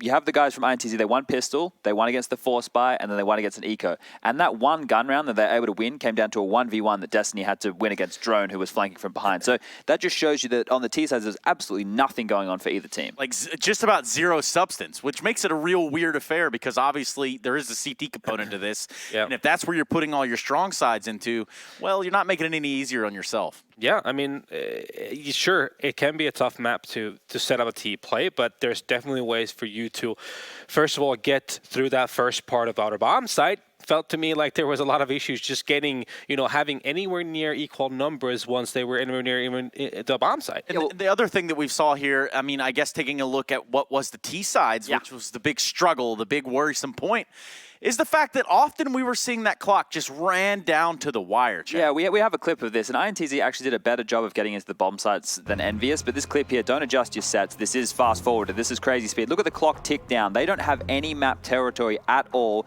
and a minute has passed. They don't even have box halls control, right? This is going to keep ticking down. The idea here is to find a pick, but then they just go back to team main. They throw some basic smokes. You can see the utility on the left-hand side of your screen here still in the hands of Envious, and they just mow them down. And we saw so much of this from both teams. It was uninspired. They didn't have a lot going on. There was no well-drilled set pieces as opening moves to allow players to go for picks. It was just rinse and repeat, hope you find a kill, and from there, if you don't, the round's done. Yeah, basically, there's a couple of ways you can try to adjust from that. First of all, try to get ladder control, for example, to give you that option of then exploding throughout a bomb side, right? Out of team main and ladder simultaneously. Haven't got a couple good flashes. Or if you're not really getting anything, we've seen INTZ do this before. Just basically try to walk through Ivy. You try to force a duel, and you force the CTs to make an adjustment, then giving you the possibility of trying to get out of pop dog on team main afterwards. So, yeah, I mean, it just shows you the case of how uninspired the T sides were. Well, I think both teams are going to have to look back onto this map and sort of give it a pass over. Perhaps we go to overpass and get on with the next iteration of this best of three. This is what it comes down to. One map. Again, we're talking about a level playing field for both these teams because they can just wipe off the woes of both maps. Yeah, there's some interesting factors that I think both teams, if they've done their homework, can look towards. When we did watch this game for NRG versus Envious on overpass yesterday, the fact of the matter was in the first 10 rounds of the game, I think it was, Envious weren't they were getting opening picks, but they were being immediately traded, so they need better escape protocols, and I think they'll get away with that more versus a team like INTZ. And INTZ on the CT side were leaning towards the B bomb side a lot. We had those 4-man stacks with it was just Zand who'd go through the basic utility at A, and then he'd just jump spot. That means if you're Envious and you want to go for an early B play, you have to be expecting 4 members potentially being there, so maybe they're going to have to start by conditioning that A bomb side a little bit more. Yeah, more so. Also, INTZ not known for being really good at constructing rounds, so you'll see them trying to walk through Monster, do these kind of cheeky plays, and you just got to be ready for it when you're Envy, right? You got to make sure you're keeping your weapons in your hands instead of getting caught off with your pants down with a grenade in your hand and things like that. So, yeah, just be prepared for anything when you're Envy. It's always awkward when you get caught with your pants down. Is it though, Chad? How many times has that happened to you in life? I was going to ask. It's 0, but I can imagine. It's happened a few times in my dreams. It's one of my nightmares, I guess. Is it a nightmare, though? I don't know. I guess it depends on how you frame it. See, in dreams, you can kind of get away with things, right? You can kind of run around. You can kind of like, can you control your dreams? No, I haven't learned how to be a lucid dreamer just yet. Well, two teams that are vying to control their dreams would be that of Envious and INTZ. We're almost ready to get in there, and I guess I should start to ask you guys, who should we be looking forward to in this map to really be that game changer? I think that JDM versus KNG is the most exciting duel in this one because we've already seen what JDM has been able to do on this map with the AWP and going toe-to-toe with KNG, who, he's obviously, we know how good he can be. This is a series right here where those two players, I think a lot relies on them, and Zand as well as another player who I think has been very impressive, especially with the multi-kill potential over towards that A bomb site for the CT side of INTZ. So, look, those are the three that I'm looking towards, I think. I'm looking at Karrigan, honestly, because I think as a leader on a map like Overpass, where there's a lot of room to be basically just roamed around, you can wolfpack, you do a lot of basic things and be victorious on a T side. I feel like this is the one where you're looking at him. Not only is he going to be able to bring it on the scoreboard, because he has so far in this game, but also just to make some really good mid-round calls. That's what I'm looking at. Well, you get one prediction, guys. Envy. Okay. I'll just go INTZ just so we're split. Yeah, just so we're a split house. Everybody likes a split house. Well, actually, no one likes that. But what we do like to do is pass it over as we go into Overpass. That's right. It's time to get into the final map of this installment. This best of three all comes down to the wire, all comes down to the nitty-gritty, and it starts right now with Scrawny and Launders. Take it away, fellas. Thank you, gentlemen. We are split down the middle in terms of analysts. Mohan, you willing to take a side? I am.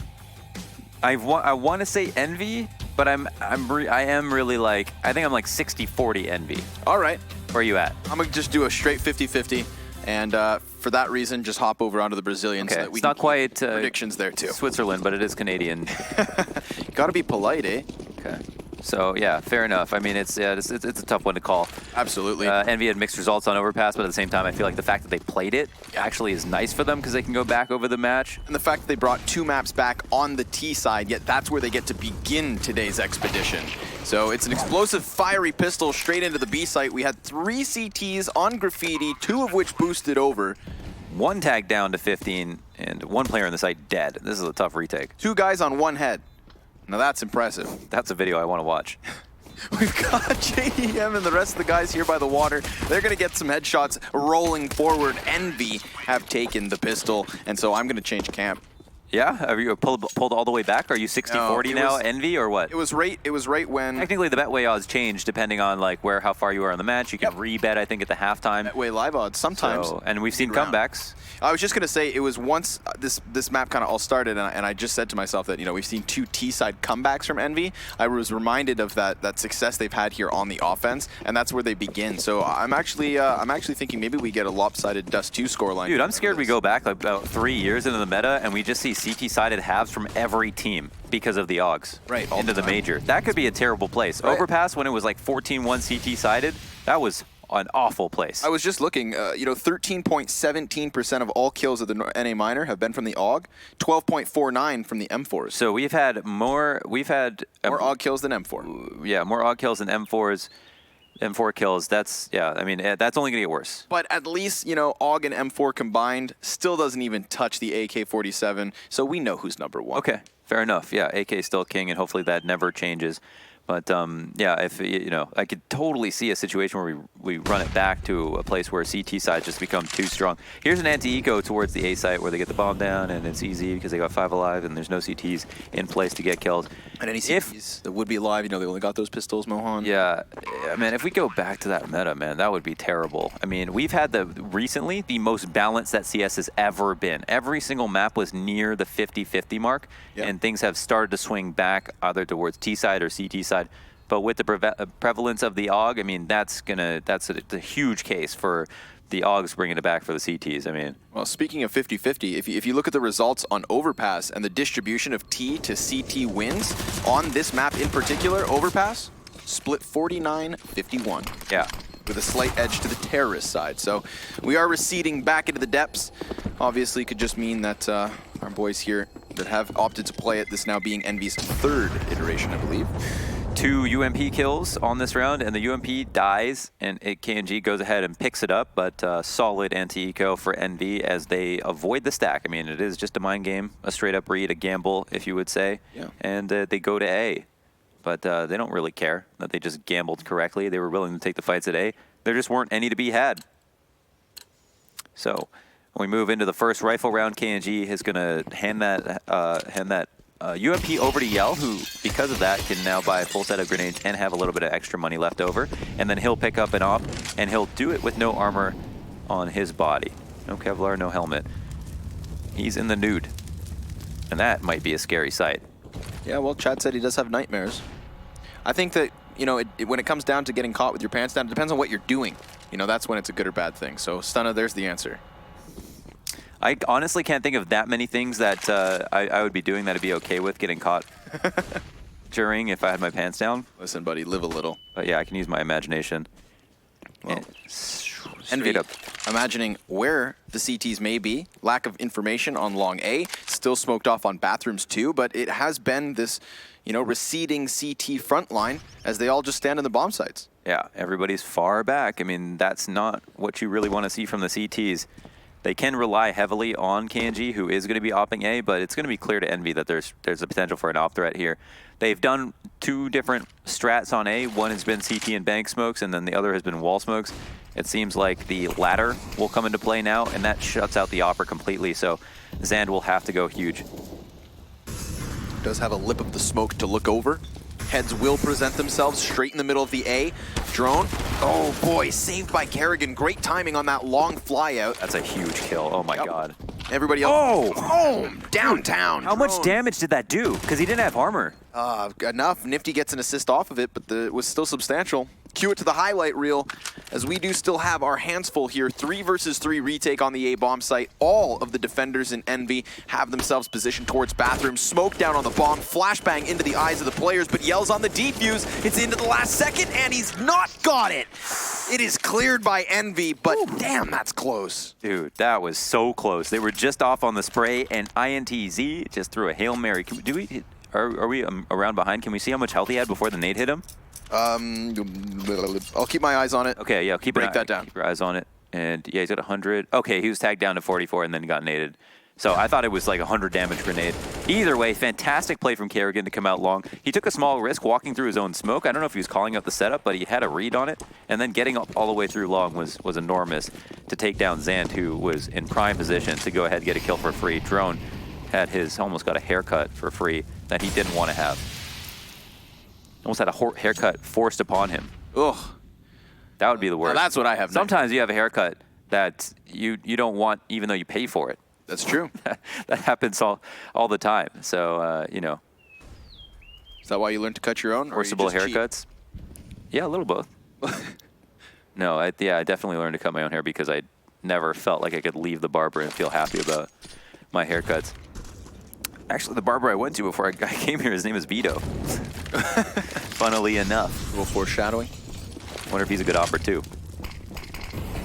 Another anti-eco towards A. Open sight. Oh, easy first kill on KNG. Yeah, maybe Cutler dies. Does run past the staircase as there is a CT down there. Popping on up. Zand is down for the count.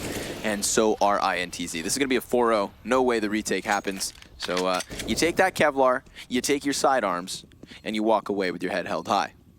That's it. Get out of here. Get out of here. Skedaddle. I'm walking here. Or what? You make Nifty shit his pants, and you rush that bomb in the last few seconds. You just quoting a Kerrigan tweet again? Yeah, that's what okay. It's not going to happen, though. Dude, this is good for Envy. Like, the bomb plant, as well as keeping 5 alive, another solid anti-eco. The money builds up. The money grows long. Tall-wise. Long. The money long. Did you hear a clown horn? I did, but I'm going to assume that didn't come from the server. Oh, I think it's maybe tag timeout. That's why. Is that the tag timeout horn? Yeah. Okay. Cool. Tag timeout for INTZ. 3 of 4 remaining. They have used these very liberally. It's KNG to be the most vocal in this moment. Maybe talk about setups. The first thing I would say, I mean, they're going to be open to these 3 smoke wall execs as long as INTZ play back on sites. That's not going to cut it. You can't give up all of this free real estate on bathrooms. You cannot do that every round. I look forward to seeing a team like INTZ once they have that op, getting into those aggressive postures up on the party, you know, trying to vie control of Fountain. Right now, they better do that right now. That's what I'm hoping for. You've got those 2 snipers, you've got somebody spawned for it. Sure enough, it will be KNG to take that front line, Zand to support over the shoulder. So yeah, here we go. You know, I want a little aggression. I want some posturing. Puff your chest. Beat it with both hands. Donkey Kong style. But they fade away really quick, not finding anything for their effort. No. Yeah, and yeah, that's the thing. That's the thing that so many people do. They just go through the motions of peaking, but then after that, just falling back so quickly. At least they've got 2 ops, so rotations are a little bit less important. But let's say that round goes down at A. There's not going to be a way for the 3 players at B to retake. If the site just gets compromised like that, they almost were able to pull out the random defuse in the smoke, but, you know, that's not a strategy. This one will be. 3 players inside of short for Envy. We've got that Opper in the form of JDM trying to fire down through Monster. And a deep grenade from the CT softens up our offense. Now they are going to unleash their volley of grenades. It is Cutler with 1 kill and Drone trades as he comes out from short. Now, damn, the bomb plant happen. Because Drone is the bomb carrier and he's tasked with clearing all the corners first. Not only having to get kills, but put in the bomb too. This man's a one hell of a workhorse. Bomb goes down. Op on the retake. Enough time ticks down. They're just going to give this up. They've got at least a smoke. So Zan can section this out. Heaven is not a fight that needs to be taken, so. No, but JDM will do it anyways. Okay. Just goes right for it. KNG hits the floor, Zand hits the water, and as he comes up ramp, Drone stops him. 3 frags for Drone, and most importantly, I would say not only clearing all those corners, but trading it out on Monster immediately. You know, you saw that front runner defense from the CTs on B was very much committed to Monster. They had 2 players in the depths of that. Oh man, he's even blind and in smoke when he blows away Destiny. Yeah, super sick round from Drone. Those entries were so important. And I was going to say, we've seen a mixed bag when it comes to B execs from Envy on this map. And most of the time that we've seen them, they've just failed. The actual executions and the nades look like they have a lot of decent coverage. Everyone knows their spots. Everyone knows their nades. They learned them. They threw them all perfectly. The timing and spacing was perfect. And they had a lot of those execs on train too. But once they got shut down coming into the site. And on Overpass, the last time around, they got shut down coming into the site as well, but this time they didn't. This time they put together the entries quite well, and they got 2 players who were both blind. So that means that the site execution was good, and the spacing was perfect to take advantage of them. Great explosiveness from Envy, and here in this round, got Kerrigan and Nifty going back and forth about what to do on the what they'll assume is going to be an anti-eco. I think they know with a pretty small margin of certainty, or a big margin of certainty, I don't know. They know for sure that it's INTZ who will probably half by here. 5-0, there's not going to be too many secrets to be had for INTZ, apart from how they want to play the stack. 2 players go down into the stairs, and this is a place where you don't want to get spread too thin, certainly.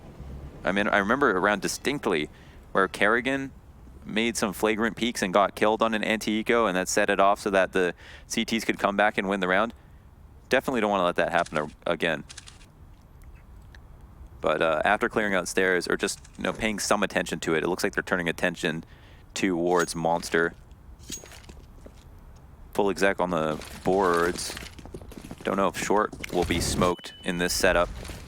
Headshot Molly, and Yell, we'll see. Does he have line of sight? No. There's a slight gap for him to maybe sneak away with. Oh boy, that's awkward. Yikes. Double yikes. Get the follow-up from Nifty too, so any further? You see that? He just jumped entirely over the tunnel. He's got hops. Long legs on the Brazilians. Who was it? KNG on top of it all. Monumental leap. But they're not here to pick. Do they have CT spawn control? That's a big question for me. They will soon enough. Yeah, so that they can exit that way. Yeah, they always boost players up into heaven, Envy, in these That's kinds true. of They ways. got Nifty up that other round. Exactly. Remember that vividly for some reason. Fanboy. Oh, there he is. You're clairvoyant. We already established this days ago, Mohan. Nothing else going to happen here. KNG runs in just to try and spook them, but they're out of danger. Envy, 5 alive. And KNG committed to the cause. Yeah, tried to pull them back. Could have committed a little bit earlier to make it seem like he was going to defuse, but didn't know where they were going to be standing. They picked, that's actually super big for Envy. Another round, another anti-eco where they have 5 alive. Yep. They get away clean, they get the bomb down as well. They shut down 2 players and another dies to the bomb. So that's a bit of money that needs to be spent unnecessarily for INTZ. And it's a strong T side, which, as Chad brought up, the thing to be critical about with both these teams is their T sides. Some early bits of damage dealt to Cello and Yell. One of those is an Opper. Ah, that's a good pick. Oh no! Oh, not good at all. Door gets blown open, shot goes between the 2 Ts, and then Kerrigan and Drone help one another with a kill and an assist. 5 versus 4 environment's going to be great for Envy in this 6-0 lead. He jumped just as the door blew open, and there was so much nade smoke he couldn't readjust. That's tough. That is super tough. So what's the readjustment? Go back and move through the map control. You know, there's ample opportunity with a minute on the mark to go get all the A corners cleared, have ints pinned into the bomb sites, and scratching their heads for information. 2 smokes on the board here for Envy, so they don't have wall smoke potential. They can do 2 smokes of the wall and potentially molly out the other corner if they want to do that as an adjustment. But I'm only saying that because it seems like they're posturing for that exec. We don't know if that'll be the case. Initial flash comes out to potentially bait utility, but there's nothing for INTZ to use. And Zand, whoa, I think he just got opt through the box in the air. Scary prospect. Look in the wrong direction. Kerrigan tries to dodge a flash. Costs him his life. Still can these Ts chew through the defense. We've got a man in the corner with Cello. He drops the bomb. 15 seconds to retrieve it, and he's pinned in. Can't move. Flicks to the side, and he doesn't manage a mark, and nor will KNG. Flies up after the smoke begins to fade. 3 up for Envy as they hit the A site. Oh my god. No double op setup here for INTZ as they move into round 8 with enough money to maybe get some Fomuses and half armor if they'd like to, but we're most likely going to see a half buy at best. Envy clean that round up super easily. They keep the nades to a minimum, or they use all of their nades. There's just not that many nades to use, but they get it onto the site no problem. The site hold was kind of there, but another round where INTZ do not abuse pushing at A. Yeah.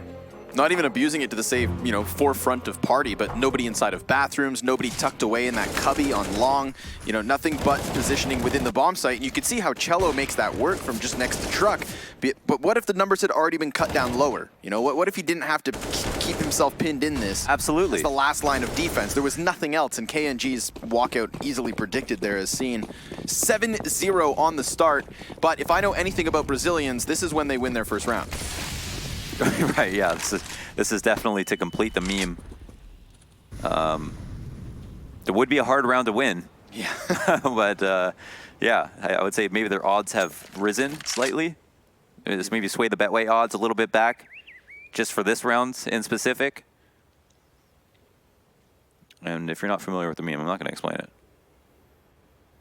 Long setup here. Oh, CZ peek, but no kill. Nifty gets that.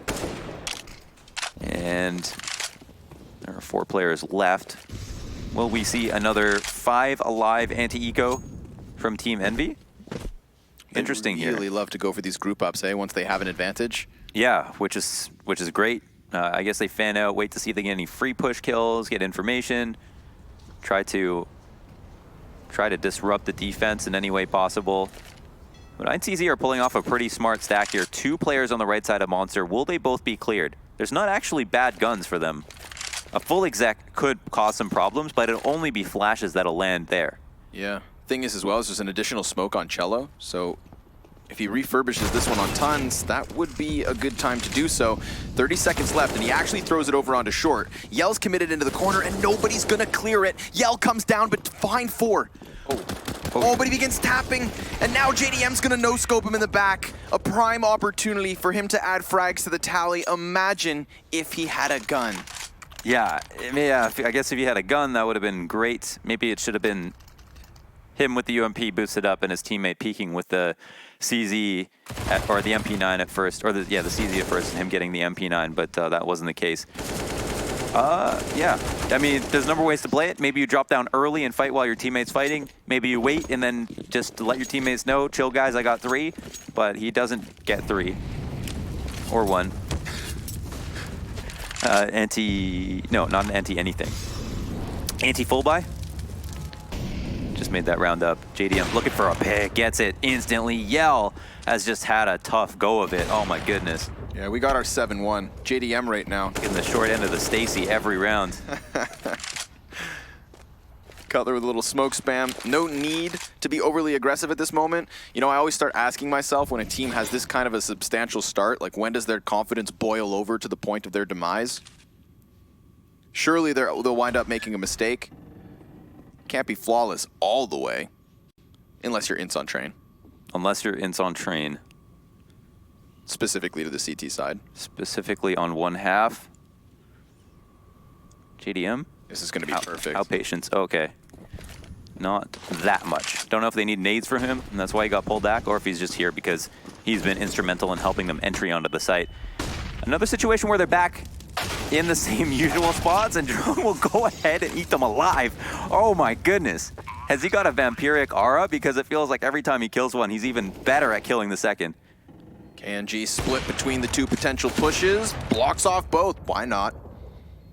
Doesn't go down with a fight. If only he could put that gun to use before they plant the bomb and take the round away. It's been difficult, but I think that's why I want to reiterate, get this guy on the offensive. Yeah. You know, was there a party push this round again? No. Didn't see it. You're right. I mean, this comes down to calls. It's just CT setups. Yep. Super uninspired. That's the word that was used on the desk. Sounds like the lamest superhero ever. Super uninspired. Could save the world, but it's your crummy superpower, just to be extremely uninspired. I don't really feel like it today. Just to be super kitschy about your ideas. 9-0. Envy looks sick, man. I mean, okay. Just framing that as INTZ look bad, that's actually more fair. INTZ look inactive. Inactive? Right. Maybe after this event. But at this point, I mean, not proactive for sure. Right. Not pushing. But and I think this boils down to what we said. We've seen Team Envy play Overpass. This is their 3rd time, you know, and they've had themselves tested. They did win over top of Team 1 16-14. Both of those wins, or the one win as well, coming off of a comeback T side. The first time we saw it, sure, they lost to NRG, but even that's a learning experience, you know? So Team Envy have a sample size of mistakes they've made in the past few days in order to correct them here now. That can't be said for the defensive. Their first showing, and it's a no-show. And it's a fast B again. They're going to charge right out. Kerrigan looking to make the space. Destiny's playing around the pillar, and Cello's here to help him. So yeah, there's something going right. They've thrown the bomb down, and Cello's just going to chill within the water. Calling for the rotations, calling for the flank. Look at Zan come through T-spawn, may be predicted. He does do some damage versus Nifty, takes some of his own, and he's not going to give away his life. Cutler has his taken. KNG's op, moving in through short, now sitting itself on top of bomb, and he will go one better. They handle the pressure, and they make it look simple. Nice round there from INTZ. Felt like all hope was lost at a certain point, but at least they shut down one B rush. I mean, that's when it can really rock the morale, when you start losing to just straight up rushes, especially when you're, you know, saving for these big buys and the round ends so quickly. It's even harder to go back and retroactively figure out what went wrong in what place. When it's like, yeah, they just came out fast. I was blind. No, I couldn't help you. It's so. At least for NINTZ, they win this round. They win it with 3. They keep 2 ops. They do it confidently. Right. The problem being that when all you've done is shut down a B push, it's not as though you're suddenly bolstered and confident in your mid rounds or your setups or your A map control. You know, this is just Team Envy having 9 rounds in a row thinking, well, let's try the B hit. Let's try the B hit. Straight up push. The only thing that was really successful was you had an immediate 2K hold, drop bomb, and then KNG was hot on the flank and hit his shots. But he's been hitting shots all of Overpass. It's when does he hit them? He needs to establish that 5 versus 4, and this time he will try to. big push up from the CTs into the fountain on top of Party, hunting for an opening kill, and Nifty puts his head up, but KNG doesn't see it. Luckily, he's got a teammate here to help.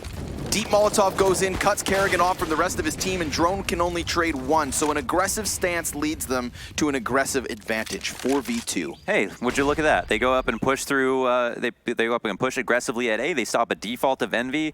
They use Zand to be aggressive like he's so good at being, and he gets 2 kills and KNG can support. And he even misses line of sight on somebody who's just on the precipice of the smoke. I don't think... you know, he has a different one, so, and he's also very sharp vision. I'm sure he would have been able to hit that if he was aware, but yeah, they don't even need that. They combine in their efforts. They use the nades necessary. They stop the default of Envy, and they put together 2 rounds in a row. Not counting, don't want to count them, don't want to count Envy out just yet, actually. They've got 2 players with full health, but you would assume, one would assume, JDM is looking to take this bomb around to A. If Cutler surmises a kill, he's going to mess all the rotations up. This could be a whole different round. These are the 2 players that pulled off rounds like this on Dust 2. Yeah, normally they had Nifty in the mix with them. But that's the bomb. Yeah, it's just on Cutler. He will fall to Destiny, tucked away in Graffiti. A second round for INTZ, and it comes out in a crucial moment. They don't get reset. It's consecutive wins.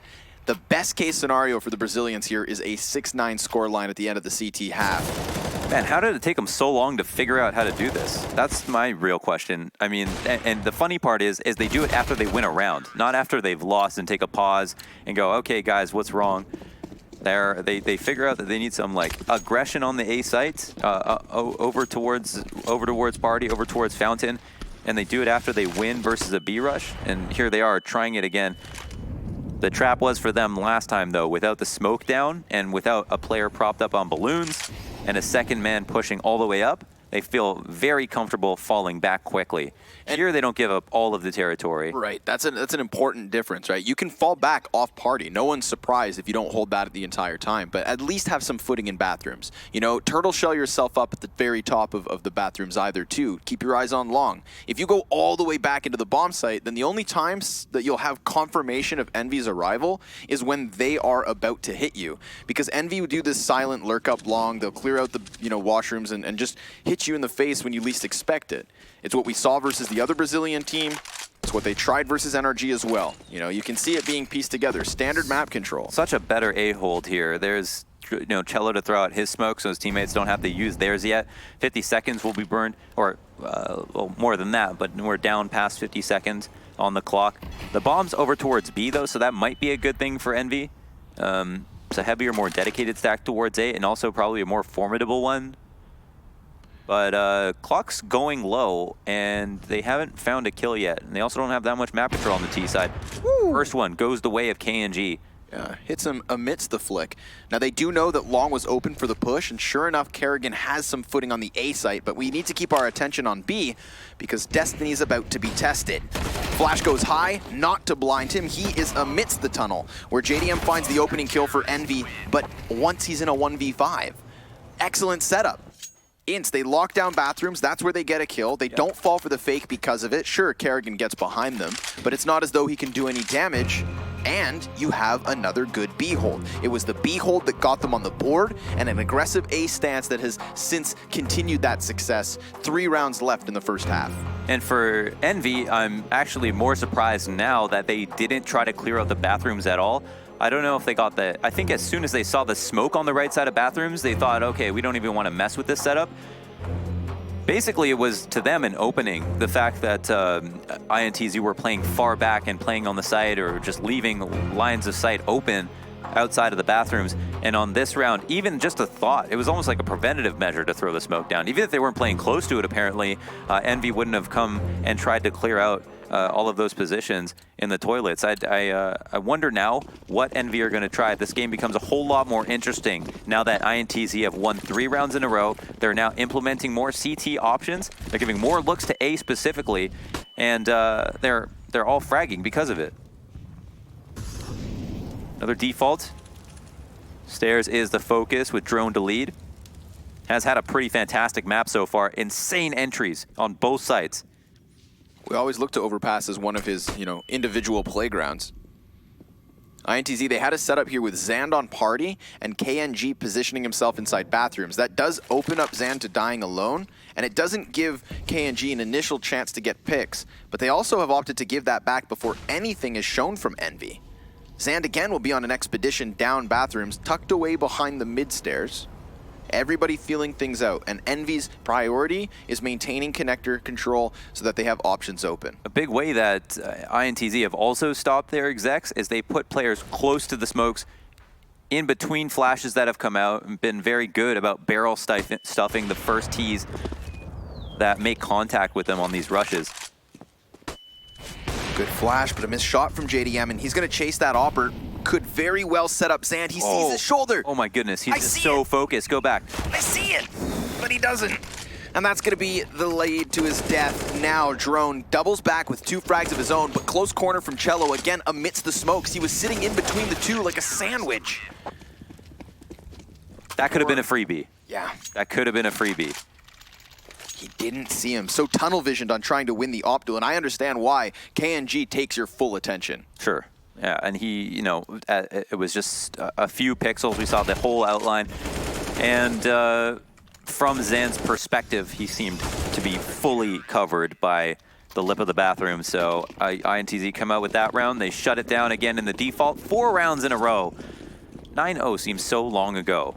INTZ back in the driver's seat. Well, somewhat. I mean, even when this half is over, and if they only get 6, and they get 6 rounds, it's only 6 rounds. Yeah, but definitely driving this round home because it was just light pistols from Envy, some utility, and we're going to see that confidence now from the counter-terrorists in a round like this. They charge up into short, swinging the door wide, taking heads as they also take that map control. Only remaining piece here for Envy is going to be Monster, but you can see the attention of the counter-terrorists so focused on them. They get these kills, I'll buy you a beer. Okay. I'll take that bet because it cost me nothing. You nervous yet? You gotta get 2. You gotta get 2. One more deagle. Come on. Who's it gonna be? A pint of Zviets. A pint of Zviets for you. All right. Oh, Kanji's fired off. That's info. Nifty little damage. Come on, buddy. Give it to me. Deagle RNG working in my favor. Yeah, can't quite hit it. And now there's a player out Monster as well. So fare thee well, dear Envy. I'll buy you a beer anyway. You guys are all dead. 5-9, 5 in a row. When I said the best case scenario for the Brazilians was a 6-9 half, I have to admit, I didn't say it convinced that it would actually unfold this way. Sure. I mean, they get the anti-eagle, they'll pull out this last round. And this will be where we can lay the half to rest, you know. Did INTZ really make good adaptations? Do they recognize what they did wrong in the beginning, in the early rounds? Are they going to apply that now to this round as well? Are they going to have these more complex, at least forward aggressive A setups that they hold on to? Or are they going to fall back into old habits and lose the round? And then furthermore, are Envy going to be able to deal with it? Because it's not like these setups are like the end-all be-all. It doesn't mean the CTs like necessarily deserve to win rounds because they do these. That's just what they need to do to have a chance. Envy should still be able to figure out and dismantle these forward aggressive A setups. But once again, they lose the opening kill, and INTZ get it nice and early. Yeah, it took 2 shots from KNG, but he's got it. If there's anything we could praise from Envy in these rounds that even they've lost, it's this constant change-up between the A and B bomb site as targets. Not once have they hit the same site in consecutive rounds. So trying to keep the Brazilians on their toes, but they're hopping all over. Seems like Drone's the only man who can get some sort of ball rolling for Envy. Cello off of short, comes wide, dies to Drone, who does have to plant the bomb again himself. 16-9 this guy. Takes massive damage off of the frag grenade, and Cutler can't find additional space to lock this down. So Drone, with everything to do, and JDM to support on Pillar, need to wait for the CTs to try this retake rolling. Everybody takes a breath. Utility's still here for INTZ. Down goes JDM, and there you have it, folks. 6 consecutive rounds off of the Brazilians. They do not want to go home because that's the threat that looms near. And we will have 1 half left in this map to decide who's getting those tickets back to their home and who continues on to at the least a minor play-in. Folks, we'll see you after a break.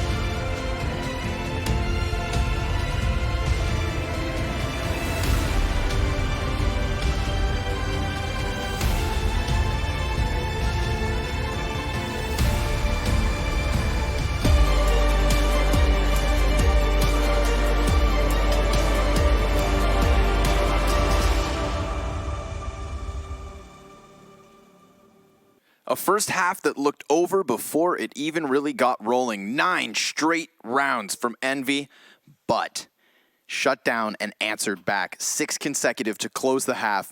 And now here we are, folks, the beginning of Envy's CT side. And the end of the series, the decider for who goes on to at least the minor play-in and who goes home. Yep. A sad, long flight for both teams. All the way back to the Americas. Smoke ×2, double flashbang and a Molotov between Destiny and Yell, and it's a patient initial setup so that this one prying set of eyes from Envy doesn't see any presence. They have actually played a couple of people towards A this round. They've got short control on the CT side, so they're keeping eyes on things. Nifty is just holding that angle that he loves for monster walkouts. It's all of INTZ besides Zand to go towards long, it seems. Got the nades to do whatever they want. There's no telling if they come back down the stairs, though they have not cleared it, so that is something to consider. They mentally, or in their minds, might be running a risk by going back downstairs, and so you could see a huge potential that they end up full execing off of the back of this control. This is a round where even if you play back on site, CTs have a significant advantage, especially if they take the duels right now. Couple of free USP peaks will be the start of the round. JDM's just going to try not to get headshotted. But how much ground do they want to give up? Yeah, they don't really have a choice with some of the front positions. These flashbangs. Fantastic, at least to hold the T's back. Now Envy are in position. It's going to come down to just aim. And at this moment, it's Cutler and JDM across the kill feed for the CTs. Zand alone, elsewhere on the map, trying to chase the man on long. And this looks like Envy double digits. This makes it just a whole different game. If INTZ could have gotten this round, they still would have been like very very unfavored to win the match, just because as you looked at it at halftime, they don't even play this map. I mean, they have games on it, but it's their lowest win rate. Outside of try to avoid it. It's not their ban, obviously, but they still have not seen that much success on it. And we saw them learn as they went on the CT side. So if there's any learning curve for them here on T side, it's going to be way too much for them to be able to do that and fight against the fact that Envy just picked up the second pistol. 2 in the match so far, and that's a daunting thing to think about. It is a full save. There's not a plant for INTZ to work with, a round where Envy can buy a majority SMGs and try to just collect as much money as possible.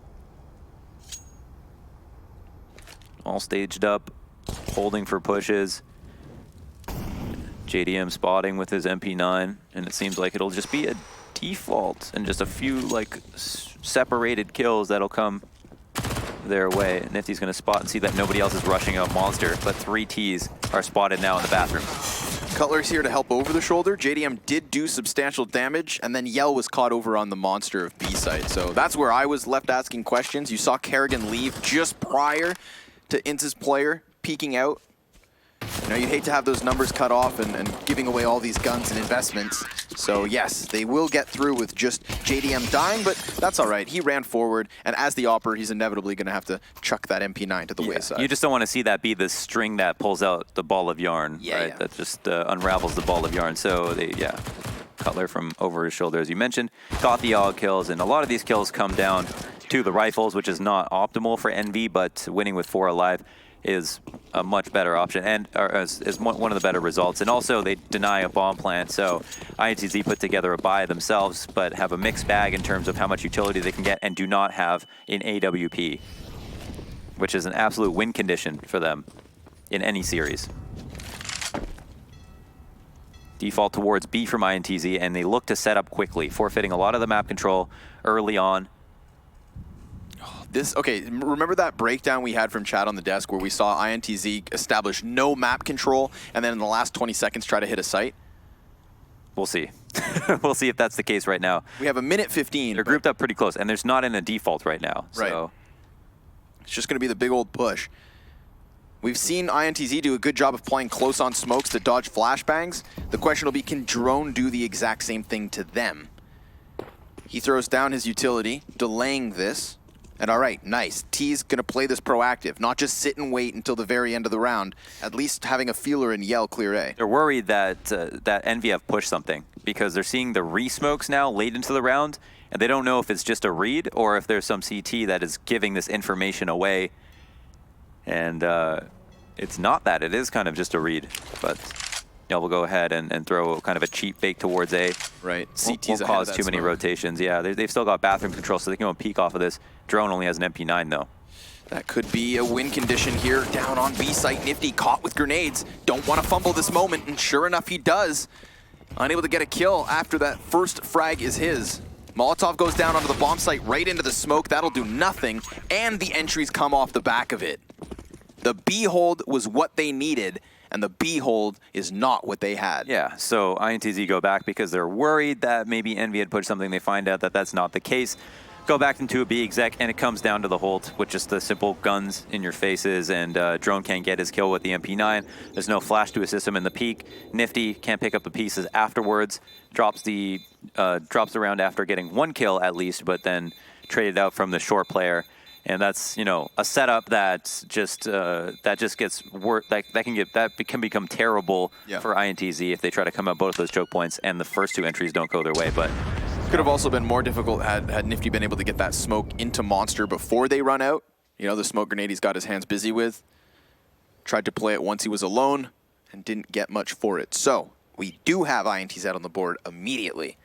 The first round that they have guns, but it wasn't that full-fledged buy from Envy, and it might not be here either. No, they seem to just be going to take the AUG. Kerrigan does buy a couple of nades, so I'm not sure what his plan of action is, but Cutler's going to take the AUG. JDM's going to recycle the MP9, and they'll push out for some A pressure. Good offensive grenade, but a flash through the smoke and an MP9 potentially line up a kill. JDM gets his. Doesn't necessarily push INTZ into a setup quite yet.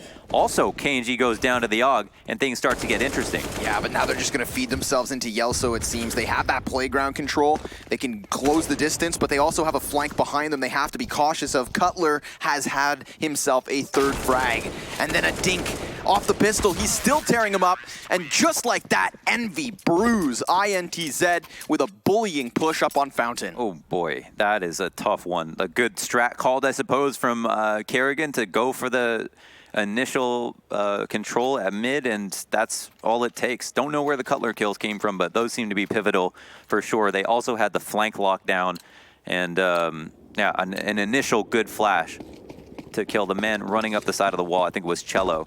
So they're going to go ahead with the Molotov once again. INTZ are going to waste no time. Back to B, and it seems like it's going to be fast. Yeah, they're going to charge right in. Lackluster utility and fantastic grenades. Nifty and Drone. Talk about a drone strike. Here he comes in, dropping bomb as well. It is just King Vito. No teammates, no damage done to his opponents.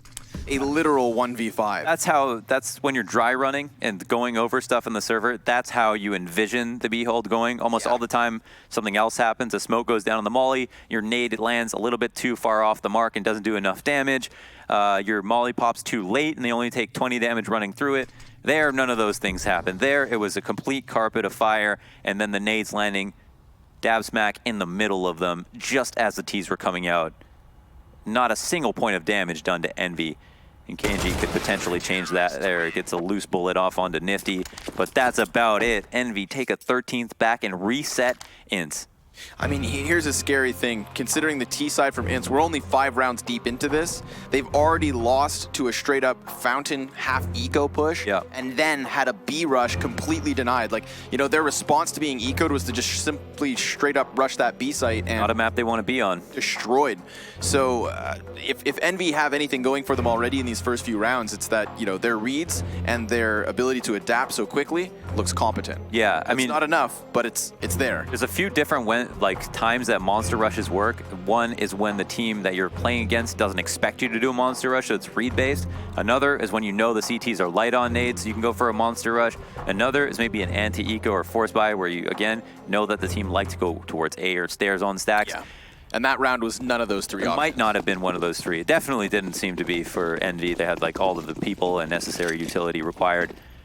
Definitely would have been better, though, if Ents had a smoke for the molly at the very minimum. Right. And couldn't even pull that one out, so, or maybe not in time at least. 5 players with awful to halfway decent pistols working out towards A, and NV, all they have to do is play back here and just collect the money from this round. Yeah, they're not going to risk anything, so it seems. You know, just a little bit of information play with Cutler. Ooh, he's going to get in close and personal. Frag grenade again. Blows up Zan. Does die, losing the AK-47, and JDM looks to control it with a couple of op shots of his own. Kerrigan cuts them off. 14-7, NV primed to, at the very least, move into 3rd place here at the minor. And at best, I mean, I thought 60-40 NV, but it's, who knows what was going to happen this map. It's seeming a lot more clear now. And we look back on the last map, such a great half that they started off with. You know, you never want to count anybody out, but this is definitely, this is also the half that you would expect INTZ to struggle on versus their CT side. Envy are going to be more than happy to play this map out. Simple setup from INTZ, going out towards stairs, all of the usual stuff. There's a long setup from the CTs. I don't know if there's an op involved in that one. No, it looks like it's just 2 rifles. But this short boost could pay off in dividends if that door swings open.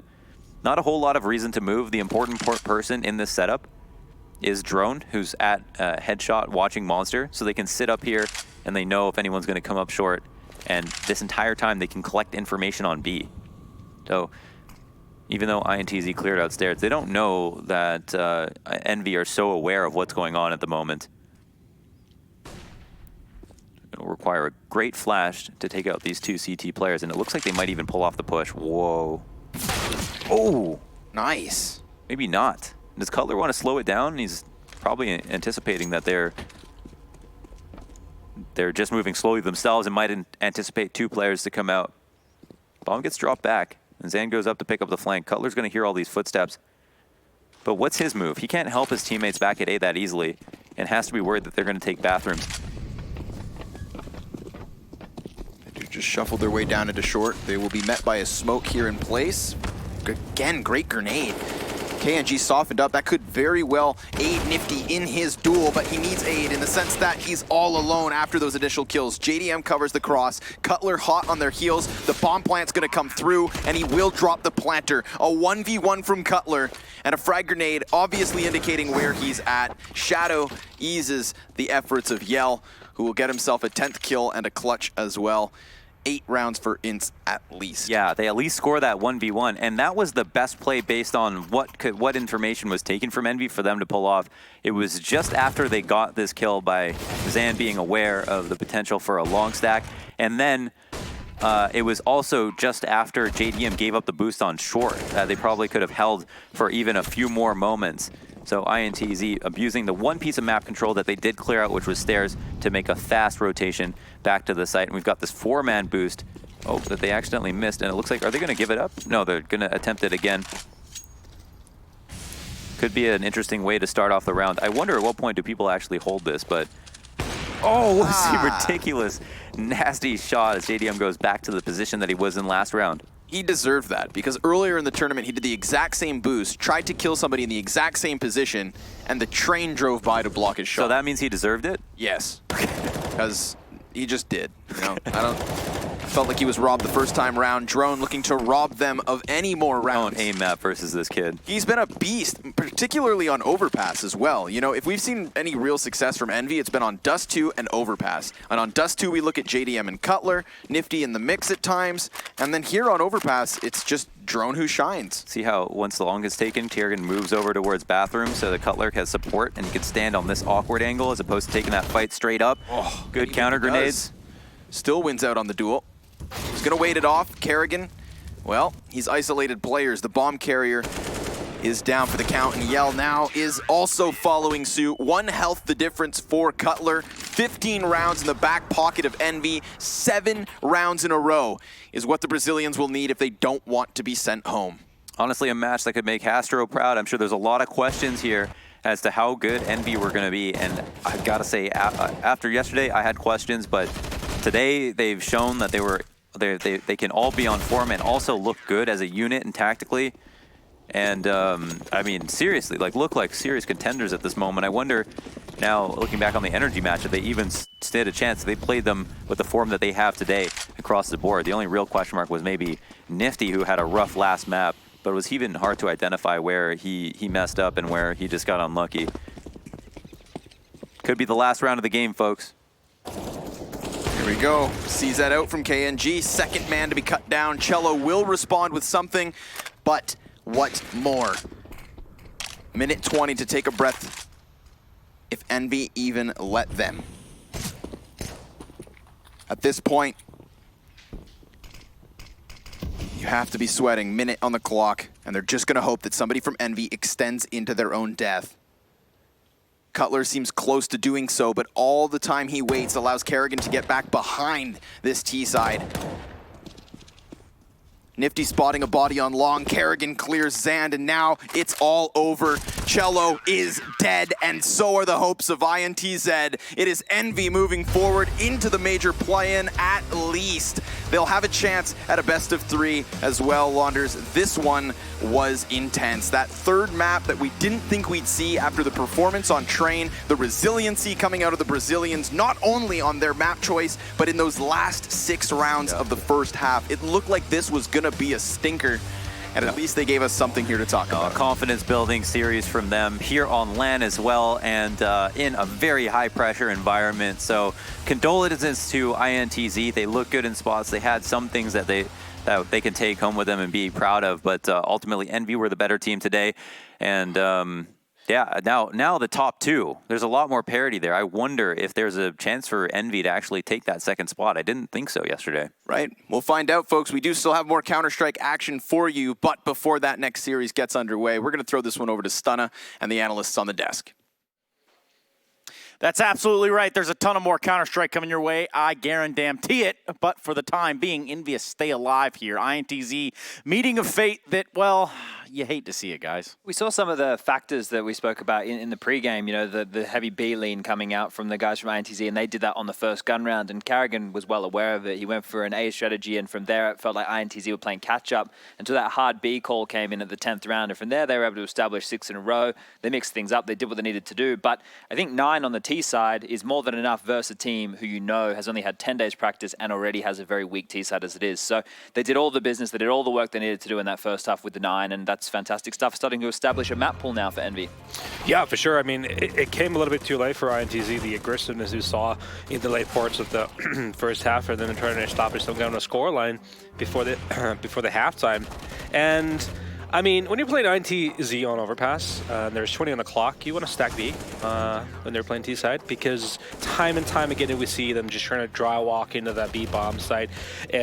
Again, we saw rounds where there was 50 on the clock. They spent a minute and 10 seconds without doing absolutely nothing, and they were just trying to take control of the toilets when there's 50 on the clock, right? So it just kind of gives you the idea of they don't really know where they're going with it, right? I mean, if you had a game plan, then you would have been able to gather a little bit more map control knowledge of what the cities are doing, putting yourself in position where you can push into the bomb site with at least knowing the parameters, you know, towards the bomb site. But lessons to be learned for INTZ going forward. And, I mean, for 9 unanswered rounds on their T side, they were able to grab 9 rounds before INTZ had any sort of idea how they wanted to approach it. It felt like, you know, you could almost feel the frustration. We talked a little bit about the passion that they play with, but you could almost feel the frustration slipping in and out of their hands. They do have that solace where they did grab 6 rounds, but it simply was not a great start to begin with. I feel like it's a little bit of mind games there, right? I mean, yeah, Kerrigan being able to read into knowing what INTZ's tendencies were on the T side. And once that ball starts rolling, it's really, really hard to find the right rhythm, right? It's just really frustrating when you keep on stacking up bomb side and then the other one's getting attacked and it goes back and forth like that. But those gambles are definitely needed, right? Especially on the CT side when you're low on utility or weaponry. And when you find yourself getting reset consistently, it can be difficult to get into. Well, he did wield a weapon. It was a gun, but it's time for us to carry on right into a Kerrigan interview, whom of which is standing by. Congratulations are in order. So, Jason, if you don't mind fist bumping that gentleman for me, go ahead and get it in. Fist bump in. Thank you very much, son. I'll give you the fist bump right now. As yes, we do have Kerrigan here join us for the interview. And the first thing I really want to talk to you about is you tweeted yesterday about the match after NRG, how he kind of played like garbage, called like garbage. How the hell did you get yourself in the right mindset for this match then? Yeah, so yesterday I had really bad mentality, I think. A lot of mistakes happen, and this is a different team that I'm used to. So a lot of the basic mistakes are happening, and that kind of got to me, that I had to micromanage a lot, and I had a kind of awkward duels all the time, and it kind of got me frustrated, especially on T-side Mirage. So I kind of knew I fucked up. Sorry for the language, but I really had bad feeling after the game, and I kind of had to reset. And we have worked with a sports psychologist, which is my girlfriend, who was at the boot camp in London, and she kind of talked with me yesterday what I should focus on, and it helped me a lot. So I'm just happy that she kind of gave me the tools to overcome this bad feeling from yesterday. So then going into this match, you guys had a blazing lead, 9-0 in overpass up against INTZ. Was this a map specifically you planned against them, or is this just a map you're really comfortable on? You're really comfortable, like, you know, being the puppet master on for your team? Yeah, so Overpass has that T-side been an issue before I joined the team, and I also was comfortable playing Overpass for the last 4 years, 2 years in FaZe and 2 years in Astralis. So I just kind of knew I have a game plan on T-side, and I was kind of trying to avoid KNG. He had an amazing tournament, so we kind of hit B hard to begin with, and then we forced him out to float around the map, and I kind of could mid-round call based on that. So, but they came back. Like, this team is really good seeded side once they get momentum. We saw that on train. Like, we just got closed down where we went. Did some mistakes, but in the end, I'm proud of the team today. Like, the mentality after a hard loss on train that we get up 9-0 on T-side overpass. So since production is not telling me to hurry up with the last question, I'm going to ask you a couple more, which I'm very, very, very grateful of. This team, Envy, compared to previous teams, what's different for you? What have you had to learn that you previously didn't have to do in other teams? Like, what's been the real big difference for you, and where you've had to kind of grow as a in-game leader? Yeah, I think the teams I had like a few of the best players in the world who, in my mid-round call, always could adapt to my calls. They would say if I went somewhere, they will know how to help my call doing that. Here, it's like many of those basic things are not drilled into the team. So it means I have to micromanage a lot once we go into side mid-round, and that's really tough for me, and I can really feel on my own performance. But I don't really care about my stats or how many kills I get as long as the team wins, and this is what I'm here for. I want to go to the major, and we have one game tomorrow to secure that at least. Okay, last question. NRG rematch or Furia? Who do you want to play? I want to play Furia. I think it's a unique team. When I played them, it was kind of strange. They play very unique. Even when I watched the demos, it kind of just felt like crazier than it looked in the demos. So I want to try to play them and adapt to that style. Obviously, they're going to be playing really well this tournament, so it's going to be a tough match no matter who we play. Okay, well, Kerrigan, congratulations on that victory, and hopefully see you guys tomorrow get the big victory as well to get into the major. Let's go back to the Death Stunner as you take us away. Yes, the big victory is on the cards, and only time will tell if they can't secure it, because tomorrow is when all of that action is going down. For the time being, some things that we could probably start to maybe talk about. Interesting for a sports psychologist. Of course, she is. I've met her. She's nice, and I think her name is Anya, I think. But anyway, nice girl. I'm sure it's all working out just fine over there. One person that we do need to give credit where credit is due, maybe even two of them, Cutler and Drone. Yeah, I was going to say Cutler, honorable mention for the series. If you look at his stats across all three maps, he was towards the top, just being, you don't remember any crazy highlights. You just know that he was getting the kills that he needed to get. There's a Twitch spam in there somewhere. But yeah, honorable mention to Cutler getting it done. Yeah, and kudos to Kerrigan as well, being able to, especially that last map, we saw what kind of an in-game leader he can definitely be.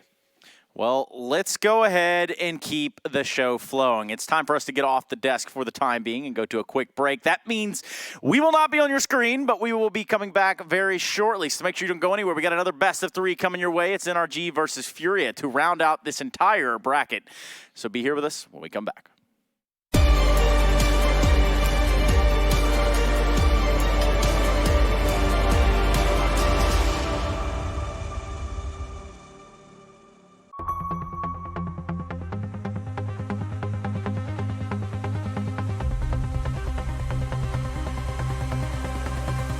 One more time.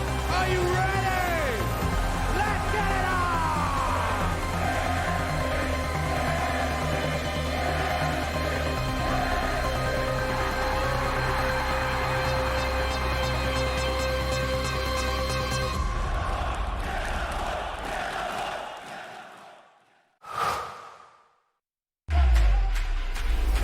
Think he can't capture a clutch in full resolution while streaming the play to the world? Watch this. Game, record, stream without compromise on Intel Core i7.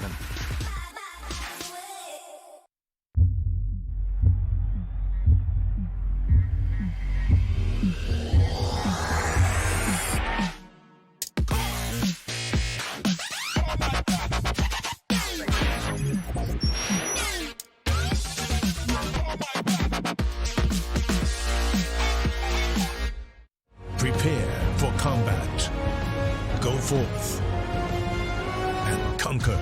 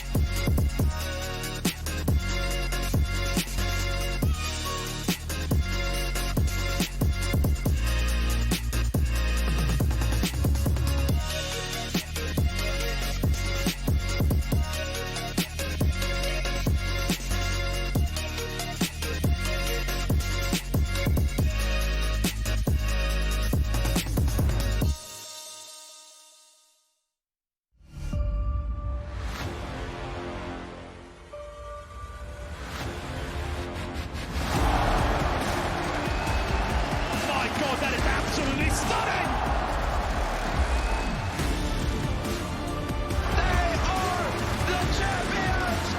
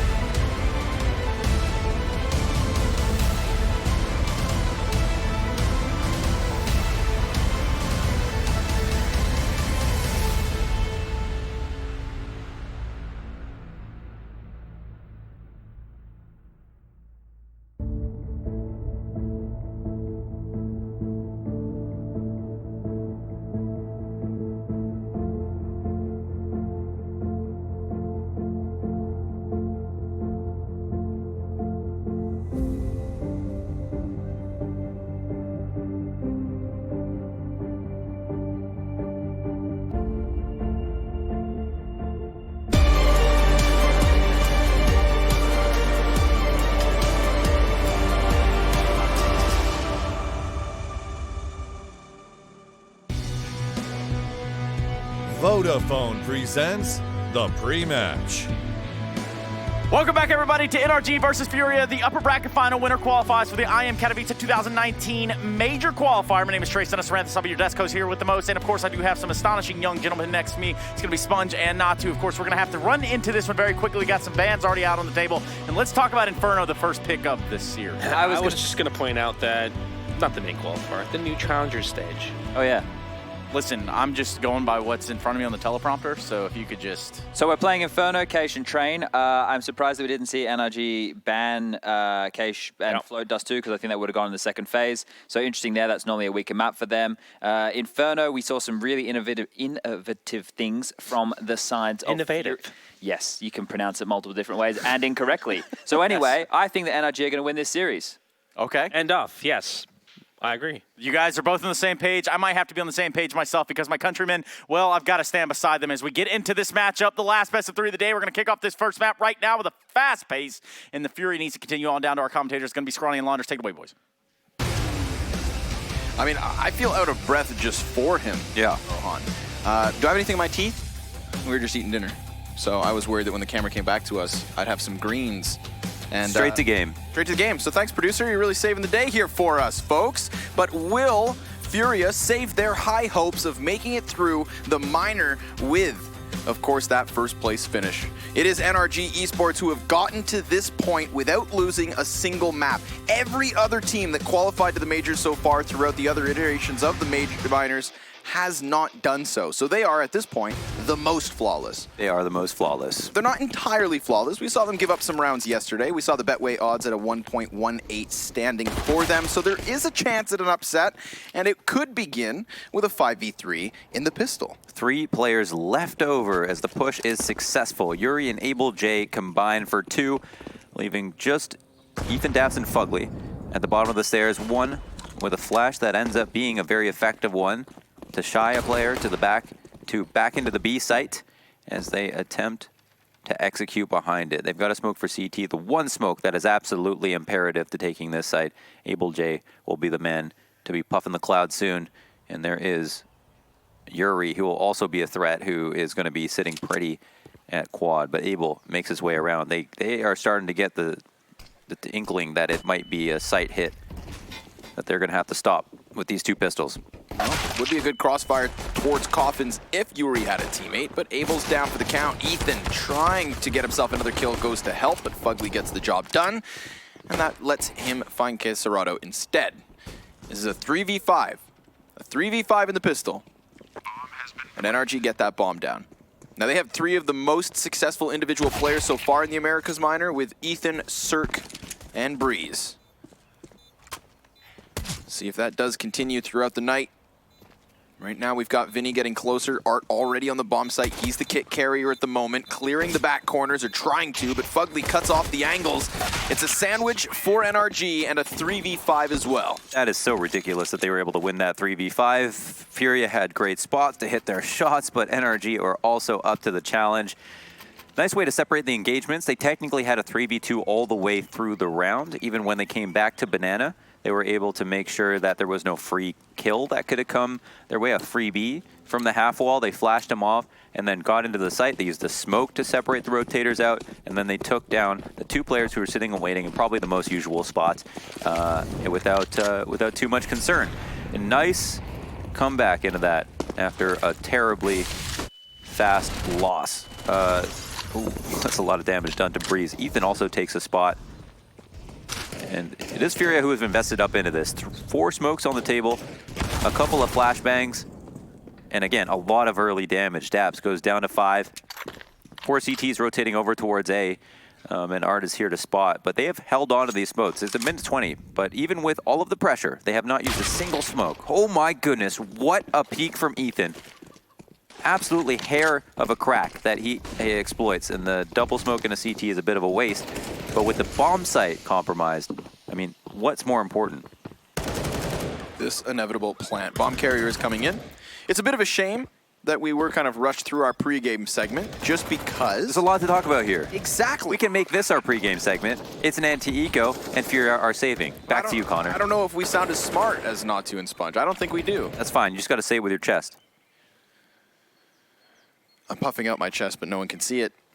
You're also not saying anything. No, that was I couldn't even multitask enough to do both. Okay, so basically, this match is interesting because if Furia lose, they go on to fight Envy. And initially, it felt like Furia were the second best team in the Americas Minors. But after that last match, where Envy were able to take down INTZ and look so good doing it, I have doubts as to whether or not Furia are up for the challenge. It feels like Envy are getting better as the days roll along. Now, that being said, a lot of doubts were raised yesterday with the Furia match as well, where they dropped the match to INTZ. Funnily enough, the team that caused doubts in both our minds about both these teams. If by some grace of God, Furia are able to win this match and go down and send NRG down to the lower bracket, they go up against Envy, and Envy got, I think, 10 and 11 rounds and actually looked a little bit better than everybody expected to versus them on a previous day. Is there hope for them to beat NRG? Will the pressure mount to a point that they can't come back from? That is a question that needs to be answered. But first we find out if Furia can actually knock them that far. I mean, that would be an entirely different narrative, an entirely different story that needs to be flushed out if Furia can knock them down here. And if anybody could do it, I do feel as though it may be Furia. I'm not going to put much of a bet on that, just because NRG have clearly been a cut above every team they've faced so far this minor. You know, we just said how yesterday Furia had that bit of a question mark because INTZ took some away from them, but I think that was because we had chaos. We had chaos being thrown out from INTZ, and I don't think that's where Furia excels.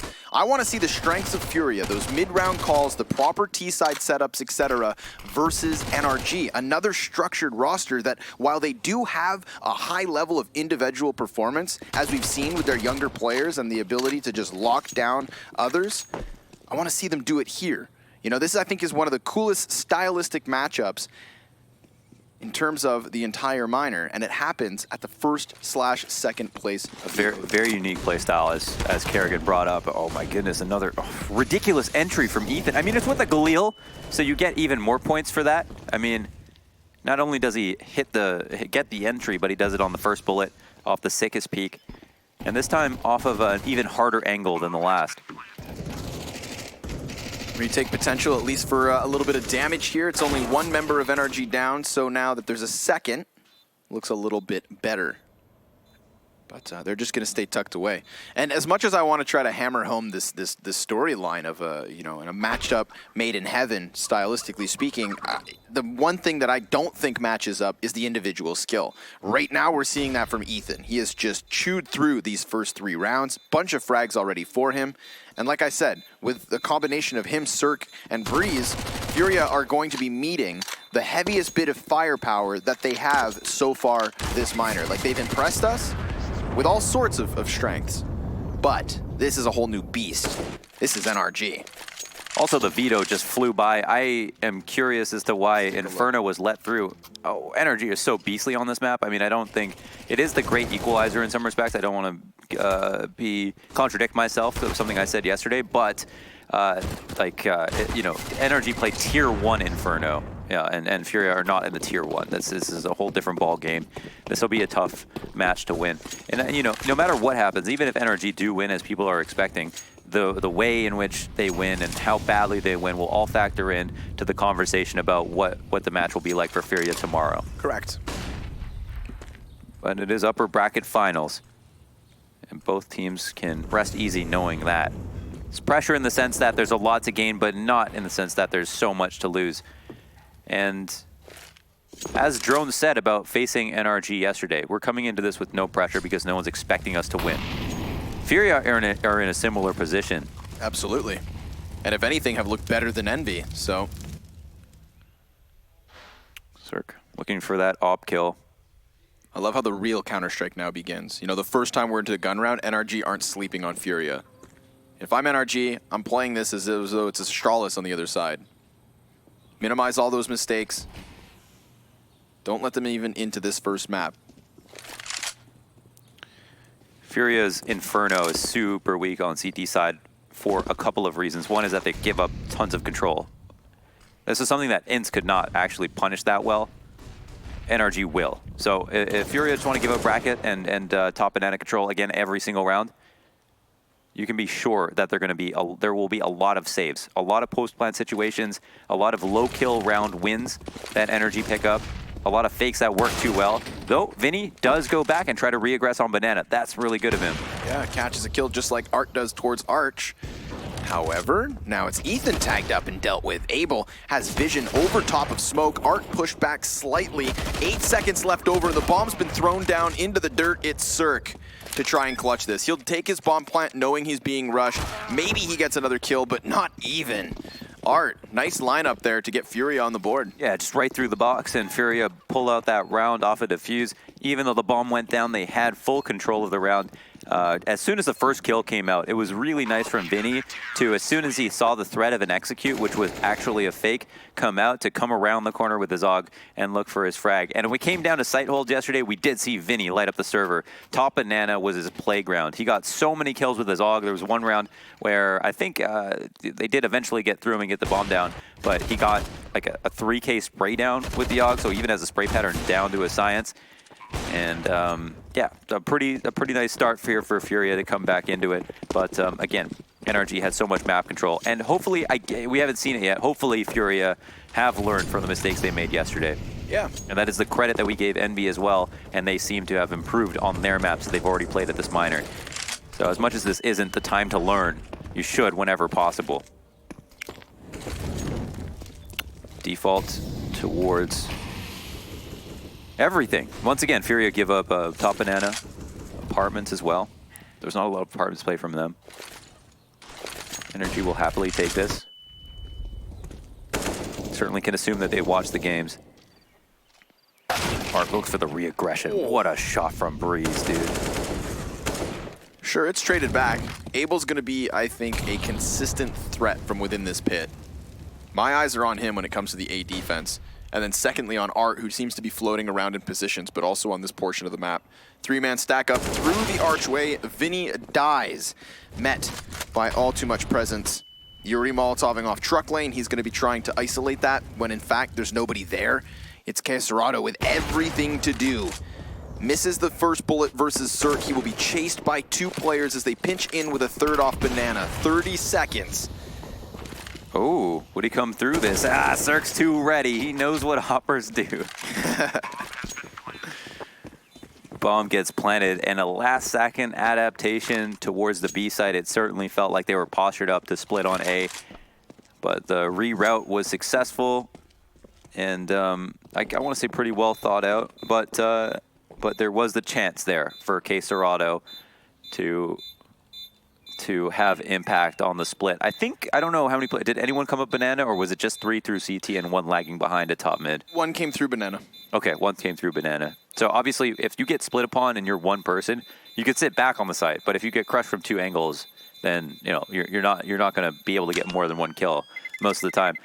But if you push a choke point, like if it's beyond Dust 2 and people are coming through the door and the window, sitting at K-sharp is not going to get you anything. Yeah. Sometimes you'll have CTs who will push out and try to kill the lighter half of the split. Sometimes that's a guess, but it's always better to try to take that into your own hands, and then once you have control of that one area of the map, wait for your teammates. And it seemed like that was Caserado's plan, to shut down everybody coming through CT to B. But it was 3 players, and he did have an op, and he did miss 2 shots. Not a good formula for success, but a decent attempt. Ooh, smoke on the molly. That right there gives Art a chance. That was nasty. Later, Ethan. Who's next? There's actually nobody from Furia trying to pry aggressively off of the A site, but they do move a rotator over already. That's early days to have 4 on A. They do these gamble stacks. And Art, because he has the op, as long as he stays here with some vision, can alert the rotates. For now, it might be a slight gamble, but NRG are committed towards A, so they've got a good beat on the situation. Breeze waiting for an opper to come his way, but there's none.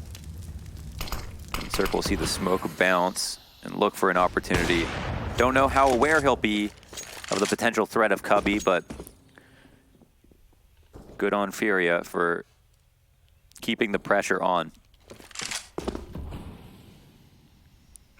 Fogu's up at top of it, Banana, and while options are open, I think NRG would like to have information on what site is more heavily stacked. Is it going to be 4A or is it going to be a 3-2? And although they don't know for certain, they've picked the correct site. Ooh, spray down's good. So much damage there for Vinny. He's actually robbed of a couple frags. 20-second execution. Able, nasty angle to catch off Cirque. And because of that damage done, you'd think they've got it, but Yuri is pushed off by Breeze. That's the bomb plant with 10 seconds left over, and both the remaining Furia members have rotated in off Arch, immediately ejecting back towards spawn. That's really rough. That was a round where they committed to peeking mid, to re-smoking mid, to testing it, and they put out, there was so much damage output. Vinny with that spray on the UMP, just a heartbreaking attempt as he like dink dabs twice through the wall, got him low, got the teammate in the back low, and couldn't finish the frags. And then the two players on site, one goes 1 for 1, and then the second man who comes up to trade gets squeezed. NRG win that by the skin of their teeth. You can definitely say Furia had a really good attempt at that hold, but at the end of the day, that's going to happen more than once. Yep. Most certainly should. I mean, we're already watching NRG alternate between a couple of plays. This one that worked out in the 6th round was the same they threw in the 4th when the counter-terrorists actually locked them out. And then in between the successful and unsuccessful hit at A was when we saw that variation and the Arch to B split. You know, so Furia, if they're trying to get a good read on NRG, I think it's going to be tough. You know, like you said, I think this embodies the matchup. Absolutely. NRG plays Tier 1 Inferno. For sure, and they've got Tier 1 tactics, they've got Tier 1 players as well. So it's a mountain of obstacles as Furia move into round 7. They don't have enough to put together a full buy. Art is able to recycle his op at the very minimum, along with Caserado, who is usually a champion with bad guns, or whenever he has to save, somehow manages to have crazy impact. Art still up on the balcony. Yeah. Oh, they got him. Caserado goes through with the flash, but Ethan, dear Ethan, he gives cover. A little saving grace. As the terrorists decide to fall back slightly just so they could piece together an execution, Abel comes running through. That's a USP, which between you and me is not supposed to do anything at all. But in the hands of the right player, when used at the right time, well, you see the results, folks. Fugly should be able to find Vinny, but he's actually made noise, so Vinny's going to be a little cautious. Third terrorist ejects. That's a 6th round for NRG, no doubt. No doubt, and they'll be able to recycle the op, which is very important, but NRG will move on to plant the bomb before time is up. And with 3 alive, they've had a pretty successful anti-eco. Losing 2 kills to the USP is probably something that shouldn't have happened, but from that point on, it was pretty easy stuff. What is the situation for Furia after this? 2,400 loss. Fortifying the buy behind the op is not out of the realm of possibility. Vinny getting a fully charged Zeus shot off in the apartments, not out of the realm of possibility. But not any Ts who are going to give him that fight too easily. Bomb takes down and finally explodes. What does it sound like? I can't do bomb explosion noises. You can't do that? No, that's too much, Mohan.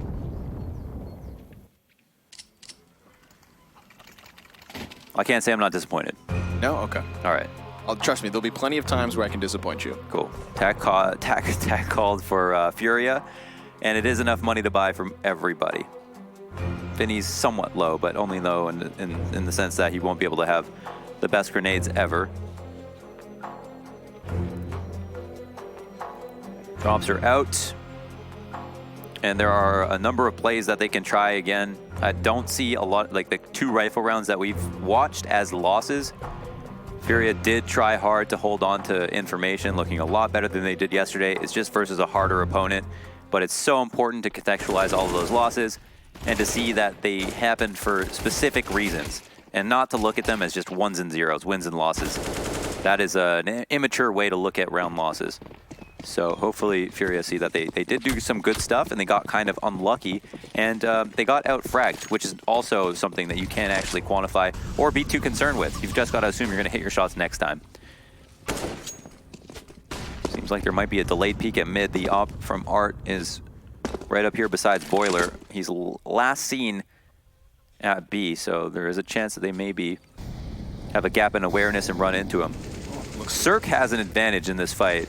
He's a little bit farther away from the wall that Art is, and goes ahead and takes him out. Would have been a tough shot to hit, right? Even though Cirque peeked into his angle, but being farther away from it than he was.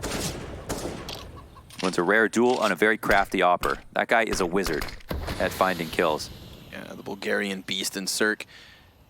If NRG do win this series, he will be the first Bulgarian player to ever attend a Counter-Strike major. Earlier today, Gratis... Nobody tell him.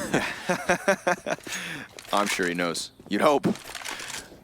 Earlier today, Renegades... Probably got tweeted by the Bulgarian president. Yeah. Gratisfaction of Renegades was the first New Zealander earlier today, and he did book his tickets. Oh, true. Could have 2 in one day. Put a Kiwi at the major. Ethan runs over, clearing the back of the site. There is, or was a late boost, yeah. But yeah, they actually don't commit to it, so didn't see anything off of it. Don't want to stick around too long. Cirque does come in towards Coffins, but he's on the elevated position, so he's not going to fall prey to the spam. NRG into the B bomb site with relative ease. Wasn't directly after that op frag from Cirque either. They just kind of felt it out. This is a full buy. I just totally forgot. I mean, they got the opening kill on Art at A and then walked into B for free. They're also going to flank the remaining 2 members of the B site that opted to play it passively from rotator spots. And them dying is the ultimate travesty. There was 2 players in pit that were clearly going to save. That means everybody planned to bring their guns into the next round. K Serrato doesn't seem like he's going to be able to join that club. Or will he? He's going to toy with it. I think he's good. Oy, oy. 6 HP the difference. No one's going to run in to try and kill him. So yes, 3 survivors at the end of the day. Surprised it's not 4. I mean, with those 2 A players so hidden in pit, you had to have known that the flank was a possibility. But Breeze will be still gifted a single kill. What flank are you talking about? So Breeze moves from mid to arch, flanks the 2 guys sitting outside construction. Oh, when there's... Oh, I see. Right. You know, like when clearly the pit players were already on the save. Like you said, all 4 were meant to get out of there. And nobody had their eyes on CT spawn. So, you know, it's a minimal loss. Like we said, 3 weapons still move forward. Ethan just gets blown to smithereens. That's actually something else that was nice from Furia. They had really good HEs. Yeah. Astrali type HEs. So strong ones. As Ethan picks shrapnel out of his teeth, NRG will continue to keep up a B pressure. And the fact that Daps taps a little bit of damage into the back of the bomb site, and Cirque now will replace him as the front runner. So let's see if that Opera can get himself an equalizing kill, as the rest of NRG will go through the motions at the A site. Apartments is for the taking. It's on the brackets that they may come to a halt. Breeze is really good at taking apartments, terrifying player to have up here. And to know that he can always threaten the long haul in that position. Makes it more difficult to play. Oh, a triple lane setup. Nice kill from Art. Just super tight angle through the wall, but enough wallbang damage to secure it. And Abel looking for his 2nd kill of the round. It's going to be a labored one. Does he win it versus Cirque? No. There we go. Nice round from Furia. Not only using grenades to take a 5v4 without ever showing skin, but then we've got Abel locking down that arch side. And you know, don't forget, in the 4th round when they previously won, it was because Abel was able to hold on arch side with his attention both on arch and over here on lane. But his teammates did the hard job of keeping Boiler contained, and he just picks up that last parting frag as a gift moving into the 10th round. Yeah, good sign for Furia that the round's not over when NRG go ahead and take bracket or take top B. And also that Art is here to play. Whoa, holy smokes. But how do you play against that? Cirque might be the final boss for this team. If he's going out for confident picks with his op that look like that one. And there it is, long haul threatened. Players blind on the site. It's very discombobulated by the CTs as they try to fall back to better positions. but the A side is fully compromised. The bomb will get planted safely. It's another save. Damn, NRG. They use Cirque at the top of Banana, get that immediate kill. They split 2 players through apartments because of Breeze's initial positioning, and then obviously 2 out top mid. You saw Furia having that advanced defense on lane. They tried to run as fast as their little legs could take them. Yeah. And it's funny, although Furia are able to like save their guns, oh wow, this might be an exception. Oh, it's a really tough situation for them. But they're making decent attempts at saving their guns. They're not being flagrant about peeking angles when they shouldn't. Here, our Caserado knows that he's pretty much has to take a fight.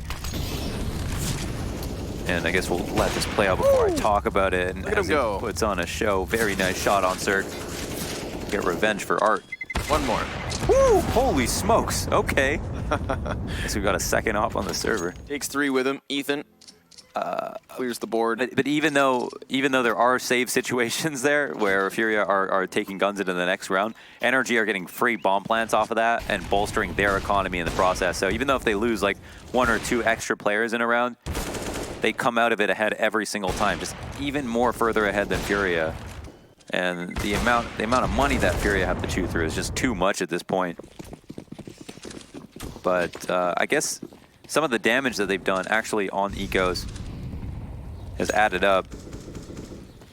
There's only just above 2K in the bank per player from NRG, but because of that rifle round win, we've got another free farm situation. Vinny, can he hit the Zeus? Oh, unfortunately, it gets robbed as Daps stays just out of the maximum rage and takes 97 damage. I sometimes forget that Zeus can dual damage and not find 100. Yeah, I think it's like a range all the way from 1 to 99 that it can do, right? Yeah. Very specific. I have Zeus people for 99 damage. What is a Zeus in real life? Is it just a taser? A really strong taser? Must be. Like a stun gun. I think that's the difference. It's a stun gun that you're... Well, no, because, I mean, a taser shoots, prods out. Trace Taser Sarantis? A taser shoots out, prongs that stick into the body, so they've got a certain range. What does it sound like? I don't know. I've never got to use one. Putting you on the spot. I had one once. You had a taser? Yeah, remember I was in prison. What did the other guy look like? Not as good as after I had mine. Yeah, really. No, that's jokes aside. That's all, there's an NDA on that. Okay, that's broken. And also the fact that there's an NDA has been broken. It's cool. We're leaking all kinds of secrets, so. Right. But here's what my question is this one doesn't shoot out any prongs, Uh-huh. And then a stun gun is something that you push up against somebody, pull the trigger. Like a stun baton. It goes bzz. Yeah, like yeah, okay, so you got it in you? All right. And can a stun gun do 100 damage in real life? If you depends on how long you hold the button. Okay. A little pause called. Let's take this opportunity to just chew things over because we've seen 2 rounds so far from Furia. Round 4, followed by round 9. Then resets back from NRG thereafter. We thought that this could be a decent matchup, and I think it can be if we actually get to see the Brazilians with buys. Yeah. But they're fighting off the back foot so far this entire Inferno CT half, and therefore that's why we have this pause called, because Art's got the op. There's enough money to buy some stuff around them, and it's just that question of, do we take the loss of a few tidbits of utility to still try and make this happen? Maybe throw a half buy, give them double digits, and cross our fingers for a 5-10 half? Like, these aren't questions that I want to be struggling with if I'm Furia.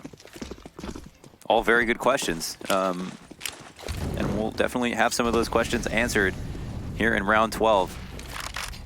Caserado's unfortunately only got an MP9, but that'll be the least of their problems. Especially if NRG are able to go ahead and take all this map control so easily. Furia here are fighting though. Top Banana, but behind Sandbag. Caserado at the half wall to maximize the amount of damage that he has with this gun. He's gonna have a lot worse fights back in the site, but they do fall out as soon as the Molotov extinguishes. They'll re-molly just in case there was an op there.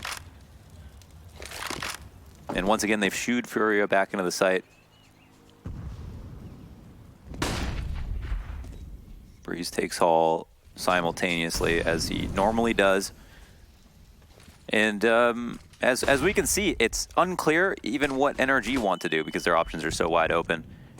But this is the point of the round where Furia needs to take action because we know that they've come close on these past rifle rounds by re-aggressing to top mid, even though it's gotten a little messy, using art to try to find openings in tricky spots. And there's no one here to touch top banana. There's no information from Furia to pull off this 4-man stack, but it is a half, 1 foot in the door, 1 foot out. They're going to try to hammer this one down lane. 15 seconds. Lots of damage off of the op for the first shot, but nothing further. Yuri dancing around the column is buying time. For the last 10 seconds, they'll go. That's the difference in my mind between Furia dealing with ints and Furia dealing with NRG. Is NRG have that extra 10-second buffer, you know? Yeah, absolutely. But, whoa, they are not invincible, despite being convincing. It is just Ethan. Oh, that was 1-2 nasty. done. Whoa, man, that's sick. I mean, he knew the second fight was coming. He was just on the whack-a-mole wax back. I mean, again, like we kind of preluded to before this one started, it's really Breeze, Ethan, and Cirque as that trio of players who are looking to be the top rated at this entire minor, because they are literally 1, 2, and 3. I hope they're in some kind of friendly competition to see who can get more. It definitely kind of, gives you that extra incentive. Not to play for stats when obviously, you're on the same team, so you're really just playing for the win. Yeah, as long as you're not going for the eco kills. And, or maybe 1 or 2. Not chasing exits and everything like that. Then it's all good. Then it's healthy. Friendly competition. Another round of pistols. Another hard loss for Furia. They come close. 1v2 won by Ethan just now. Yep. And another Zeus missed, potentially, by Vinny. I don't even know if I heard it shoot. Might as well not have. Yeah, Ethan looks fine. Abel, if he peeks down middle, would have lost his head, but those players, bomb carrier included, have come to join Ethan. He is 14-5 on this T side. Okay, Serato to the back of the new box, deleted by Daps. Unlucky. Just stomped him out. And so NRG are going to grab themselves an 11th round. NRG, if you haven't noticed, are very clean about how they do things. Very predictable in one sense, but just know how to use their utility to make it impossible or very difficult for the CTs to do anything about it. And so as we see NRG impose their will on Furia, just know that this looks more difficult and more complicated to try to fight back against than it seems. Yeah.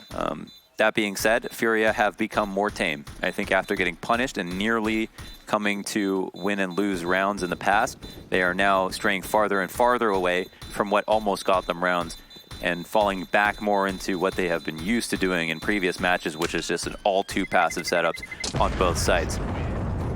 If you have the money, there's really good reasons to fight on banana. Like talking when you look at some of the, like if you look at MIBR versus Astralis on banana, that's a fight that goes on for a minute. Yeah. It's layers of Molotovs. It's honeypots at top banana with re-aggressions from the CTs and double pushes. It's Zipix fighting at the half wall.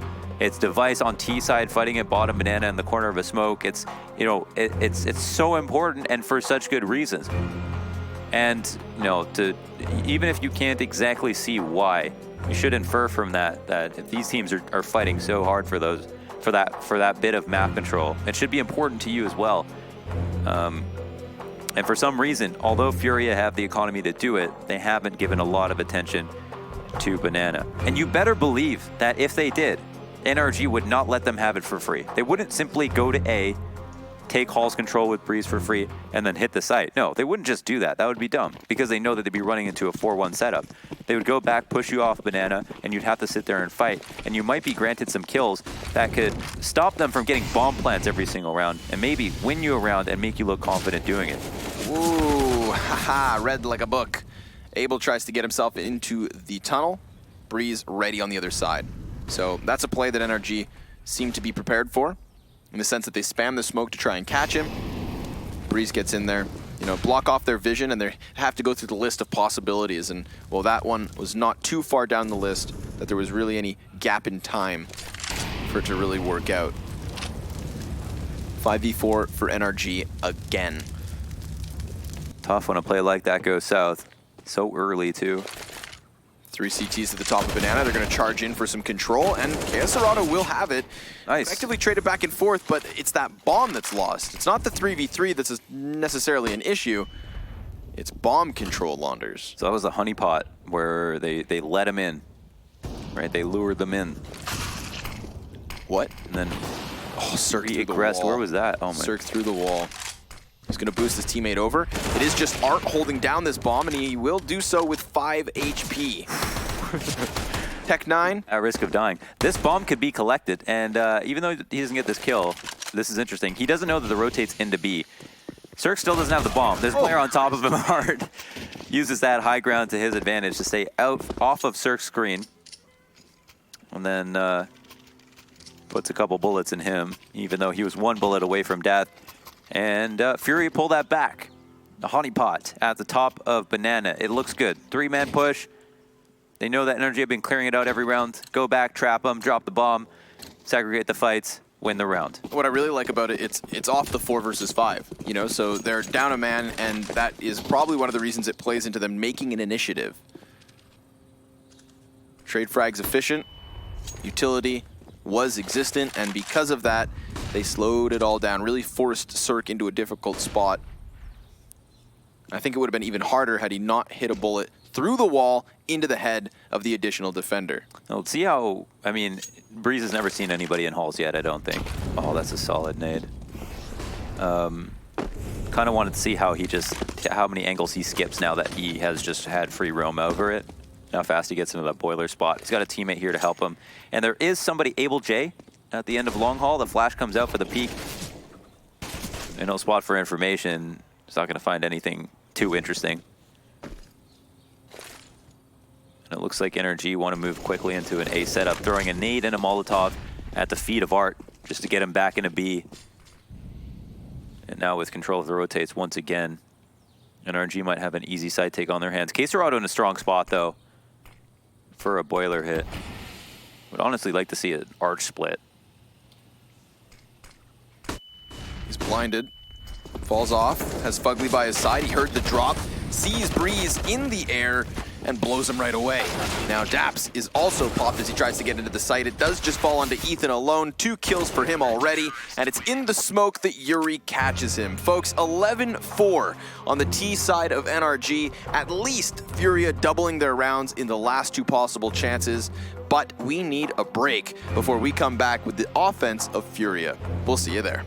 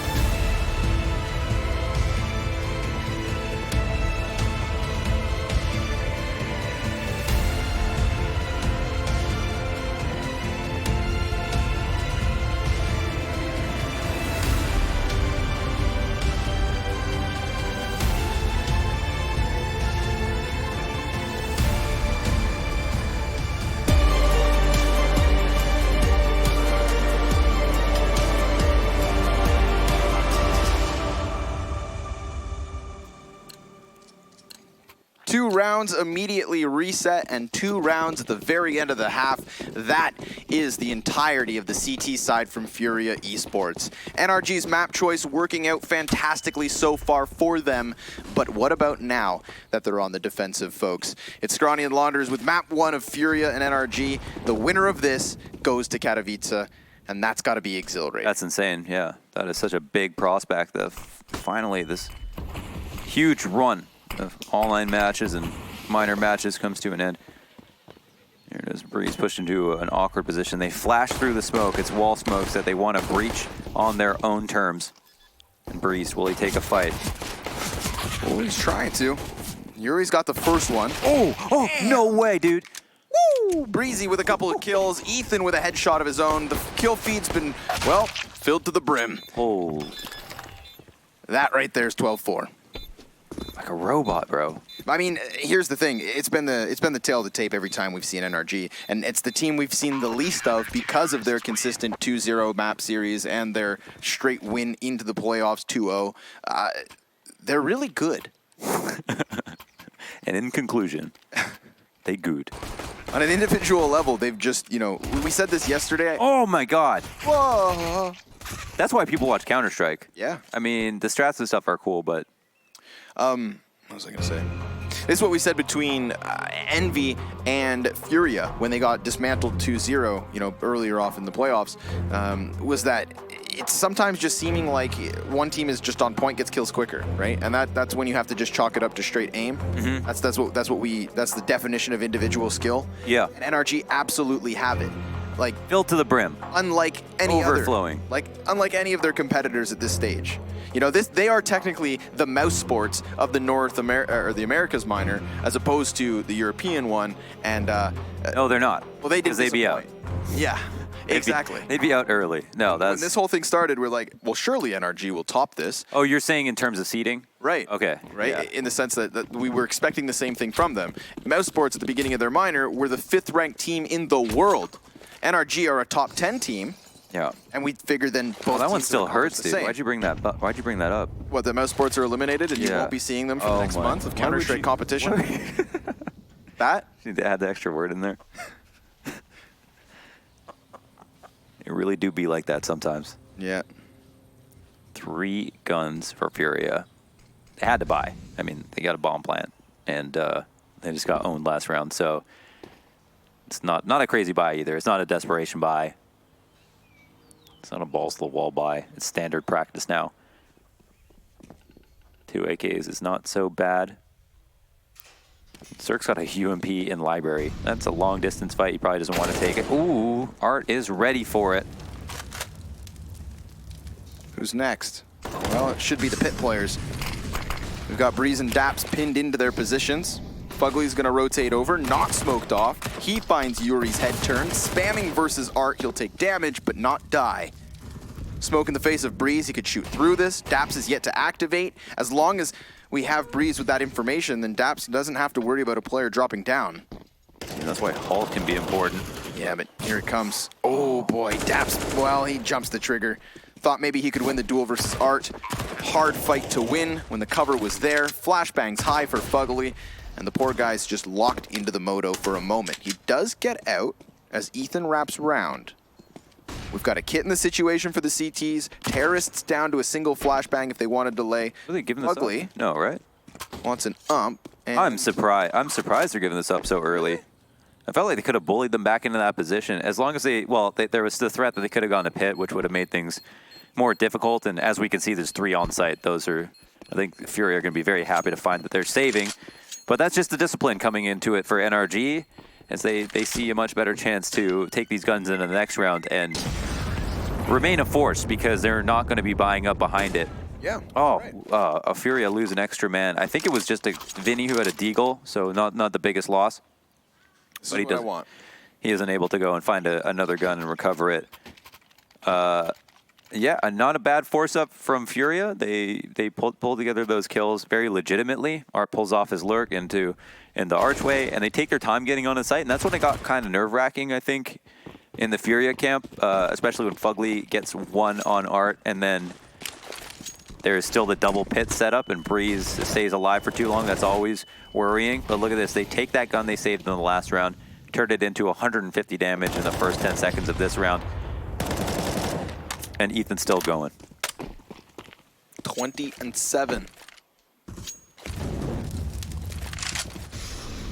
And you better believe that won't be his last kill. No, most certainly won't.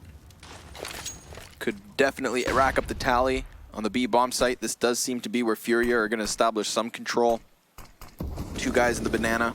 Yeah, they got, I mean, NRG have full vision on mid, so no reason to rotate back quite yet. Furia, though, they're going to clear out everything they can for free. It's that structure that we kind of, praise them for. These were the moments, the mid-round situations that I thought Furia may actually have the best chance of versus NRG. And it's only once they're on the T side that they can really dictate the entire pace of a round. Mm-hmm. Yeah, look, they keep it interesting. They make it hard to read.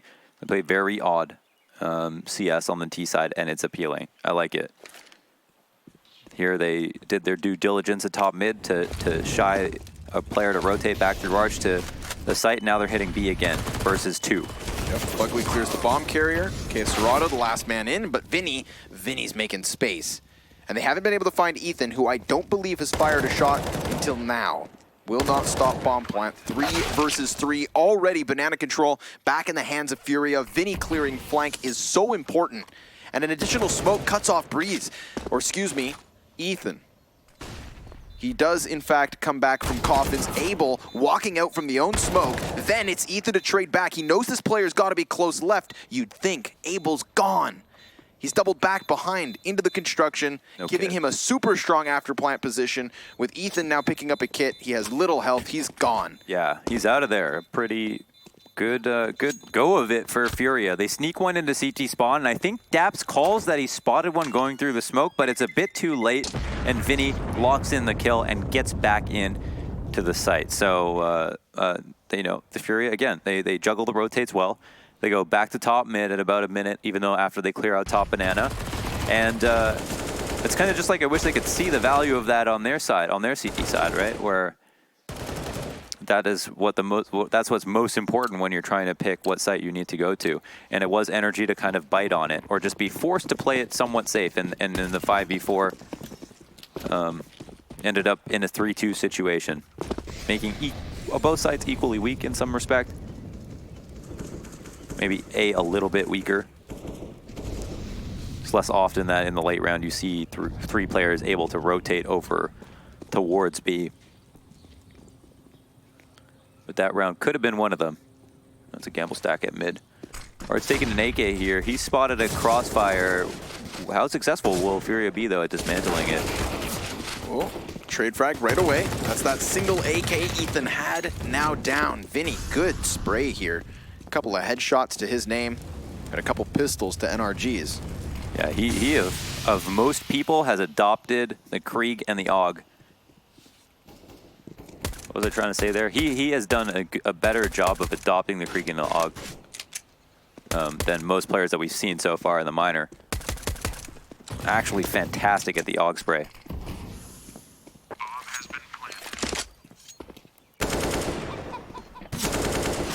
Two saving players from NRG falling back into and around CT spawn. They'll both get sprayed out by Abel J, and Furia are starting to make a half of it.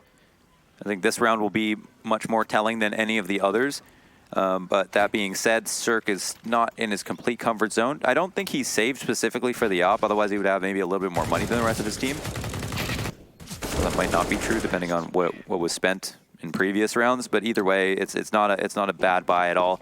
It'd be a very legitimate round for Furia to win. It would also grant them another anti-eco to look back on and collect more money and pad that economy even better.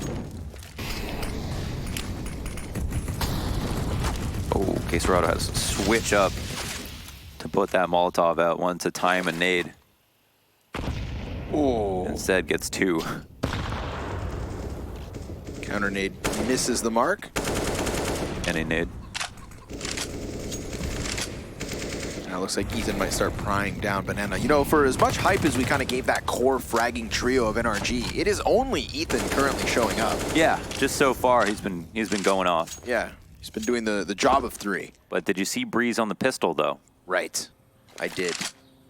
I saw his headshots. But now, this is when it really starts mattering. You need them gun rounds added up, too. Furia leaving an anchor with Art on Arch. Could come into the equation late. Such a good lurker. Yeah, I anticipate he gets something out of this. Though, seems like Daps is concerned about his position potentially. That fight's going to happen first. And, oh, Daps stays on top of it. Yep. That's a boon for the CT side. They think they spotted the lurker, which they were actually correct about, so they hard rotate 3 over. But Furia are going to turn that back and go A. Yeah, and they're going to leave this entire defense of NRG just within the bomb site. They're going to hear all these footsteps moving forward. It's a big ruckus. The counter-terrorists within the site don't even have any utility, in fact. Now if they start walking upwards, though, Breeze had already put down his Molotov. So Chaos Serrano self-immolates, Cirque trades, as Vinny gets 1 kill, but doesn't get himself towards the site itself. There you go. It's NRG with a 13th.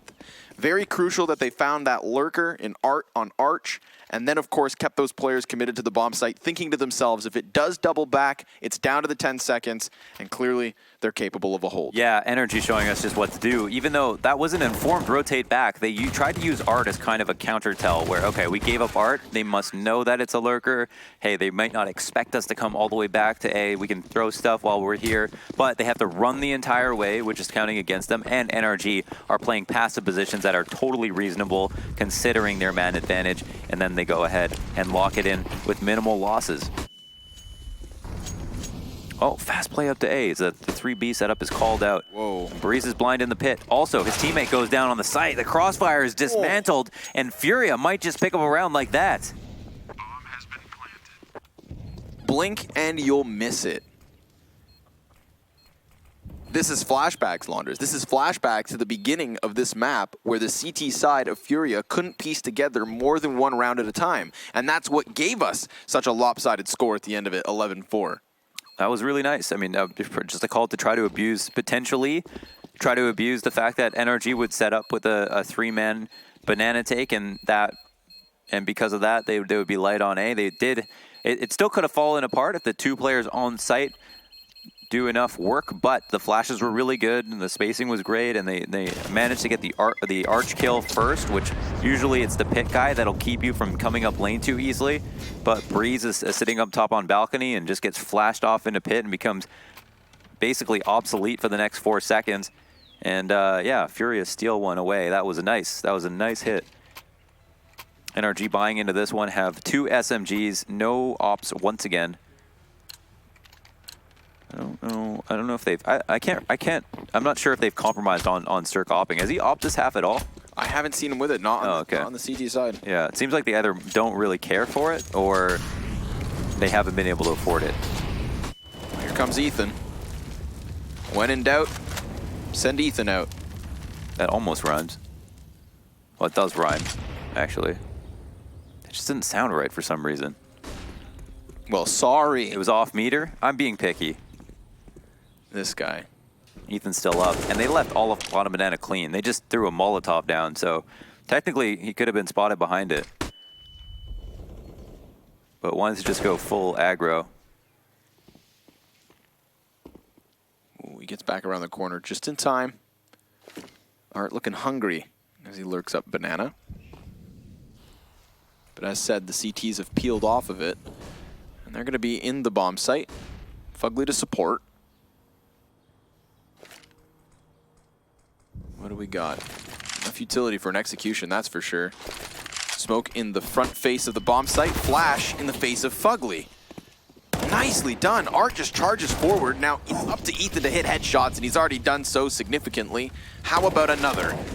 Yuri trying to play over to the box. CT flashbang comes to help, and then it all goes wrong. At least for NRG. Fantastic stuff from Furia Esports, just ripping through the rotators and eventually dealing with Ethan, who has hands down been their biggest problem yet. And not only that, but he gets the opening kill of the round. Gets pushed back into B, and Art sneaks his way up banana without any tells. No flashes, no smokes. just hears Ethan's footsteps, creeps up under the half wall, and then once he feels like Ethan has fallen back, pushes all the way up, and then calls for a flash from his teammate that helps him cross the pool. Now his teammate dies in the process and he gets tinked, but after that, there are no more losses. They made it that as hard as possible for Ethan to find opportunities. I mean, the headshots that he hit were in a very small timing window. Yeah.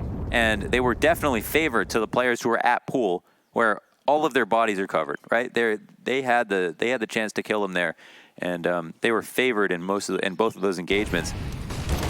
Thing is that it was Art's own smoke that pops right here on the front of that bomb site. That's how they all got over. You know, you'd think, well, my smoke grenade has enabled two of us to get into that cover, like you said, heavily favoring the terrorists, and yet Ethan, Ethan. Pretty common to throw the front fountain smoke, just because it's the objective for the T's entering the site to get over across to the grill, so that they can jump up and then clear oranges. So now if you throw that site smoke down, you can get to grill pretty easily and then jump up and clear all the same angles. And nothing actually counts against you. There is just Daps with an M4 and everybody from NRG has pistols. This game is definitely not over yet. It feels like Furia are able to sneak these rounds in, but they're doing it a lot.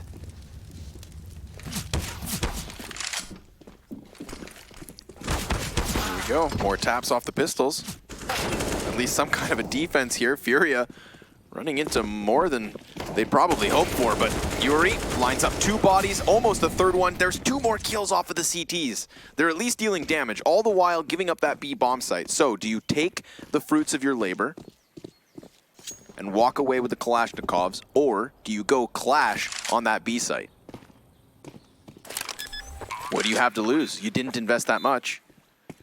They've got utility off of this too, and they have a certain amount of time while they can still reasonably get a 10-second defuse off. They're fast to the exact. Someone just has to hit a zinger of a headshot. It may very well be Ethan. He's running in alone. They do clear coffin. Cert gets Chaos Serato, and it's NRG with USPs and a single rifle for the win. Oh, just as we were building the narrative for Furia coming back into the game and looking so good on their rifle rounds, NRG steal back in eco with the exact same crossfire and USPs that they had on the last time they ecoed. And Furia just seems so adamant about clearing out top mid and getting those kills, even though they saw shots coming from both sides. Unclear whether or not that was totally safe. Last time they were able to take it apart though, and you know it was nice that they could get those kills so quickly, and maybe they felt like, all right, this is something we understand how to beat. I do feel like Yuri's position in Boiler almost makes them want to have the duel and that force come out, because look at the way the CT's all stacked up for him. Like, yeah, he almost got 3 right there. So all the others had to do was survive a little longer, get 1 kill apiece, and that's all finished. Not the case, however. It's true. It's like they were thinking to themselves, sure, this is going to be a close range fight. We're going to be within that range of lethality versus pistols, but odds are we can manage. Well, hands full of NRG. 14 rounds now to the board for them. This is a great way to bounce back into the map, as Furia certainly were finding footing and momentum. Breeze down middle instantly. Ethan hits Banana quick, and it is Breeze to at least trade back into the 4 versus 4. If he gets down the ramp, then he finds Bomb. If he gets through the tunnels, then he has alt mid. Art gets back into Boiler, catching Cirque on the exit. We're going back and forth here, baby. Let's do it. Oh, this is crazy. This mid round will get even more complicated depending on what happens with Breeze. Look at the radar. Finds a kill inside the A site. The bomb is back at T-steps, and Breeze is about to find it. Stumbling across the ultimate clue. Fugly is here in the B side. He's got his own individual duel to worry about, but look at how far back Breeze is going to go, all the way to their spawn. It's Freaky Friday with the T's and CTs, and it's no telling who has the drop. Oh my goodness, Daps. Little heart attack there. Imagine him trying to piece together all the information his teammates are telling him. You know, they look to him like, what do we do? And suddenly it's just the trifecta of doom. Yeah. And the absolute bait of the bomb. I mean, Vinny doesn't know what's about to hit him. Mind you, Breeze is low. If he clears this, I'll buy you a beer. Okay. No. Yeah. Looking back, you already owe me one. Back into the spawn is where Breeze, just for the record, Breeze will get it. Vinny removed, 15 there from NRG. So they push down middle and Banana. That was the 1-2 hit between Breeze and Ethan. Ethan gets shut down, so it's very important for Breeze to succeed, and he most certainly did. Imagine if they go into a 3 versus 5 in that situation. Yeah, Plotting a round away. Like, that's insanely risky from NRG, but it's just them kind of falling back onto their confidence and their game plan. Yeah, as you should at times. Kind of a busted buy here for Furia as they run up alt. Breeze is going to get all that information going on the tour de halt, and will find Sanctuary on the balcony and let his teammates know that there was tons of presence and what looked like a potential A hit. Cirque, does he want to get in front of that? I'm curious. No, it seems like he's just going to throw it and fall back. And again, Hulse is compromised, and Breeze might be aware of that, but NRG have a pretty decent setup to handle it. Could be the last round of the match. Map 1. Here comes the pop. First player down, blinded is the Opper. Breeze waiting for them to fall into his hands. He's actually going to be distracted with the player on balcony. Luckily, Daps picks up one to maintain a man advantage, cutting off KSRado from the bomb carrier itself. And Cirque will have temporary cover with the smoke in his face. Still one flashbang for the terrorist side. Cirque waiting for his chance to strike downwards. His player inside of balcony is actually going to sweep out. That is Daps with an additional kill. He's going to get flanked by KSRado. An M4 picked up, combined with the AK, puts them in a position to succeed, but it's Cirque to make the difference. 30 seconds left over, 16 health. That's the real issue here for the last remaining member of Furia, folks. Where does he go? What does he do? Cross your fingers, cross your toes. He's gonna duel versus Cirque first. Gets it. Ethan to the top of the ropes. Just slam dunks KSRado to grab round 16. And just like that, they'll win their map. But if you feel like I do, Launders, there was something going on here. An 11-4 half from NRG. Almost brought back because of some crucial resets. That tells me Furia, they can still succeed under pressure. They're not going down without a fight, folks. And it is for that reason that I am so excited for map 2. We will be moving on to Cash, and Cash is where magic happens. Absolutely. Looking forward to it. Should be exciting. Furia showed some good stuff there. Unfortunately, it didn't get double digits. But we'll find out more about Cash. We're just going to have to do it live. So don't go anywhere. We'll be right back with map number 2.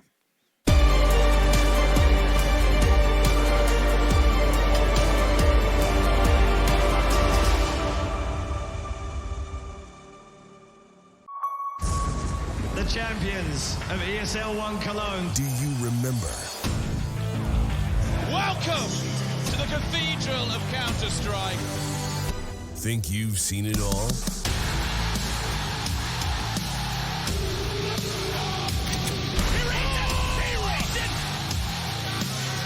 Are you ready to be a part of Counter-Strike history? ESL 1 returns to Cologne in 2019.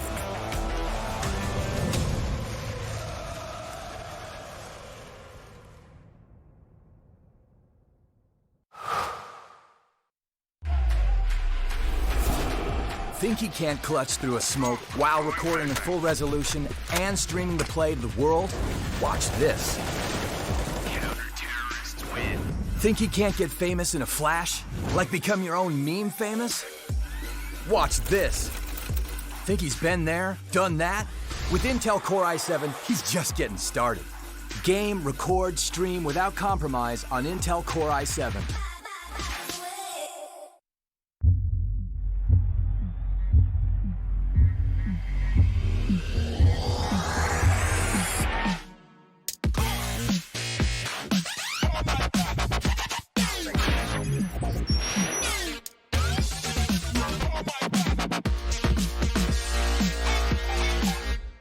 Prepare for combat.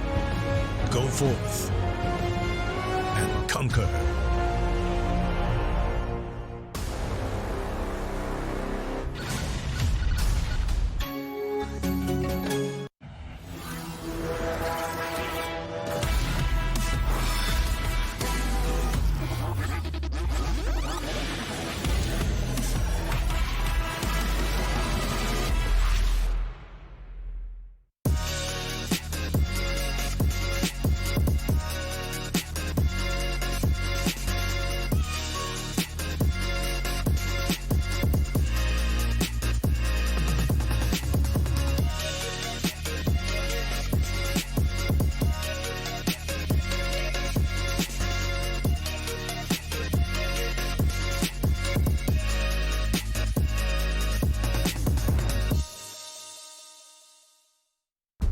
been there since the beginning.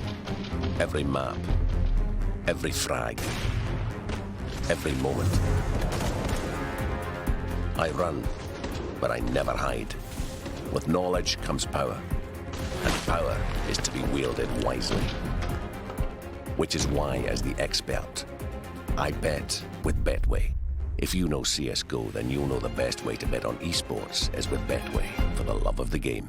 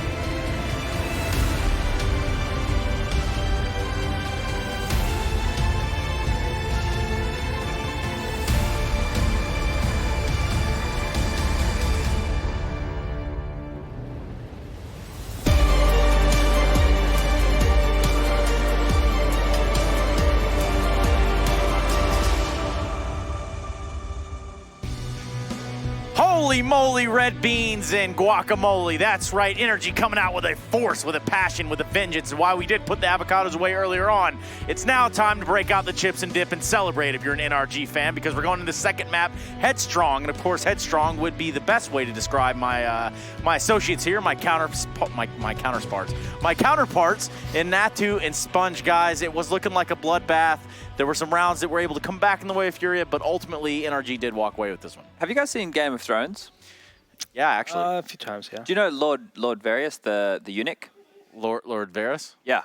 Yeah. Yeah, so he's got little birds. Now, my little birds told me that NRG are taking this so seriously that they actually did their first team huddle ever. Oh my goodness. Now, the reach there was basically spies, and I know I constructed this whole thing. It could have been more interesting. I could have spoken about the fact that I'm not a eunuch and made it more interesting. But this really attests to the point that NRG are taking this super seriously. They want to close this out. They want to get through. They want to get done. They want to get that spot in the major and get it easily. And I think the way that they approach this game, Ethan especially, and the fact that they stopped anything that was thrown at them from this Furia team means that they have their mind in the right place, unlike Mousesports, who shut the bed in the first week. So these guys here are doing it right. It's a great parallel right there. I mean, fair enough. Yeah. It's true, though.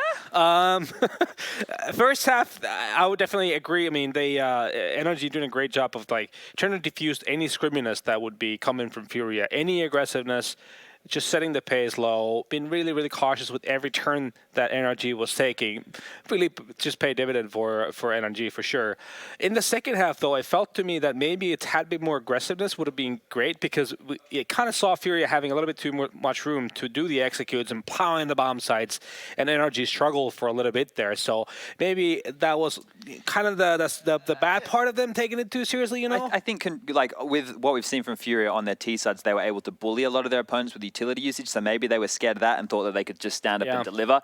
But business as usual here, and they closed it out in easy fashion. Yeah, even on the backs of, NRG picks up the pistol round. They have that sort of headway into the second half, but then it all kind of falls back a little bit, and that kind of is what took this a little bit longer than normal to finish. But of course, I guess for Furia, looking ahead into the second map, I mean, is there anything we could take away from Inferno that might positively benefit them? Well, I think just looking at the scoreboard right now on HTV.org, we can see that the NRG players have actually opted to go on the T side of Cache, right? So this is the map pick of Furia. So I think if they think they have a similar spread, default, just do the basic executes, make sure they can't get away with those scrimmy aggressive picks and punish them if they do, then it should just be business as usual and just keep to the basics, right? Because that's all they need to do right to win this game. I think that's another great point of NRG taking this very, very seriously. I think that choosing to start on the T side on a map like Cache is the right choice, because it is a map very much about setting up the tempo, and you can do so many things on that T side. And so I feel like they should have this in the bag. But exactly. Even if it isn't their map pick, are we going to see that comfort level on them? From NRG? I mean, we can only speculate as to what they're feeling inside of their camp, but I mean, they've got to be coming into this one just a little bit of headstrong, a little bit of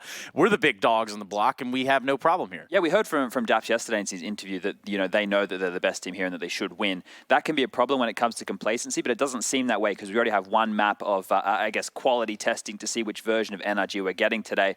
I think, what could be a difficult sign for them is we haven't actually had the pleasure of, in this tournament, seeing the quirks that Furia have thrown in on other maps. We still saw it on Inferno. They even had a couple of new different ways that we hadn't seen thus far to take bomb sites. And here I expect it to be the same, but that problem is they're starting on the CT side. If they can't get the economy rolling, they can't get the AWPs up, they're in trouble. Well, it's about time to get down to business. I want to ask you guys if the entire series ends right now. I think it has to be a 2-0. Yeah, I agree. Okay, well, that's pretty easily put. Pretty fair and to the point. But as I said, getting down to business, because it's exactly what it's time to do. Business in the front, party in the back. And we're going to go ahead and give it back to the commentators. We've got Scrawny and Launders ready and smiling. Take it away, boys. Business in the front, party in the back. We're the party. I just prefer party on both sides. Party everywhere. Let's do it. That's right. That's what we're going to be doing here on Cache. It could be quite the clash as Furia will begin on the CT side. What are you making of this NRG offense pick? I don't think it matters. I don't think it matters so much. I don't think it's going to be a negative or a positive for them. I guess maybe they get to feel the map out by playing T side first, but I'm not a huge proponent of I'm not a huge proponent of being very careful about what side you start on. I don't think it matters all too much, especially if you're somewhat prepared for the map. Though that being said, NRG don't have the most outstanding win rate on Cache. I think they are at risk of potentially losing this map, but it'll still take heroic performance from Furia, and we know that teams don't feel super comfortable even when they do pick Cash, winning it as the favorites. Right. Can be kind of scrimmy at times, and we know that NRG can scrim. Yes, they can. We also know they can frag. Cirque's going to do that past Forklift, swapping to the USP. We've got KS Dorado nearby here, and the bomb, not so much. It's going to double back into the B site. Yuri, thinking it's clear, does not know. Oh, Ethan, hello. And Yuri, goodbye. Slinks back into the heavens, doesn't die, despite being caught off guard there. And so, things remain interesting. Daps, he's going to try to get that bomb into the site itself. Now, they have confirmation on all 3 players. 2 in the site, Fugly back B. How do the CTs get in this? Yeah, don't seem to want to plant the bomb just yet. Yeah, they finally put it down. Still going to be quite a difficult retake, even though Quesarado has a kit.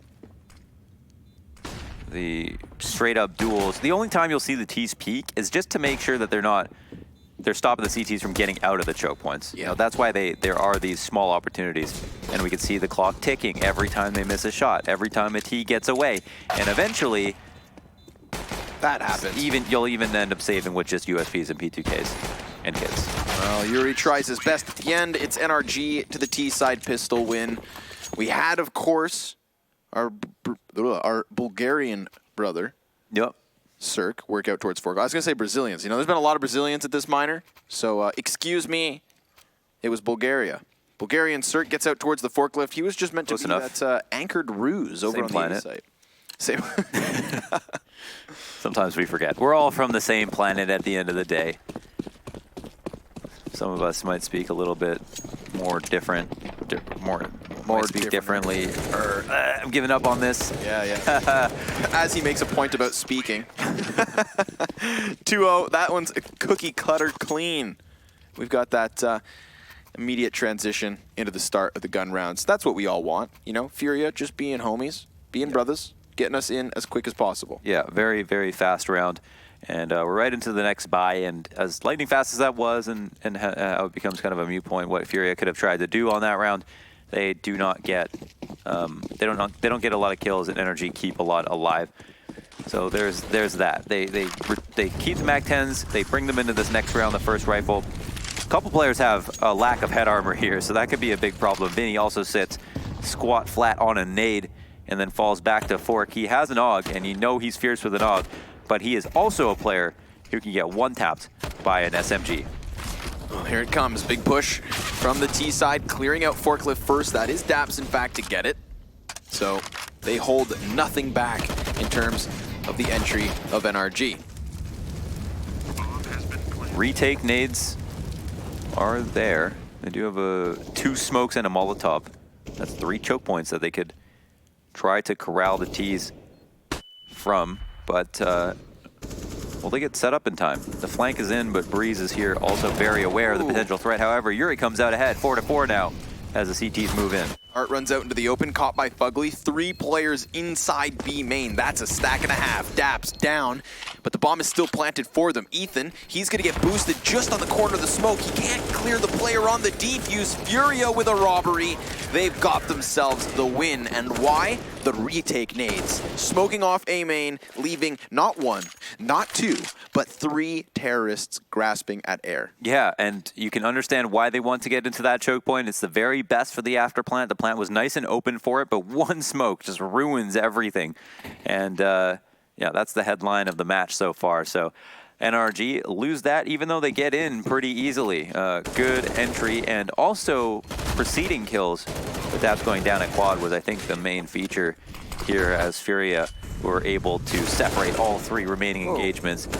That being said, NRG still have enough money to put together a buy. It was a couple of MAC-10s. Yuri gets hit down to about half HP, looks to finish a duel that he had no business starting, and NRG, can you believe it, are fully ready and aware. Bro, this is going to be an action-packed game if they keep up this kind I'm loving this, yeah. Like, let's keep it going, dude. It's so quick, Let's move these spawns closer together, you know? Let's just put 1 box between these 2 teams and see who wins. Play some honor rules, you know? All 5 mid each round. Let's duke it out. And he's got a little bit of map control for what it's worth. Yeah, gets that information off A main. Cirque will do the same as he clears through mid and highway. He's got low health, you know, so his life does seem expendable. Man, the two CTs on site are just sitting and waiting as kind of a gamble. They have fine positions considering their teammates have all died. Vinny gets a kill from A main and remains here with A main control. The rotates out of B will not be that easy, but Serato helps them force their way out. It's actually even numbers here. Cirque is at 1 HP. Imagine if that hit him. It's going to fly over Ethan, just reconfirming that there's a man in main. They did boost Serato into the vent. That's where Fugly has just caught him. So at this point, I cannot help but feel as though it's the save. Yeah, give up on this one. NRG must be tempted to hunt, but because they lost 2 so early, whoa, it might not be that aggressive. However, one goes out to find Vinny in the back of A main, and he gets tagged on his way out. But that's all that'll happen.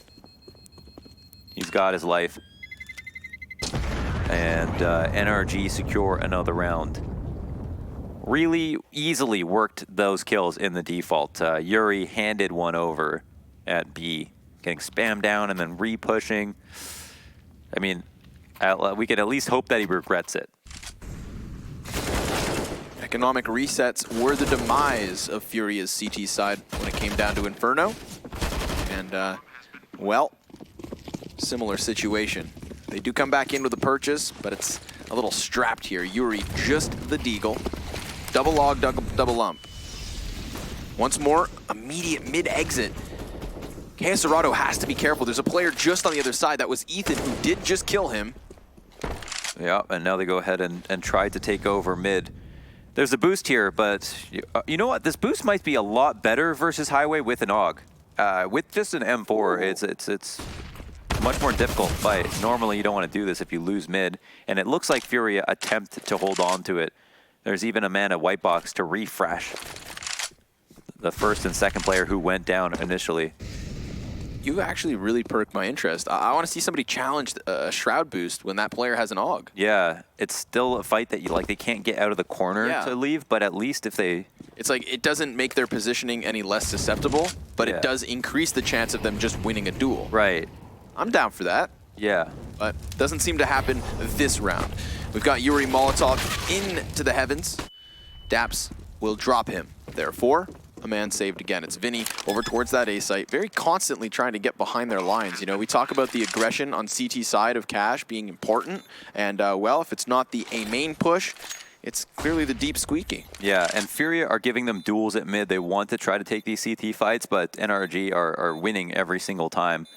And then when they squeeze the CTs out into pushing extremities of the map, NRG are there ready and waiting, and are putting together those kills as well. And that's why we're seeing these rounds just fly by. Default's going so swimmingly. Bree is going to get caught off guard one more time in Squeaky. And Vinny goes ahead and upgrades from the AUG to the AK. But his last known position will also be his current position. Luckily, though, the Ts are not close enough to capitalize on that kill. We move now into round number 6. And Vinny is the only man on Furia with a gun. I don't know if he's a man. Might be a boy. How old is he? I don't know. Let's find out. Vinny? Yeah, they had some young players, right? Yeah, they do. So I'll take a little peek-see gander. And you do you. I was fast long. He's a dangerous man, though. He'd be tried as an adult. 19 years old. 19 years old. Okay, So, just barely. He's not an adult. Head of his in years, America. though. Head of his years, for sure. I mean, he's still an adult. Plays CS like Can't buy booze. 25-year-old. In some places. Some places. Canada. Yeah. I said not America. Oh, not America. Yeah, America's minor and all that. Vinny, where is he? Where's Vinny boy? Hey, you put that silencer back on. It's back over behind the boost.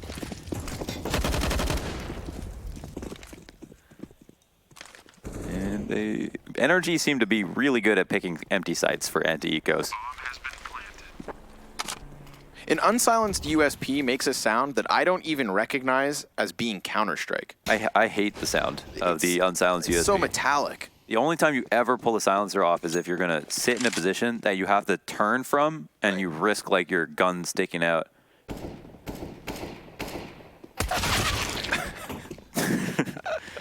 At least that kill gets traded. Right, he'll get the assist, then it's all daps all day. Yeah, then it's all daps.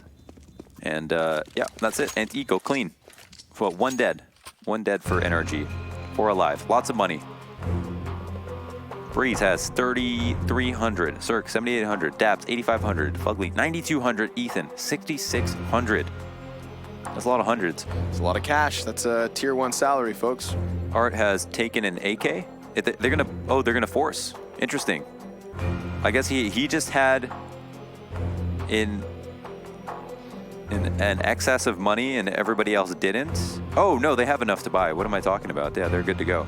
They've got an AUG, they've got an M4, they've got another AUG. I just saw that MP9 buy and players on half armor. I was like, oh, they're forcing up. But no, this is a very legitimate buy. Quesarado's going to be the only man with the kit. Not too big of a deal. Will Furia attempt to go for mid control again? Because that seems to be where NRG are finding the easiest and most quick kills of each round. Seems like they will go for the boost and they're oh no, they won't. Will they? No. Will they? Is there someone over the boost right now? Oh no, that's Circa name in. Okay. Yeah, so it's cool that Furia are kind of unrelenting when it comes to pushing up for this aggression, and here they won't be conditioned to avoiding it, even though they lost 2 rounds in a row. Oh, it gives them some information. Here comes Vinny, always at this A site. Oh damn, that was sick. Got himself the 4th. AUG just ripping him apart. AK swap out means he's 1 shy of the ace, but still, hot damn. Oh. Vinny Vici. He's got himself a 2nd round for Furia. I wanted him to get that kill so badly. What a nice 4K for the boys. Really, really nice stuff. 3rd kill is just completely through the smoke. Last bullet headshot on the continuation spray. Good night, Daps. Vinny shoves NyQuil down his throat. It's a big one, but the big question, and the question that has always been answered by NRG with a yes, is do they reset them right now?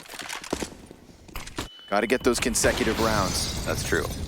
And that's the best way to do it. Starting off in a 5v4, Fugly punished in B main. Aggressive op setup from the 2 B players, but it transitions immediately into what could be a boost in vent? No, they're just floating around the checkers. I was thinking to myself, that'd be a sick way to just then have a 3-player pinch on mid, which is where NRG looked to challenge. That became one of the strongest ways to defend mid. That took a lot of extra attention to get players out of, as they have this really awkward fight, but can look upwards and easily hit a headshot. And NRG, I don't want to say rushed it, because they've worked out mid and been able to get kills no problem, but had this mid-main smoke and didn't attempt to clear it out.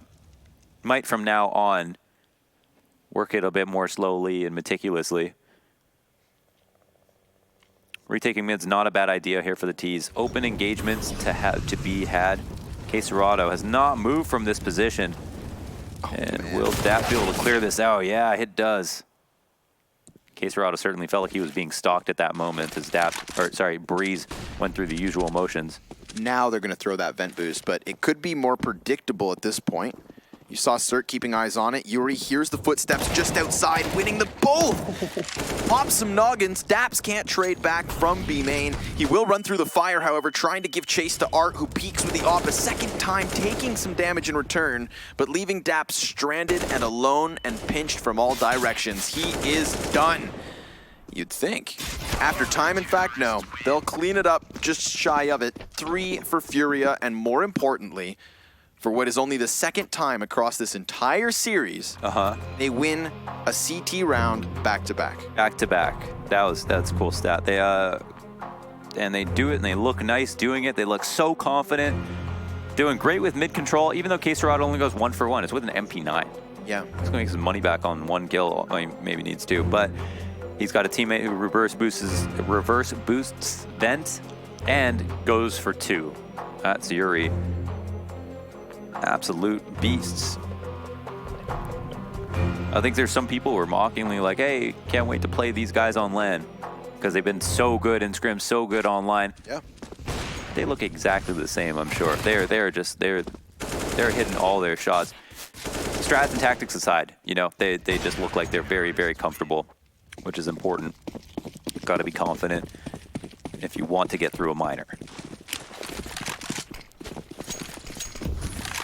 winning a minor and being confident are two mutually exclusive traits. Mutually exclusive criteria. Fugly goes ahead and smokes B main standard default here, so we'll work this slowly. Typically you'll see a flash to check if people push off of that smoke, if an opper comes out of the smoke because they can fall back through it, and then this Molotov specifically for Yuri. However, it doesn't go deep enough, and you actually have to run quite far for it to go deep enough. That allows Yuri to sit there with full vision. Doesn't have to flash to re-peek, which might mean they don't expect him to be there. However, he falls back now. Double op setup could be a prime adjustment for Furia. They avoid mid control, but they've gone mid so many times now, and you got to appreciate the tenacity when it comes to the CTs fighting back against NRG, who won it like 3 rounds in a row. But here it is. They finally take it. And what's the response? Ooh.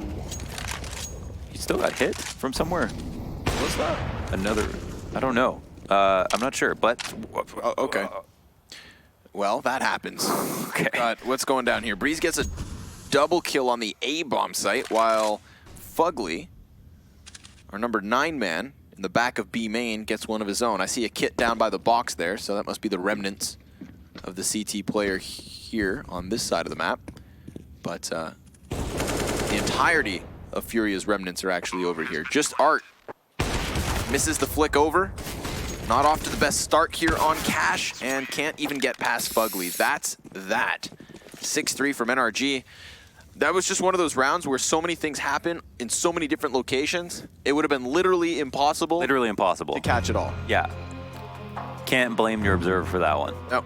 I didn't know those fights were going to occur.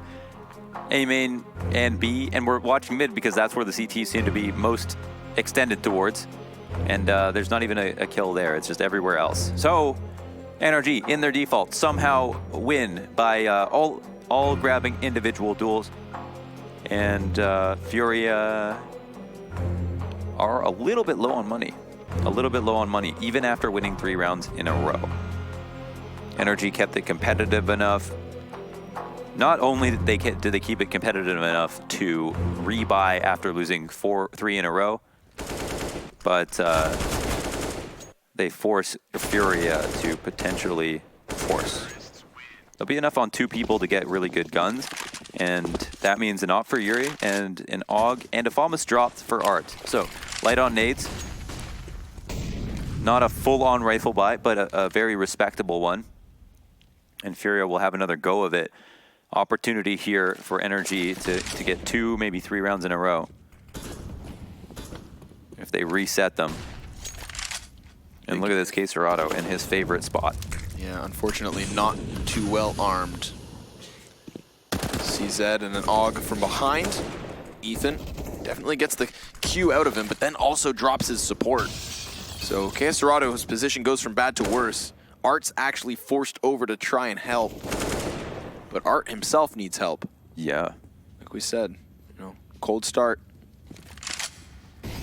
Breeze wants to duel versus Toxic, and it's a double head peek from Furia. Good job in cutting back a member of NRG, leading us 4v4. Big boost over. Yeah, they see because it was the 2 highway players, which means the mid's wide open. Great for them to retake this so quickly. Good call. They're going to go charging towards Yuri. He's got the Sanctuary of the back of the bomb site, revealing himself as he takes down Fugly, exposing himself to Checkers, but not caring because he's got Ethan dead to rights, and Art comes right on over. It was a great rotation in the sense that they found a chance to challenge B, but it's a challenge that they've lost so far. 25 seconds, and a smoke actually blocks off the 2 remaining CTs. He sees the shoulder, hits the head. Caserato removed, and Cirque's going for the clutch. Oh, and he's got him, though. Damn, nice try, Cirque. Really good try. That was for the reset, too. That could have been a huge 1v3. Lot on the line for that one. It's very important for Furia to pick it up. We talked about how it was impossible for Furia to string CT rounds together. Well, NRG just failed to do so themselves. That was some good offing from Yuri. Nobody really tried to expose himself to that angle. Yeah, so it was really good movement from him on the site to get those kills. Furia get the 4 in the row, and they supplement this by But NRG still have a buy. They still have put it together. Ethan, which is the tightest peak, does not give Art an opportunity to find a trade. Yuri will come out of the vents. Will he put two together? He does once again. Yuri, though, looking for more as he swaps onto the AK. Daps, he's going to give up behind and instead head forward, just like Vinny tried to do through the wraparound. It's back and forth engagements and back and forth trades. That does leave Furia with an edge, a slight edge. Yuri, 4 health, but Daps could bring it back. He's wrapped around connector. Yeah, he's got him locked in. Caserado almost certainly dies, and he can just fall back now and crossfire from the truck. It's not even necessary for him to cross, but he also has this smoke. Doesn't know if it's totally good, but yeah, it seems to be enough. He's made it back to fork. A malleable position. Yeah, Yuri's on for the ace right now. Abel's got that kit, so crucial that he keeps himself moving forward. Daps delays the peek out. Down he's gone. Yuri clears the board, and that's Furia with another round in a crucial moment. But what an explosive start. I mean, sometimes NRG, they just look like they want to go pound to pound. Sure. Yeah, they're trying to take all these fights, and they're happy to do it. But what a round from Yuri, man. That was sick. Another counter boost play. And it's just more than one player that can go superhero mode on this team. 5 rounds in a row, and they've had to earn every single one of them. Showing us why this is their map pick, and winning it 4v5 once again, too. Even better than 5 in a row, Launders. It was actually, there was one from NRG in the midst of it. Oh, so it's all right. Got that reset. You know, and that's how this whole half has happened. We had a win from Furia in round 3, reset in the 4th. Oh, I was totally wrong. Okay, so they win the 3rd round? Yeah. And then they win the 7th, 8th, and 10th. Yeah, so basically, you know, they're just doing what was done to them and coming out on top because this round will be that of which they tie if they can maintain just these pistols. Daps has managed to get his hands on it off. Yuri, however, locks it down. 3 kills for him found. Cirque last man up, unbeknownst to the CTs in the open, but what more can he do than a single frag? 6 apiece, and Furia's CT side is starting to come together. I thought Yuri was a brave man for shooting KNG's body all yesterday. Yeah. And now I can see where the confidence comes from. Right. Wow. Absolutely nasty stuff. Almost lets this one slip. Could have very easily gotten killed and no one would have blamed him. Hell of a P250 shot from Cirque. Yeah, just to deny him the 4K. Like you can't be shining too hard right now, buddy. Yeah. He is actually. He's not even the primary opera on the team. He's already got a highlight. Just numbers-wise, he is definitely at the top of this entire server here on Cash.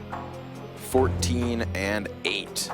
I really don't think NRG are that. I mean, they might be slightly worried about the map potentially, but I think with how many crazy individual hero plays have come out of Furia, I feel like they assume that'll come to a close. Ultimately, NRG win all those rounds versus most of the teams that we've seen play so far.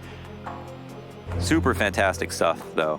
And essentially as well, it's like I feel as though if I'm NRG, I'm just telling myself, okay, we shut down Yuri, we're back in control of the situation.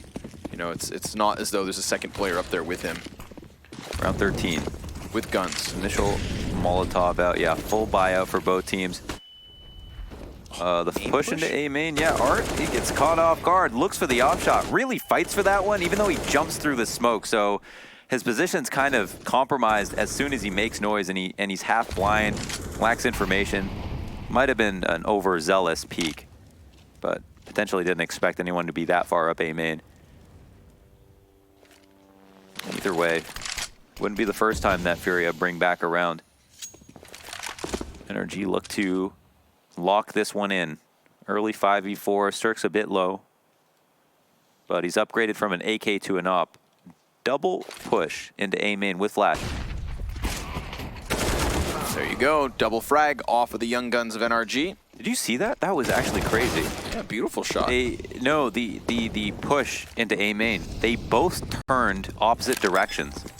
So one person was watching left side A main and one person was watching right side A main, and then the flash landed in the middle of them, and then they pushed in. That's some crazy levels of calculation. I mean, it's maybe not that hard to orchestrate, but it's a nice touch. It feels like it's been talked about for them to do that. That's interesting. That's interesting. I gotta say, very unique. Abel J. Of course, they both die. But The molly, the reverse molly into Sunroom. That's nerve-wracking. You know, that tells you you're not going to be able to get out here alive. Not without a fight, that is. Takes down Daps. Ethan. Ooh, also denied of his frag. So, all right, one AUG moves forward from the previous round. And we're getting there. 1 point lead for NRG, 7-6. Crummy buy for Furia if they want to put one together. They could save for next round and still not have a great buy, so they might consider it. But double 4 situation, I don't know. They've been pretty good with 3 guns, at least. They've been pretty good. They've been pretty good when they've been down a man. They've been pretty good on low guns. Feels like they always have a chance, so they might be maximizing at by just seeing what they can do with this AUG and then focusing more on round 15. Triple push into B, and nobody spotted the VP push smoke as the T's run out to A. Another round where they get a clean sight on the anti-eco. Charging straight through, making it look all too easy. Bomb plant over towards the back of quad. Where's that AUG got off to? He's actually coming in through Z at the moment, so not even one of these front runners. NRG won't find any weapons against them until they've cut down everybody else. In fact, that's if they can even find the guy. He's hiding in heaven. What if it's like Jelba? You mean instead of Able J? Mm. Can you say Queserado's name backwards? Arad's? No. Odoresk. Yeah, you came into it with a lot of confidence. I was really confident. Yeah, I was like, yeah, easy. You know the reason Ethan changed his name around, I think? Because people kept calling him Naughty? Nope, because once you qualify for a major, Valve will not recognize your name change. Remember Device to Deve? They rejected it. It's Devi. Yeah. You know, so he just kept Device. Well, what if Ethan plays his first major as Nate? Then he's going to be stuck just like Reltuck. Yeah, that would be buns. So should be able to buy name changes. That'd be a very niche market for just pro players who have qualified for majors. If there's a stat track swapper, maybe use Steam credits to do it. I don't know. If I've got a stat track swapper, then I should definitely be able to buy name changes. They do the boost off of the door. They had the. Did they? I think they did the trick to open the door backwards. Oh, they did it all so If you crouch in front of the door and press E on it, it opens backwards, and then they boost up on the... It's like suction cups. Suction? I think that's a Shroud subscriber. No, you mean Soyson. Oh, that's Summit. Oh, it's where the F I am. Speaking of Shroud, we do have the player boosted up on top of it. That is Vinny with the AUG. Still haven't yet to seen somebody challenge from Highway with that. You piqued my interest early, and it's just been disappointment for me since Launders. What else is new? Quad smoke. No one here from Highway to make presence. Queserado's got an AUG at mid, and he is happily and freely peeking. Vinny's ready now for the push. Cirque will know, but arc through smoke. No, a gap for him to work with. Again, he's locking down the fence position. Vinny still up, now down. Daps alone, 1v5 in the 15th round of the first half. Only 1 kill is his, so we finish things as close as can be. And considering that 5-1 start for NRG, you've got to say things are heating up here. Folks, we'll be back after the half with the second.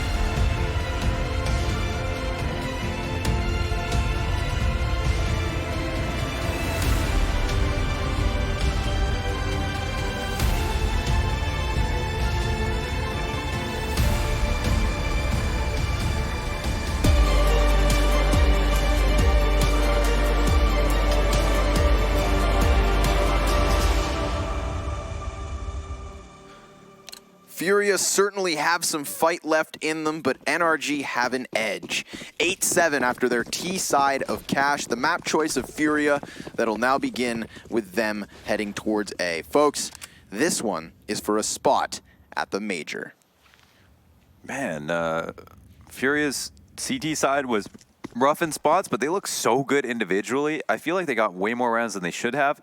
And now they have the T side, which I'm sure they're going to be prepared for. So I'm wondering how... I'm wondering if NRG will actually be able to close this out, which is a question I never thought I'd be asking myself.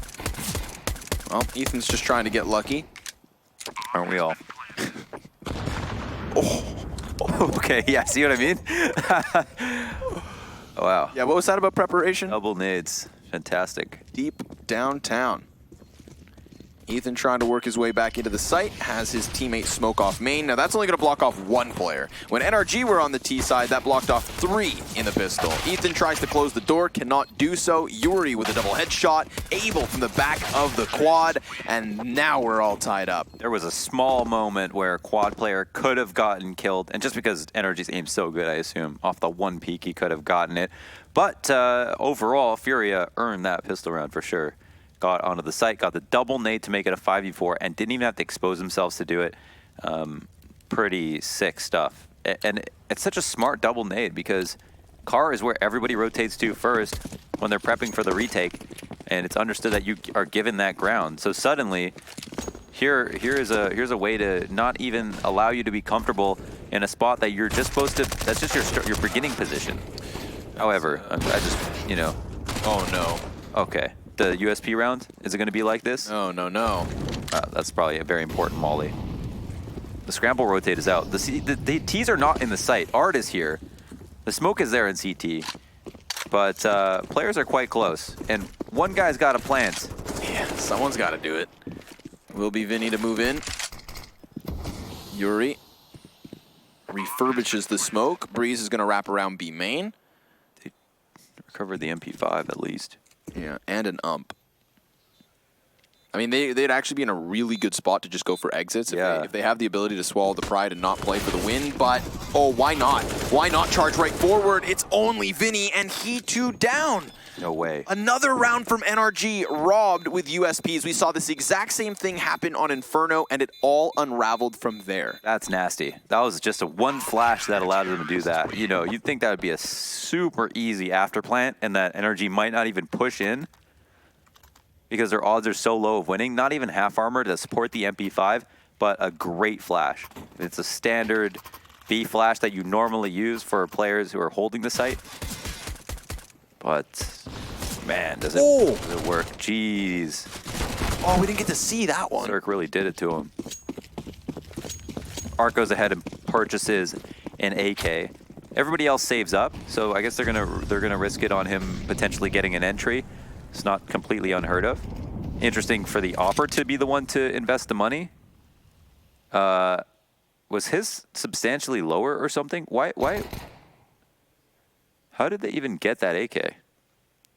Oh, because he was saving for the op, so he just had more money than everyone else already. Makes sense. Enough to totally buy for himself. So now he'll just play that raid boss role. He is the leader, so he can do what he wants. That's true. Breeze doesn't care who he is. He's going to find him back there under heaven. Now it's just a bunch of pistols that don't have any way to support or recover an AK. That was on its own at mid. Art is that kind of playmaking talent. Yeah, he has that level of ability to do it by himself, and you could trust him to go out on his own. Looks like they want that AK back. I mean, that's the thing, is you're not playing for the win at this point in the round, but you can still play for the gun. Serato puts in all the work to get out there. Yuri's like, nope. Yeah. Each of them wanted that AK back. Mine. Yuri's actually going to be able to slip through Z connector. Here is Ethan. He was originally on the white box and could have controlled the gun from there, but now he's got it back in their grasp. Serato followed the AK around. Yeah, just so he could find it. Vinny going to move forward for information, opening up a chance for Fugly to be caught off guard. Breeze then puts it all to an end. Bombs are going to attempt to slip its way to the B site, but Daps is there and waiting. The race to double digits has ended. NRG are your champions. They will take it for now. Lots of money left over. Do they even want to op? I mean, yeah, I guess they could. No, they're just going to rifle up. Pretty even money overall. Furia are putting together the buy. The AK counts for something. Art's going to have to compromise heavily on this round. It's just going to get a CZ, and there's 2 Galils on the board as well. Could be a huge round for NRG to just really solidify this lead. Just give Furia a swirly that they'll never forget. Dunk their head into the toilet and flush. I mean, I know high school was rough for you. Do you want to talk about it? I feel some underlying issues. I wouldn't want to steal the time away from the viewers talking about my high school experience. And let us see if NRG can bully the T side back. Double smoke, triple flash, fight towards mid. Does go the way of Ethan. Furia are looking to make the most of this by exiting A main and actually putting a player onto the boost. Fugly gets blindsided, and the spray is fantastic. Breeze caught just through the edge of forklift. If only they had themselves the ball.